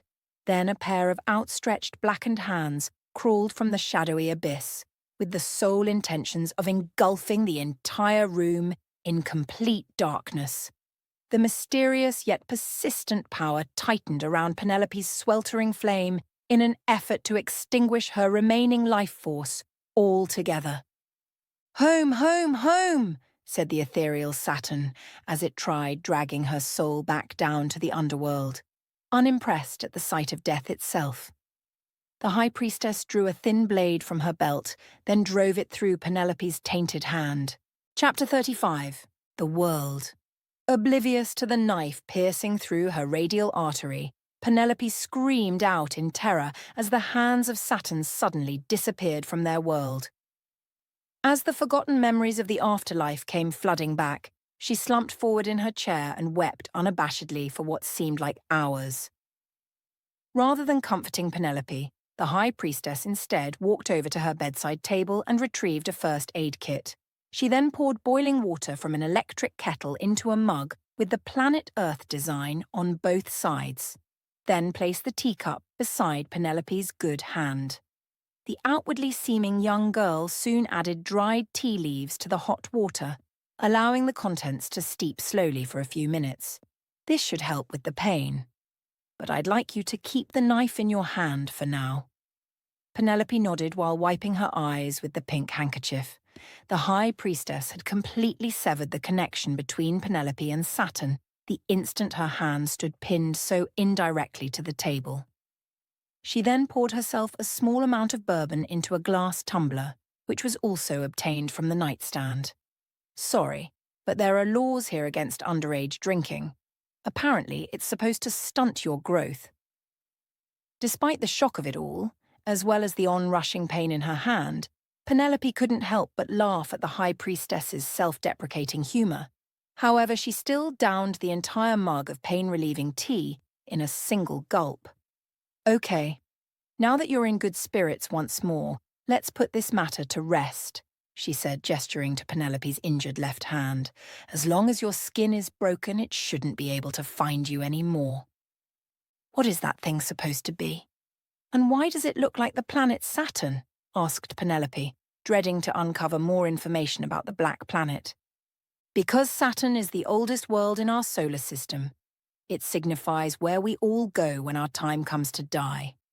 Some would even say that it's the truest form of Saturn in the multiverse, and the ones in our solar systems are just after-images. It's also said that when the gas giant couldn't form itself into a star, half of it stayed on this plane of existence, while the other half moved to the world just beyond ours. Here, have a look at this." The High Priestess gestured to the tarot cards laid out in front of them. "Each decision we make in our lives accumulates over time until one's life purpose is properly fulfilled. As for what happens when your soul is reclaimed by the planet itself, I don't know." After Penelope's impaired hand began stiffening around the weight of the narrow blade, she quickly extracted it from between her intricate tendons with little to no fanfare. She then closed her eyes tightly and downed another offered cup of tea in a second quick gulp. "I thought I said not to remove the knife." "I know. You also said something that gave me an idea." Penelope centered her attention on the pre-programmed nanobots before coordinating their deployment around her injured hand, then directed over 1,000 of them to relocate to the side for further instructions, while allowing the rest to repair her fractured bones, blood vessels, and torn muscle tendons. However, Penelope ensured that the open wound atop both sides of her hand remained untouched.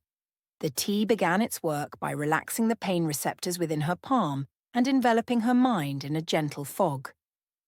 Successfully completing their reprogramming, Penelope commanded these specialized nanobots to mend both lacerations, yet leave a pair of visible scarring behind. Thus, she created a solid pinkish-red slit in between the black stain. When the High Priestess witnessed her skin visibly stitch itself back together, she jumped out of her seat in utter fright. With nanobots so common in the multiverse, it surprised Penelope that someone as old as her could still be stunned in such a way. "Don't worry, the tea you gave me is working well." Slowly returning to her seat, the High Priestess now watched Penelope with heightened attention. The nanobots darted up and down her hand, simulating fibrous connective tissue that had never been given a chance to heal itself properly. Penelope's 2 new scars rose above Saturn's touch, creating a permanent rift in between the dark stain atop her palm. However, she would need to invest in a pair of comfortable gloves in the near future, satisfied with the outcome. She offered her hands back to the High Priestess for further inspection. The petite woman ran her fingers down the uneven scarring before re-examining Penelope in a whole new light. "Now I see why you believed that you could survive such a fatal injury. This is truly superb work. I can no longer sense Saturn's connection with yours." Just to make sure, they both double-checked Penelope's white internal flame. Dark, smoke-like vestiges of the ethereal power still surrounded her life force energy.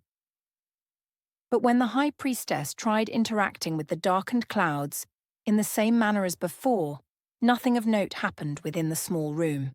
It seems as though the dark energy is somewhat dormant inside of you now.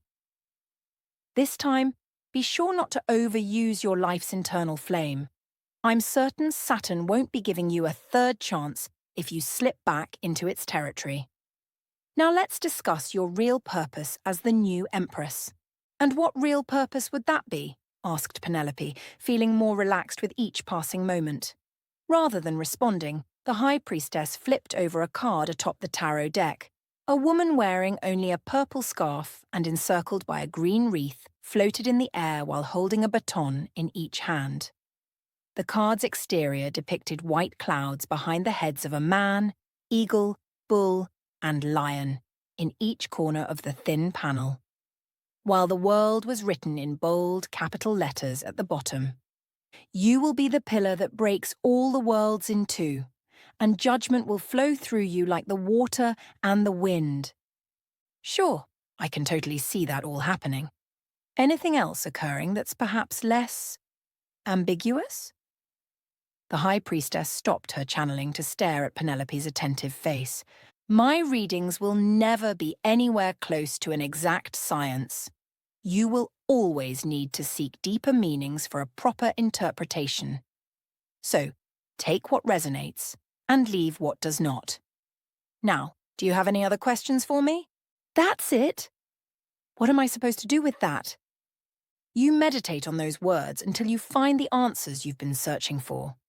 "What about all these other cards?" said Penelope, gesturing to the ones already laid out before them. "The cards currently placed in front of you only represent your past and will simply serve to mislead you at the present moment." The High Priestess then slaps both her knees in a kind of finality. "Well, this concludes our little session together. I concur that you are the true reincarnation of the Third Empress in the line of imperial succession. No one in the entire multiverse will ever doubt my claims of authenticity. You are now free to go." Still confused by the brief tarot reading, Penelope gets up and walks over to the door without conscious thought, then spins back around. "What was my mother really like?"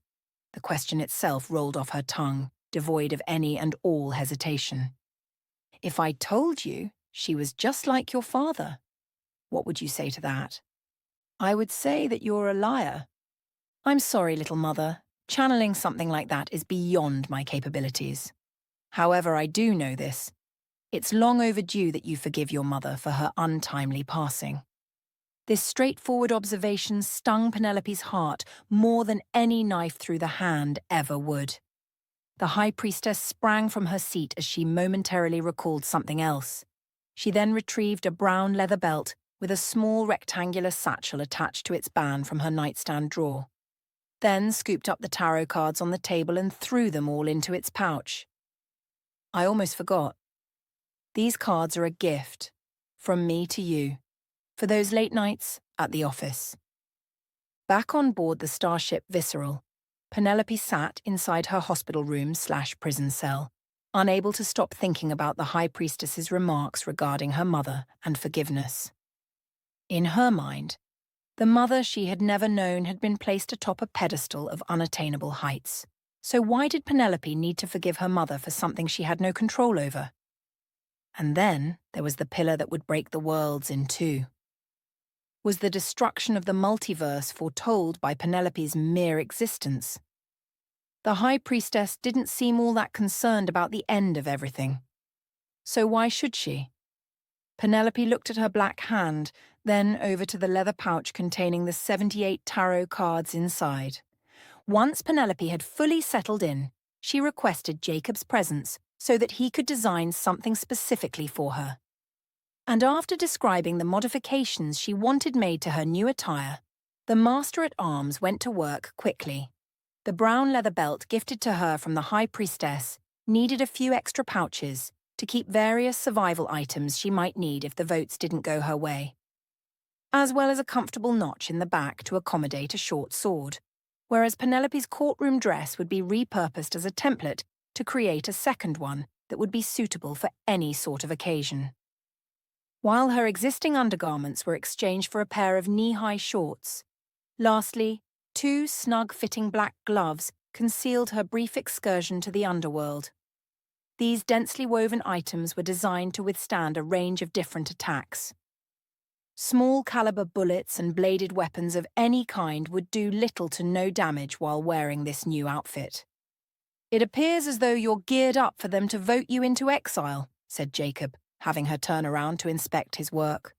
"No, just trying out a new look. I am the Empress after all. Might as well look the part. Try not to let it go to your head, pup." "Jacob, what's the history of the past Empresses like?" He stopped adjusting her straps to gaze at her in puzzlement. "What? They didn't tell you?" Penelope sighed to herself while adjusting the black laces on her all-terrain boots. "That can't be good." "Tell me what?" "It's neither bad nor good. As far as I know, you're the first Empress in the multiverse in a very long time." "What about the others before me?" "Sorry to break it to you, pup, but any records of the previous Empresses have been destroyed due to mismanagement. Since your arrival, all of our historians have been sifting through the oldest archives to find any mention of the very first Queen of Communication, with not much success." The fact that there were no references to any other Empresses in the entire multiverse felt oddly right to her in some strange way. Once the leather belt with its empty sword sheath felt comfortable around her waist, she took it off and laid it across the bed. Penelope didn't want to appear antagonistic in front of the other 4 women who were deciding her ultimate fate. She then picked up her crown and placed it smartly atop her head. "How do I look?" she asked, whirling around several times in a single spot. "Like you're going to a funeral," said Jacob, tugging at his greying beard. Penelope smiled at the Master-at-Arms, hoping that the funeral she was off to wouldn't be hers again. When court was back in session the next day, her situation, as well as current status, had somewhat changed rather drastically. For instance, after all 4 queens were present and accounted for, followed by the Queen of Empathy taking her rightful place on the bench.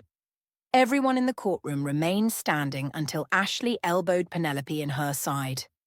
"You sit next, followed by the rest of us," her lawyer said in a whisper.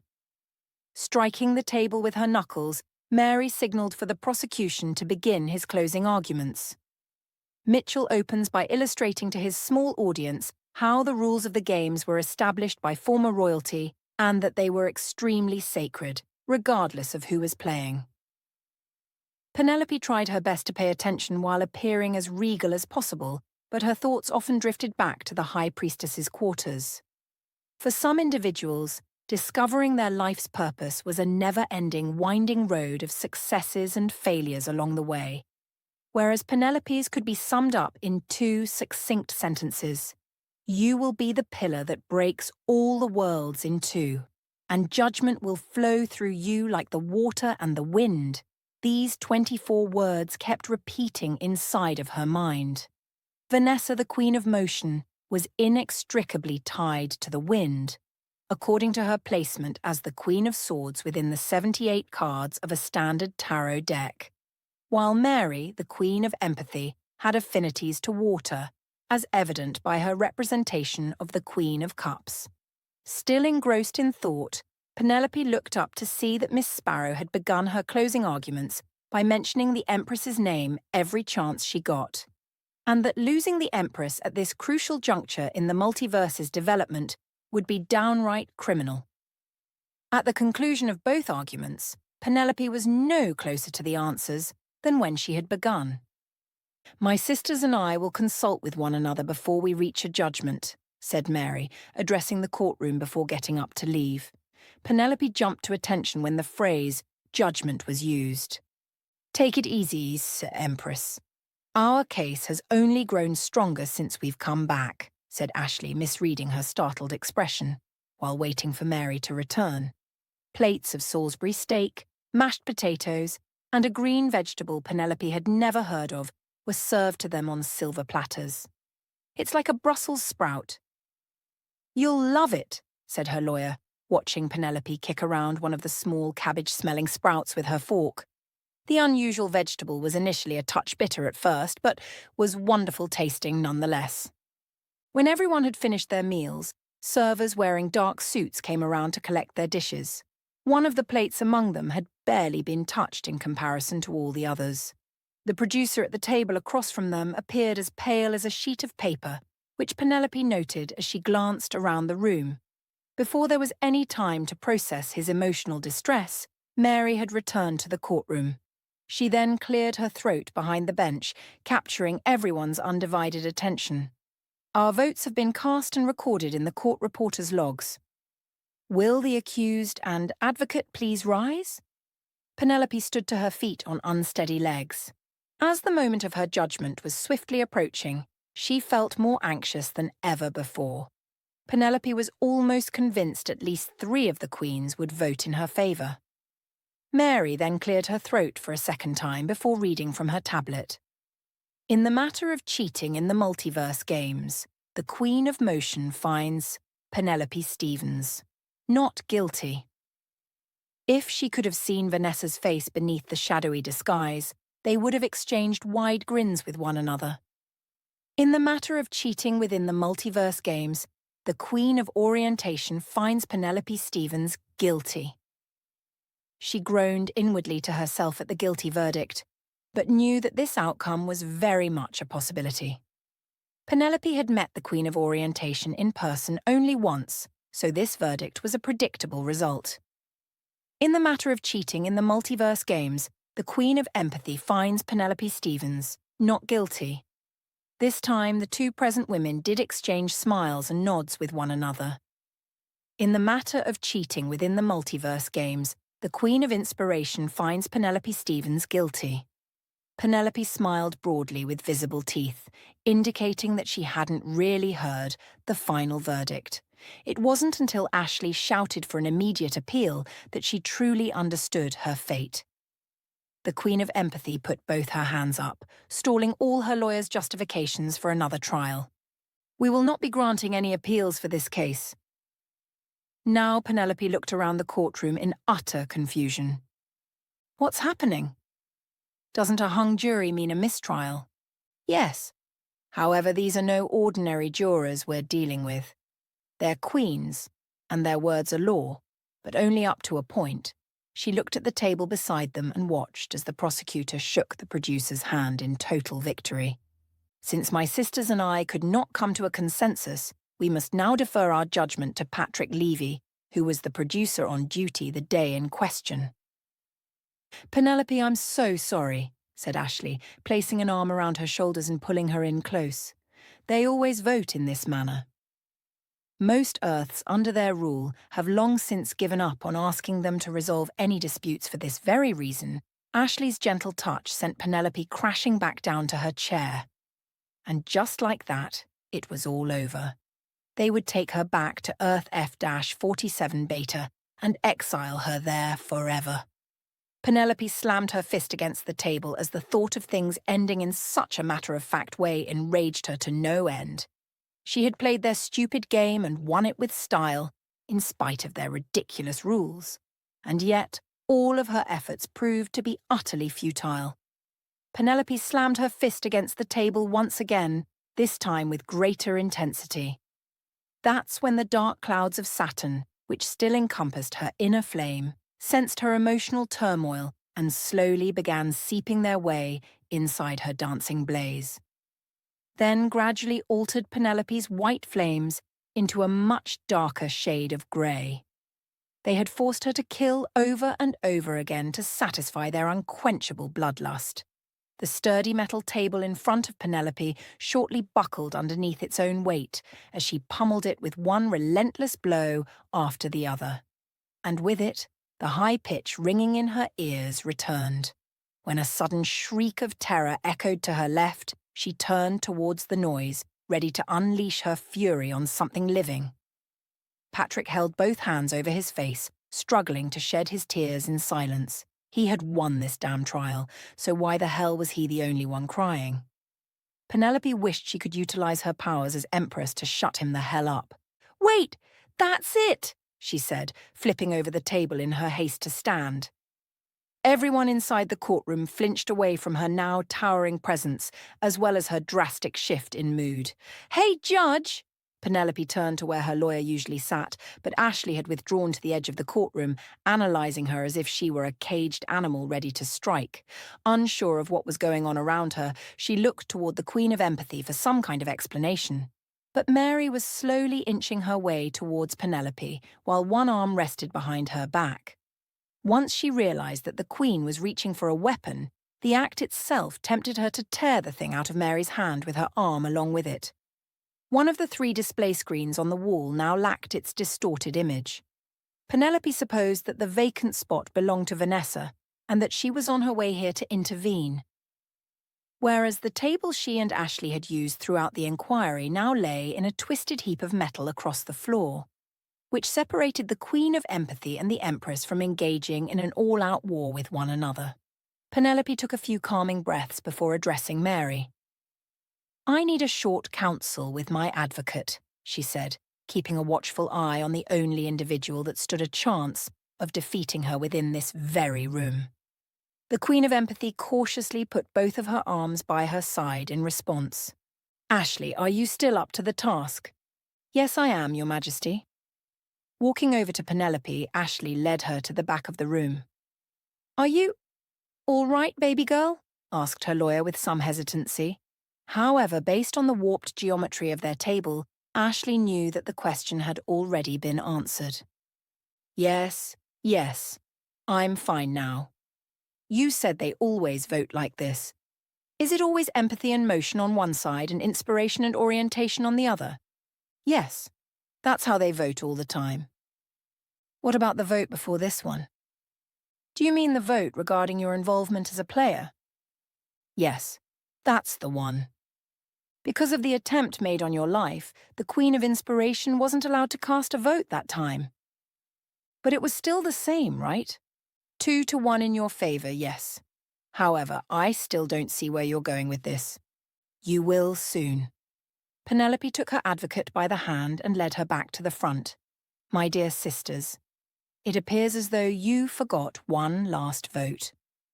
The Queen of Empathy's shoulders sagged with relief, which gave her all the evidence she needed to proceed. "And whose vote is that, little mother?" asked Mary. "It's mine. In the matter of cheating in the multiverse games, I find Penelope Stevens not guilty of all charges." The Queen of Empathy knocked on her table a few times, unable to disguise her utter joy. "With everyone's vote now on record, I find this inquiry at an end. Penelope Stevens is the official winner of the 11th Multiverse Games and is now free to go." "This is highly irregular, Your Majesty," said the prosecutor, still tucked away in one of the classroom's corners. "No one can be a juror in their own trial." "Just give it a rest, Mitchell. This was all a test. Can't you see that by now?" asked Patrick, wiping away his tear-filled eyes. A puzzled Ashley looked at Penelope for some confirmation. She nodded her head once before slapping her former lawyer on the back. "We did it, Judge Sparrow. We won." "No, Empress, you won. I can't believe I missed all the clues right in front of my damn face. Don't you see? We were always meant to lose this trial no matter what either of us did or said. It was part of my rite of passage as the Empress.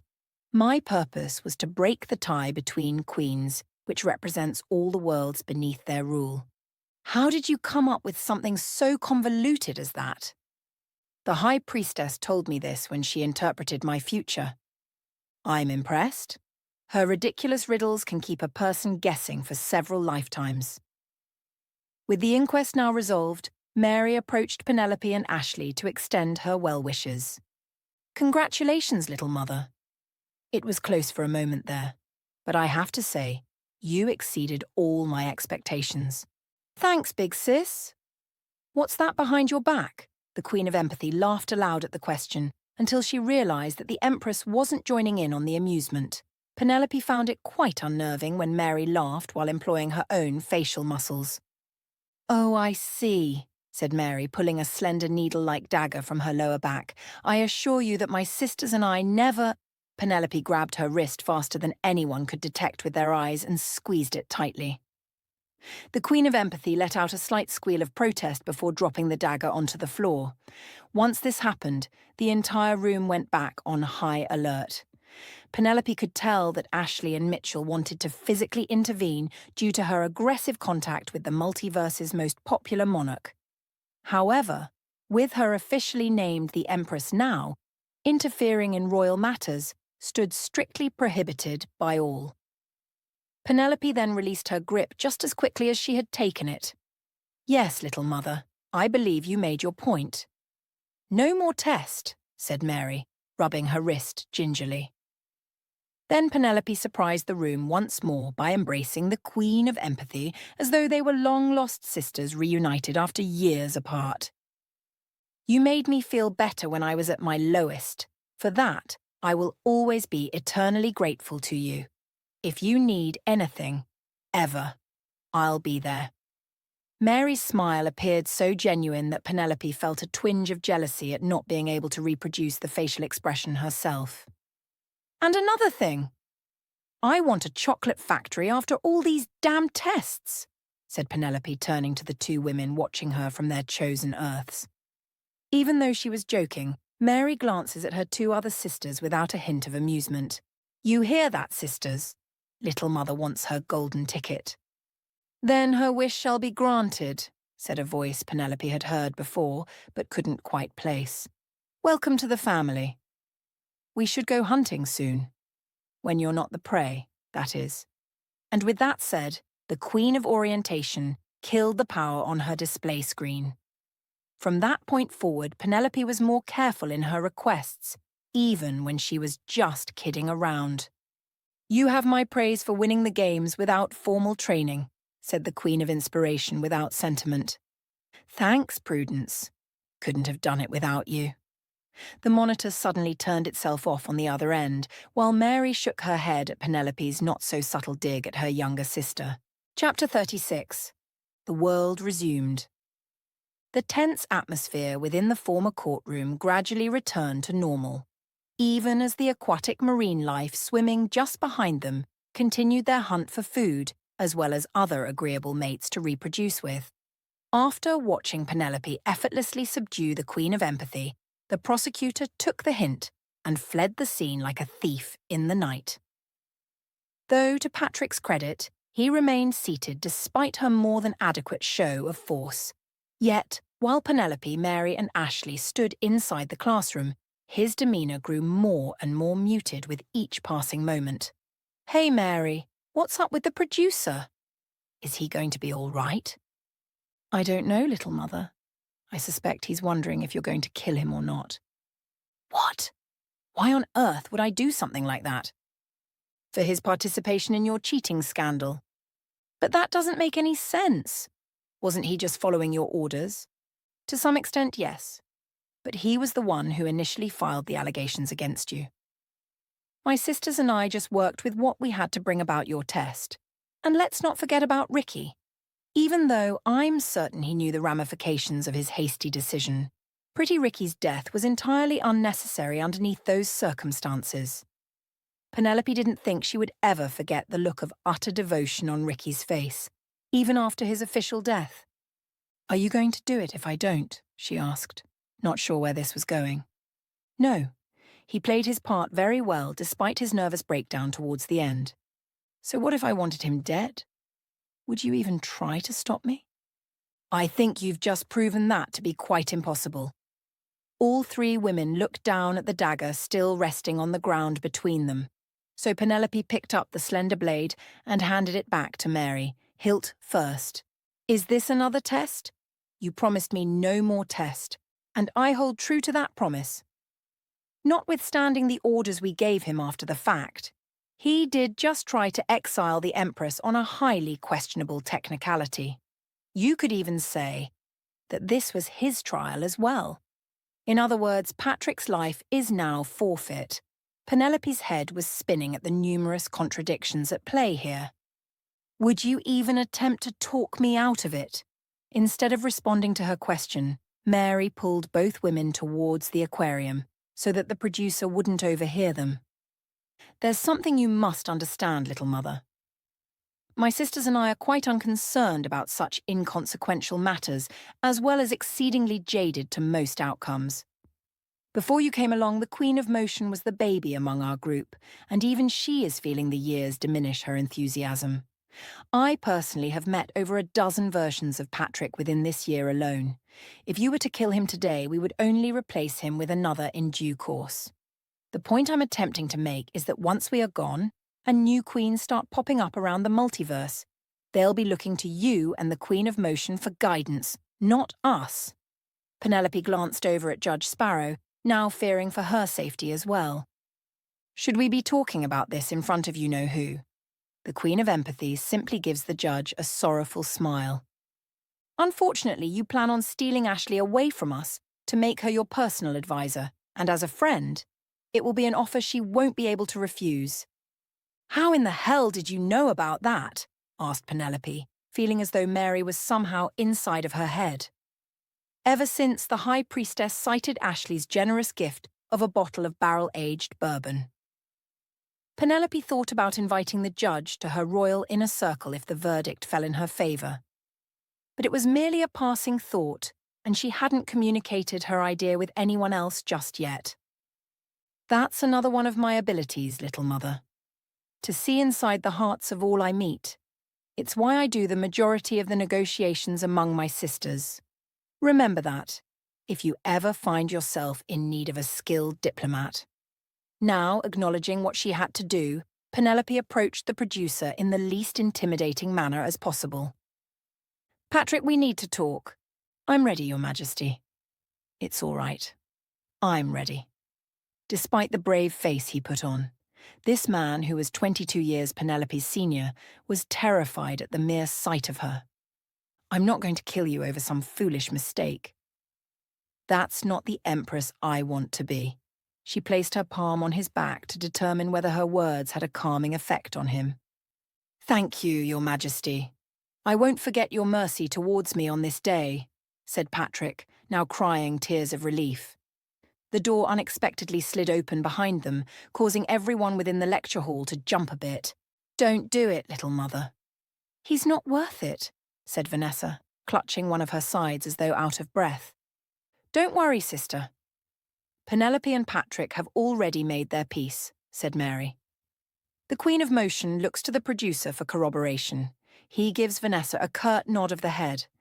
"I didn't realize that you were related to my hairstylist, Your Majesty," said Ashley, glancing back and forth between the two women.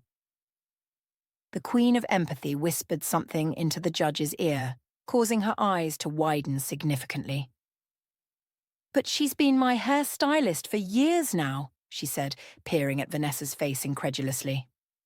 Now that the life of the producer was no longer in danger, the Queen of Motion just smiled mischievously at Ashley. "And how did you like my work?" "Oh, it was perfect every time." After fully comprehending her hairstylist's secret identity, Judge Sparrow fell into the nearest chair as she could only echo her passing sentiment. Holy shit! It was perfect every time. Once everyone had said their goodbyes, Penelope got immediately whisked away to the winner's circle, which was the penthouse suite on the surface of Earth W-58 Alpha. The planet was designated as a gold Earth. Thus, only citizens born on the world had access to all of its technological marvels. From Penelope's vantage point, high atop the 83rd floor, jet-powered streamlined vehicles flew past a sizable row of crystal-clear windows at regular intervals. While oddly shaped, soaring skyscrapers stood densely packed beside one another as far as her eyes could see. These magnificent vistas only served as a constant reminder that she hadn't made it home yet.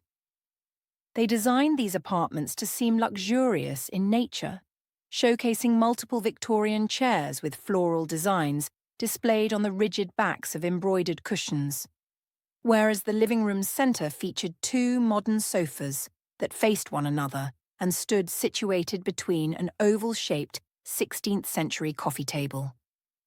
Near the back of the hotel suite, they lined the central wall with life-size, hand-carved marble sculptures of past champions, while most mirrors and paintings hanging throughout the intricate space altered themselves into functioning touchscreen computers, as well as other user-friendly devices each time she strolled past them. More than a few of the higher-ups wanted to put her inside the Queen's personal suites, but she politely declined each of their offers, opting for the winning contestants' experience instead. Now that Penelope had a chance to rest and recuperate, she reassessed her powers one by one, so her accidental death in Vanessa's throne room would never occur again. Although Seedy's blue flame stood lost to her forever, she still retained the use of his vine-like tendrils, which kept their bluish, shimmering glow and could flow through any solid object, while revealing even the faintest of details inside. Penelope could also no longer access the Japanese-inspired bedroom that existed solely within her consciousness, despite all her best efforts to mentally return there. And while she grilled Seedy's simulated counterpart for hours on end within the luxury suite, the artificial intelligence informed her that the magnificent blue flame used to eradicate the red touch with, in the second round, was rarely used by their species as a whole, and similarly stood lost to her as well. Penelope's increased speed and strength was still there, yet extinguished large amounts of her life's flame while in use.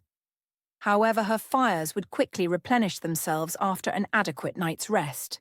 With regard to the millions of nanobots traversing her circulatory system, she had to place them in a dormant state to conserve those same energy concerns.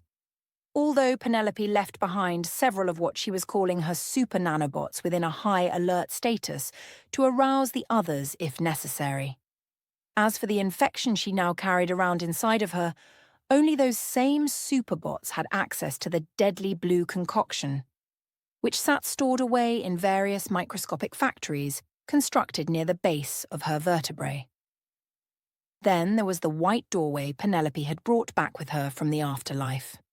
A few days earlier, Penelope sat inside the hotel's living room and reflected on her journey to the underworld, as well as the strange portal that guided her back to this one. She quickly rose from one of the settees when the door occupying her thoughts suddenly appeared mere feet from where she was sitting. Still fearing Saturn's fury at her narrow escape, Penelope fled into one of the nearby guest rooms and hid herself beneath the bed's wool blankets. When nothing otherworldly transpired, she resurfaced from her hiding spot and approached the site with the utmost of care. Penelope repeatedly slapped the brass doorknob as if it was hot to the touch. Yet, when nothing but a cold alloy greeted the contact, she cracked open the door slightly to take a quick peek inside. But the only thing that awaited her on the other end was the typical endless white expanse. Thus, she picked up an expensive-looking red vase from the nearest end table and hastily flung it through the opening, then slammed the portal shut once again. After waiting a second or two, Penelope reopened the stationary door to see what would happen to the inanimate object. When the ornamental vessel still floated in a fixed position precisely where she had left it, Penelope grew bolder in her dealings and reached inside to reclaim her test subject. With this first experiment, an unforeseen success, Penelope spent the remainder of the afternoon and evening making the door vanish in different locations, then reappear in others. She even contacted room service to request that a long, durable rope be delivered up to her apartment. To the hotel's credit, nobody asked Penelope why she needed a heavy braided hemp line at nearly 3 o'clock in the morning. She then secured the sturdy twine around her waist and legs before tying it to the heaviest armoire she could find in the apartment, then crossed over to the other side. As soon as Penelope re-entered the white void, she was quickly pulled downward by an unseen force. The African blackwood dresser shifted slightly in the other bedroom with a hefty tug before easily supporting her weight. As she surveyed the infinite vacuum of continuous space, the planet Saturn was nowhere to be seen. However, both planetary bodies known as the very first two Earths quickly made their presence felt. Unlike before, though, they weren't merely a mental image placed inside of her mind, but the actual two planets vibrating atop one another, quite a ways in the distance. These small tidbits of new information provided Penelope with several theories to explore about this parallel dimension. Firstly, the place inside this alternative plane of existence changed its position based on her location within the traversable multiverse. And secondly, Saturn might only appear to those who have already died and no longer possess a physical form of their own. Regardless of Penelope's experimentation on her personal doorway to nowhere, the Empress's duties took effect immediately after leaving the orbital starship. Representatives from the most influential planets within the multiverse itself visited her room to pay tribute to the new Queen of Queens. Penelope disliked this new title and was certain that her sisters weren't too fond of it either. Empress or Penelope will do just fine, she said to her handler as reasonable alternatives. Ginger had accompanied her on their short trip to the planet's surface and became the steadfast barrier that kept the unending masses at bay. The delegates would enter Penelope's suite dressed to impress while wearing their Earth's most prestigious fashions. Even a woman clad in nothing but authentic peacock feathers glided into her room with an actual male peacock in tow behind her. Penelope took the wafer-thin woman's gaunt hand while trying to ignore her pet, taking a sizable shit near the door's entrance. "Hello. It's very nice to meet you. Elizabeth, was it?" "Yes, Empress, and the pleasure is all mine." She caught Penelope's eyes wandering from her to the peacock. "Oh, Walter. You naughty boy. My apologies, Your Majesty. I swear he just went potty outside." "Don't worry about it. It must be nice to poop anywhere you please. Are you interested, dear? Because I know an Earth where—" "Nope," said Penelope, cutting the aristocrat off. "No thank you, Elizabeth. It was just a passing thought." "Of course, Your Majesty." "We all have them from time to time." They sat across from each other in the sitting room, exchanging polite smiles with one another while the quiet grew more and more awkward. When Walter knocked over something in the next room, both women laughed at the sudden end to the uncomfortable silence. "I'm pretty new at this, so feel free to ask me anything you want. If the question is out of bounds, I just won't answer it." "Yes, Your Majesty? I believe that's more than fair. As you may or may not know, I represent Earth E-45 as well as the unified corporations that do business there." Penelope, in fact, hadn't known who she represented, but allowed Elizabeth to continue without interruption. "There have been some misgivings about your new leadership position. If you were to convince me that you were up to the task, I would return home and put all of those doubts to rest. Post-haste. So you want proof of my powers? Isn't my victory in the games enough verification for everyone?" Unfortunately, it is not. The 11th Multiverse is by far one of the hardest series to play in, but it has been overcome before. and the winner did not go on to become royalty afterwards. As much as Penelope didn't want to be anyone's monkey on a string, this sort of thing was what she had signed up for. So she removed her right glove and held out her hand for Elizabeth to take. Now unsure of herself, the aristocrat wavered before offering up her hand in response. Penelope's replenished flame broke the woman's body down to its very last molecule. She could even assess which foods Elizabeth should avoid and which ones she was overindulging in. However, the woman's terminal illness attracted all of Penelope's keen observation. "You have cancer in your right breast," she said, uncertain of what she would discover. Elizabeth withdrew her hand and flashed a half-hearted smile that wasn't all there. "Thank you, Your Majesty." That's all I needed to hear. Despite my appearance, I've done the utmost to keep my illness a secret. You are indeed who you claim to be, and my Earth will quickly get in line behind you. What about nanobot treatments? Surely that kind of technology was made with your malignant tumors in mind. God. Now you sound like one of my doctors. The nanobots are only a stopgap measure for my, as you say, malignant tumors. This form of cancer is quite cagey to eliminate all at once and is extremely fatal in the end. I'm certain it's unlike anything you've ever encountered on your Earth before. Elizabeth then stands up and gives the Empress a deep curtsy before heading for the exit. "Wait, perhaps I can help," said Penelope, wincing at her hesitation. "Thank you for the kind offer, Your Majesty. But I've personally seen the Queen of Orientation herself and received the best treatment that money could buy. I don't believe there's anything more that can be done for me." Penelope's decision was made simpler after witnessing the aristocrat's beaten-down expression. "Humour me, please." "For just a few moments more," said Penelope, gesturing back towards the couch. Elizabeth did as she was told and sat down across from the Empress again. "If I do this for you, I need assurances that all my methods stay between us. And you'll spend the next stage of your life devoted to helping others with your resources," she said, still without the representative's permission. Elizabeth's facial features projected a mixture of curiosity as well as a twinge of long-abandoned optimism. She had given up all hope of even a chance of remission over the past 3 years. "All your conditions sound quite reasonable given that my future health is on the line. Shall we put it into writing then?" "No, I think we can come to an understanding. I realize that you're new to this higher status.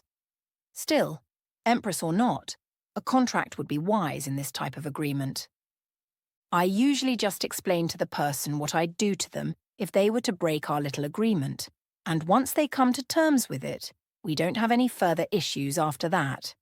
Penelope was, of course, lying through her teeth, ever since the events of Round 2 and the assassination attempt thereafter. Her bloody Empress's title had been circulating around the starship before venturing out to the numerous other Earths. This would be her first oral contract with anyone else, excluding the pinky swear she had made to Sam in middle school. Penelope stared over Elizabeth's shoulder until the ailing woman turned around out of pure curiosity. To the aristocrat's utter astonishment, a plain white oak door stood isolated among both women and the apartment's exit, while the familiar sigil that allowed someone to move in between the Earths stood smeared in all black above the entry's peephole. The only other visible marking was a small black handprint in the door's upper corner. Elizabeth tried creating space between herself and the doorway by sliding away via the sofa's cushions. But Penelope was prepared for that sort of reaction. She plopped herself down beside the aristocrat, preventing any hasty withdrawal. Penelope then put an arm around Elizabeth's shoulders and gave her a gentle kiss across the lips, thus permanently sealing their deal. "I simply show them this, and we soon come to a complete understanding." After sensing the door emerging into life, Walter loses all his composure as the peacock flaps his wings wildly in the next room. I didn't know, Your Majesty," said the noblewoman several times in quick succession.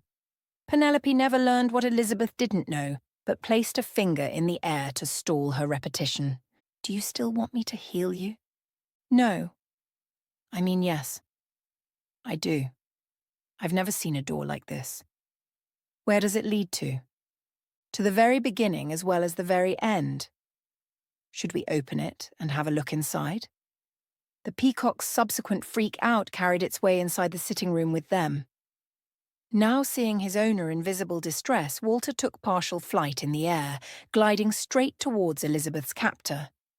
"No open!" "No go through," said the peacock in dramatic fashion as the distraught peafowl ran right at Penelope's head. Unfazed by the bird's kamikaze attack, she quickly sent the door away, then released Elizabeth from her firm embrace. Walter tried making another run at her face, but the aristocrat shot off the sofa and snatched her companion out of the air. "You know what, Empress? I've changed my mind. I'll take my chances with the cancer." Penelope only remained seated on the couch, then crossed one leg over the other. "It's far too late for that, my dear. I've completely healed you now." The noblewoman tossed Walter back to the ground, then clutched her right breast as if a self-examination would verify Penelope's pronouncement. She then scooped Walter back up and left the room quickly, realizing that a proper scan from her physician would be needed to be certain.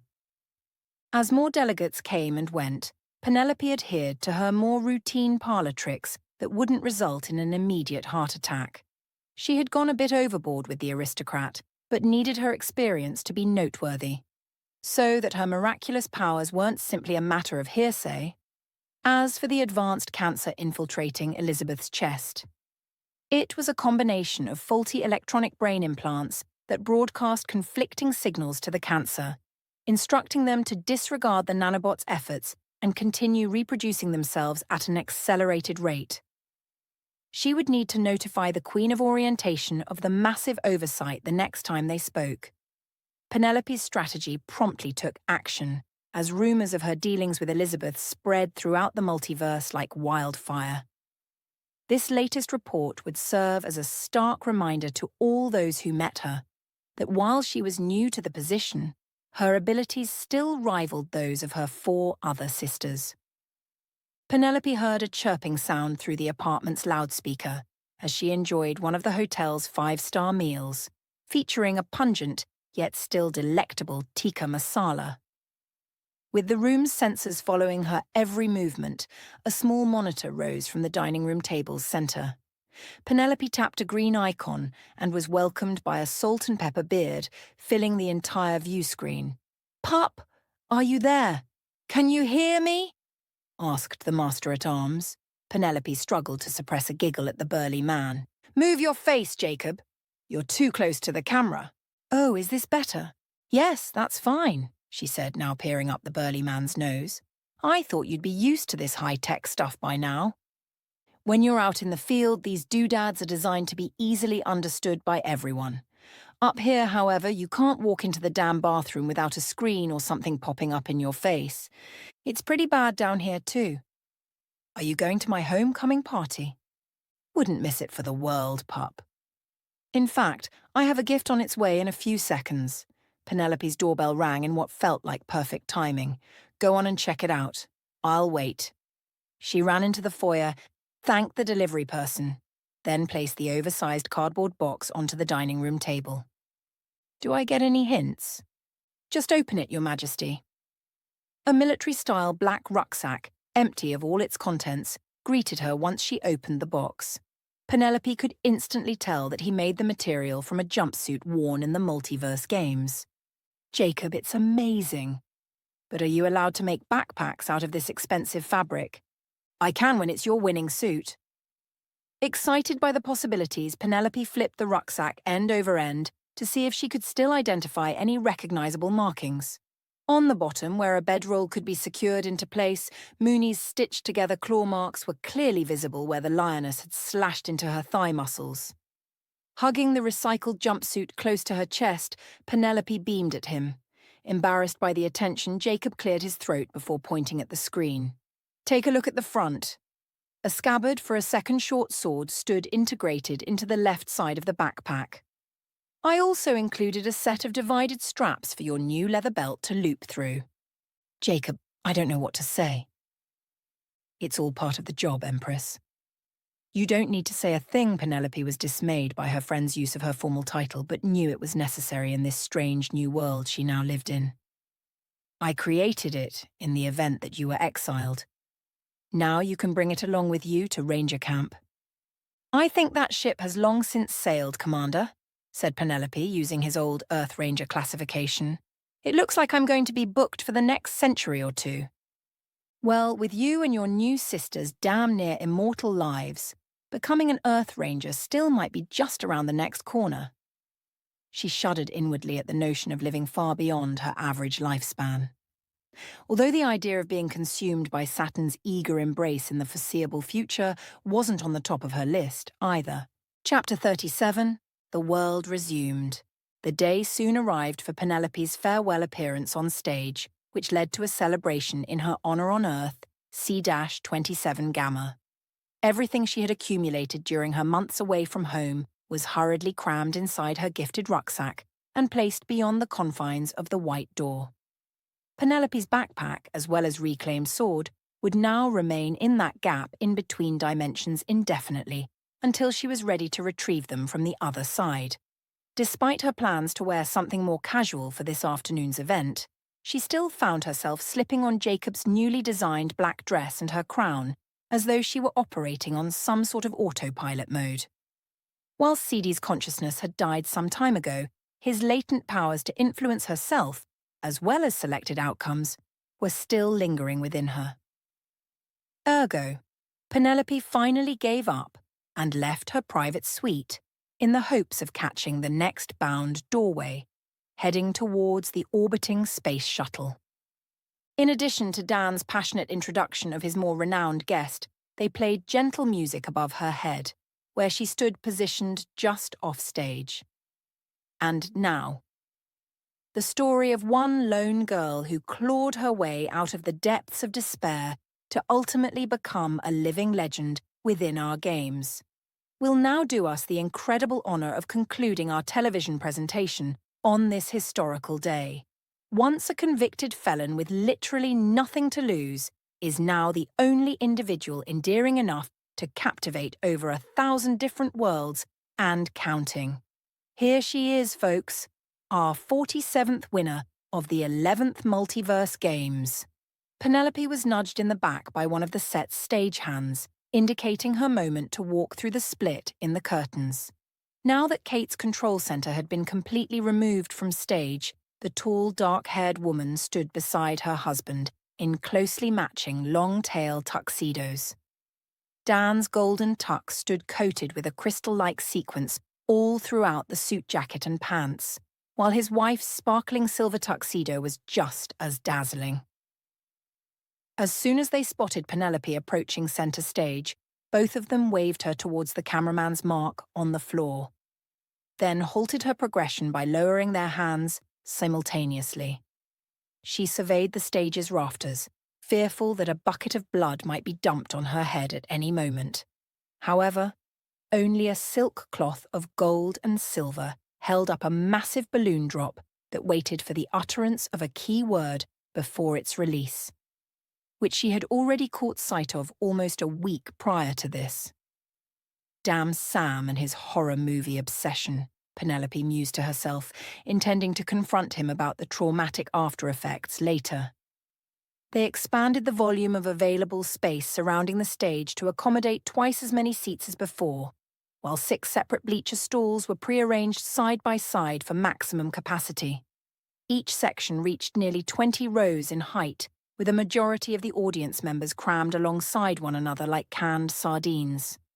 Penelope swiftly lost all confidence in herself when faced with over 2,000 individuals, all staring at her expectantly. My husband and I would like to congratulate you on your successful completion of this tough competition, said Kate, stepping forward to hand her a green platinum card. This card grants you access to the 12th, 13th, 14th, or 15th floor of the Multiverse Games. Due to the gold star received in the first round for exceptional performance, you can now skip other floors up to the 15th one, said Dan, noting her confusion. Penelope slipped the card inside her right bra cup with the intentions of burning it to ashes later. Now that all the formalities are over, let's bring out our special guests.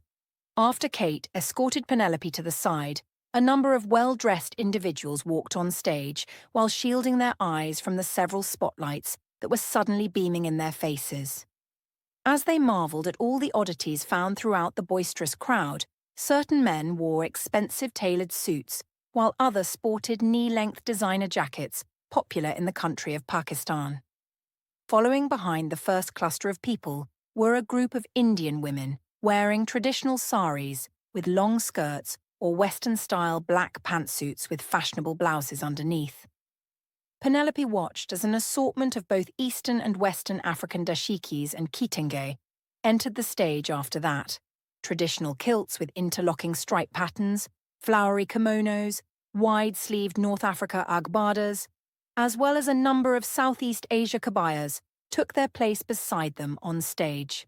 As the seemingly unending procession of cultural figures joined Penelope on ground level, it forced her to reassess what was going to happen next.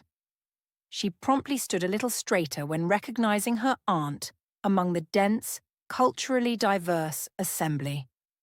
"Aunt Karen, over here," she said with a wave of her hand. Although she marched alongside the mostly foreign delegation, Penelope's only living relative seemed distraught and troubled at her place among the crowd. Nonetheless, Karen simply stared down at the floor, while ignoring all of Penelope's attempts to obtain her attention.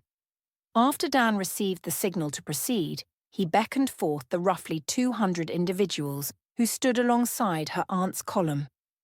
Even though a few of them still spoke privately amongst themselves, they continued to move in accordance with his gestures. "Have we got a special treat for you today, Your Majesty?" said Dan. Prior to this moment, the vast majority of these individuals have never seen or interacted with you before. Is that a correct assessment? Yes, that's correct, Dan. Although if I had to hazard a guess, you perhaps recognize at least one person amongst them, and with those few choice words, her Aunt Karen burst into uncontrollable tears. Penelope left her spot on stage and worked her way through the congregation until she was face to face with her distraught relative. She then led her aunt away from the gathering of strangers and underneath her own personal spotlight. Karen must have apologized to Penelope at least 50 times throughout their short walk before an on-duty nurse had to escort her frantic aunt backstage. "You've made your point, Dan," said Penelope, soon piecing together their respective connections. "Kate, when she calms down, please send her home." The show's co-host swiped a few quick motions across the screen of her phone. "It's done, Your Majesty." Penelope now suspected who these well-dressed individuals were and what her aunt was doing amongst their convoy. Even now, Dan wanted to evoke one final emotional reaction out of her, despite Penelope's resounding victory. Amidst the games themselves, the queens had limited authority here and needed to rely on deception and trickery to impose their habitual will in other ways. Thus, toying with the most recent monarch's head one last time was all part of Dan's questionable methods of entertainment. "Empress, I'd like to introduce you to the individuals who thought it was in their Earth's best interest to bring you here. These lords and ladies made the conscious decision to utilize your very life as leverage to gain entry within our advanced society. They all got together in one big conference room and decided that one 18-year-old girl was a sufficient sacrifice for the lives of their entire Earth. And who among us in the audience today could really blame them for that? The needs of the many outweigh the needs of the few, and all that jazz Penelope kept her attention on the surrounding delegation to assess how Dan's remarks were affecting them. A small sprinkling of them stood mortified by their rash decision and refused to return her unwavering stare, while others met her fixed gaze with open hostility. Perhaps they wished that she would have just been a good little girl and died several rounds ago. Whereas even more of them stood oblivious to her presence and continued to converse in hushed whispers amongst each other, still wondering why they were here. Dan carried on, freeing Penelope from her internal assessment. And why would they do such a thing as that, you might ask? For a place here among us, that's why. So I ask you, Empress, the new Queen of Queens, how does that make you feel? Penelope almost laughed aloud at the fortuitous question, since she had made this inquiry her therapist's favourite line. Sometimes she would even abandon all of her defensive walls and respond to Dr. Patel's query in great detail, much to both of their surprise. Penelope turned her back on the delegation and faced the immense gathering of spectators. Although I agree with you that what they did was awful, that being said, my actions might also be regarded as just as equally awful. However, I have no regrets in either case, and would do it all again if given the same chance. Penelope then regarded the delegation with a pair of imploring eyes. I needed your help. Not confinement within this place, as some sort of low-value bargaining chip. Where were any of you when I needed your help? A small fraction of her Earth's delegates broke down into tears, mostly in the same manner as her Aunt Karen. Even a few of the audience members begin openly weeping at a young girl's pleas for help. Thus, Penelope waited for the entire assembly to settle back down before continuing. Their actions towards me, as well as my actions towards Frank, my own father, should not be forgotten. Even so, these misjudgments in our characters should remain in the past where they truly belong. We must now focus on the future of our Earth and strive to be better people. I harbour no ill will towards any of the individuals in front of me today. The animosity between us needs to come to an end. So I'll be the first to extend an olive branch of peace. The audience applauded Penelope's moving speech to the congregation of leaders, while she re-evaluated the considerable benefits of this whole forgiveness thing. Although Dan participated in the crowd's standing ovation, he gave her a scowl of displeasure at his inability to get another rise out of her. The host silenced the spectators by throwing his arms above his head while simultaneously accepting a white envelope from Kate's hand. Such a heartwarming moment between a competitor and their Earth. I really do feel the love in the air. Now, Empress, I have in my hand an envelope that requires one last answer from you. Are you ready for the question? Yes, Dan, I am. Did your Earth? To emphasize his point, Dan motions his hand across the entire delegation. Believe you would live or die in this final round? Unconcerned with giving the right or wrong answer this time, Penelope just replied, as though she was one of the international leaders currently scrutinizing her on stage. They said I would die, Dan. In an act of pure spontaneity, the game show's host tosses the unopened envelope high into the air, nearly striking his wife in the head with one of the letter's V-shaped corners. Kate intercepted the fluttering piece of paper with ease, then slapped her husband once on the butt for good measure. You are correct. We have a clean sweep, folks. As the audience went into wild cheers at Dan's enthusiastic announcement, an entirely different reaction was occurring, mere feet from where she stood. When Penelope received a second standing ovation for her outstanding achievement, bouts of arguing as well as finger-pointing by members of the delegation soon devolved into swinging blows with one another.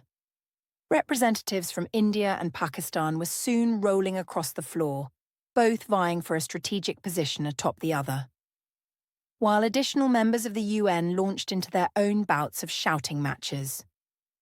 Dan just sat back with arms crossed, admiring his undisguised handiwork. With no one intervening to stop their frantic brawling, and several more physical altercations breaking out among them.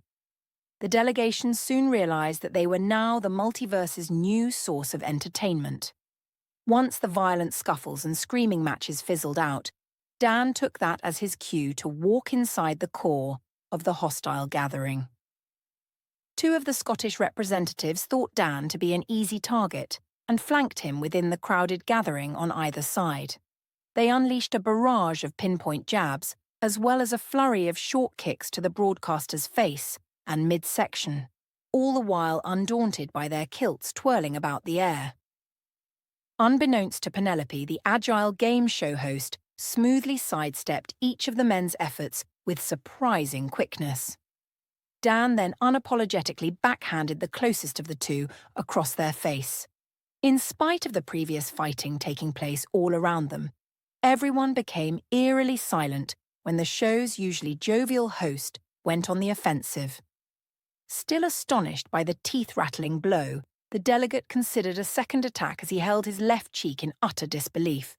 Now, I've let you kids get it all out of your systems. But I would reconsider your next moves very carefully while you're here, said Dan, in a matter-of-fact tone. The games are always open to all those who grace my stage. In fact, we just discovered an Earth with extremely aggressive parasites in both the planet's lakes and oceans that prefer to lay their eggs within a male's urethra. Would either of you gentlemen be interested in going?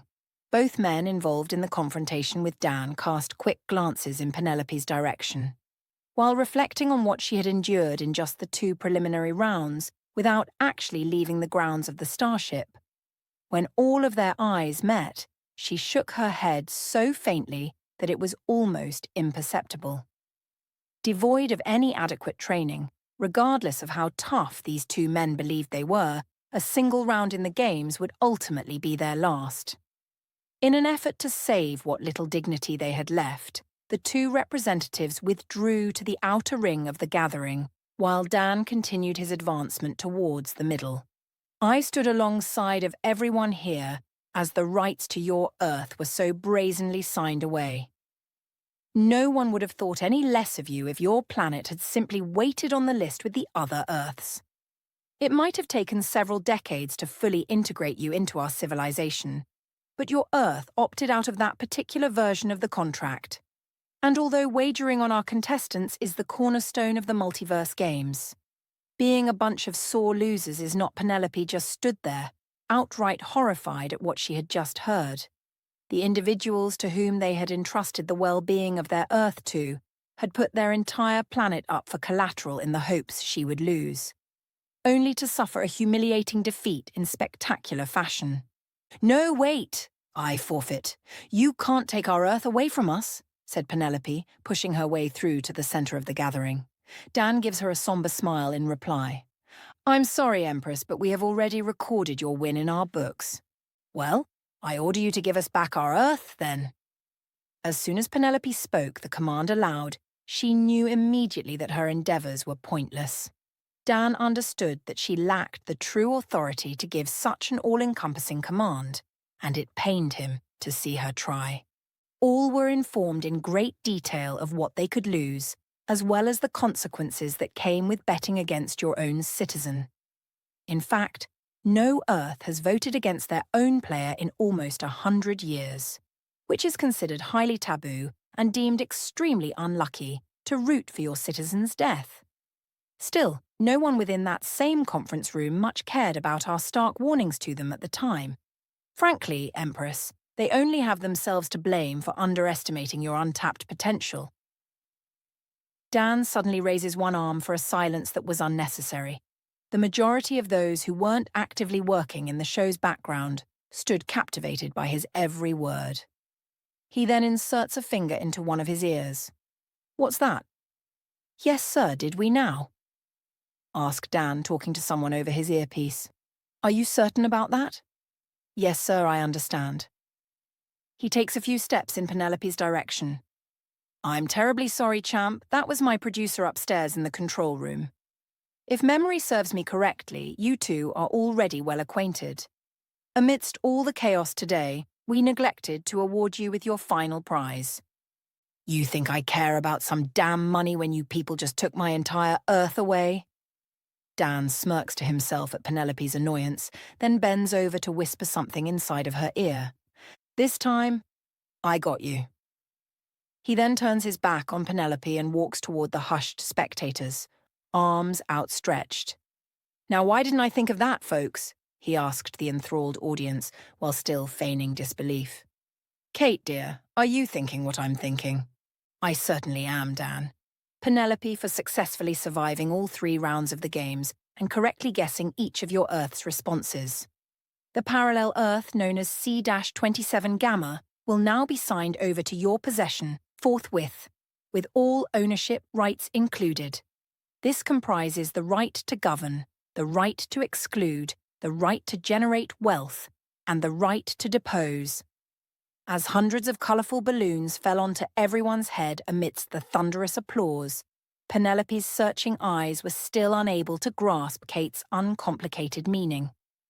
Apart from the representative's sudden enraged expressions, the aforementioned bucket of blood, of which she surveyed the skies for, was in the end intended for her world leaders instead. But she's far too young, and has no expertise in the workings of a functioning government, said a few individuals from the German delegation, as they pleaded with Dan and Kate to see reason. Although those who were quicker to accept their new world order formed a ring around Penelope in an attempt to be the first ones to curry her favour. Several global leaders tried introducing themselves all at once as a gathering of probing hands reached out to take hers. Feeling other parts of her body being brushed against, she slowed down her breathing exactly how Dr. Patel had instructed her before the looming panic attack could take hold. Once she felt the anxiousness gradually subside, Penelope pushed her way out of the mass of people with minimal effort. Now ready to take charge of the situation, she donned on her regal mask before things could get even worse. "That's quite enough, everybody. Dan, let me speak with my people in private. But Your Majesty, we're live and in front of a studio audience. You still have commercials, don't you?" "Yes, but..." "Then go to one." Dan and Penelope exchanged prolonged stares until he finally accepted defeat and returned his attention to the audience. "Let's take a quick commercial break, folks, so that our guests here can sort things out. Kate, I need a good-sized meeting area that all of us can fit inside," said Penelope, knowing that the co-host would be more accommodating than her husband. "Empress, I know the perfect place for your party to converse in private. And lend me one of your door technicians, since no one here will be returning with me on stage." In minutes, a technician led the large group to a sizable gym with high ceilings and most of the workout equipment situated near the mirrored outer walls. Penelope halted the delegation within the large training facility, and once all attention was on her, she didn't waste any time getting to the point. "Look, I don't wish to possess the world that you so carelessly signed away. Nor do I want the responsibility that comes with running an entire planet, but I sure as hell don't want someone else to have it either. Arguing with Dan is a complete waste of our time. We all know who's really in charge over here." The majority of the representatives nodded their agreement. "I'm the only person capable of bringing all four queens back to the table with a brand new set of terms. If any of you were to attempt to do so, I fear that your hard work would be in vain. In fact, I know of a skilled negotiator who will make sure that we get everything that we want." They didn't need to know that it would be the Queen of Empathy donning their doorsteps in the near future. However, when a few of the delegates tried to voice their opinion, Penelope cut them off at the knees. "No. The time for all discussion has come to a close. The technician here will now send everyone back to their homes." As promised, Penelope returned to the stage alone. "My dear, it appears as though you're coming into your own as Empress," said Dan, giving her a knowing smile. Penelope surprised the show's host by hugging him in response to his assessment. "Thanks for sticking up for me when no one else would, you big fat jerk. I assumed that the curveballs I just threw at Your Majesty would cause you to become upset with me for quite a while." "Nope. As you say, they only have themselves to blame, and although our relationship is stronger than ever, even my aunt must come to terms with her decision. I'll just have to be the one to clean up their messes afterwards." Even though no one heard what was said, the spectators applauded the public display of affection between host and player. She then gave Kate a quick embrace as well. "Thanks for everything, Kate. We're coming out of commercial." "So, if you don't mind kindly getting your grubby paws off my wife," said Dan in a spell of good humour. Penelope returned to her position on stage and awaited his next signal. "We're back, folks, and ready to send our Empress off to her home, coming party. However, before that, we have a special surprise for every member of the audience today. Underneath each of your seats, there's a ticket to the Empress's party that's in progress right now, said Dan with enthusiasm. As the masses erupted into more applause, Penelope began doing the mental calculations of how many people could fit inside John's place all at once. With literally thousands now in attendance alongside herself, the party would definitely spill over into the streets. Kate took Penelope by the shoulders and guided her to the door, freeing her thoughts from the tricky logistics. Her life within the games was finally over. Although the thought of seeing John again, as well as what she might say to him, caused her to stop short of the door's archway. It's okay. They're your family. I'm sure everything will be all right once you see their faces again, said Kate, reading the tension in her muscles. So, with her back straightened and the foreknowledge that everything would turn out all right, Penelope opened the door with a newfound confidence she hoped would last forever. You're right, they're my family. Chapter 38, 3 of Empathy. Penelope hastily shielded her eyes with a single hand as the transition between worlds instantly changed the stage's commercial spotlights to her sun's dazzling rays, which was now piercing throughout the dense western cedar forest. The first thing she saw was Seedy's one-of-a-kind dragon blood tree that stood apart from all the rest like a fork in a drawer full of knives. He had planted it there to attract her attention, so that she, in turn, could carry him to his mate before his consciousness completely died. Despite things not going as planned for either of them, Natalie was inevitably able to receive his message through Penelope's mind. She was, in the end, able to mourn his death properly without the uncertainty that came with Seedy not arriving at their appointed location as promised. Penelope could only hope that Natalie's new daughter Erica, as well as her other digital companions, were all right in there without her. As Penelope's eyes quickly adjusted to her Earth's natural brightness, it didn't take long to discover that she was far from alone inside the forest. When Penelope envisioned a sea of people, she imagined a baseball stadium filled to the brim with fans generating the perfect wave from one end of the stadium to the other. Although, after witnessing the tens of thousands of people inhabiting the surrounding forest alongside her, she couldn't help but stare in awe at the phenomenal sight. Every tree, every stone, and every blade of grass underfoot had someone standing beside it, beneath it, or around it. Penelope had no doubt that the multitude of individuals journeyed on for a number of miles in all directions. So much so that she began to fear for the local wildlife that inhabited the surrounding area. She would later learn that all the land-dwelling animals were gathered up humanely and would inevitably be returned to their natural habitats after the ceremony's conclusion. Penelope watched intently as the mass gathering of foreign earthers regarded her with expectant looks.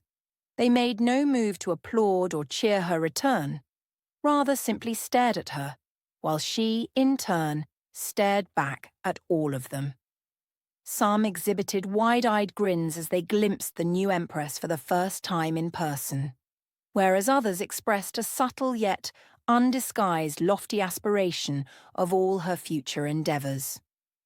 With neither sentiment sitting well with her at the time, she did her damnedest to mirror their positive dispositions in kind. Uncertain of what to do next, Penelope took a few steps in the direction of her home. In response to her subtle movement, a line of individuals in front of her quickly opened a path to the trail she and Sam had traversed so many times before.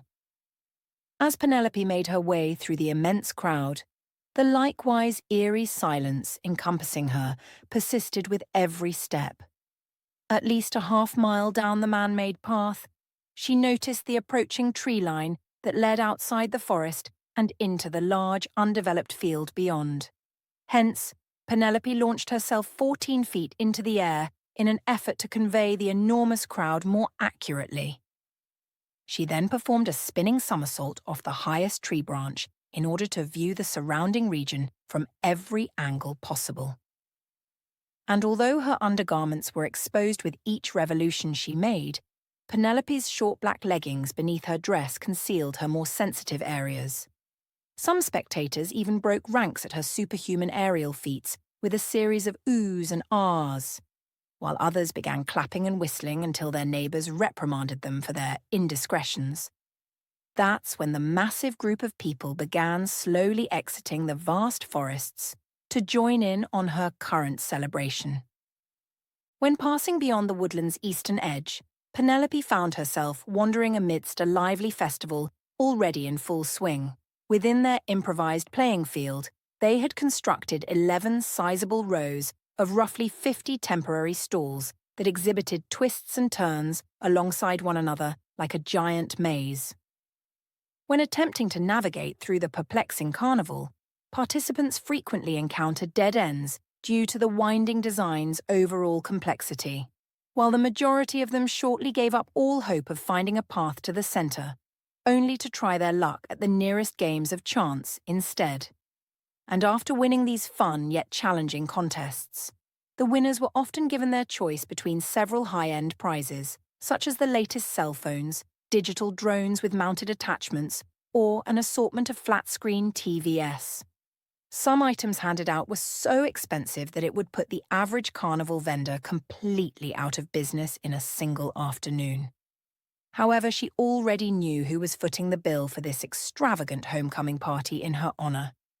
But if someone was persistent enough to make it all the way through to the aforementioned maze, a collection of unique food stalls and even more expensive prizes was waiting for them at the centre.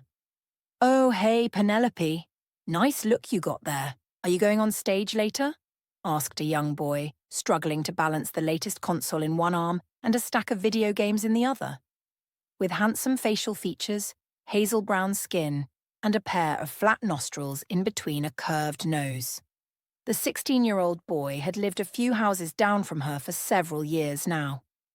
Despite their minor age gap, he was a pleasant enough guy to have a conversation with in passing. "Not if I have anything to say about it, Jamal." "How long has the festival been going on for?" asked Penelope, making a circular motion with one hand. He peered at her with uncertainty. "Isn't this your party?" "Yes, it is. But I'm fashionably late, so spill it." "Well, everything opened this morning, but they've been setting up the party to end all parties for a few weeks now." "The party to end all parties? Is that what they're calling this?" "Nah, that's just something me and the boys came up with around the neighbourhood. But the banner at the end of our street says Penelope's homecoming party. So, I guess, welcome home, by the way. You wouldn't happen to have any extra tickets on you?" "Thanks. Sorry, I haven't been given any yet." "Is that how you pay for things around here?" "Yeah, but there's only so many to go around before they stop giving them out to you." "Okay, check back with me later. I'll see about getting you some more." Penelope assisted Jamal in carrying his prizes through Mel's backyard before parting ways near the cul-de-sac's outer perimeter. They had erected a large outdoor stage in a portion of the road's main semicircle that faced away from Mel's front yard, with a substantial assembly of additional cafeteria-style seating beyond that, while an assortment of food trucks offering different cuisines occupied the outer edge of the remaining cul-de-sac by obstructing Penelope's and her neighbours' driveways. She couldn't help but to wonder what the Queen of Orientation had to promise her more stubborn neighbours for the use of their properties in such a massive undertaking. Attendees who showed up without tickets stood funneled in between a series of booths that were set up near the stop sign at the usually unrestricted end of their street. After hearing intense, dramatic-sounding music reaching a fever pitch from the backstage speakers, Penelope walked to the front of the stage to see who was performing. She stared up in disbelief at the screen as they played a recording of her riding atop a grotesque, latex-covered robot's back. Penelope's face quickly turned a pale white as the most frightening moment within the games themselves was being reenacted right in front of her very eyes. And although Sam had survived this fatal encounter, he had just been stabbed with a large chef's knife mere moments ago. His wound was so bad, in fact, that the 11th multiverse itself took Sam's parallel counterpart as some sort of gruesome compensation nearly 4 days later. Penelope watched on as Sam, despite the mortal injury, plunged that same knife into the robot's gears, to the cheers of nearby spectators enjoying their complimentary meals. And after the two of them limped outside the residence, the screen paused briefly before restarting from the beginning. This entailed Penelope approaching her bedroom door slowly and placing an ear to it as she listened for something on the other side. Then went back to her bed and plucked a small crystal pebble from atop it, in which its enigmatic light still peered underneath her ruffled covers. The events that followed left her complexion a shade of bright scarlet red. "Hey, Penelope, great screening party," said a neighbour, who resided several houses down from her. The broad-shouldered man stood beside the closest food truck, stuffing his face with a buffalo chicken concoction, served in a biodegradable container. "I didn't know you two were actors." "Thanks, Mr. McCoy, but it's just a new hobby of ours." Now that Penelope's cover had been completely blown, she weaved her way through the substantial crowd and over to Sam's house, concerned about what John had learned. And there he stood, her oldest friend, anxiously pacing around his mailbox while occasionally peering down at his phone. Penelope rushed up to him and wrapped her arms around his neck in one quick motion. "Oh, Sam, am I glad to see you again." Instead of lifting her up in his arms and squeezing her with the same amount of enthusiasm, he gingerly returned the embrace before hurriedly pulling away. "What happened?" Sam did everything in his power to avoid making eye contact with her, which was a clear sign that the jig was up. Even when she bent her knees slightly to meet his wandering gaze, he still managed to find somewhere else to look. "It's my dad. He's waiting for you inside." "Yeah, okay. I'll head there right now."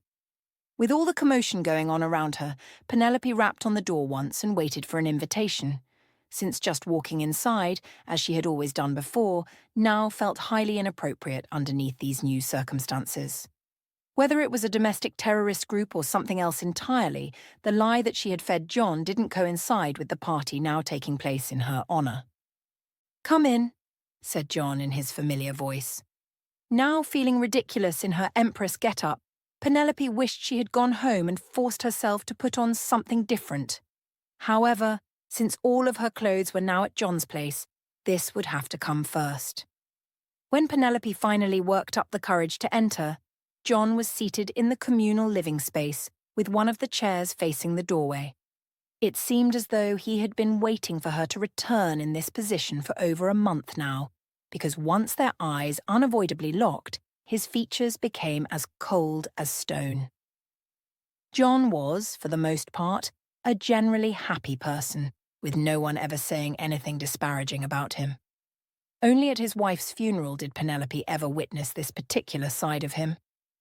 "I'm happy that you're safe," said John, with not much sincerity behind the icy tone. Thanks to years of walking on eggshells around her father, she was adept at sensing when not to speak in these kinds of situations. Therefore, rather than say anything in reply, she let the silence drag on until John decided to fill it himself. "Do you know how many times I had to go out there and watch my son being stabbed in the stomach?" Penelope's time to speak had arrived. However, saying anything besides no would only make things worse. Also incorrect was assuming that the right answer was the exact number of times either, so she saw no other alternative but to answer in the negative. "No, sir. 8 times. I had to watch my son being butchered by something I can't even explain 8 separate times. I can't lose him, Penelope, I just can't. My son and I both have lost far too much already." Tears of anguish began streaming down both his cheeks, showing no signs of letting up. Penelope approached John gradually, recognizing that he was in desperate need of comfort, only to be rebuffed with a slam of his fist upon the chair's armrest. "My wife is not a monster," he said, letting the statement echo throughout the house. However, after realizing that he had just spoken in the present tense, John forced down the emotional outburst before continuing. "My wife was not a monster." With everything that had transpired throughout the course of the games, Penelope had forgotten all about John's wife, Linda, as well as the role of the doppelganger plant creature that assumed her identity in order to deceive Sam. "It was much too impulsive of me to invite you to live here with us, especially now that I'm aware of what actually transpired." I'm all the more certain that this new arrangement of ours just won't work. You're an adult now, and I believe that it's best for everyone's safety if you return home. This wasn't just some stern lecture that the two parties involved in could just move beyond in a week or so. John as well as Sam were permanently parting ways with her. "Okay," she said, now mortified at what she was hearing along with the things she had forgotten. Regardless of Penelope's home life in the past, her intricate web of lies was finally catching up with her. "I've just spoken about this with your aunt, and she's moved your things back to your house." "Okay. I thank you for protecting him when you did, but I'm confident he would never have been placed in this situation if left to his own devices." This time the prolonged silence was John's way of asking her to leave without actually saying anything else. Outside their home, Penelope went over everything that was said in one brief interval and found that he wasn't too far off bases with any of his assessments. In fact, John was an incredibly wise parent and showed tremendous foresight in cutting ties with her at this crucial interval of her life. Although the four most formidable women in Penelope's ever-shrinking social circle had accepted her as Empress, the people that lived within the 11th multiverse itself had not. Assassination attempts brought about most of the previous queen's deaths, and on one dreadful day when Penelope's unknown adversaries were powerless to get to her, they would switch their attention to her loved ones instead, rendering everyone around her fair game in this still unfamiliar empire. This didn't, however, prevent Penelope's heart from shattering into pieces with each declaration that left John's very cold yet still emotional lips. A steady ringing in her ears had completely drowned out all the laughter and commotion taking place just beyond their homes. And this time she knew it was Seedy's latent powers of shifting future outcomes at play here. Thus, Penelope ran across several manicured lawns and didn't stop until she reached her front door. Even though she could hear Sam's cries for her to wait a moment, it soon tapered off when John came outdoors to retrieve his son. They argued briefly, but with only the rhythmic ringing surrounding her senses, Penelope was still incapable of hearing what was being said. In the end, however, Sam relented to his father's appeals, and they both entered the residency following that. Now upset that Sam didn't argue on her behalf for just a little bit longer, she kicked her aunt's long dead potted plant off the porch steps and into the nearest food truck's rear. The sudden destruction of the clay container was largely unnoticed by the vehicle's owner, so Penelope picked up the hidden house key that sat underneath.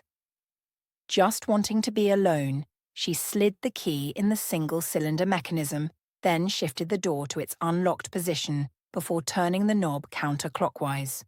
However, when the unlocked door still wouldn't budge, Penelope performed a devastating shoulder tackle against it, as if she were in tryouts for All Elite Wrestling. A wooden chair that prevented the broken door from slowly creeping open on its own broke to pieces on the other side. "Jesus, Penelope, I thought you were another one of those reporters," said Karen, closing her bathrobe from the kitchen area. Her aunt's eyes softened considerably after seeing Penelope's distraught appearance. "You just met with John?" She frantically nodded her head, unable to contain her tears any longer. "Damn that cold-hearted bastard," she said, muttering this part underneath her breath.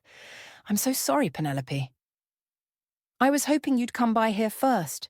She hurriedly fell into Karen's arms and was soon weeping uncontrollably, without inhibition or mental restraint. "All my clothes were over there. I just wanted to change into something else," said Penelope in between breathless sobs. "I know, dear. Everything is going to be okay. I believe that we've far outgrown this place anyway." Penelope didn't understand what Karen meant by that, but unconsciously knew the truth behind the statement.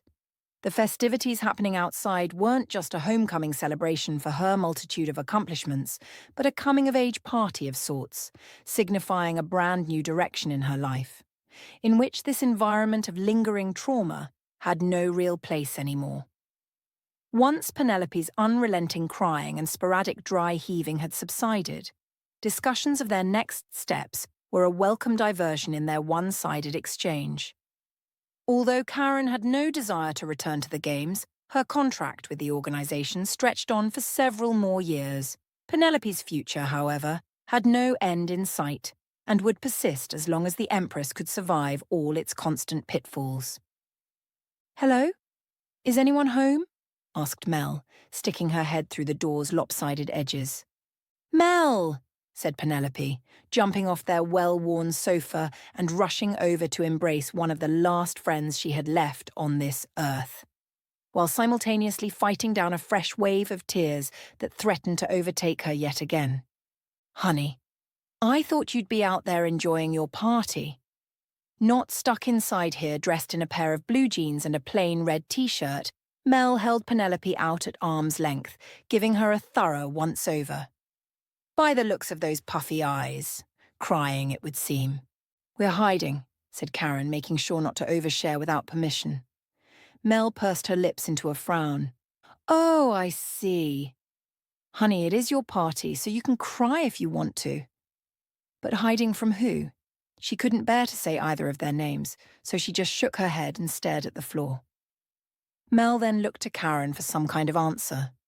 John essentially disowned her, if that's even possible with them not actually being related by blood. "Penelope is no longer welcome in our home," she said, using John's simple but straightforward tone. Penelope struggled to maintain her composure as the yet unheard remark from the two's conversation cut her to the core with a bout of fresh pain. As though Mel could track him through the walls, she stared in utter disgust in the direction of John's house. "Why, that son of a bitch! Doesn't he know how you feel about him?" Penelope shook her head again, trying to find the determination to say something. "It's not his fault, it's mine." "That's not a movie out there. It's what really happened. Sam almost died that day, and the only reason that happened is because he was with me at the time." So they all sat around the kitchen table while Penelope recounted her story from the very beginning, and this time she left very little out. Mel would surreptitiously glance over to Karen when her retelling of the saga drifted into the more fantastical in order to get a more realistic interpretation of her accounts. Karen, on the other hand, would only nod in agreement at some of the most outlandish parts of their chronicles. "I got the abridged version from Sam. But what you're both trying to say is that there are duplicates of myself on distinct, yet in some cases identical, Earths out there, and they're all on independent but sometimes similar timelines." "More than that," said Karen with enthusiasm at someone showing interest in her profession. "We are aware of nearly 1,000 Earths that have deviated from our evolutionary track altogether, with more out there even unfit to support human life." "There's something else that I haven't told either of you yet," said Penelope with a prolonged sigh. She then went back to the beginning and told them about Cede, as well as the role he'd played in her victory. At the end of Penelope's unabridged tale, even Karen's face showed a hint of skepticism about her omitted sections. "Don't get me wrong, I've seen you do some amazing things, and that additional detail would explain a lot. But are you sure this alien wasn't just a creature from an alternative Earth?" In this instance, some of the more unusual planets that Penelope had read about made it hard for her to distinguish between the two. It appeared that even Karen lacked the full clearance for the most alien worlds out there. "I'm certain. The alien planet I saw was made entirely of crystal." "Let's go back for a moment.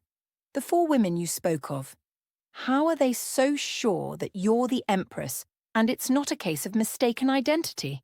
asked Mel, raising a point that Penelope had thought about almost every day after learning it for herself. "Oh, that reminds me," said Karen, hopping from the table and running into the guest bedroom. She soon returned with a stack of old dust-covered books. "To your question, Mel. It's my understanding that Penelope had met nearly all the requirements that had been laid out for her long before her birth, some of which hadn't been publicized to the community for centuries." Have a listen to this. Karen took the book resting on top, then flipped through the pages until she found the section of interest. "After the beast is slain, the Empress will reach inside the lioness's mouth, signaling her strength over all before her." Mel looked between both women, perplexed at the book's obscure quote. Penelope, however, recalled the painful memory with great clarity.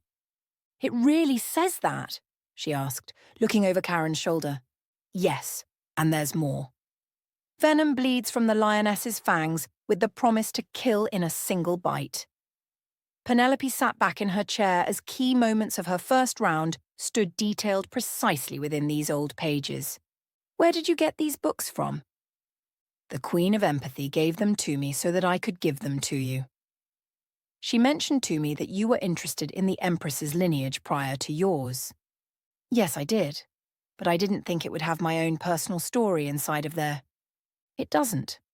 Not really, anyway. Thus far, this is the only thing I've discovered that corresponds to your apparent prophecy. And now, with your disclosure of an extraterrestrial life residing within you, the proof of your identity is becoming increasingly undeniable." "He used to live inside of me." "Seedy is dead now," said Penelope, knowing that the point was moot. "So now that we know Penelope is who they think she is, what do we do now?" asked Mel, looking between the two women. The inquiry was met with a long drawn-out, uneasy silence. Penelope could only gaze down at her black-gloved hands in sorrow. "If you act fast, you can pretend like we've never met." Karen remained quiet, but rubbed Penelope's forearm in a compassionate gesture of understanding. She knew that being a queen of the multiverse was a lonely road to travel down. "That's not going to happen, my love." "Let's try this again," said Mel with undisguised rebelliousness. "What do we do now?" Karen took Mel's hand into hers. "That's really sweet of you, but there are some unknown factors to consider first. The fact that Penelope has just me as family and even fewer acquaintances is a blessing in disguise. As we speak, the news of the Empress's rebirth is now bouncing around the outer Earths like a ping-pong ball. This will provide the Queen's enemies with the perfect opportunity to attack or even kill the unified Earth's newest crowned leader. I don't give two creamy shits on a cracker who's coming after her. That gives me even more reason to stick it out by her side. Penelope, the day you stumbled upon my doorstep on that chilly night was the day you became mine to take care of. Despite my past failings, to intervene when I should have. That means come hell or high water, I won't be making that same mistake again. Consider yourself officially kidnapped this time." Trying to fight back another deluge of tears, Penelope focused on her breathing while only managing a quick nod of thanks. "Those 5 books seem like a great place to start. Why don't we have a little study party of our own so that I can be properly brought up to speed?" Chapter 39. 3 of Empathy resumed.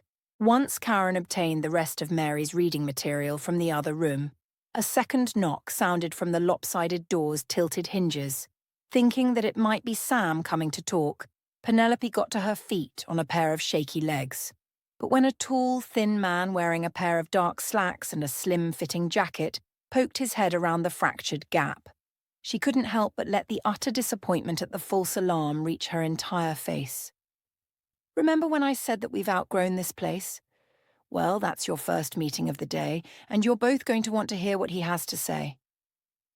"I'll be in my room calling someone about that damn door," said Karen, bringing out her phone and stepping inside the guest bedroom.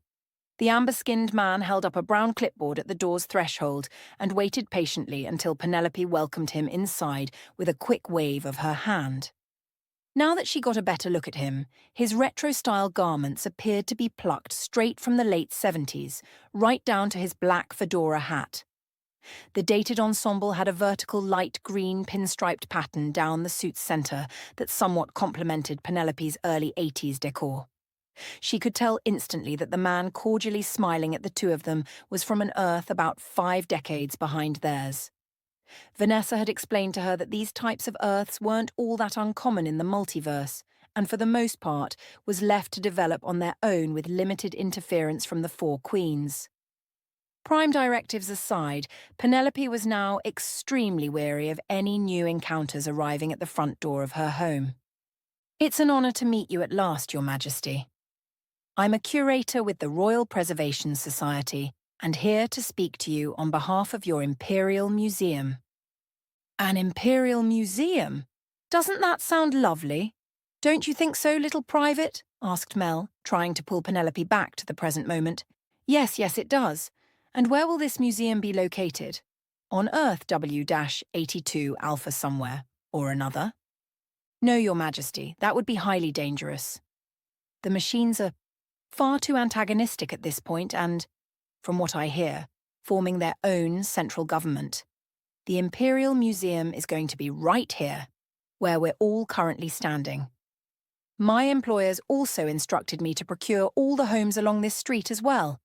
That includes the large field and the forest behind us, the man indicated in the direction of Mel's house with a ballpoint pen. All the way until you reach the Socotra dragon tree were their exact instructions. And what if they won't sell to your employers? Asked Mel, more for herself than the other homeowners in the neighborhood. This isn't some kind of shakedown operation, if that's what you're concerned about, madam. Our only goal is the conservation of the Empress's home and that of her life as a child. Penelope never viewed her home as some kind of museum, although she occasionally scrubbed the walls clean as if it were one. Perhaps their efforts to preserve this location were warranted, so that what she had endured would never be forgotten. How's your luck been so far, mister? Asked Penelope. The curator scanned the short list on his clipboard before responding. It's James, Your Majesty. And I have 6 homeowners currently willing to sell. As for the undeveloped field and surrounding forest, we purchased them both several weeks prior to this event. Christ, Penelope, that's nearly half of us already, said Mel, straining to whisper inside her ear. What did you offer them by way of compensation, Mr. James? Before debating if he should divulge that kind of sensitive information, the gentleman in the retro attire glanced from Mel to Penelope with some hesitancy. My friend and I aren't asking for their maiden names. Simply give us a ballpark figure and keep the rest to yourself. In James's eyes, Penelope's reasonable request quickly shifted itself into a regal command. Around $3 million per location, Your Majesty. $3 million a pop? Just my rotten luck, said Mel, deflating back into her seat. What's wrong, Mel? I don't own my home outright, little private. I'm leasing it through a veterans program. Oh well, c'est la vie, as the French often say. Yes, I have you right here, Colonel Broussard, said the curator, examining his list of homeowners once more. That's retired colonel, said Mel in her routine fashion. There is, in fact, an inconvenience fee for uprooting someone from their home so suddenly. Well, don't keep us in suspense. How much will an inconvenience fee set you back for? I believe 1 million Earth dollars is a fair compensation for turning your life upside down. Earth dollars? Asked Mel incredulously. Mr. James, I prefer my dollars in US currency, if you please. You can keep your monopoly money all to yourself. Thank you very much. Mel, the exchange rate for a single Earth dollar is about 27 US dollars, said Penelope in an unsubtle whisper. She could now see her friend doing the math inside her head, while straining to keep her cool at the sudden windfall that had just fallen right into her lap. That's a nice figure and all. But I believe what you meant to say was 10 million Earth dollars instead, said Penelope without a hint of levity in her voice. The curator glanced down at his clipboard, then peered at it for a long moment, hoping that the number he had offered Mel was somehow incorrect. Upon spotting his predicament, Penelope decided to release him from his worries with a stroke of the pen. She took the curator's clipboard and found Mel's name towards the middle of the list. In addition to entering the 10 million Earth dollar bid, Penelope signed her name beneath it. Vanessa had pulled her off to the side of the hovering airship and taught her how to use this little technique in order to procure something that she really wanted. When you simply have to cut through all the red tape and bullshit, said Vanessa, while they stood behind closed doors discussing the royal trick, Mel sprang out of her seat in utter shock once the new amendment was added. Penelope surmised it was to prevent herself from toppling off the chair entirely. "Now hold on, little private. That's far too much." The Empress just threw up her hands in surrender. "Don't look at me. I just fixed an oversight made by the Royal Preservation Society. They had no way of knowing that you're one of my closest confidants as well as dearest friends, and that some of my fondest memories were spent in that very same home simply chatting about everyday life with you." "The Empress makes an excellent point, Colonel Broussard," said James. "Had we known of your current status within the Queen's court, the offer would have been substantially higher." "That's retired, Colonel, and I accept your generous offer, little private, so don't make me cry." He then put a check mark by Mel's name. "That only now leaves the price of this home, Your Majesty." "Shall I put you down for the same amount?" "No, I'd like to donate my home to the Royal Preservation Society personally. Just send me the paperwork about the deed transfer, and I'll sign it over to them." After James cut Mel a check on the spot, he returned to his hunt for more homeowners. Mel started her celebration dance by singing her favourite 80s song of the same title. Then, after ensuring that the check was secure within her pocket, she swept Penelope up in the Kool and the Gang song playing inside her head.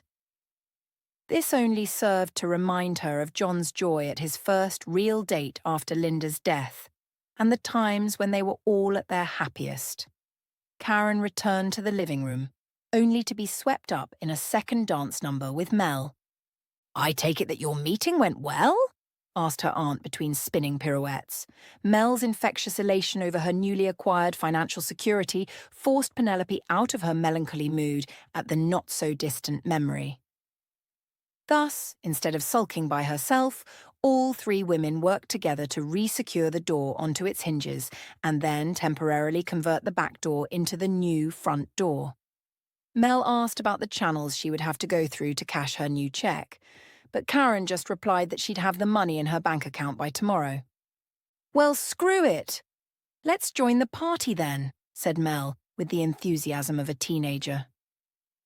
Penelope surveyed her now former home, where she had spent the not-so-better part of 18 years in, and all of a sudden felt like being somewhere else. "Why not? Let's do it!"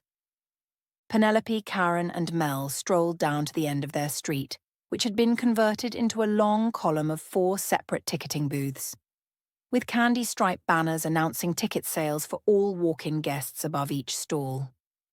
The Seattle Police Department, outfitted in their navy blue uniforms, patrolled the gaps between her neighbours' lawns, discouraging anyone from skirting around the ticket booths without paying. However, with the price being a reasonable $10 per person and free for kids under the age of 12. The police officers had nothing much to do but chat amiably with one another, as well as the arriving guests, while enjoying the party's complimentary food in relative tranquility. Curiosity from several streets over, combined with the power of social media, had the lines wrapped around multiple blocks by that early afternoon. The Seattle Police Department was soon put on high alert as the waiting crowd unexpectedly applauded Penelope's arrival, as they made their way to the back of the long line. A pretty girl with alabaster skin, a perky upturned nose, and wearing the same candy stripe-themed outfit, whisked them away to an empty VIP booth near the column's edge. "Here you are, Empress. 3 tickets with unlimited plays at any of our games as well as unrestricted meals at any of our vendors," said the young girl, with Penelope's half-sister's name across her upper chest. "I'll take one more, please," she said, trying not to draw any correlations between this young lady and Ceedy's first and only daughter. While she was now adept at seeing patterns in the world around her, as a result of both the Crystal Branch's otherworldly influence and a whole new viewpoint on life. Sometimes a name was just a name. "Of course, Your Grace.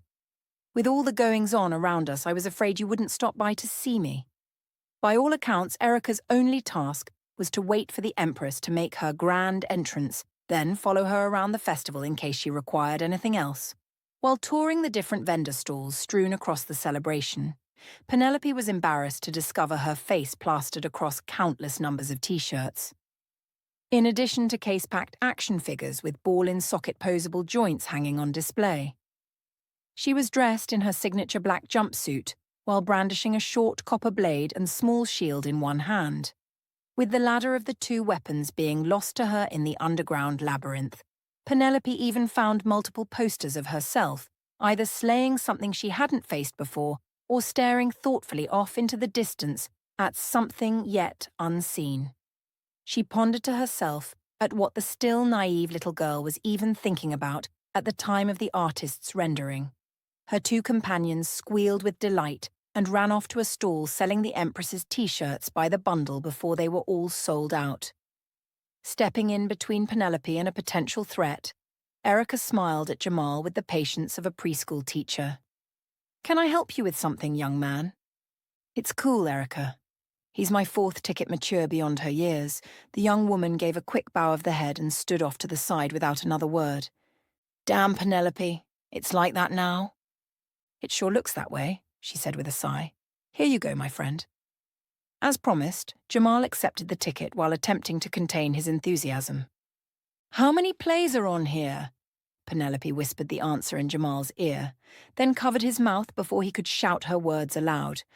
"This is just between the two of us, okay? Try not to go overboard either." "Yeah, I got it. Now I can go for the big prize, like Natalie." Natalie. "Are you talking about Joe's coffee shop, Natalie?" "Yeah, she won one of the mega prizes out there," he said, pointing in a direction that Penelope chose to ignore. It was a 4-person, all-expense-paid super vacation. Mr. Harris and Sam both just left with her. "Didn't he tell you about it?" "I've been pretty busy today. And besides, what kind of host would I be if I left my own party?" "Sure, I get it." Jamal waved his thanks before leaving, choosing to let the personal matter between her and Sam drop. It was unnerving for her former classmate to see the once inseparable duo not only apart, but not even on the same wavelength as one another. However, after some thought, Penelope realized with Sam and John now gone, no awkward run-ins would be happening anytime soon, freeing her to enjoy the party with a newfangled fervor. The rest of the afternoon flew by quickly, and while some parts of the celebrations seemed to go on forever, other sections turned dark and muted as nighttime approached. On Penelope's first real morning back, however, she soon began to recognize what the party's official coordinator was going for in the overall theme of her festivities. As the enormous screen above the stage stopped repeating the 3 separate preliminary rounds and had moved on to her first-round exploits, Penelope stood just outside the seating area and watched as legions of enormous spiders spilled out of the small office's walls and ceiling. Mel had been terrified of the hairy things ever since she stumbled upon a camel spider hiding inside of her bedroll during her last overseas tour. So instead of seeing what day 2 had to offer, they spent the majority of the afternoon inside, poring over the 5 books provided to her by Mary. Penelope tried filling in all the gaps left out of the literature, while Karen had to return to work earlier that morning, leaving her expertise sorely missed. On the 3rd day, however, the interior decorators came, marking the imminent arrival of the newest members of her family. Penelope almost sent them away out of some sort of misguided pride, but in the end, she knew that 3 wooden chairs and a small breakfast counter would be quite insufficient for the likely gathering. In the living room's center, professional artisans erected a long dining table with seating for 8 people entirely from scratch. While placed beneath it, 8 embroidered chairs that appeared to be priceless at first glance were set one after the other in front of elegant silver table mats, which were then topped with 8 golden plates and a set of custom silverware that had each of their names etched onto their handles, while several freestanding lamps were positioned in various locations, providing the living room with the perfect amount of illumination. "You didn't say anything about witnessing some real-life coming-to-America shit over here, little private," said Mel, while she watched a collection of plainclothes workers haul Penelope's old furniture away. "This is a first for me, too."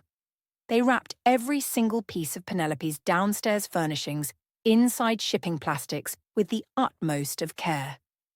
The workers soon inconspicuously placed everything into the back of an 18-wheeler truck before carrying it all away. Because it was the third day of Penelope's celebration, they watched the screen intently as she and the other competitors dispatched hordes of the red touches infected humans one by one.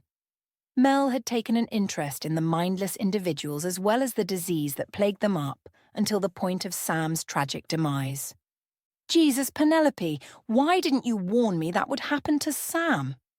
In all honesty, that Sam preferred that I celebrated his death, rather than mourn it.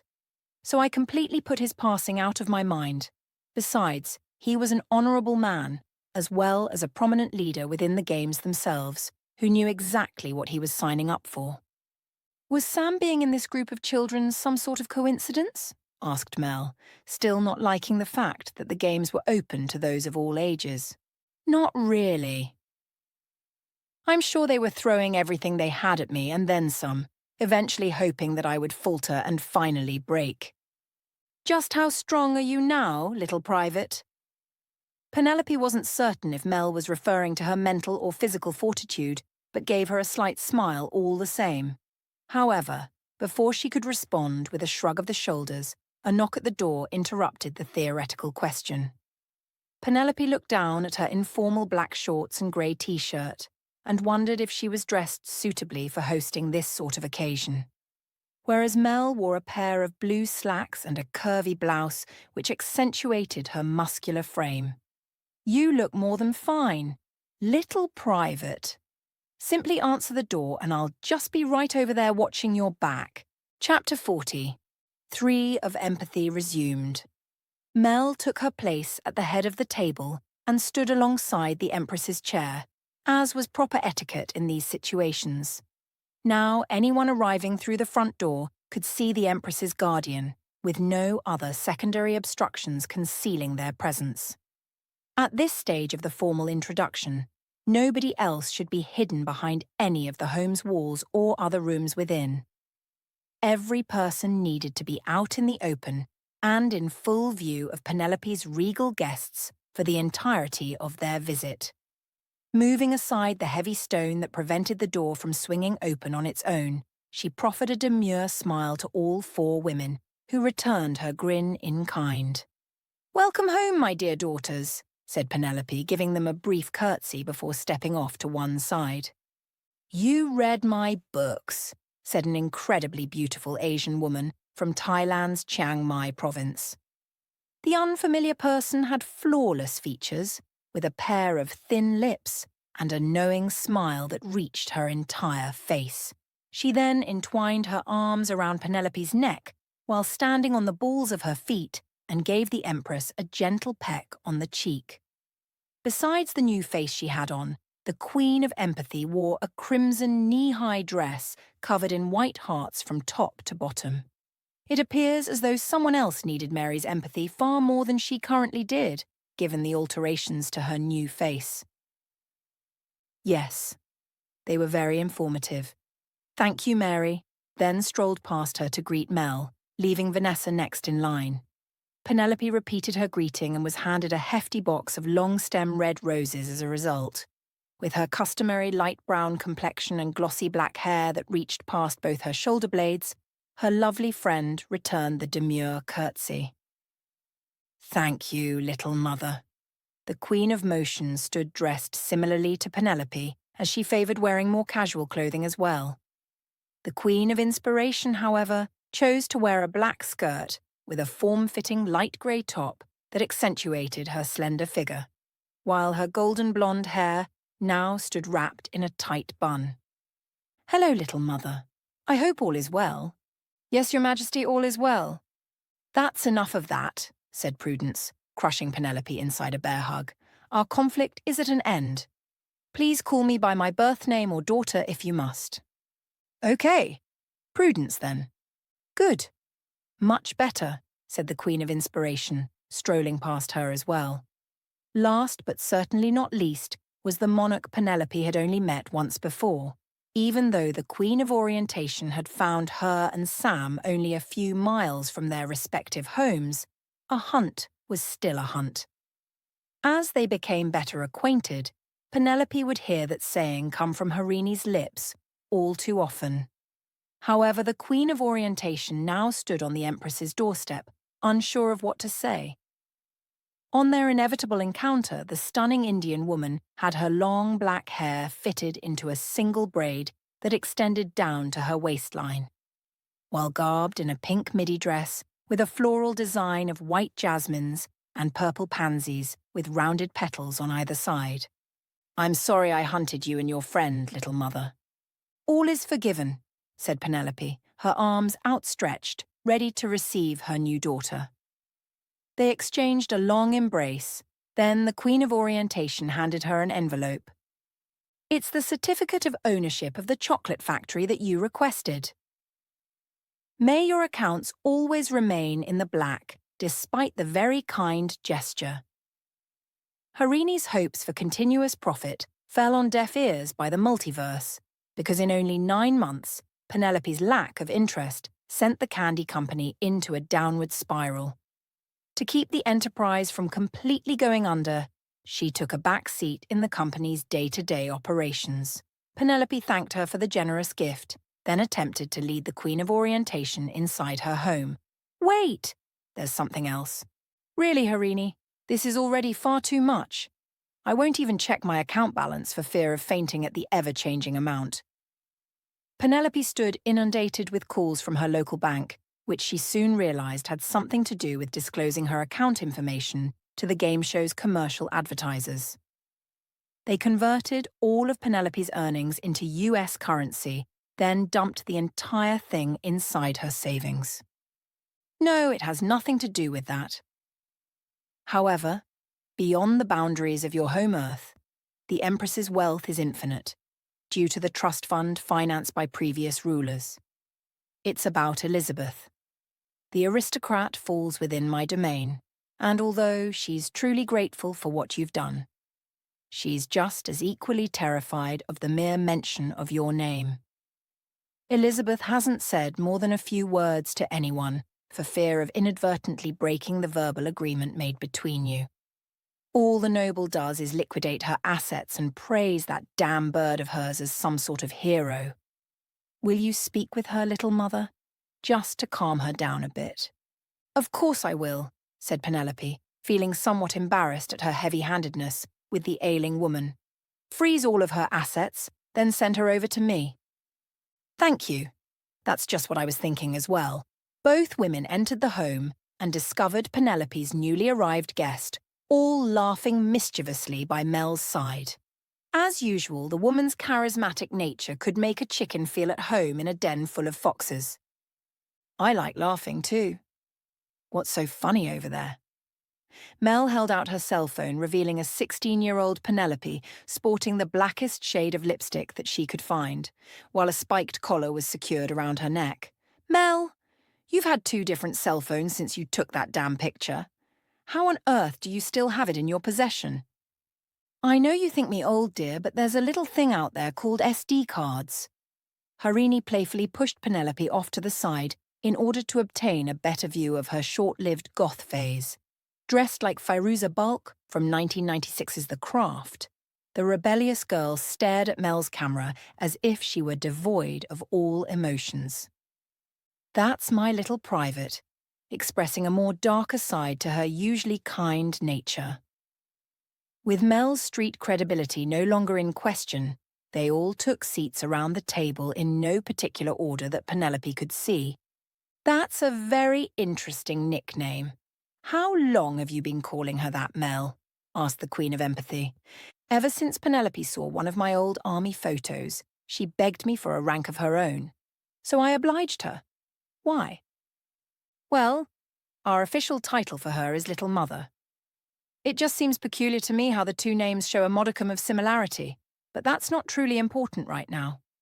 Will there be anyone else accompanying us today?" This was Mary's polite way of asking where Sam was. "I've parted ways with Sam for safety concerns. We can proceed with just us here. Vanessa quickly spoke up with a perspective of her very own. I don't believe he sees it that way. Perhaps you should call him Little Mother, so you both can sit down and really hash things out. A twinge of the old jealousy that she had felt so long ago hit Penelope in the stomach once again. This plea for reconciliation informed her that after she'd shut off her phone, Sam had attempted to call Vanessa instead. Things are better this way, daughter. Let's just leave it at that. That may be so, said Mary. But, due to the fact that Sam aided you in the preliminary rounds, as well as his counterpart's participation on Earth P-67 Gamma, his family now needs around-the-clock protection from here on out. Vanessa briefly glanced at Penelope before taking on the task herself. I'll take care of issuing them a discreet protection detail then. Mary smiled at the assembly of women around her. Good. Now let's talk about your Earth as a whole. I was privy to the conversation between yourself and the former leaders of this world, and found it surprisingly contradictory, to say the least. Nevertheless, with a few face-to-face meetings, I've rooted out most of their primary concerns. They wished to renege on their contract made with us, yet maintain financial dealings as an independent Earth instead. I told them that under no certain terms that this was a non-starter, and their Earth was ours to do with as we please by right. Hence, I countered their offer with one of my own. We take the Empress with us and leave them to their inevitable fate. How would you feel about that new deal, little mother? I'd be okay with that. What did they say? The Queen of Empathy smiled once again, this time focusing her gaze on the entire room. The offer was rejected as well. It appears as though they now see the value of keeping you around. I then assured them that accepting your rule would have unimaginable benefits for them. Your Earth would fall underneath platinum status and become sacred territory to all its people. That means your citizens would want for nothing. This also included the promise that I'd convert their personal wealth into Earth dollars once the new currency hit the markets, with a purely one-to-one exchange rate and a 0% tax exemption over the next 5 years. When the conversation shifted to monetary matters, the Queen of Orientation clicked her tongue to no one in particular. In the end, having to start over financially proved to be what they feared most of all. Not their citizens' well-being, as we had previously assumed. "Colour me not at all surprised, the damn greedy calculating bastards," said Mel, now sitting to Penelope's left. "So, what does your graces get out of this seemingly one-sided concession?" "We get trustworthy military personnel as well as future Earth Rangers willing to explore the multiverse on our behalf." Penelope and Mel exchanged apprehensive glances. "Not to worry, ladies. It pays well, and is strictly voluntary." "That will never change," said Prudence. "I don't want anyone watching my back that wishes to be elsewhere." "Isn't that how the saying goes, Colonel?" As the familiar words Mel had delivered to all the men and women underneath her command were now echoed back to her. She tried to keep the look of absolute astonishment off her face, but in the end, Mel just steepled her fingers together with such force that Penelope could see the blood drain from every single one of them. "I presume that a parallel version of myself has enlisted in one of your major conflicts, which I myself only just learned about." "You presume right, Colonel. And it's 2 major conflicts currently on record, with either one of them seeming to have no end in sight. But neither of them is likely to end right now," said Penelope, as her mind drifted back to the realm just beyond her white door. Now it was Mary's turn to glance at all of her sisters with concern. "That was one of the conclusions we had reached ourselves." "But how did you come to that same assumption, little mother?" Penelope had seen for herself both the black and white Earths steadily collapsing in on themselves within the dimensional void, and knew if either planet relinquished its force to the other for even a single second, all Earths on this plane of existence would reap the consequences thereafter. "I really don't know. It just came to me while we were speaking about it." "Does your intuition tell you anything else about the topic?" Penelope made the conscious decision to leave out the two Earths' inevitable destruction if nothing was done to pull them apart. No, that's it for now. Although the two primary Earths were well known by all scholars within the old texts, the disturbing notion of their apparent deterioration needed to remain her secret for now. All right then. Keep us informed if anything else crosses your mind. It doesn't matter how mundane you believe it to be. We want to hear about it first. Penelope nodded in agreement while remaining lost in her own thoughts. So, who are the two enemies with whom we are at odds with? Are they anything like us? Asked Mel. Yes and no, said Vanessa. First, we need to discuss our human adversaries. Their fortunes changed dramatically for the worse when they were dealt an unlucky hand by the multiverse itself, with their Earths located far beyond the normal timeline. Tyrants of old, who ultimately perished on the more common worlds, continued to live on for several decades after. This allowed their reign of terror to carry on and snuff out anyone who dared to oppose them. Now, with unfettered access to the doors and no one on their side to stop them, they've brought their endless conflict onto our doorsteps. Mel listened intently as her 5-year-long retirement evaporated into the air like a puff of smoke. And what do they want from us? People to enslave, resources to drain, and other Earths to assume control over once their barren planets become as useless as floating chunks of space rocks. And what's the status of your military engagement? A 25-year-old stalemate, I'm afraid, said Prudence. What if I were to fight on our behalf? Asked Penelope. This prompted all 4 rulers in the room, in tandem with Mel, to try speaking all at once in utter alarm. Absolutely not. Out of the question, said Mary, in a rare moment of panic. Prudence rose to her feet and chided Penelope with a waggle of her finger. I'm in control of the situation, little mother. The stalemate is only with regard to our people's safety. There's no need for your current participation. We'd send the High Priestess herself to the front lines before we'd ever consider sending you. And both notions are so absurd as to be laughable, she said, taking a seat once more, while Penelope's royal daughters exchanged slight grins with one another at the remarks made at the High Priestess's expense. Mel put a hand over hers, ensuring that the message she conveyed to the newly crowned Empress was clear. We have enough on our plates for now. Let's get more intel before we go running off to war, all right? All right, said Penelope, feeling thoroughly admonished.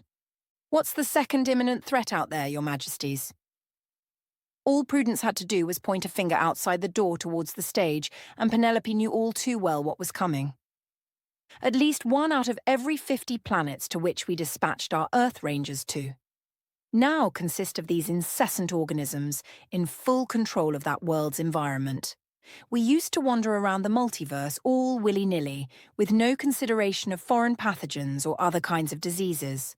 However, when the rubrum tactus, or red touch, as the young ones like to call them, began invading our Earths one after the other, we started to take the necessary precautions to keep the infection from spreading to our most significant planets.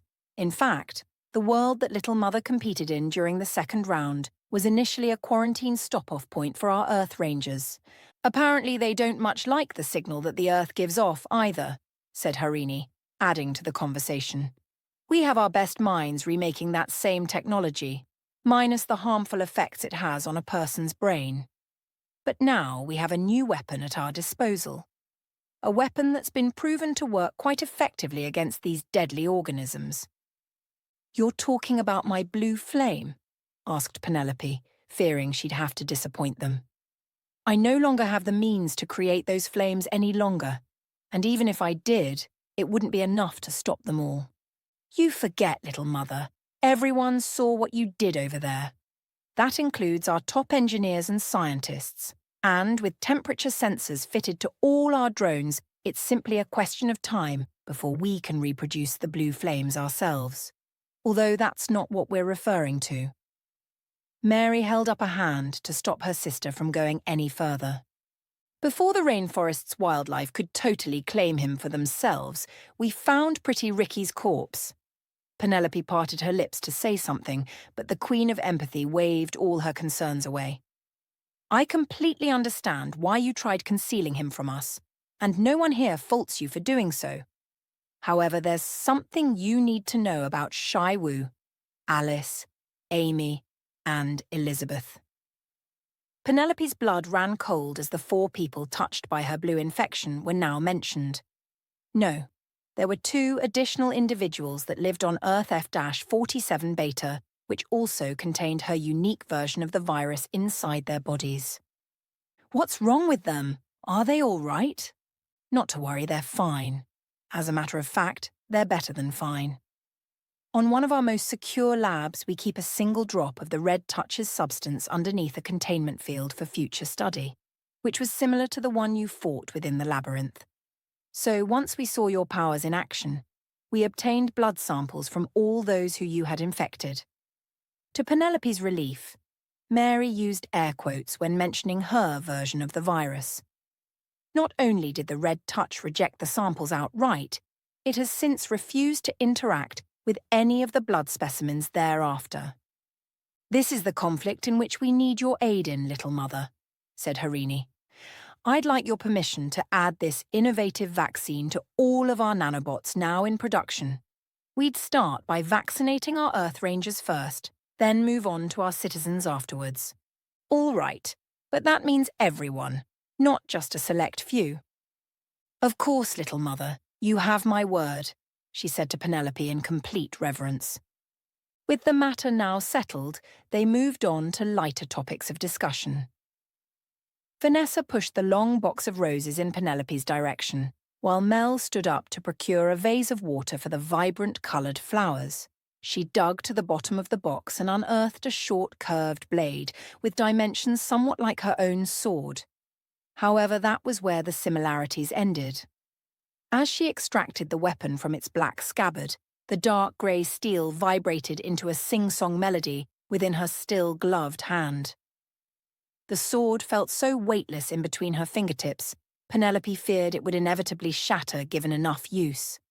That isn't going to happen, said Vanessa, reading her concerned look. It's specially made with your powers in mind, and your training starts bright and early next week. Thank you, Vanessa. I love it. Now let us speak of your future endeavours as well as the future of this world, said Mary. On the end of each of our Earth's names lies a particular designation. I'm Alpha, Prudence is Beta, Harini is Gamma, and Vanessa is Delta. All future Earths underneath your control will now be designated as Epsilon, which signifies the changing of this world from C-27 Gamma to C-27 Epsilon. Everyone but Mel and Penelope clapped lightly at the transfer of ownership. Her friend had no illusions that she could handle running an entire planet on her own, given the proper education and mentoring by the 4 women in front of them.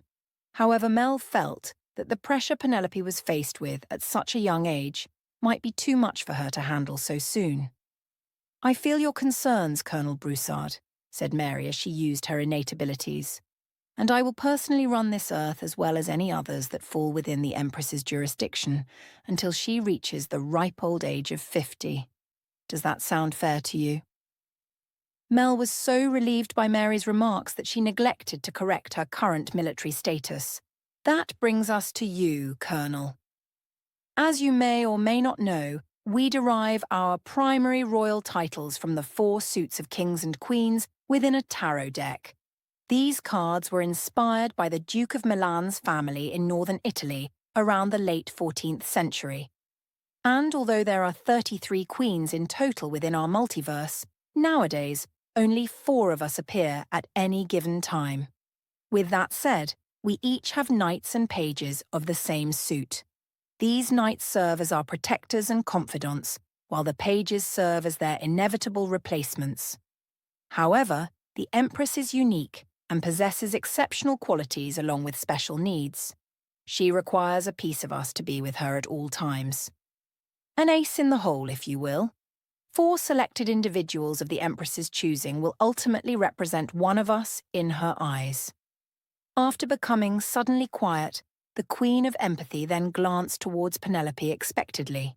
So, the Empress stood from the table and took Mel's hands into hers. When I was at my lowest, and the only thing I had left to hold on to were the dark thoughts that came with ending my father's life, you came to my rescue and inspired me to look outside myself for a deeper meaning than just existing. And for that, I will always be grateful for your unwavering friendship. That's why, if you'll have me, I'd be honored to give you the title of Ace of Inspiration, Penelope asked Mel, as her tear-filled eyes lost all focus on her friend's face. And I accept your beautifully expressed offer, little private. While Mel and Penelope sobbed gently in one another's arms, the four sovereigns offered a round of soft applause at their exchange. Prudence beamed with pride at her title being the first to be chosen among the rest. Vanessa, however, was the only one of them who shared in their tears of camaraderie, which reminded Penelope of the conversation she had with Mary regarding living far beyond one's normal lifespan and the emotional toll that came with it. Thus, the Empress toured the small living room, giving each of the jaded women a firm hug, hoping to breathe new life inside their now sterile hearts. We appreciate the kind gesture, little mother, but our current emotional state, or lack thereof, isn't your problem to bear, nor should it be, said Mary, seeing through her motivations as always. If anything, I want you to view us as cautionary tales and approach your life as well as the decisions you must make from here on out, carefully. And speaking of your life as it currently stands, we now come to the Empress's new marching orders. For the next 10 years, you must remain inside the boundaries of your native Earth of C-37 Epsilon. Penelope peered at all four women in confusion. How can I do my job as Empress if I can't go anywhere? Similar to the Supreme Court of the United States, we'll all have to cast votes for the Earths that request our intervention, said Vanessa. And with you as the deciding factor between my sisters and I, cases from all over the multiverse have been piling up on our proverbial desks ever since. Thus, we'll be bringing all the Empress's duties to you at this point in time. Having you remain here is just a tradition we all had to go through at the beginning of each of our reigns. Great, more peer pressure from dead people. Apart from that, why else am I exactly stuck here? It's so you can make a name for yourself here, amongst your new citizens first.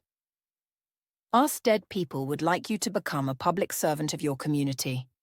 You want me to become a politician or something? That's gross. Mel chuckled to herself at the irony of it all.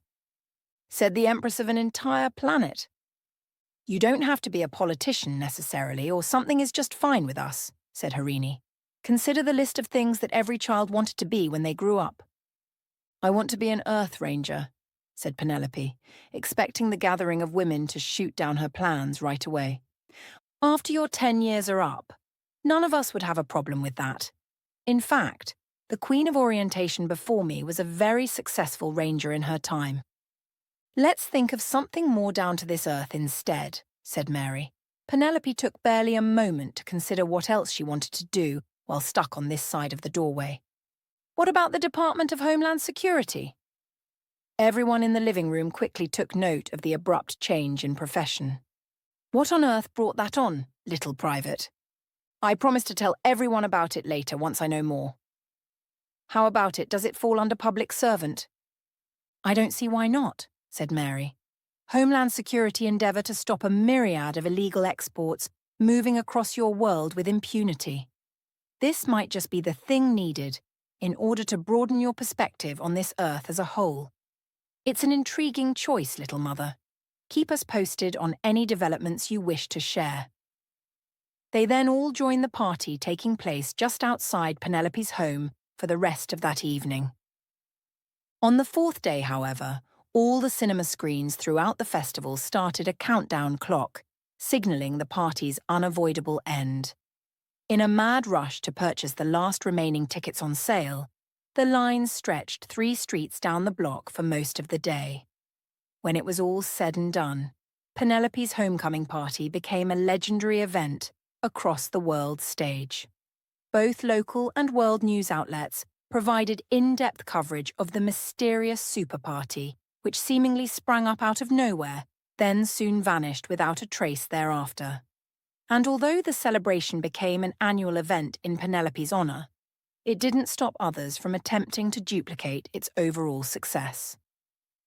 A few Saudi princes came somewhat close to replicating her festivities' grandeur, but only because their limitless budgets were comparable to the Queen of Orientation's monetary might. Chapter 41. Epilogue: The Empress. Penelope would eventually return to her former home a few years after the massive renovations made to her museum were completed.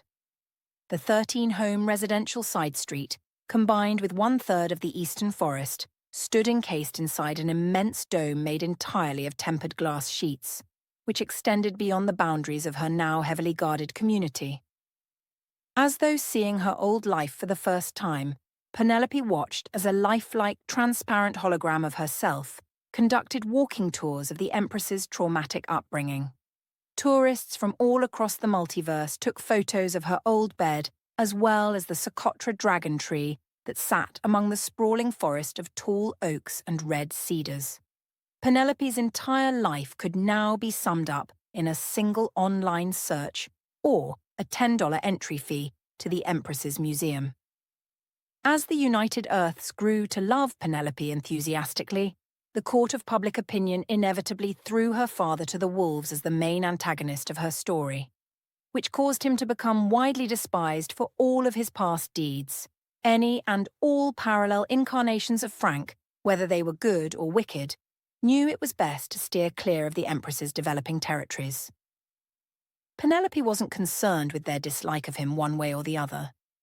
She had finally forgiven herself for all that he had done to her and made the ardent decision to grant Frank his eternal rest. And although her father was truly dead, his associates, as well as the crime syndicate that he worked for, were still thriving on her world. In just 3 short months after returning home, Penelope found Zane standing outside a poorly lit bar's parking lot, wherein he frequented at least once a week. The repurposed structure stood facing Seattle's Harbor Island and sat across from Elliott Bay, which was nestled off of Smith Cove Beach, built from an old sailboat storage unit. The well-established wooden structure appeared to have been long forgotten, surrounded by the modern shipyards of today, and carried the scent of the ocean's ebbing tide. It wasn't very difficult to discover Zane's watering hole of choice. She only needed to search for patterns within Frank's old life, then analyze the obtained data before progressing to her next step. Prior to escaping from Natalie's crystal realm, Earl had taught her several investigative tricks to aid in her inquiry. Remember, keep their targeted victims always in the foreground of your thoughts. They are the key components to the syndicate's entire operation, said the retired detective. The devil is always in the details. The mob might decide to gather on the outskirts of town where they can conduct their dealings in private, yet still remain inside the confines of an essential location. And don't forget to keep all your biases in check. Remember, Zane is a small fish in a very large pond, and you don't want to spook him if you intend to take down his entire organization. Thus, Penelope would monitor his comings and goings for several additional weeks before their inevitable confrontation outside the repurposed structure. If he spoke with someone over the phone or in person, Penelope would wait for a name or place to be mentioned before writing it down in Jacob's pocket-sized notebook. However, on the night of their fated reunion, Zane wore a crumpled old grey suit and puffed on a brown cigarette just beneath the bar's only outside light. Penelope watched closely as he yelled at a yet unknown person over an indistinct black burner phone. "I don't give a fuck what he said. It's got to be done tonight." Even after combating giant spiders, killer machines made to resemble people, and a walking, talking liquid pandemic bent on world domination, Penelope still found her hands trembling at the looming confrontation about to occur between them. Loose gravel crunched beneath her feet as she methodically weaved her way through cruiser-style motorcycles with high arching handlebars, or 8-cylinder engines that spouted from the hoods of several lowered trucks. Penelope emerged from the shadows still within the bar's parking lot, which stood lined with additional rows of pricey Harley-Davidson motorcycles of every size and colour. Nevertheless, Zane hadn't noticed her presence yet, as he continued to stare down at his disposable phone with bitter frustration. "Do you remember me?" asked Penelope, trying to keep her voice from wavering. He only offered her a brief glance before returning his attention to the cell phone's illuminated screen. "Aren't you a little late for Halloween, honey?" Penelope found herself blushing profusely at the passing comment, while beneath the bar's now softly swaying porch light.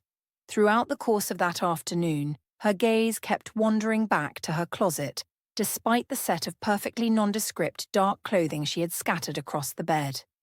Even in Penelope's new downtown apartment, the Empress's black dress and silver-jeweled crown still called out to her these days, whether she wished to wear something else or not.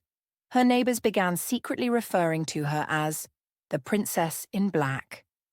Penelope grinned to herself after truly appreciating just how close they came to her actual title. "You knew my father." Once Zane acknowledged that this girl in front of him wasn't going away anytime soon, he exhaled in annoyance before giving Penelope a better once-over.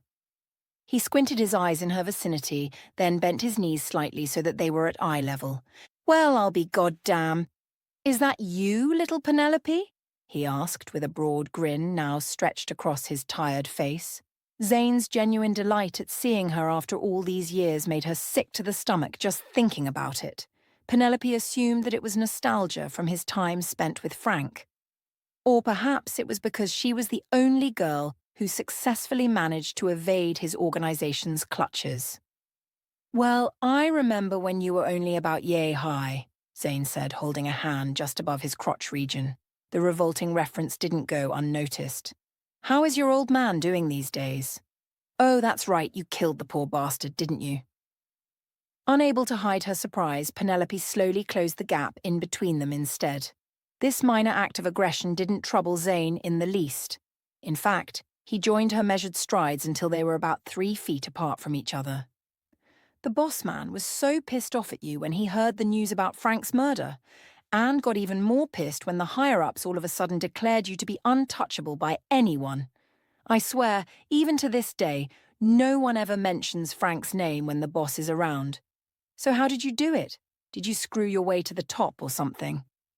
"There was no need to screw anyone on any top," said Penelope in the flattest tone she could muster. "I'm the princess of apartment tower 801. "Well, obviously." "I beg your pardon, Your Highness," said Zane, making a brief bow with a rolling flourish of one arm. "How did you know it was me who did it?"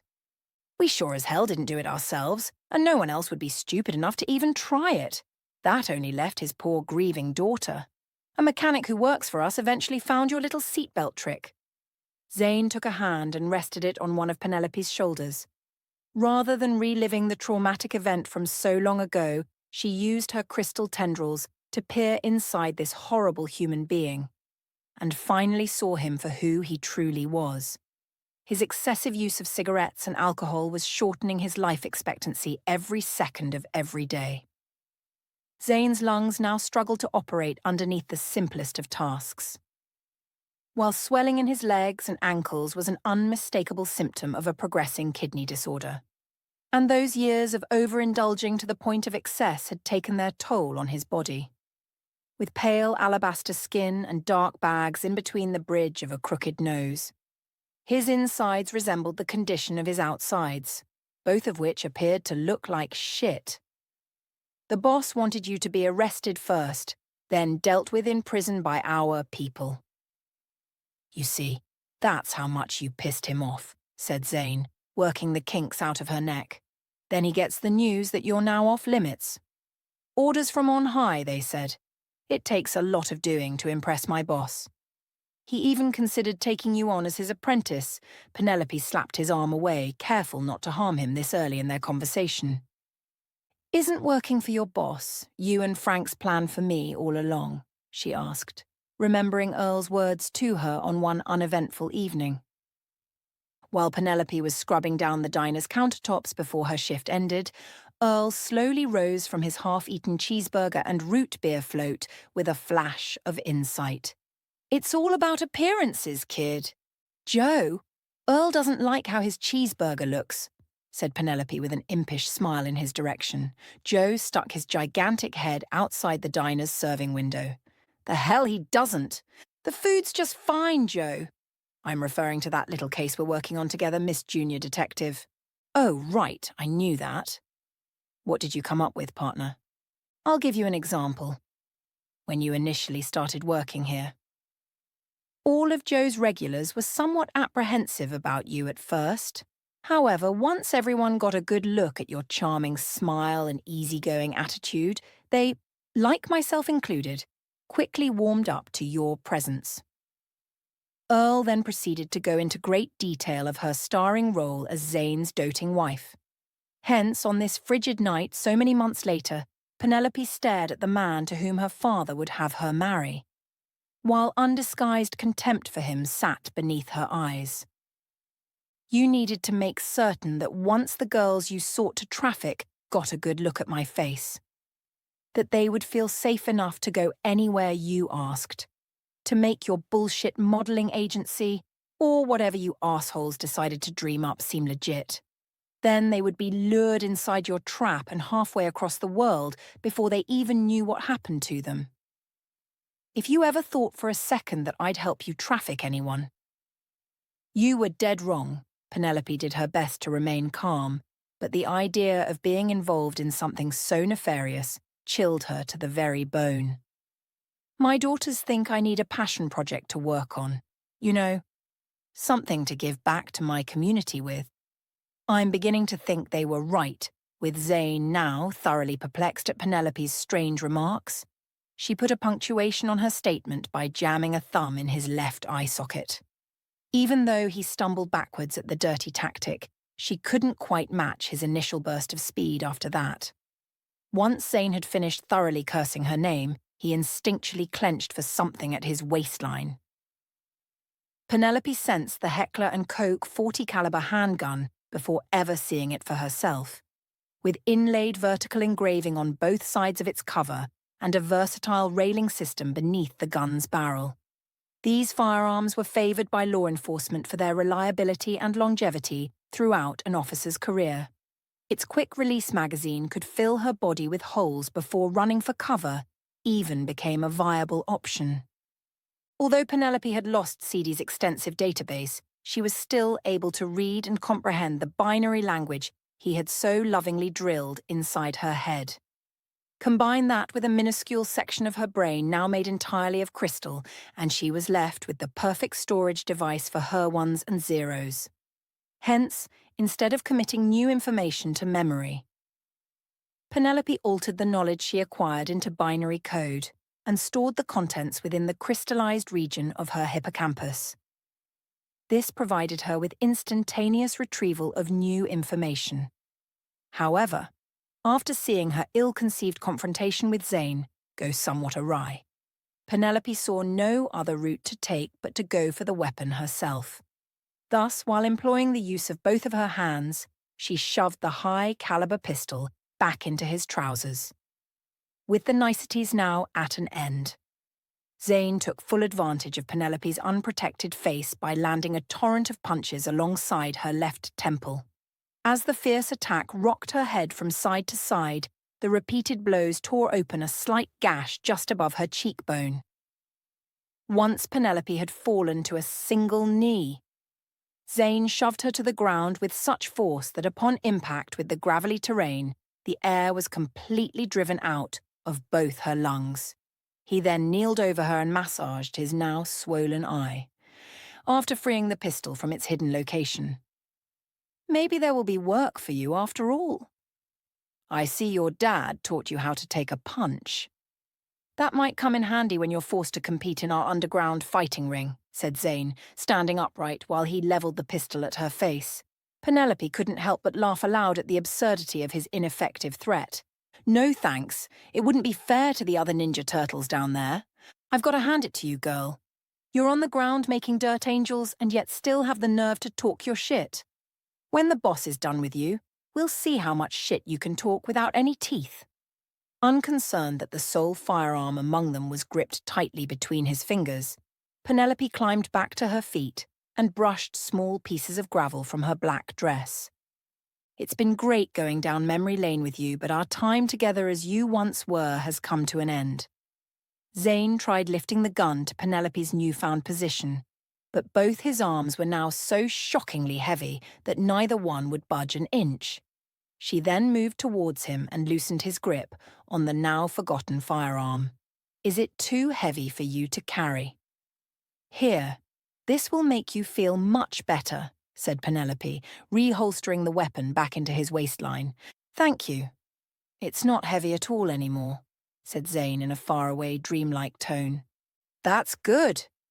Now just try to relax. Penelope frowned down at her thumb, unsatisfied with the untested results. Although her payload of nanobots was delivered straight into Zane's brain via one of his eyeballs, the effects still weren't fast enough for her liking. Penelope would need to make further alterations before she felt comfortable using her microscopic Trojan horses once again. In an effort to reclaim control over his consciousness, the Empress's new subject's entire body involuntarily trembled in response to her neurological attack, and after saliva began trickling down both corners of his mouth, Penelope reached into her pocket for a disposable tissue and patted Zane's drool away, as though a mother tending to a newborn baby. This infantile stage of the process told her that the battle waging to reassume control had been utterly lost, which now gave her complete authority over him.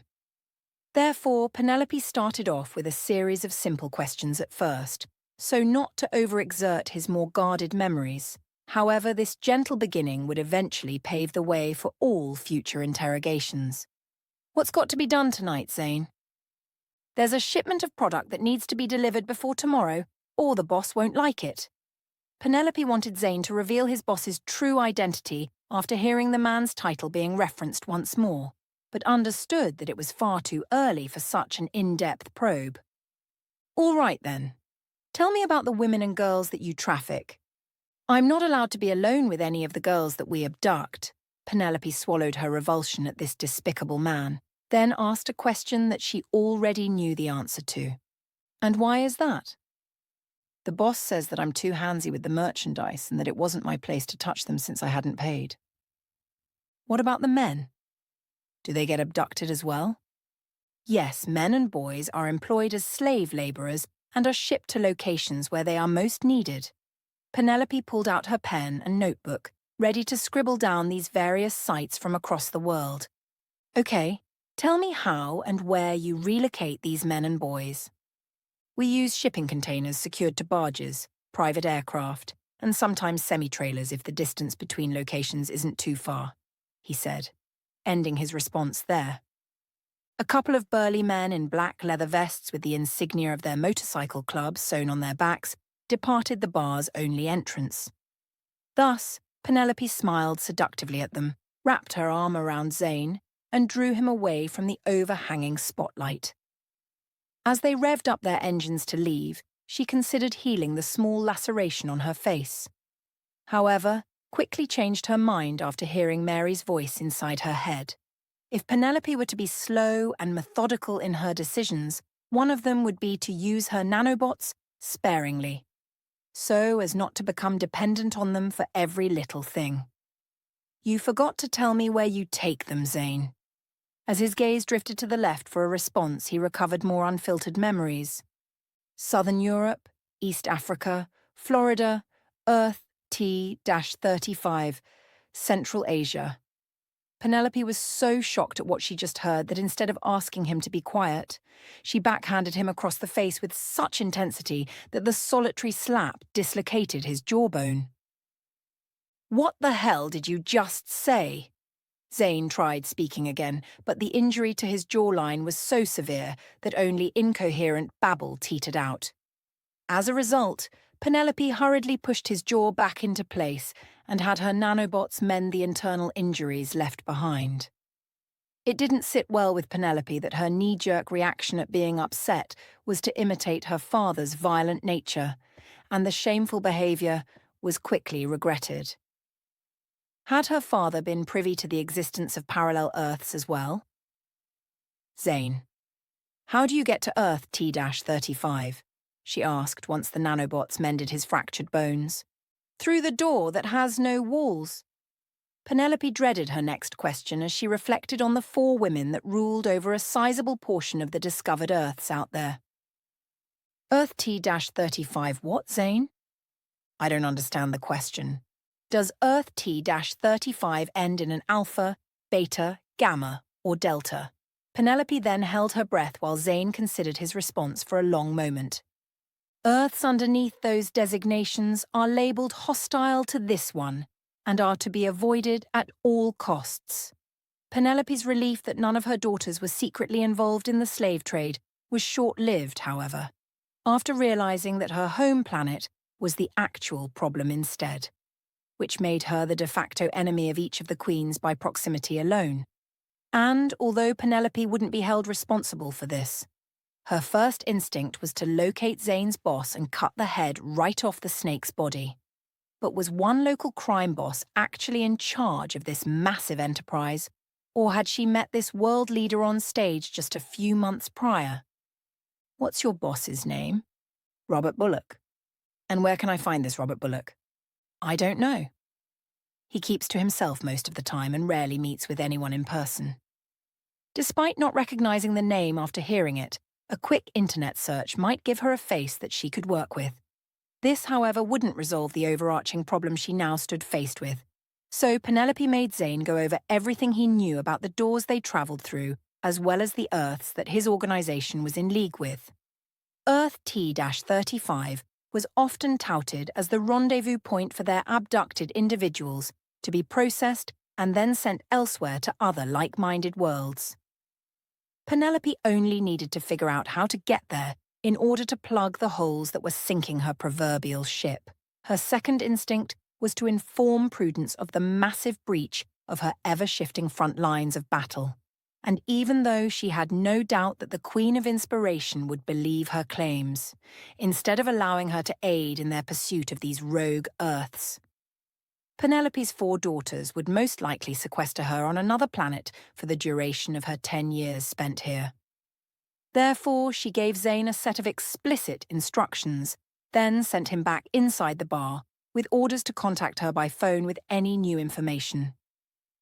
She didn't want to renege on the promise she had made to stay within the boundaries of her Earth, but this had just become personal on so many levels.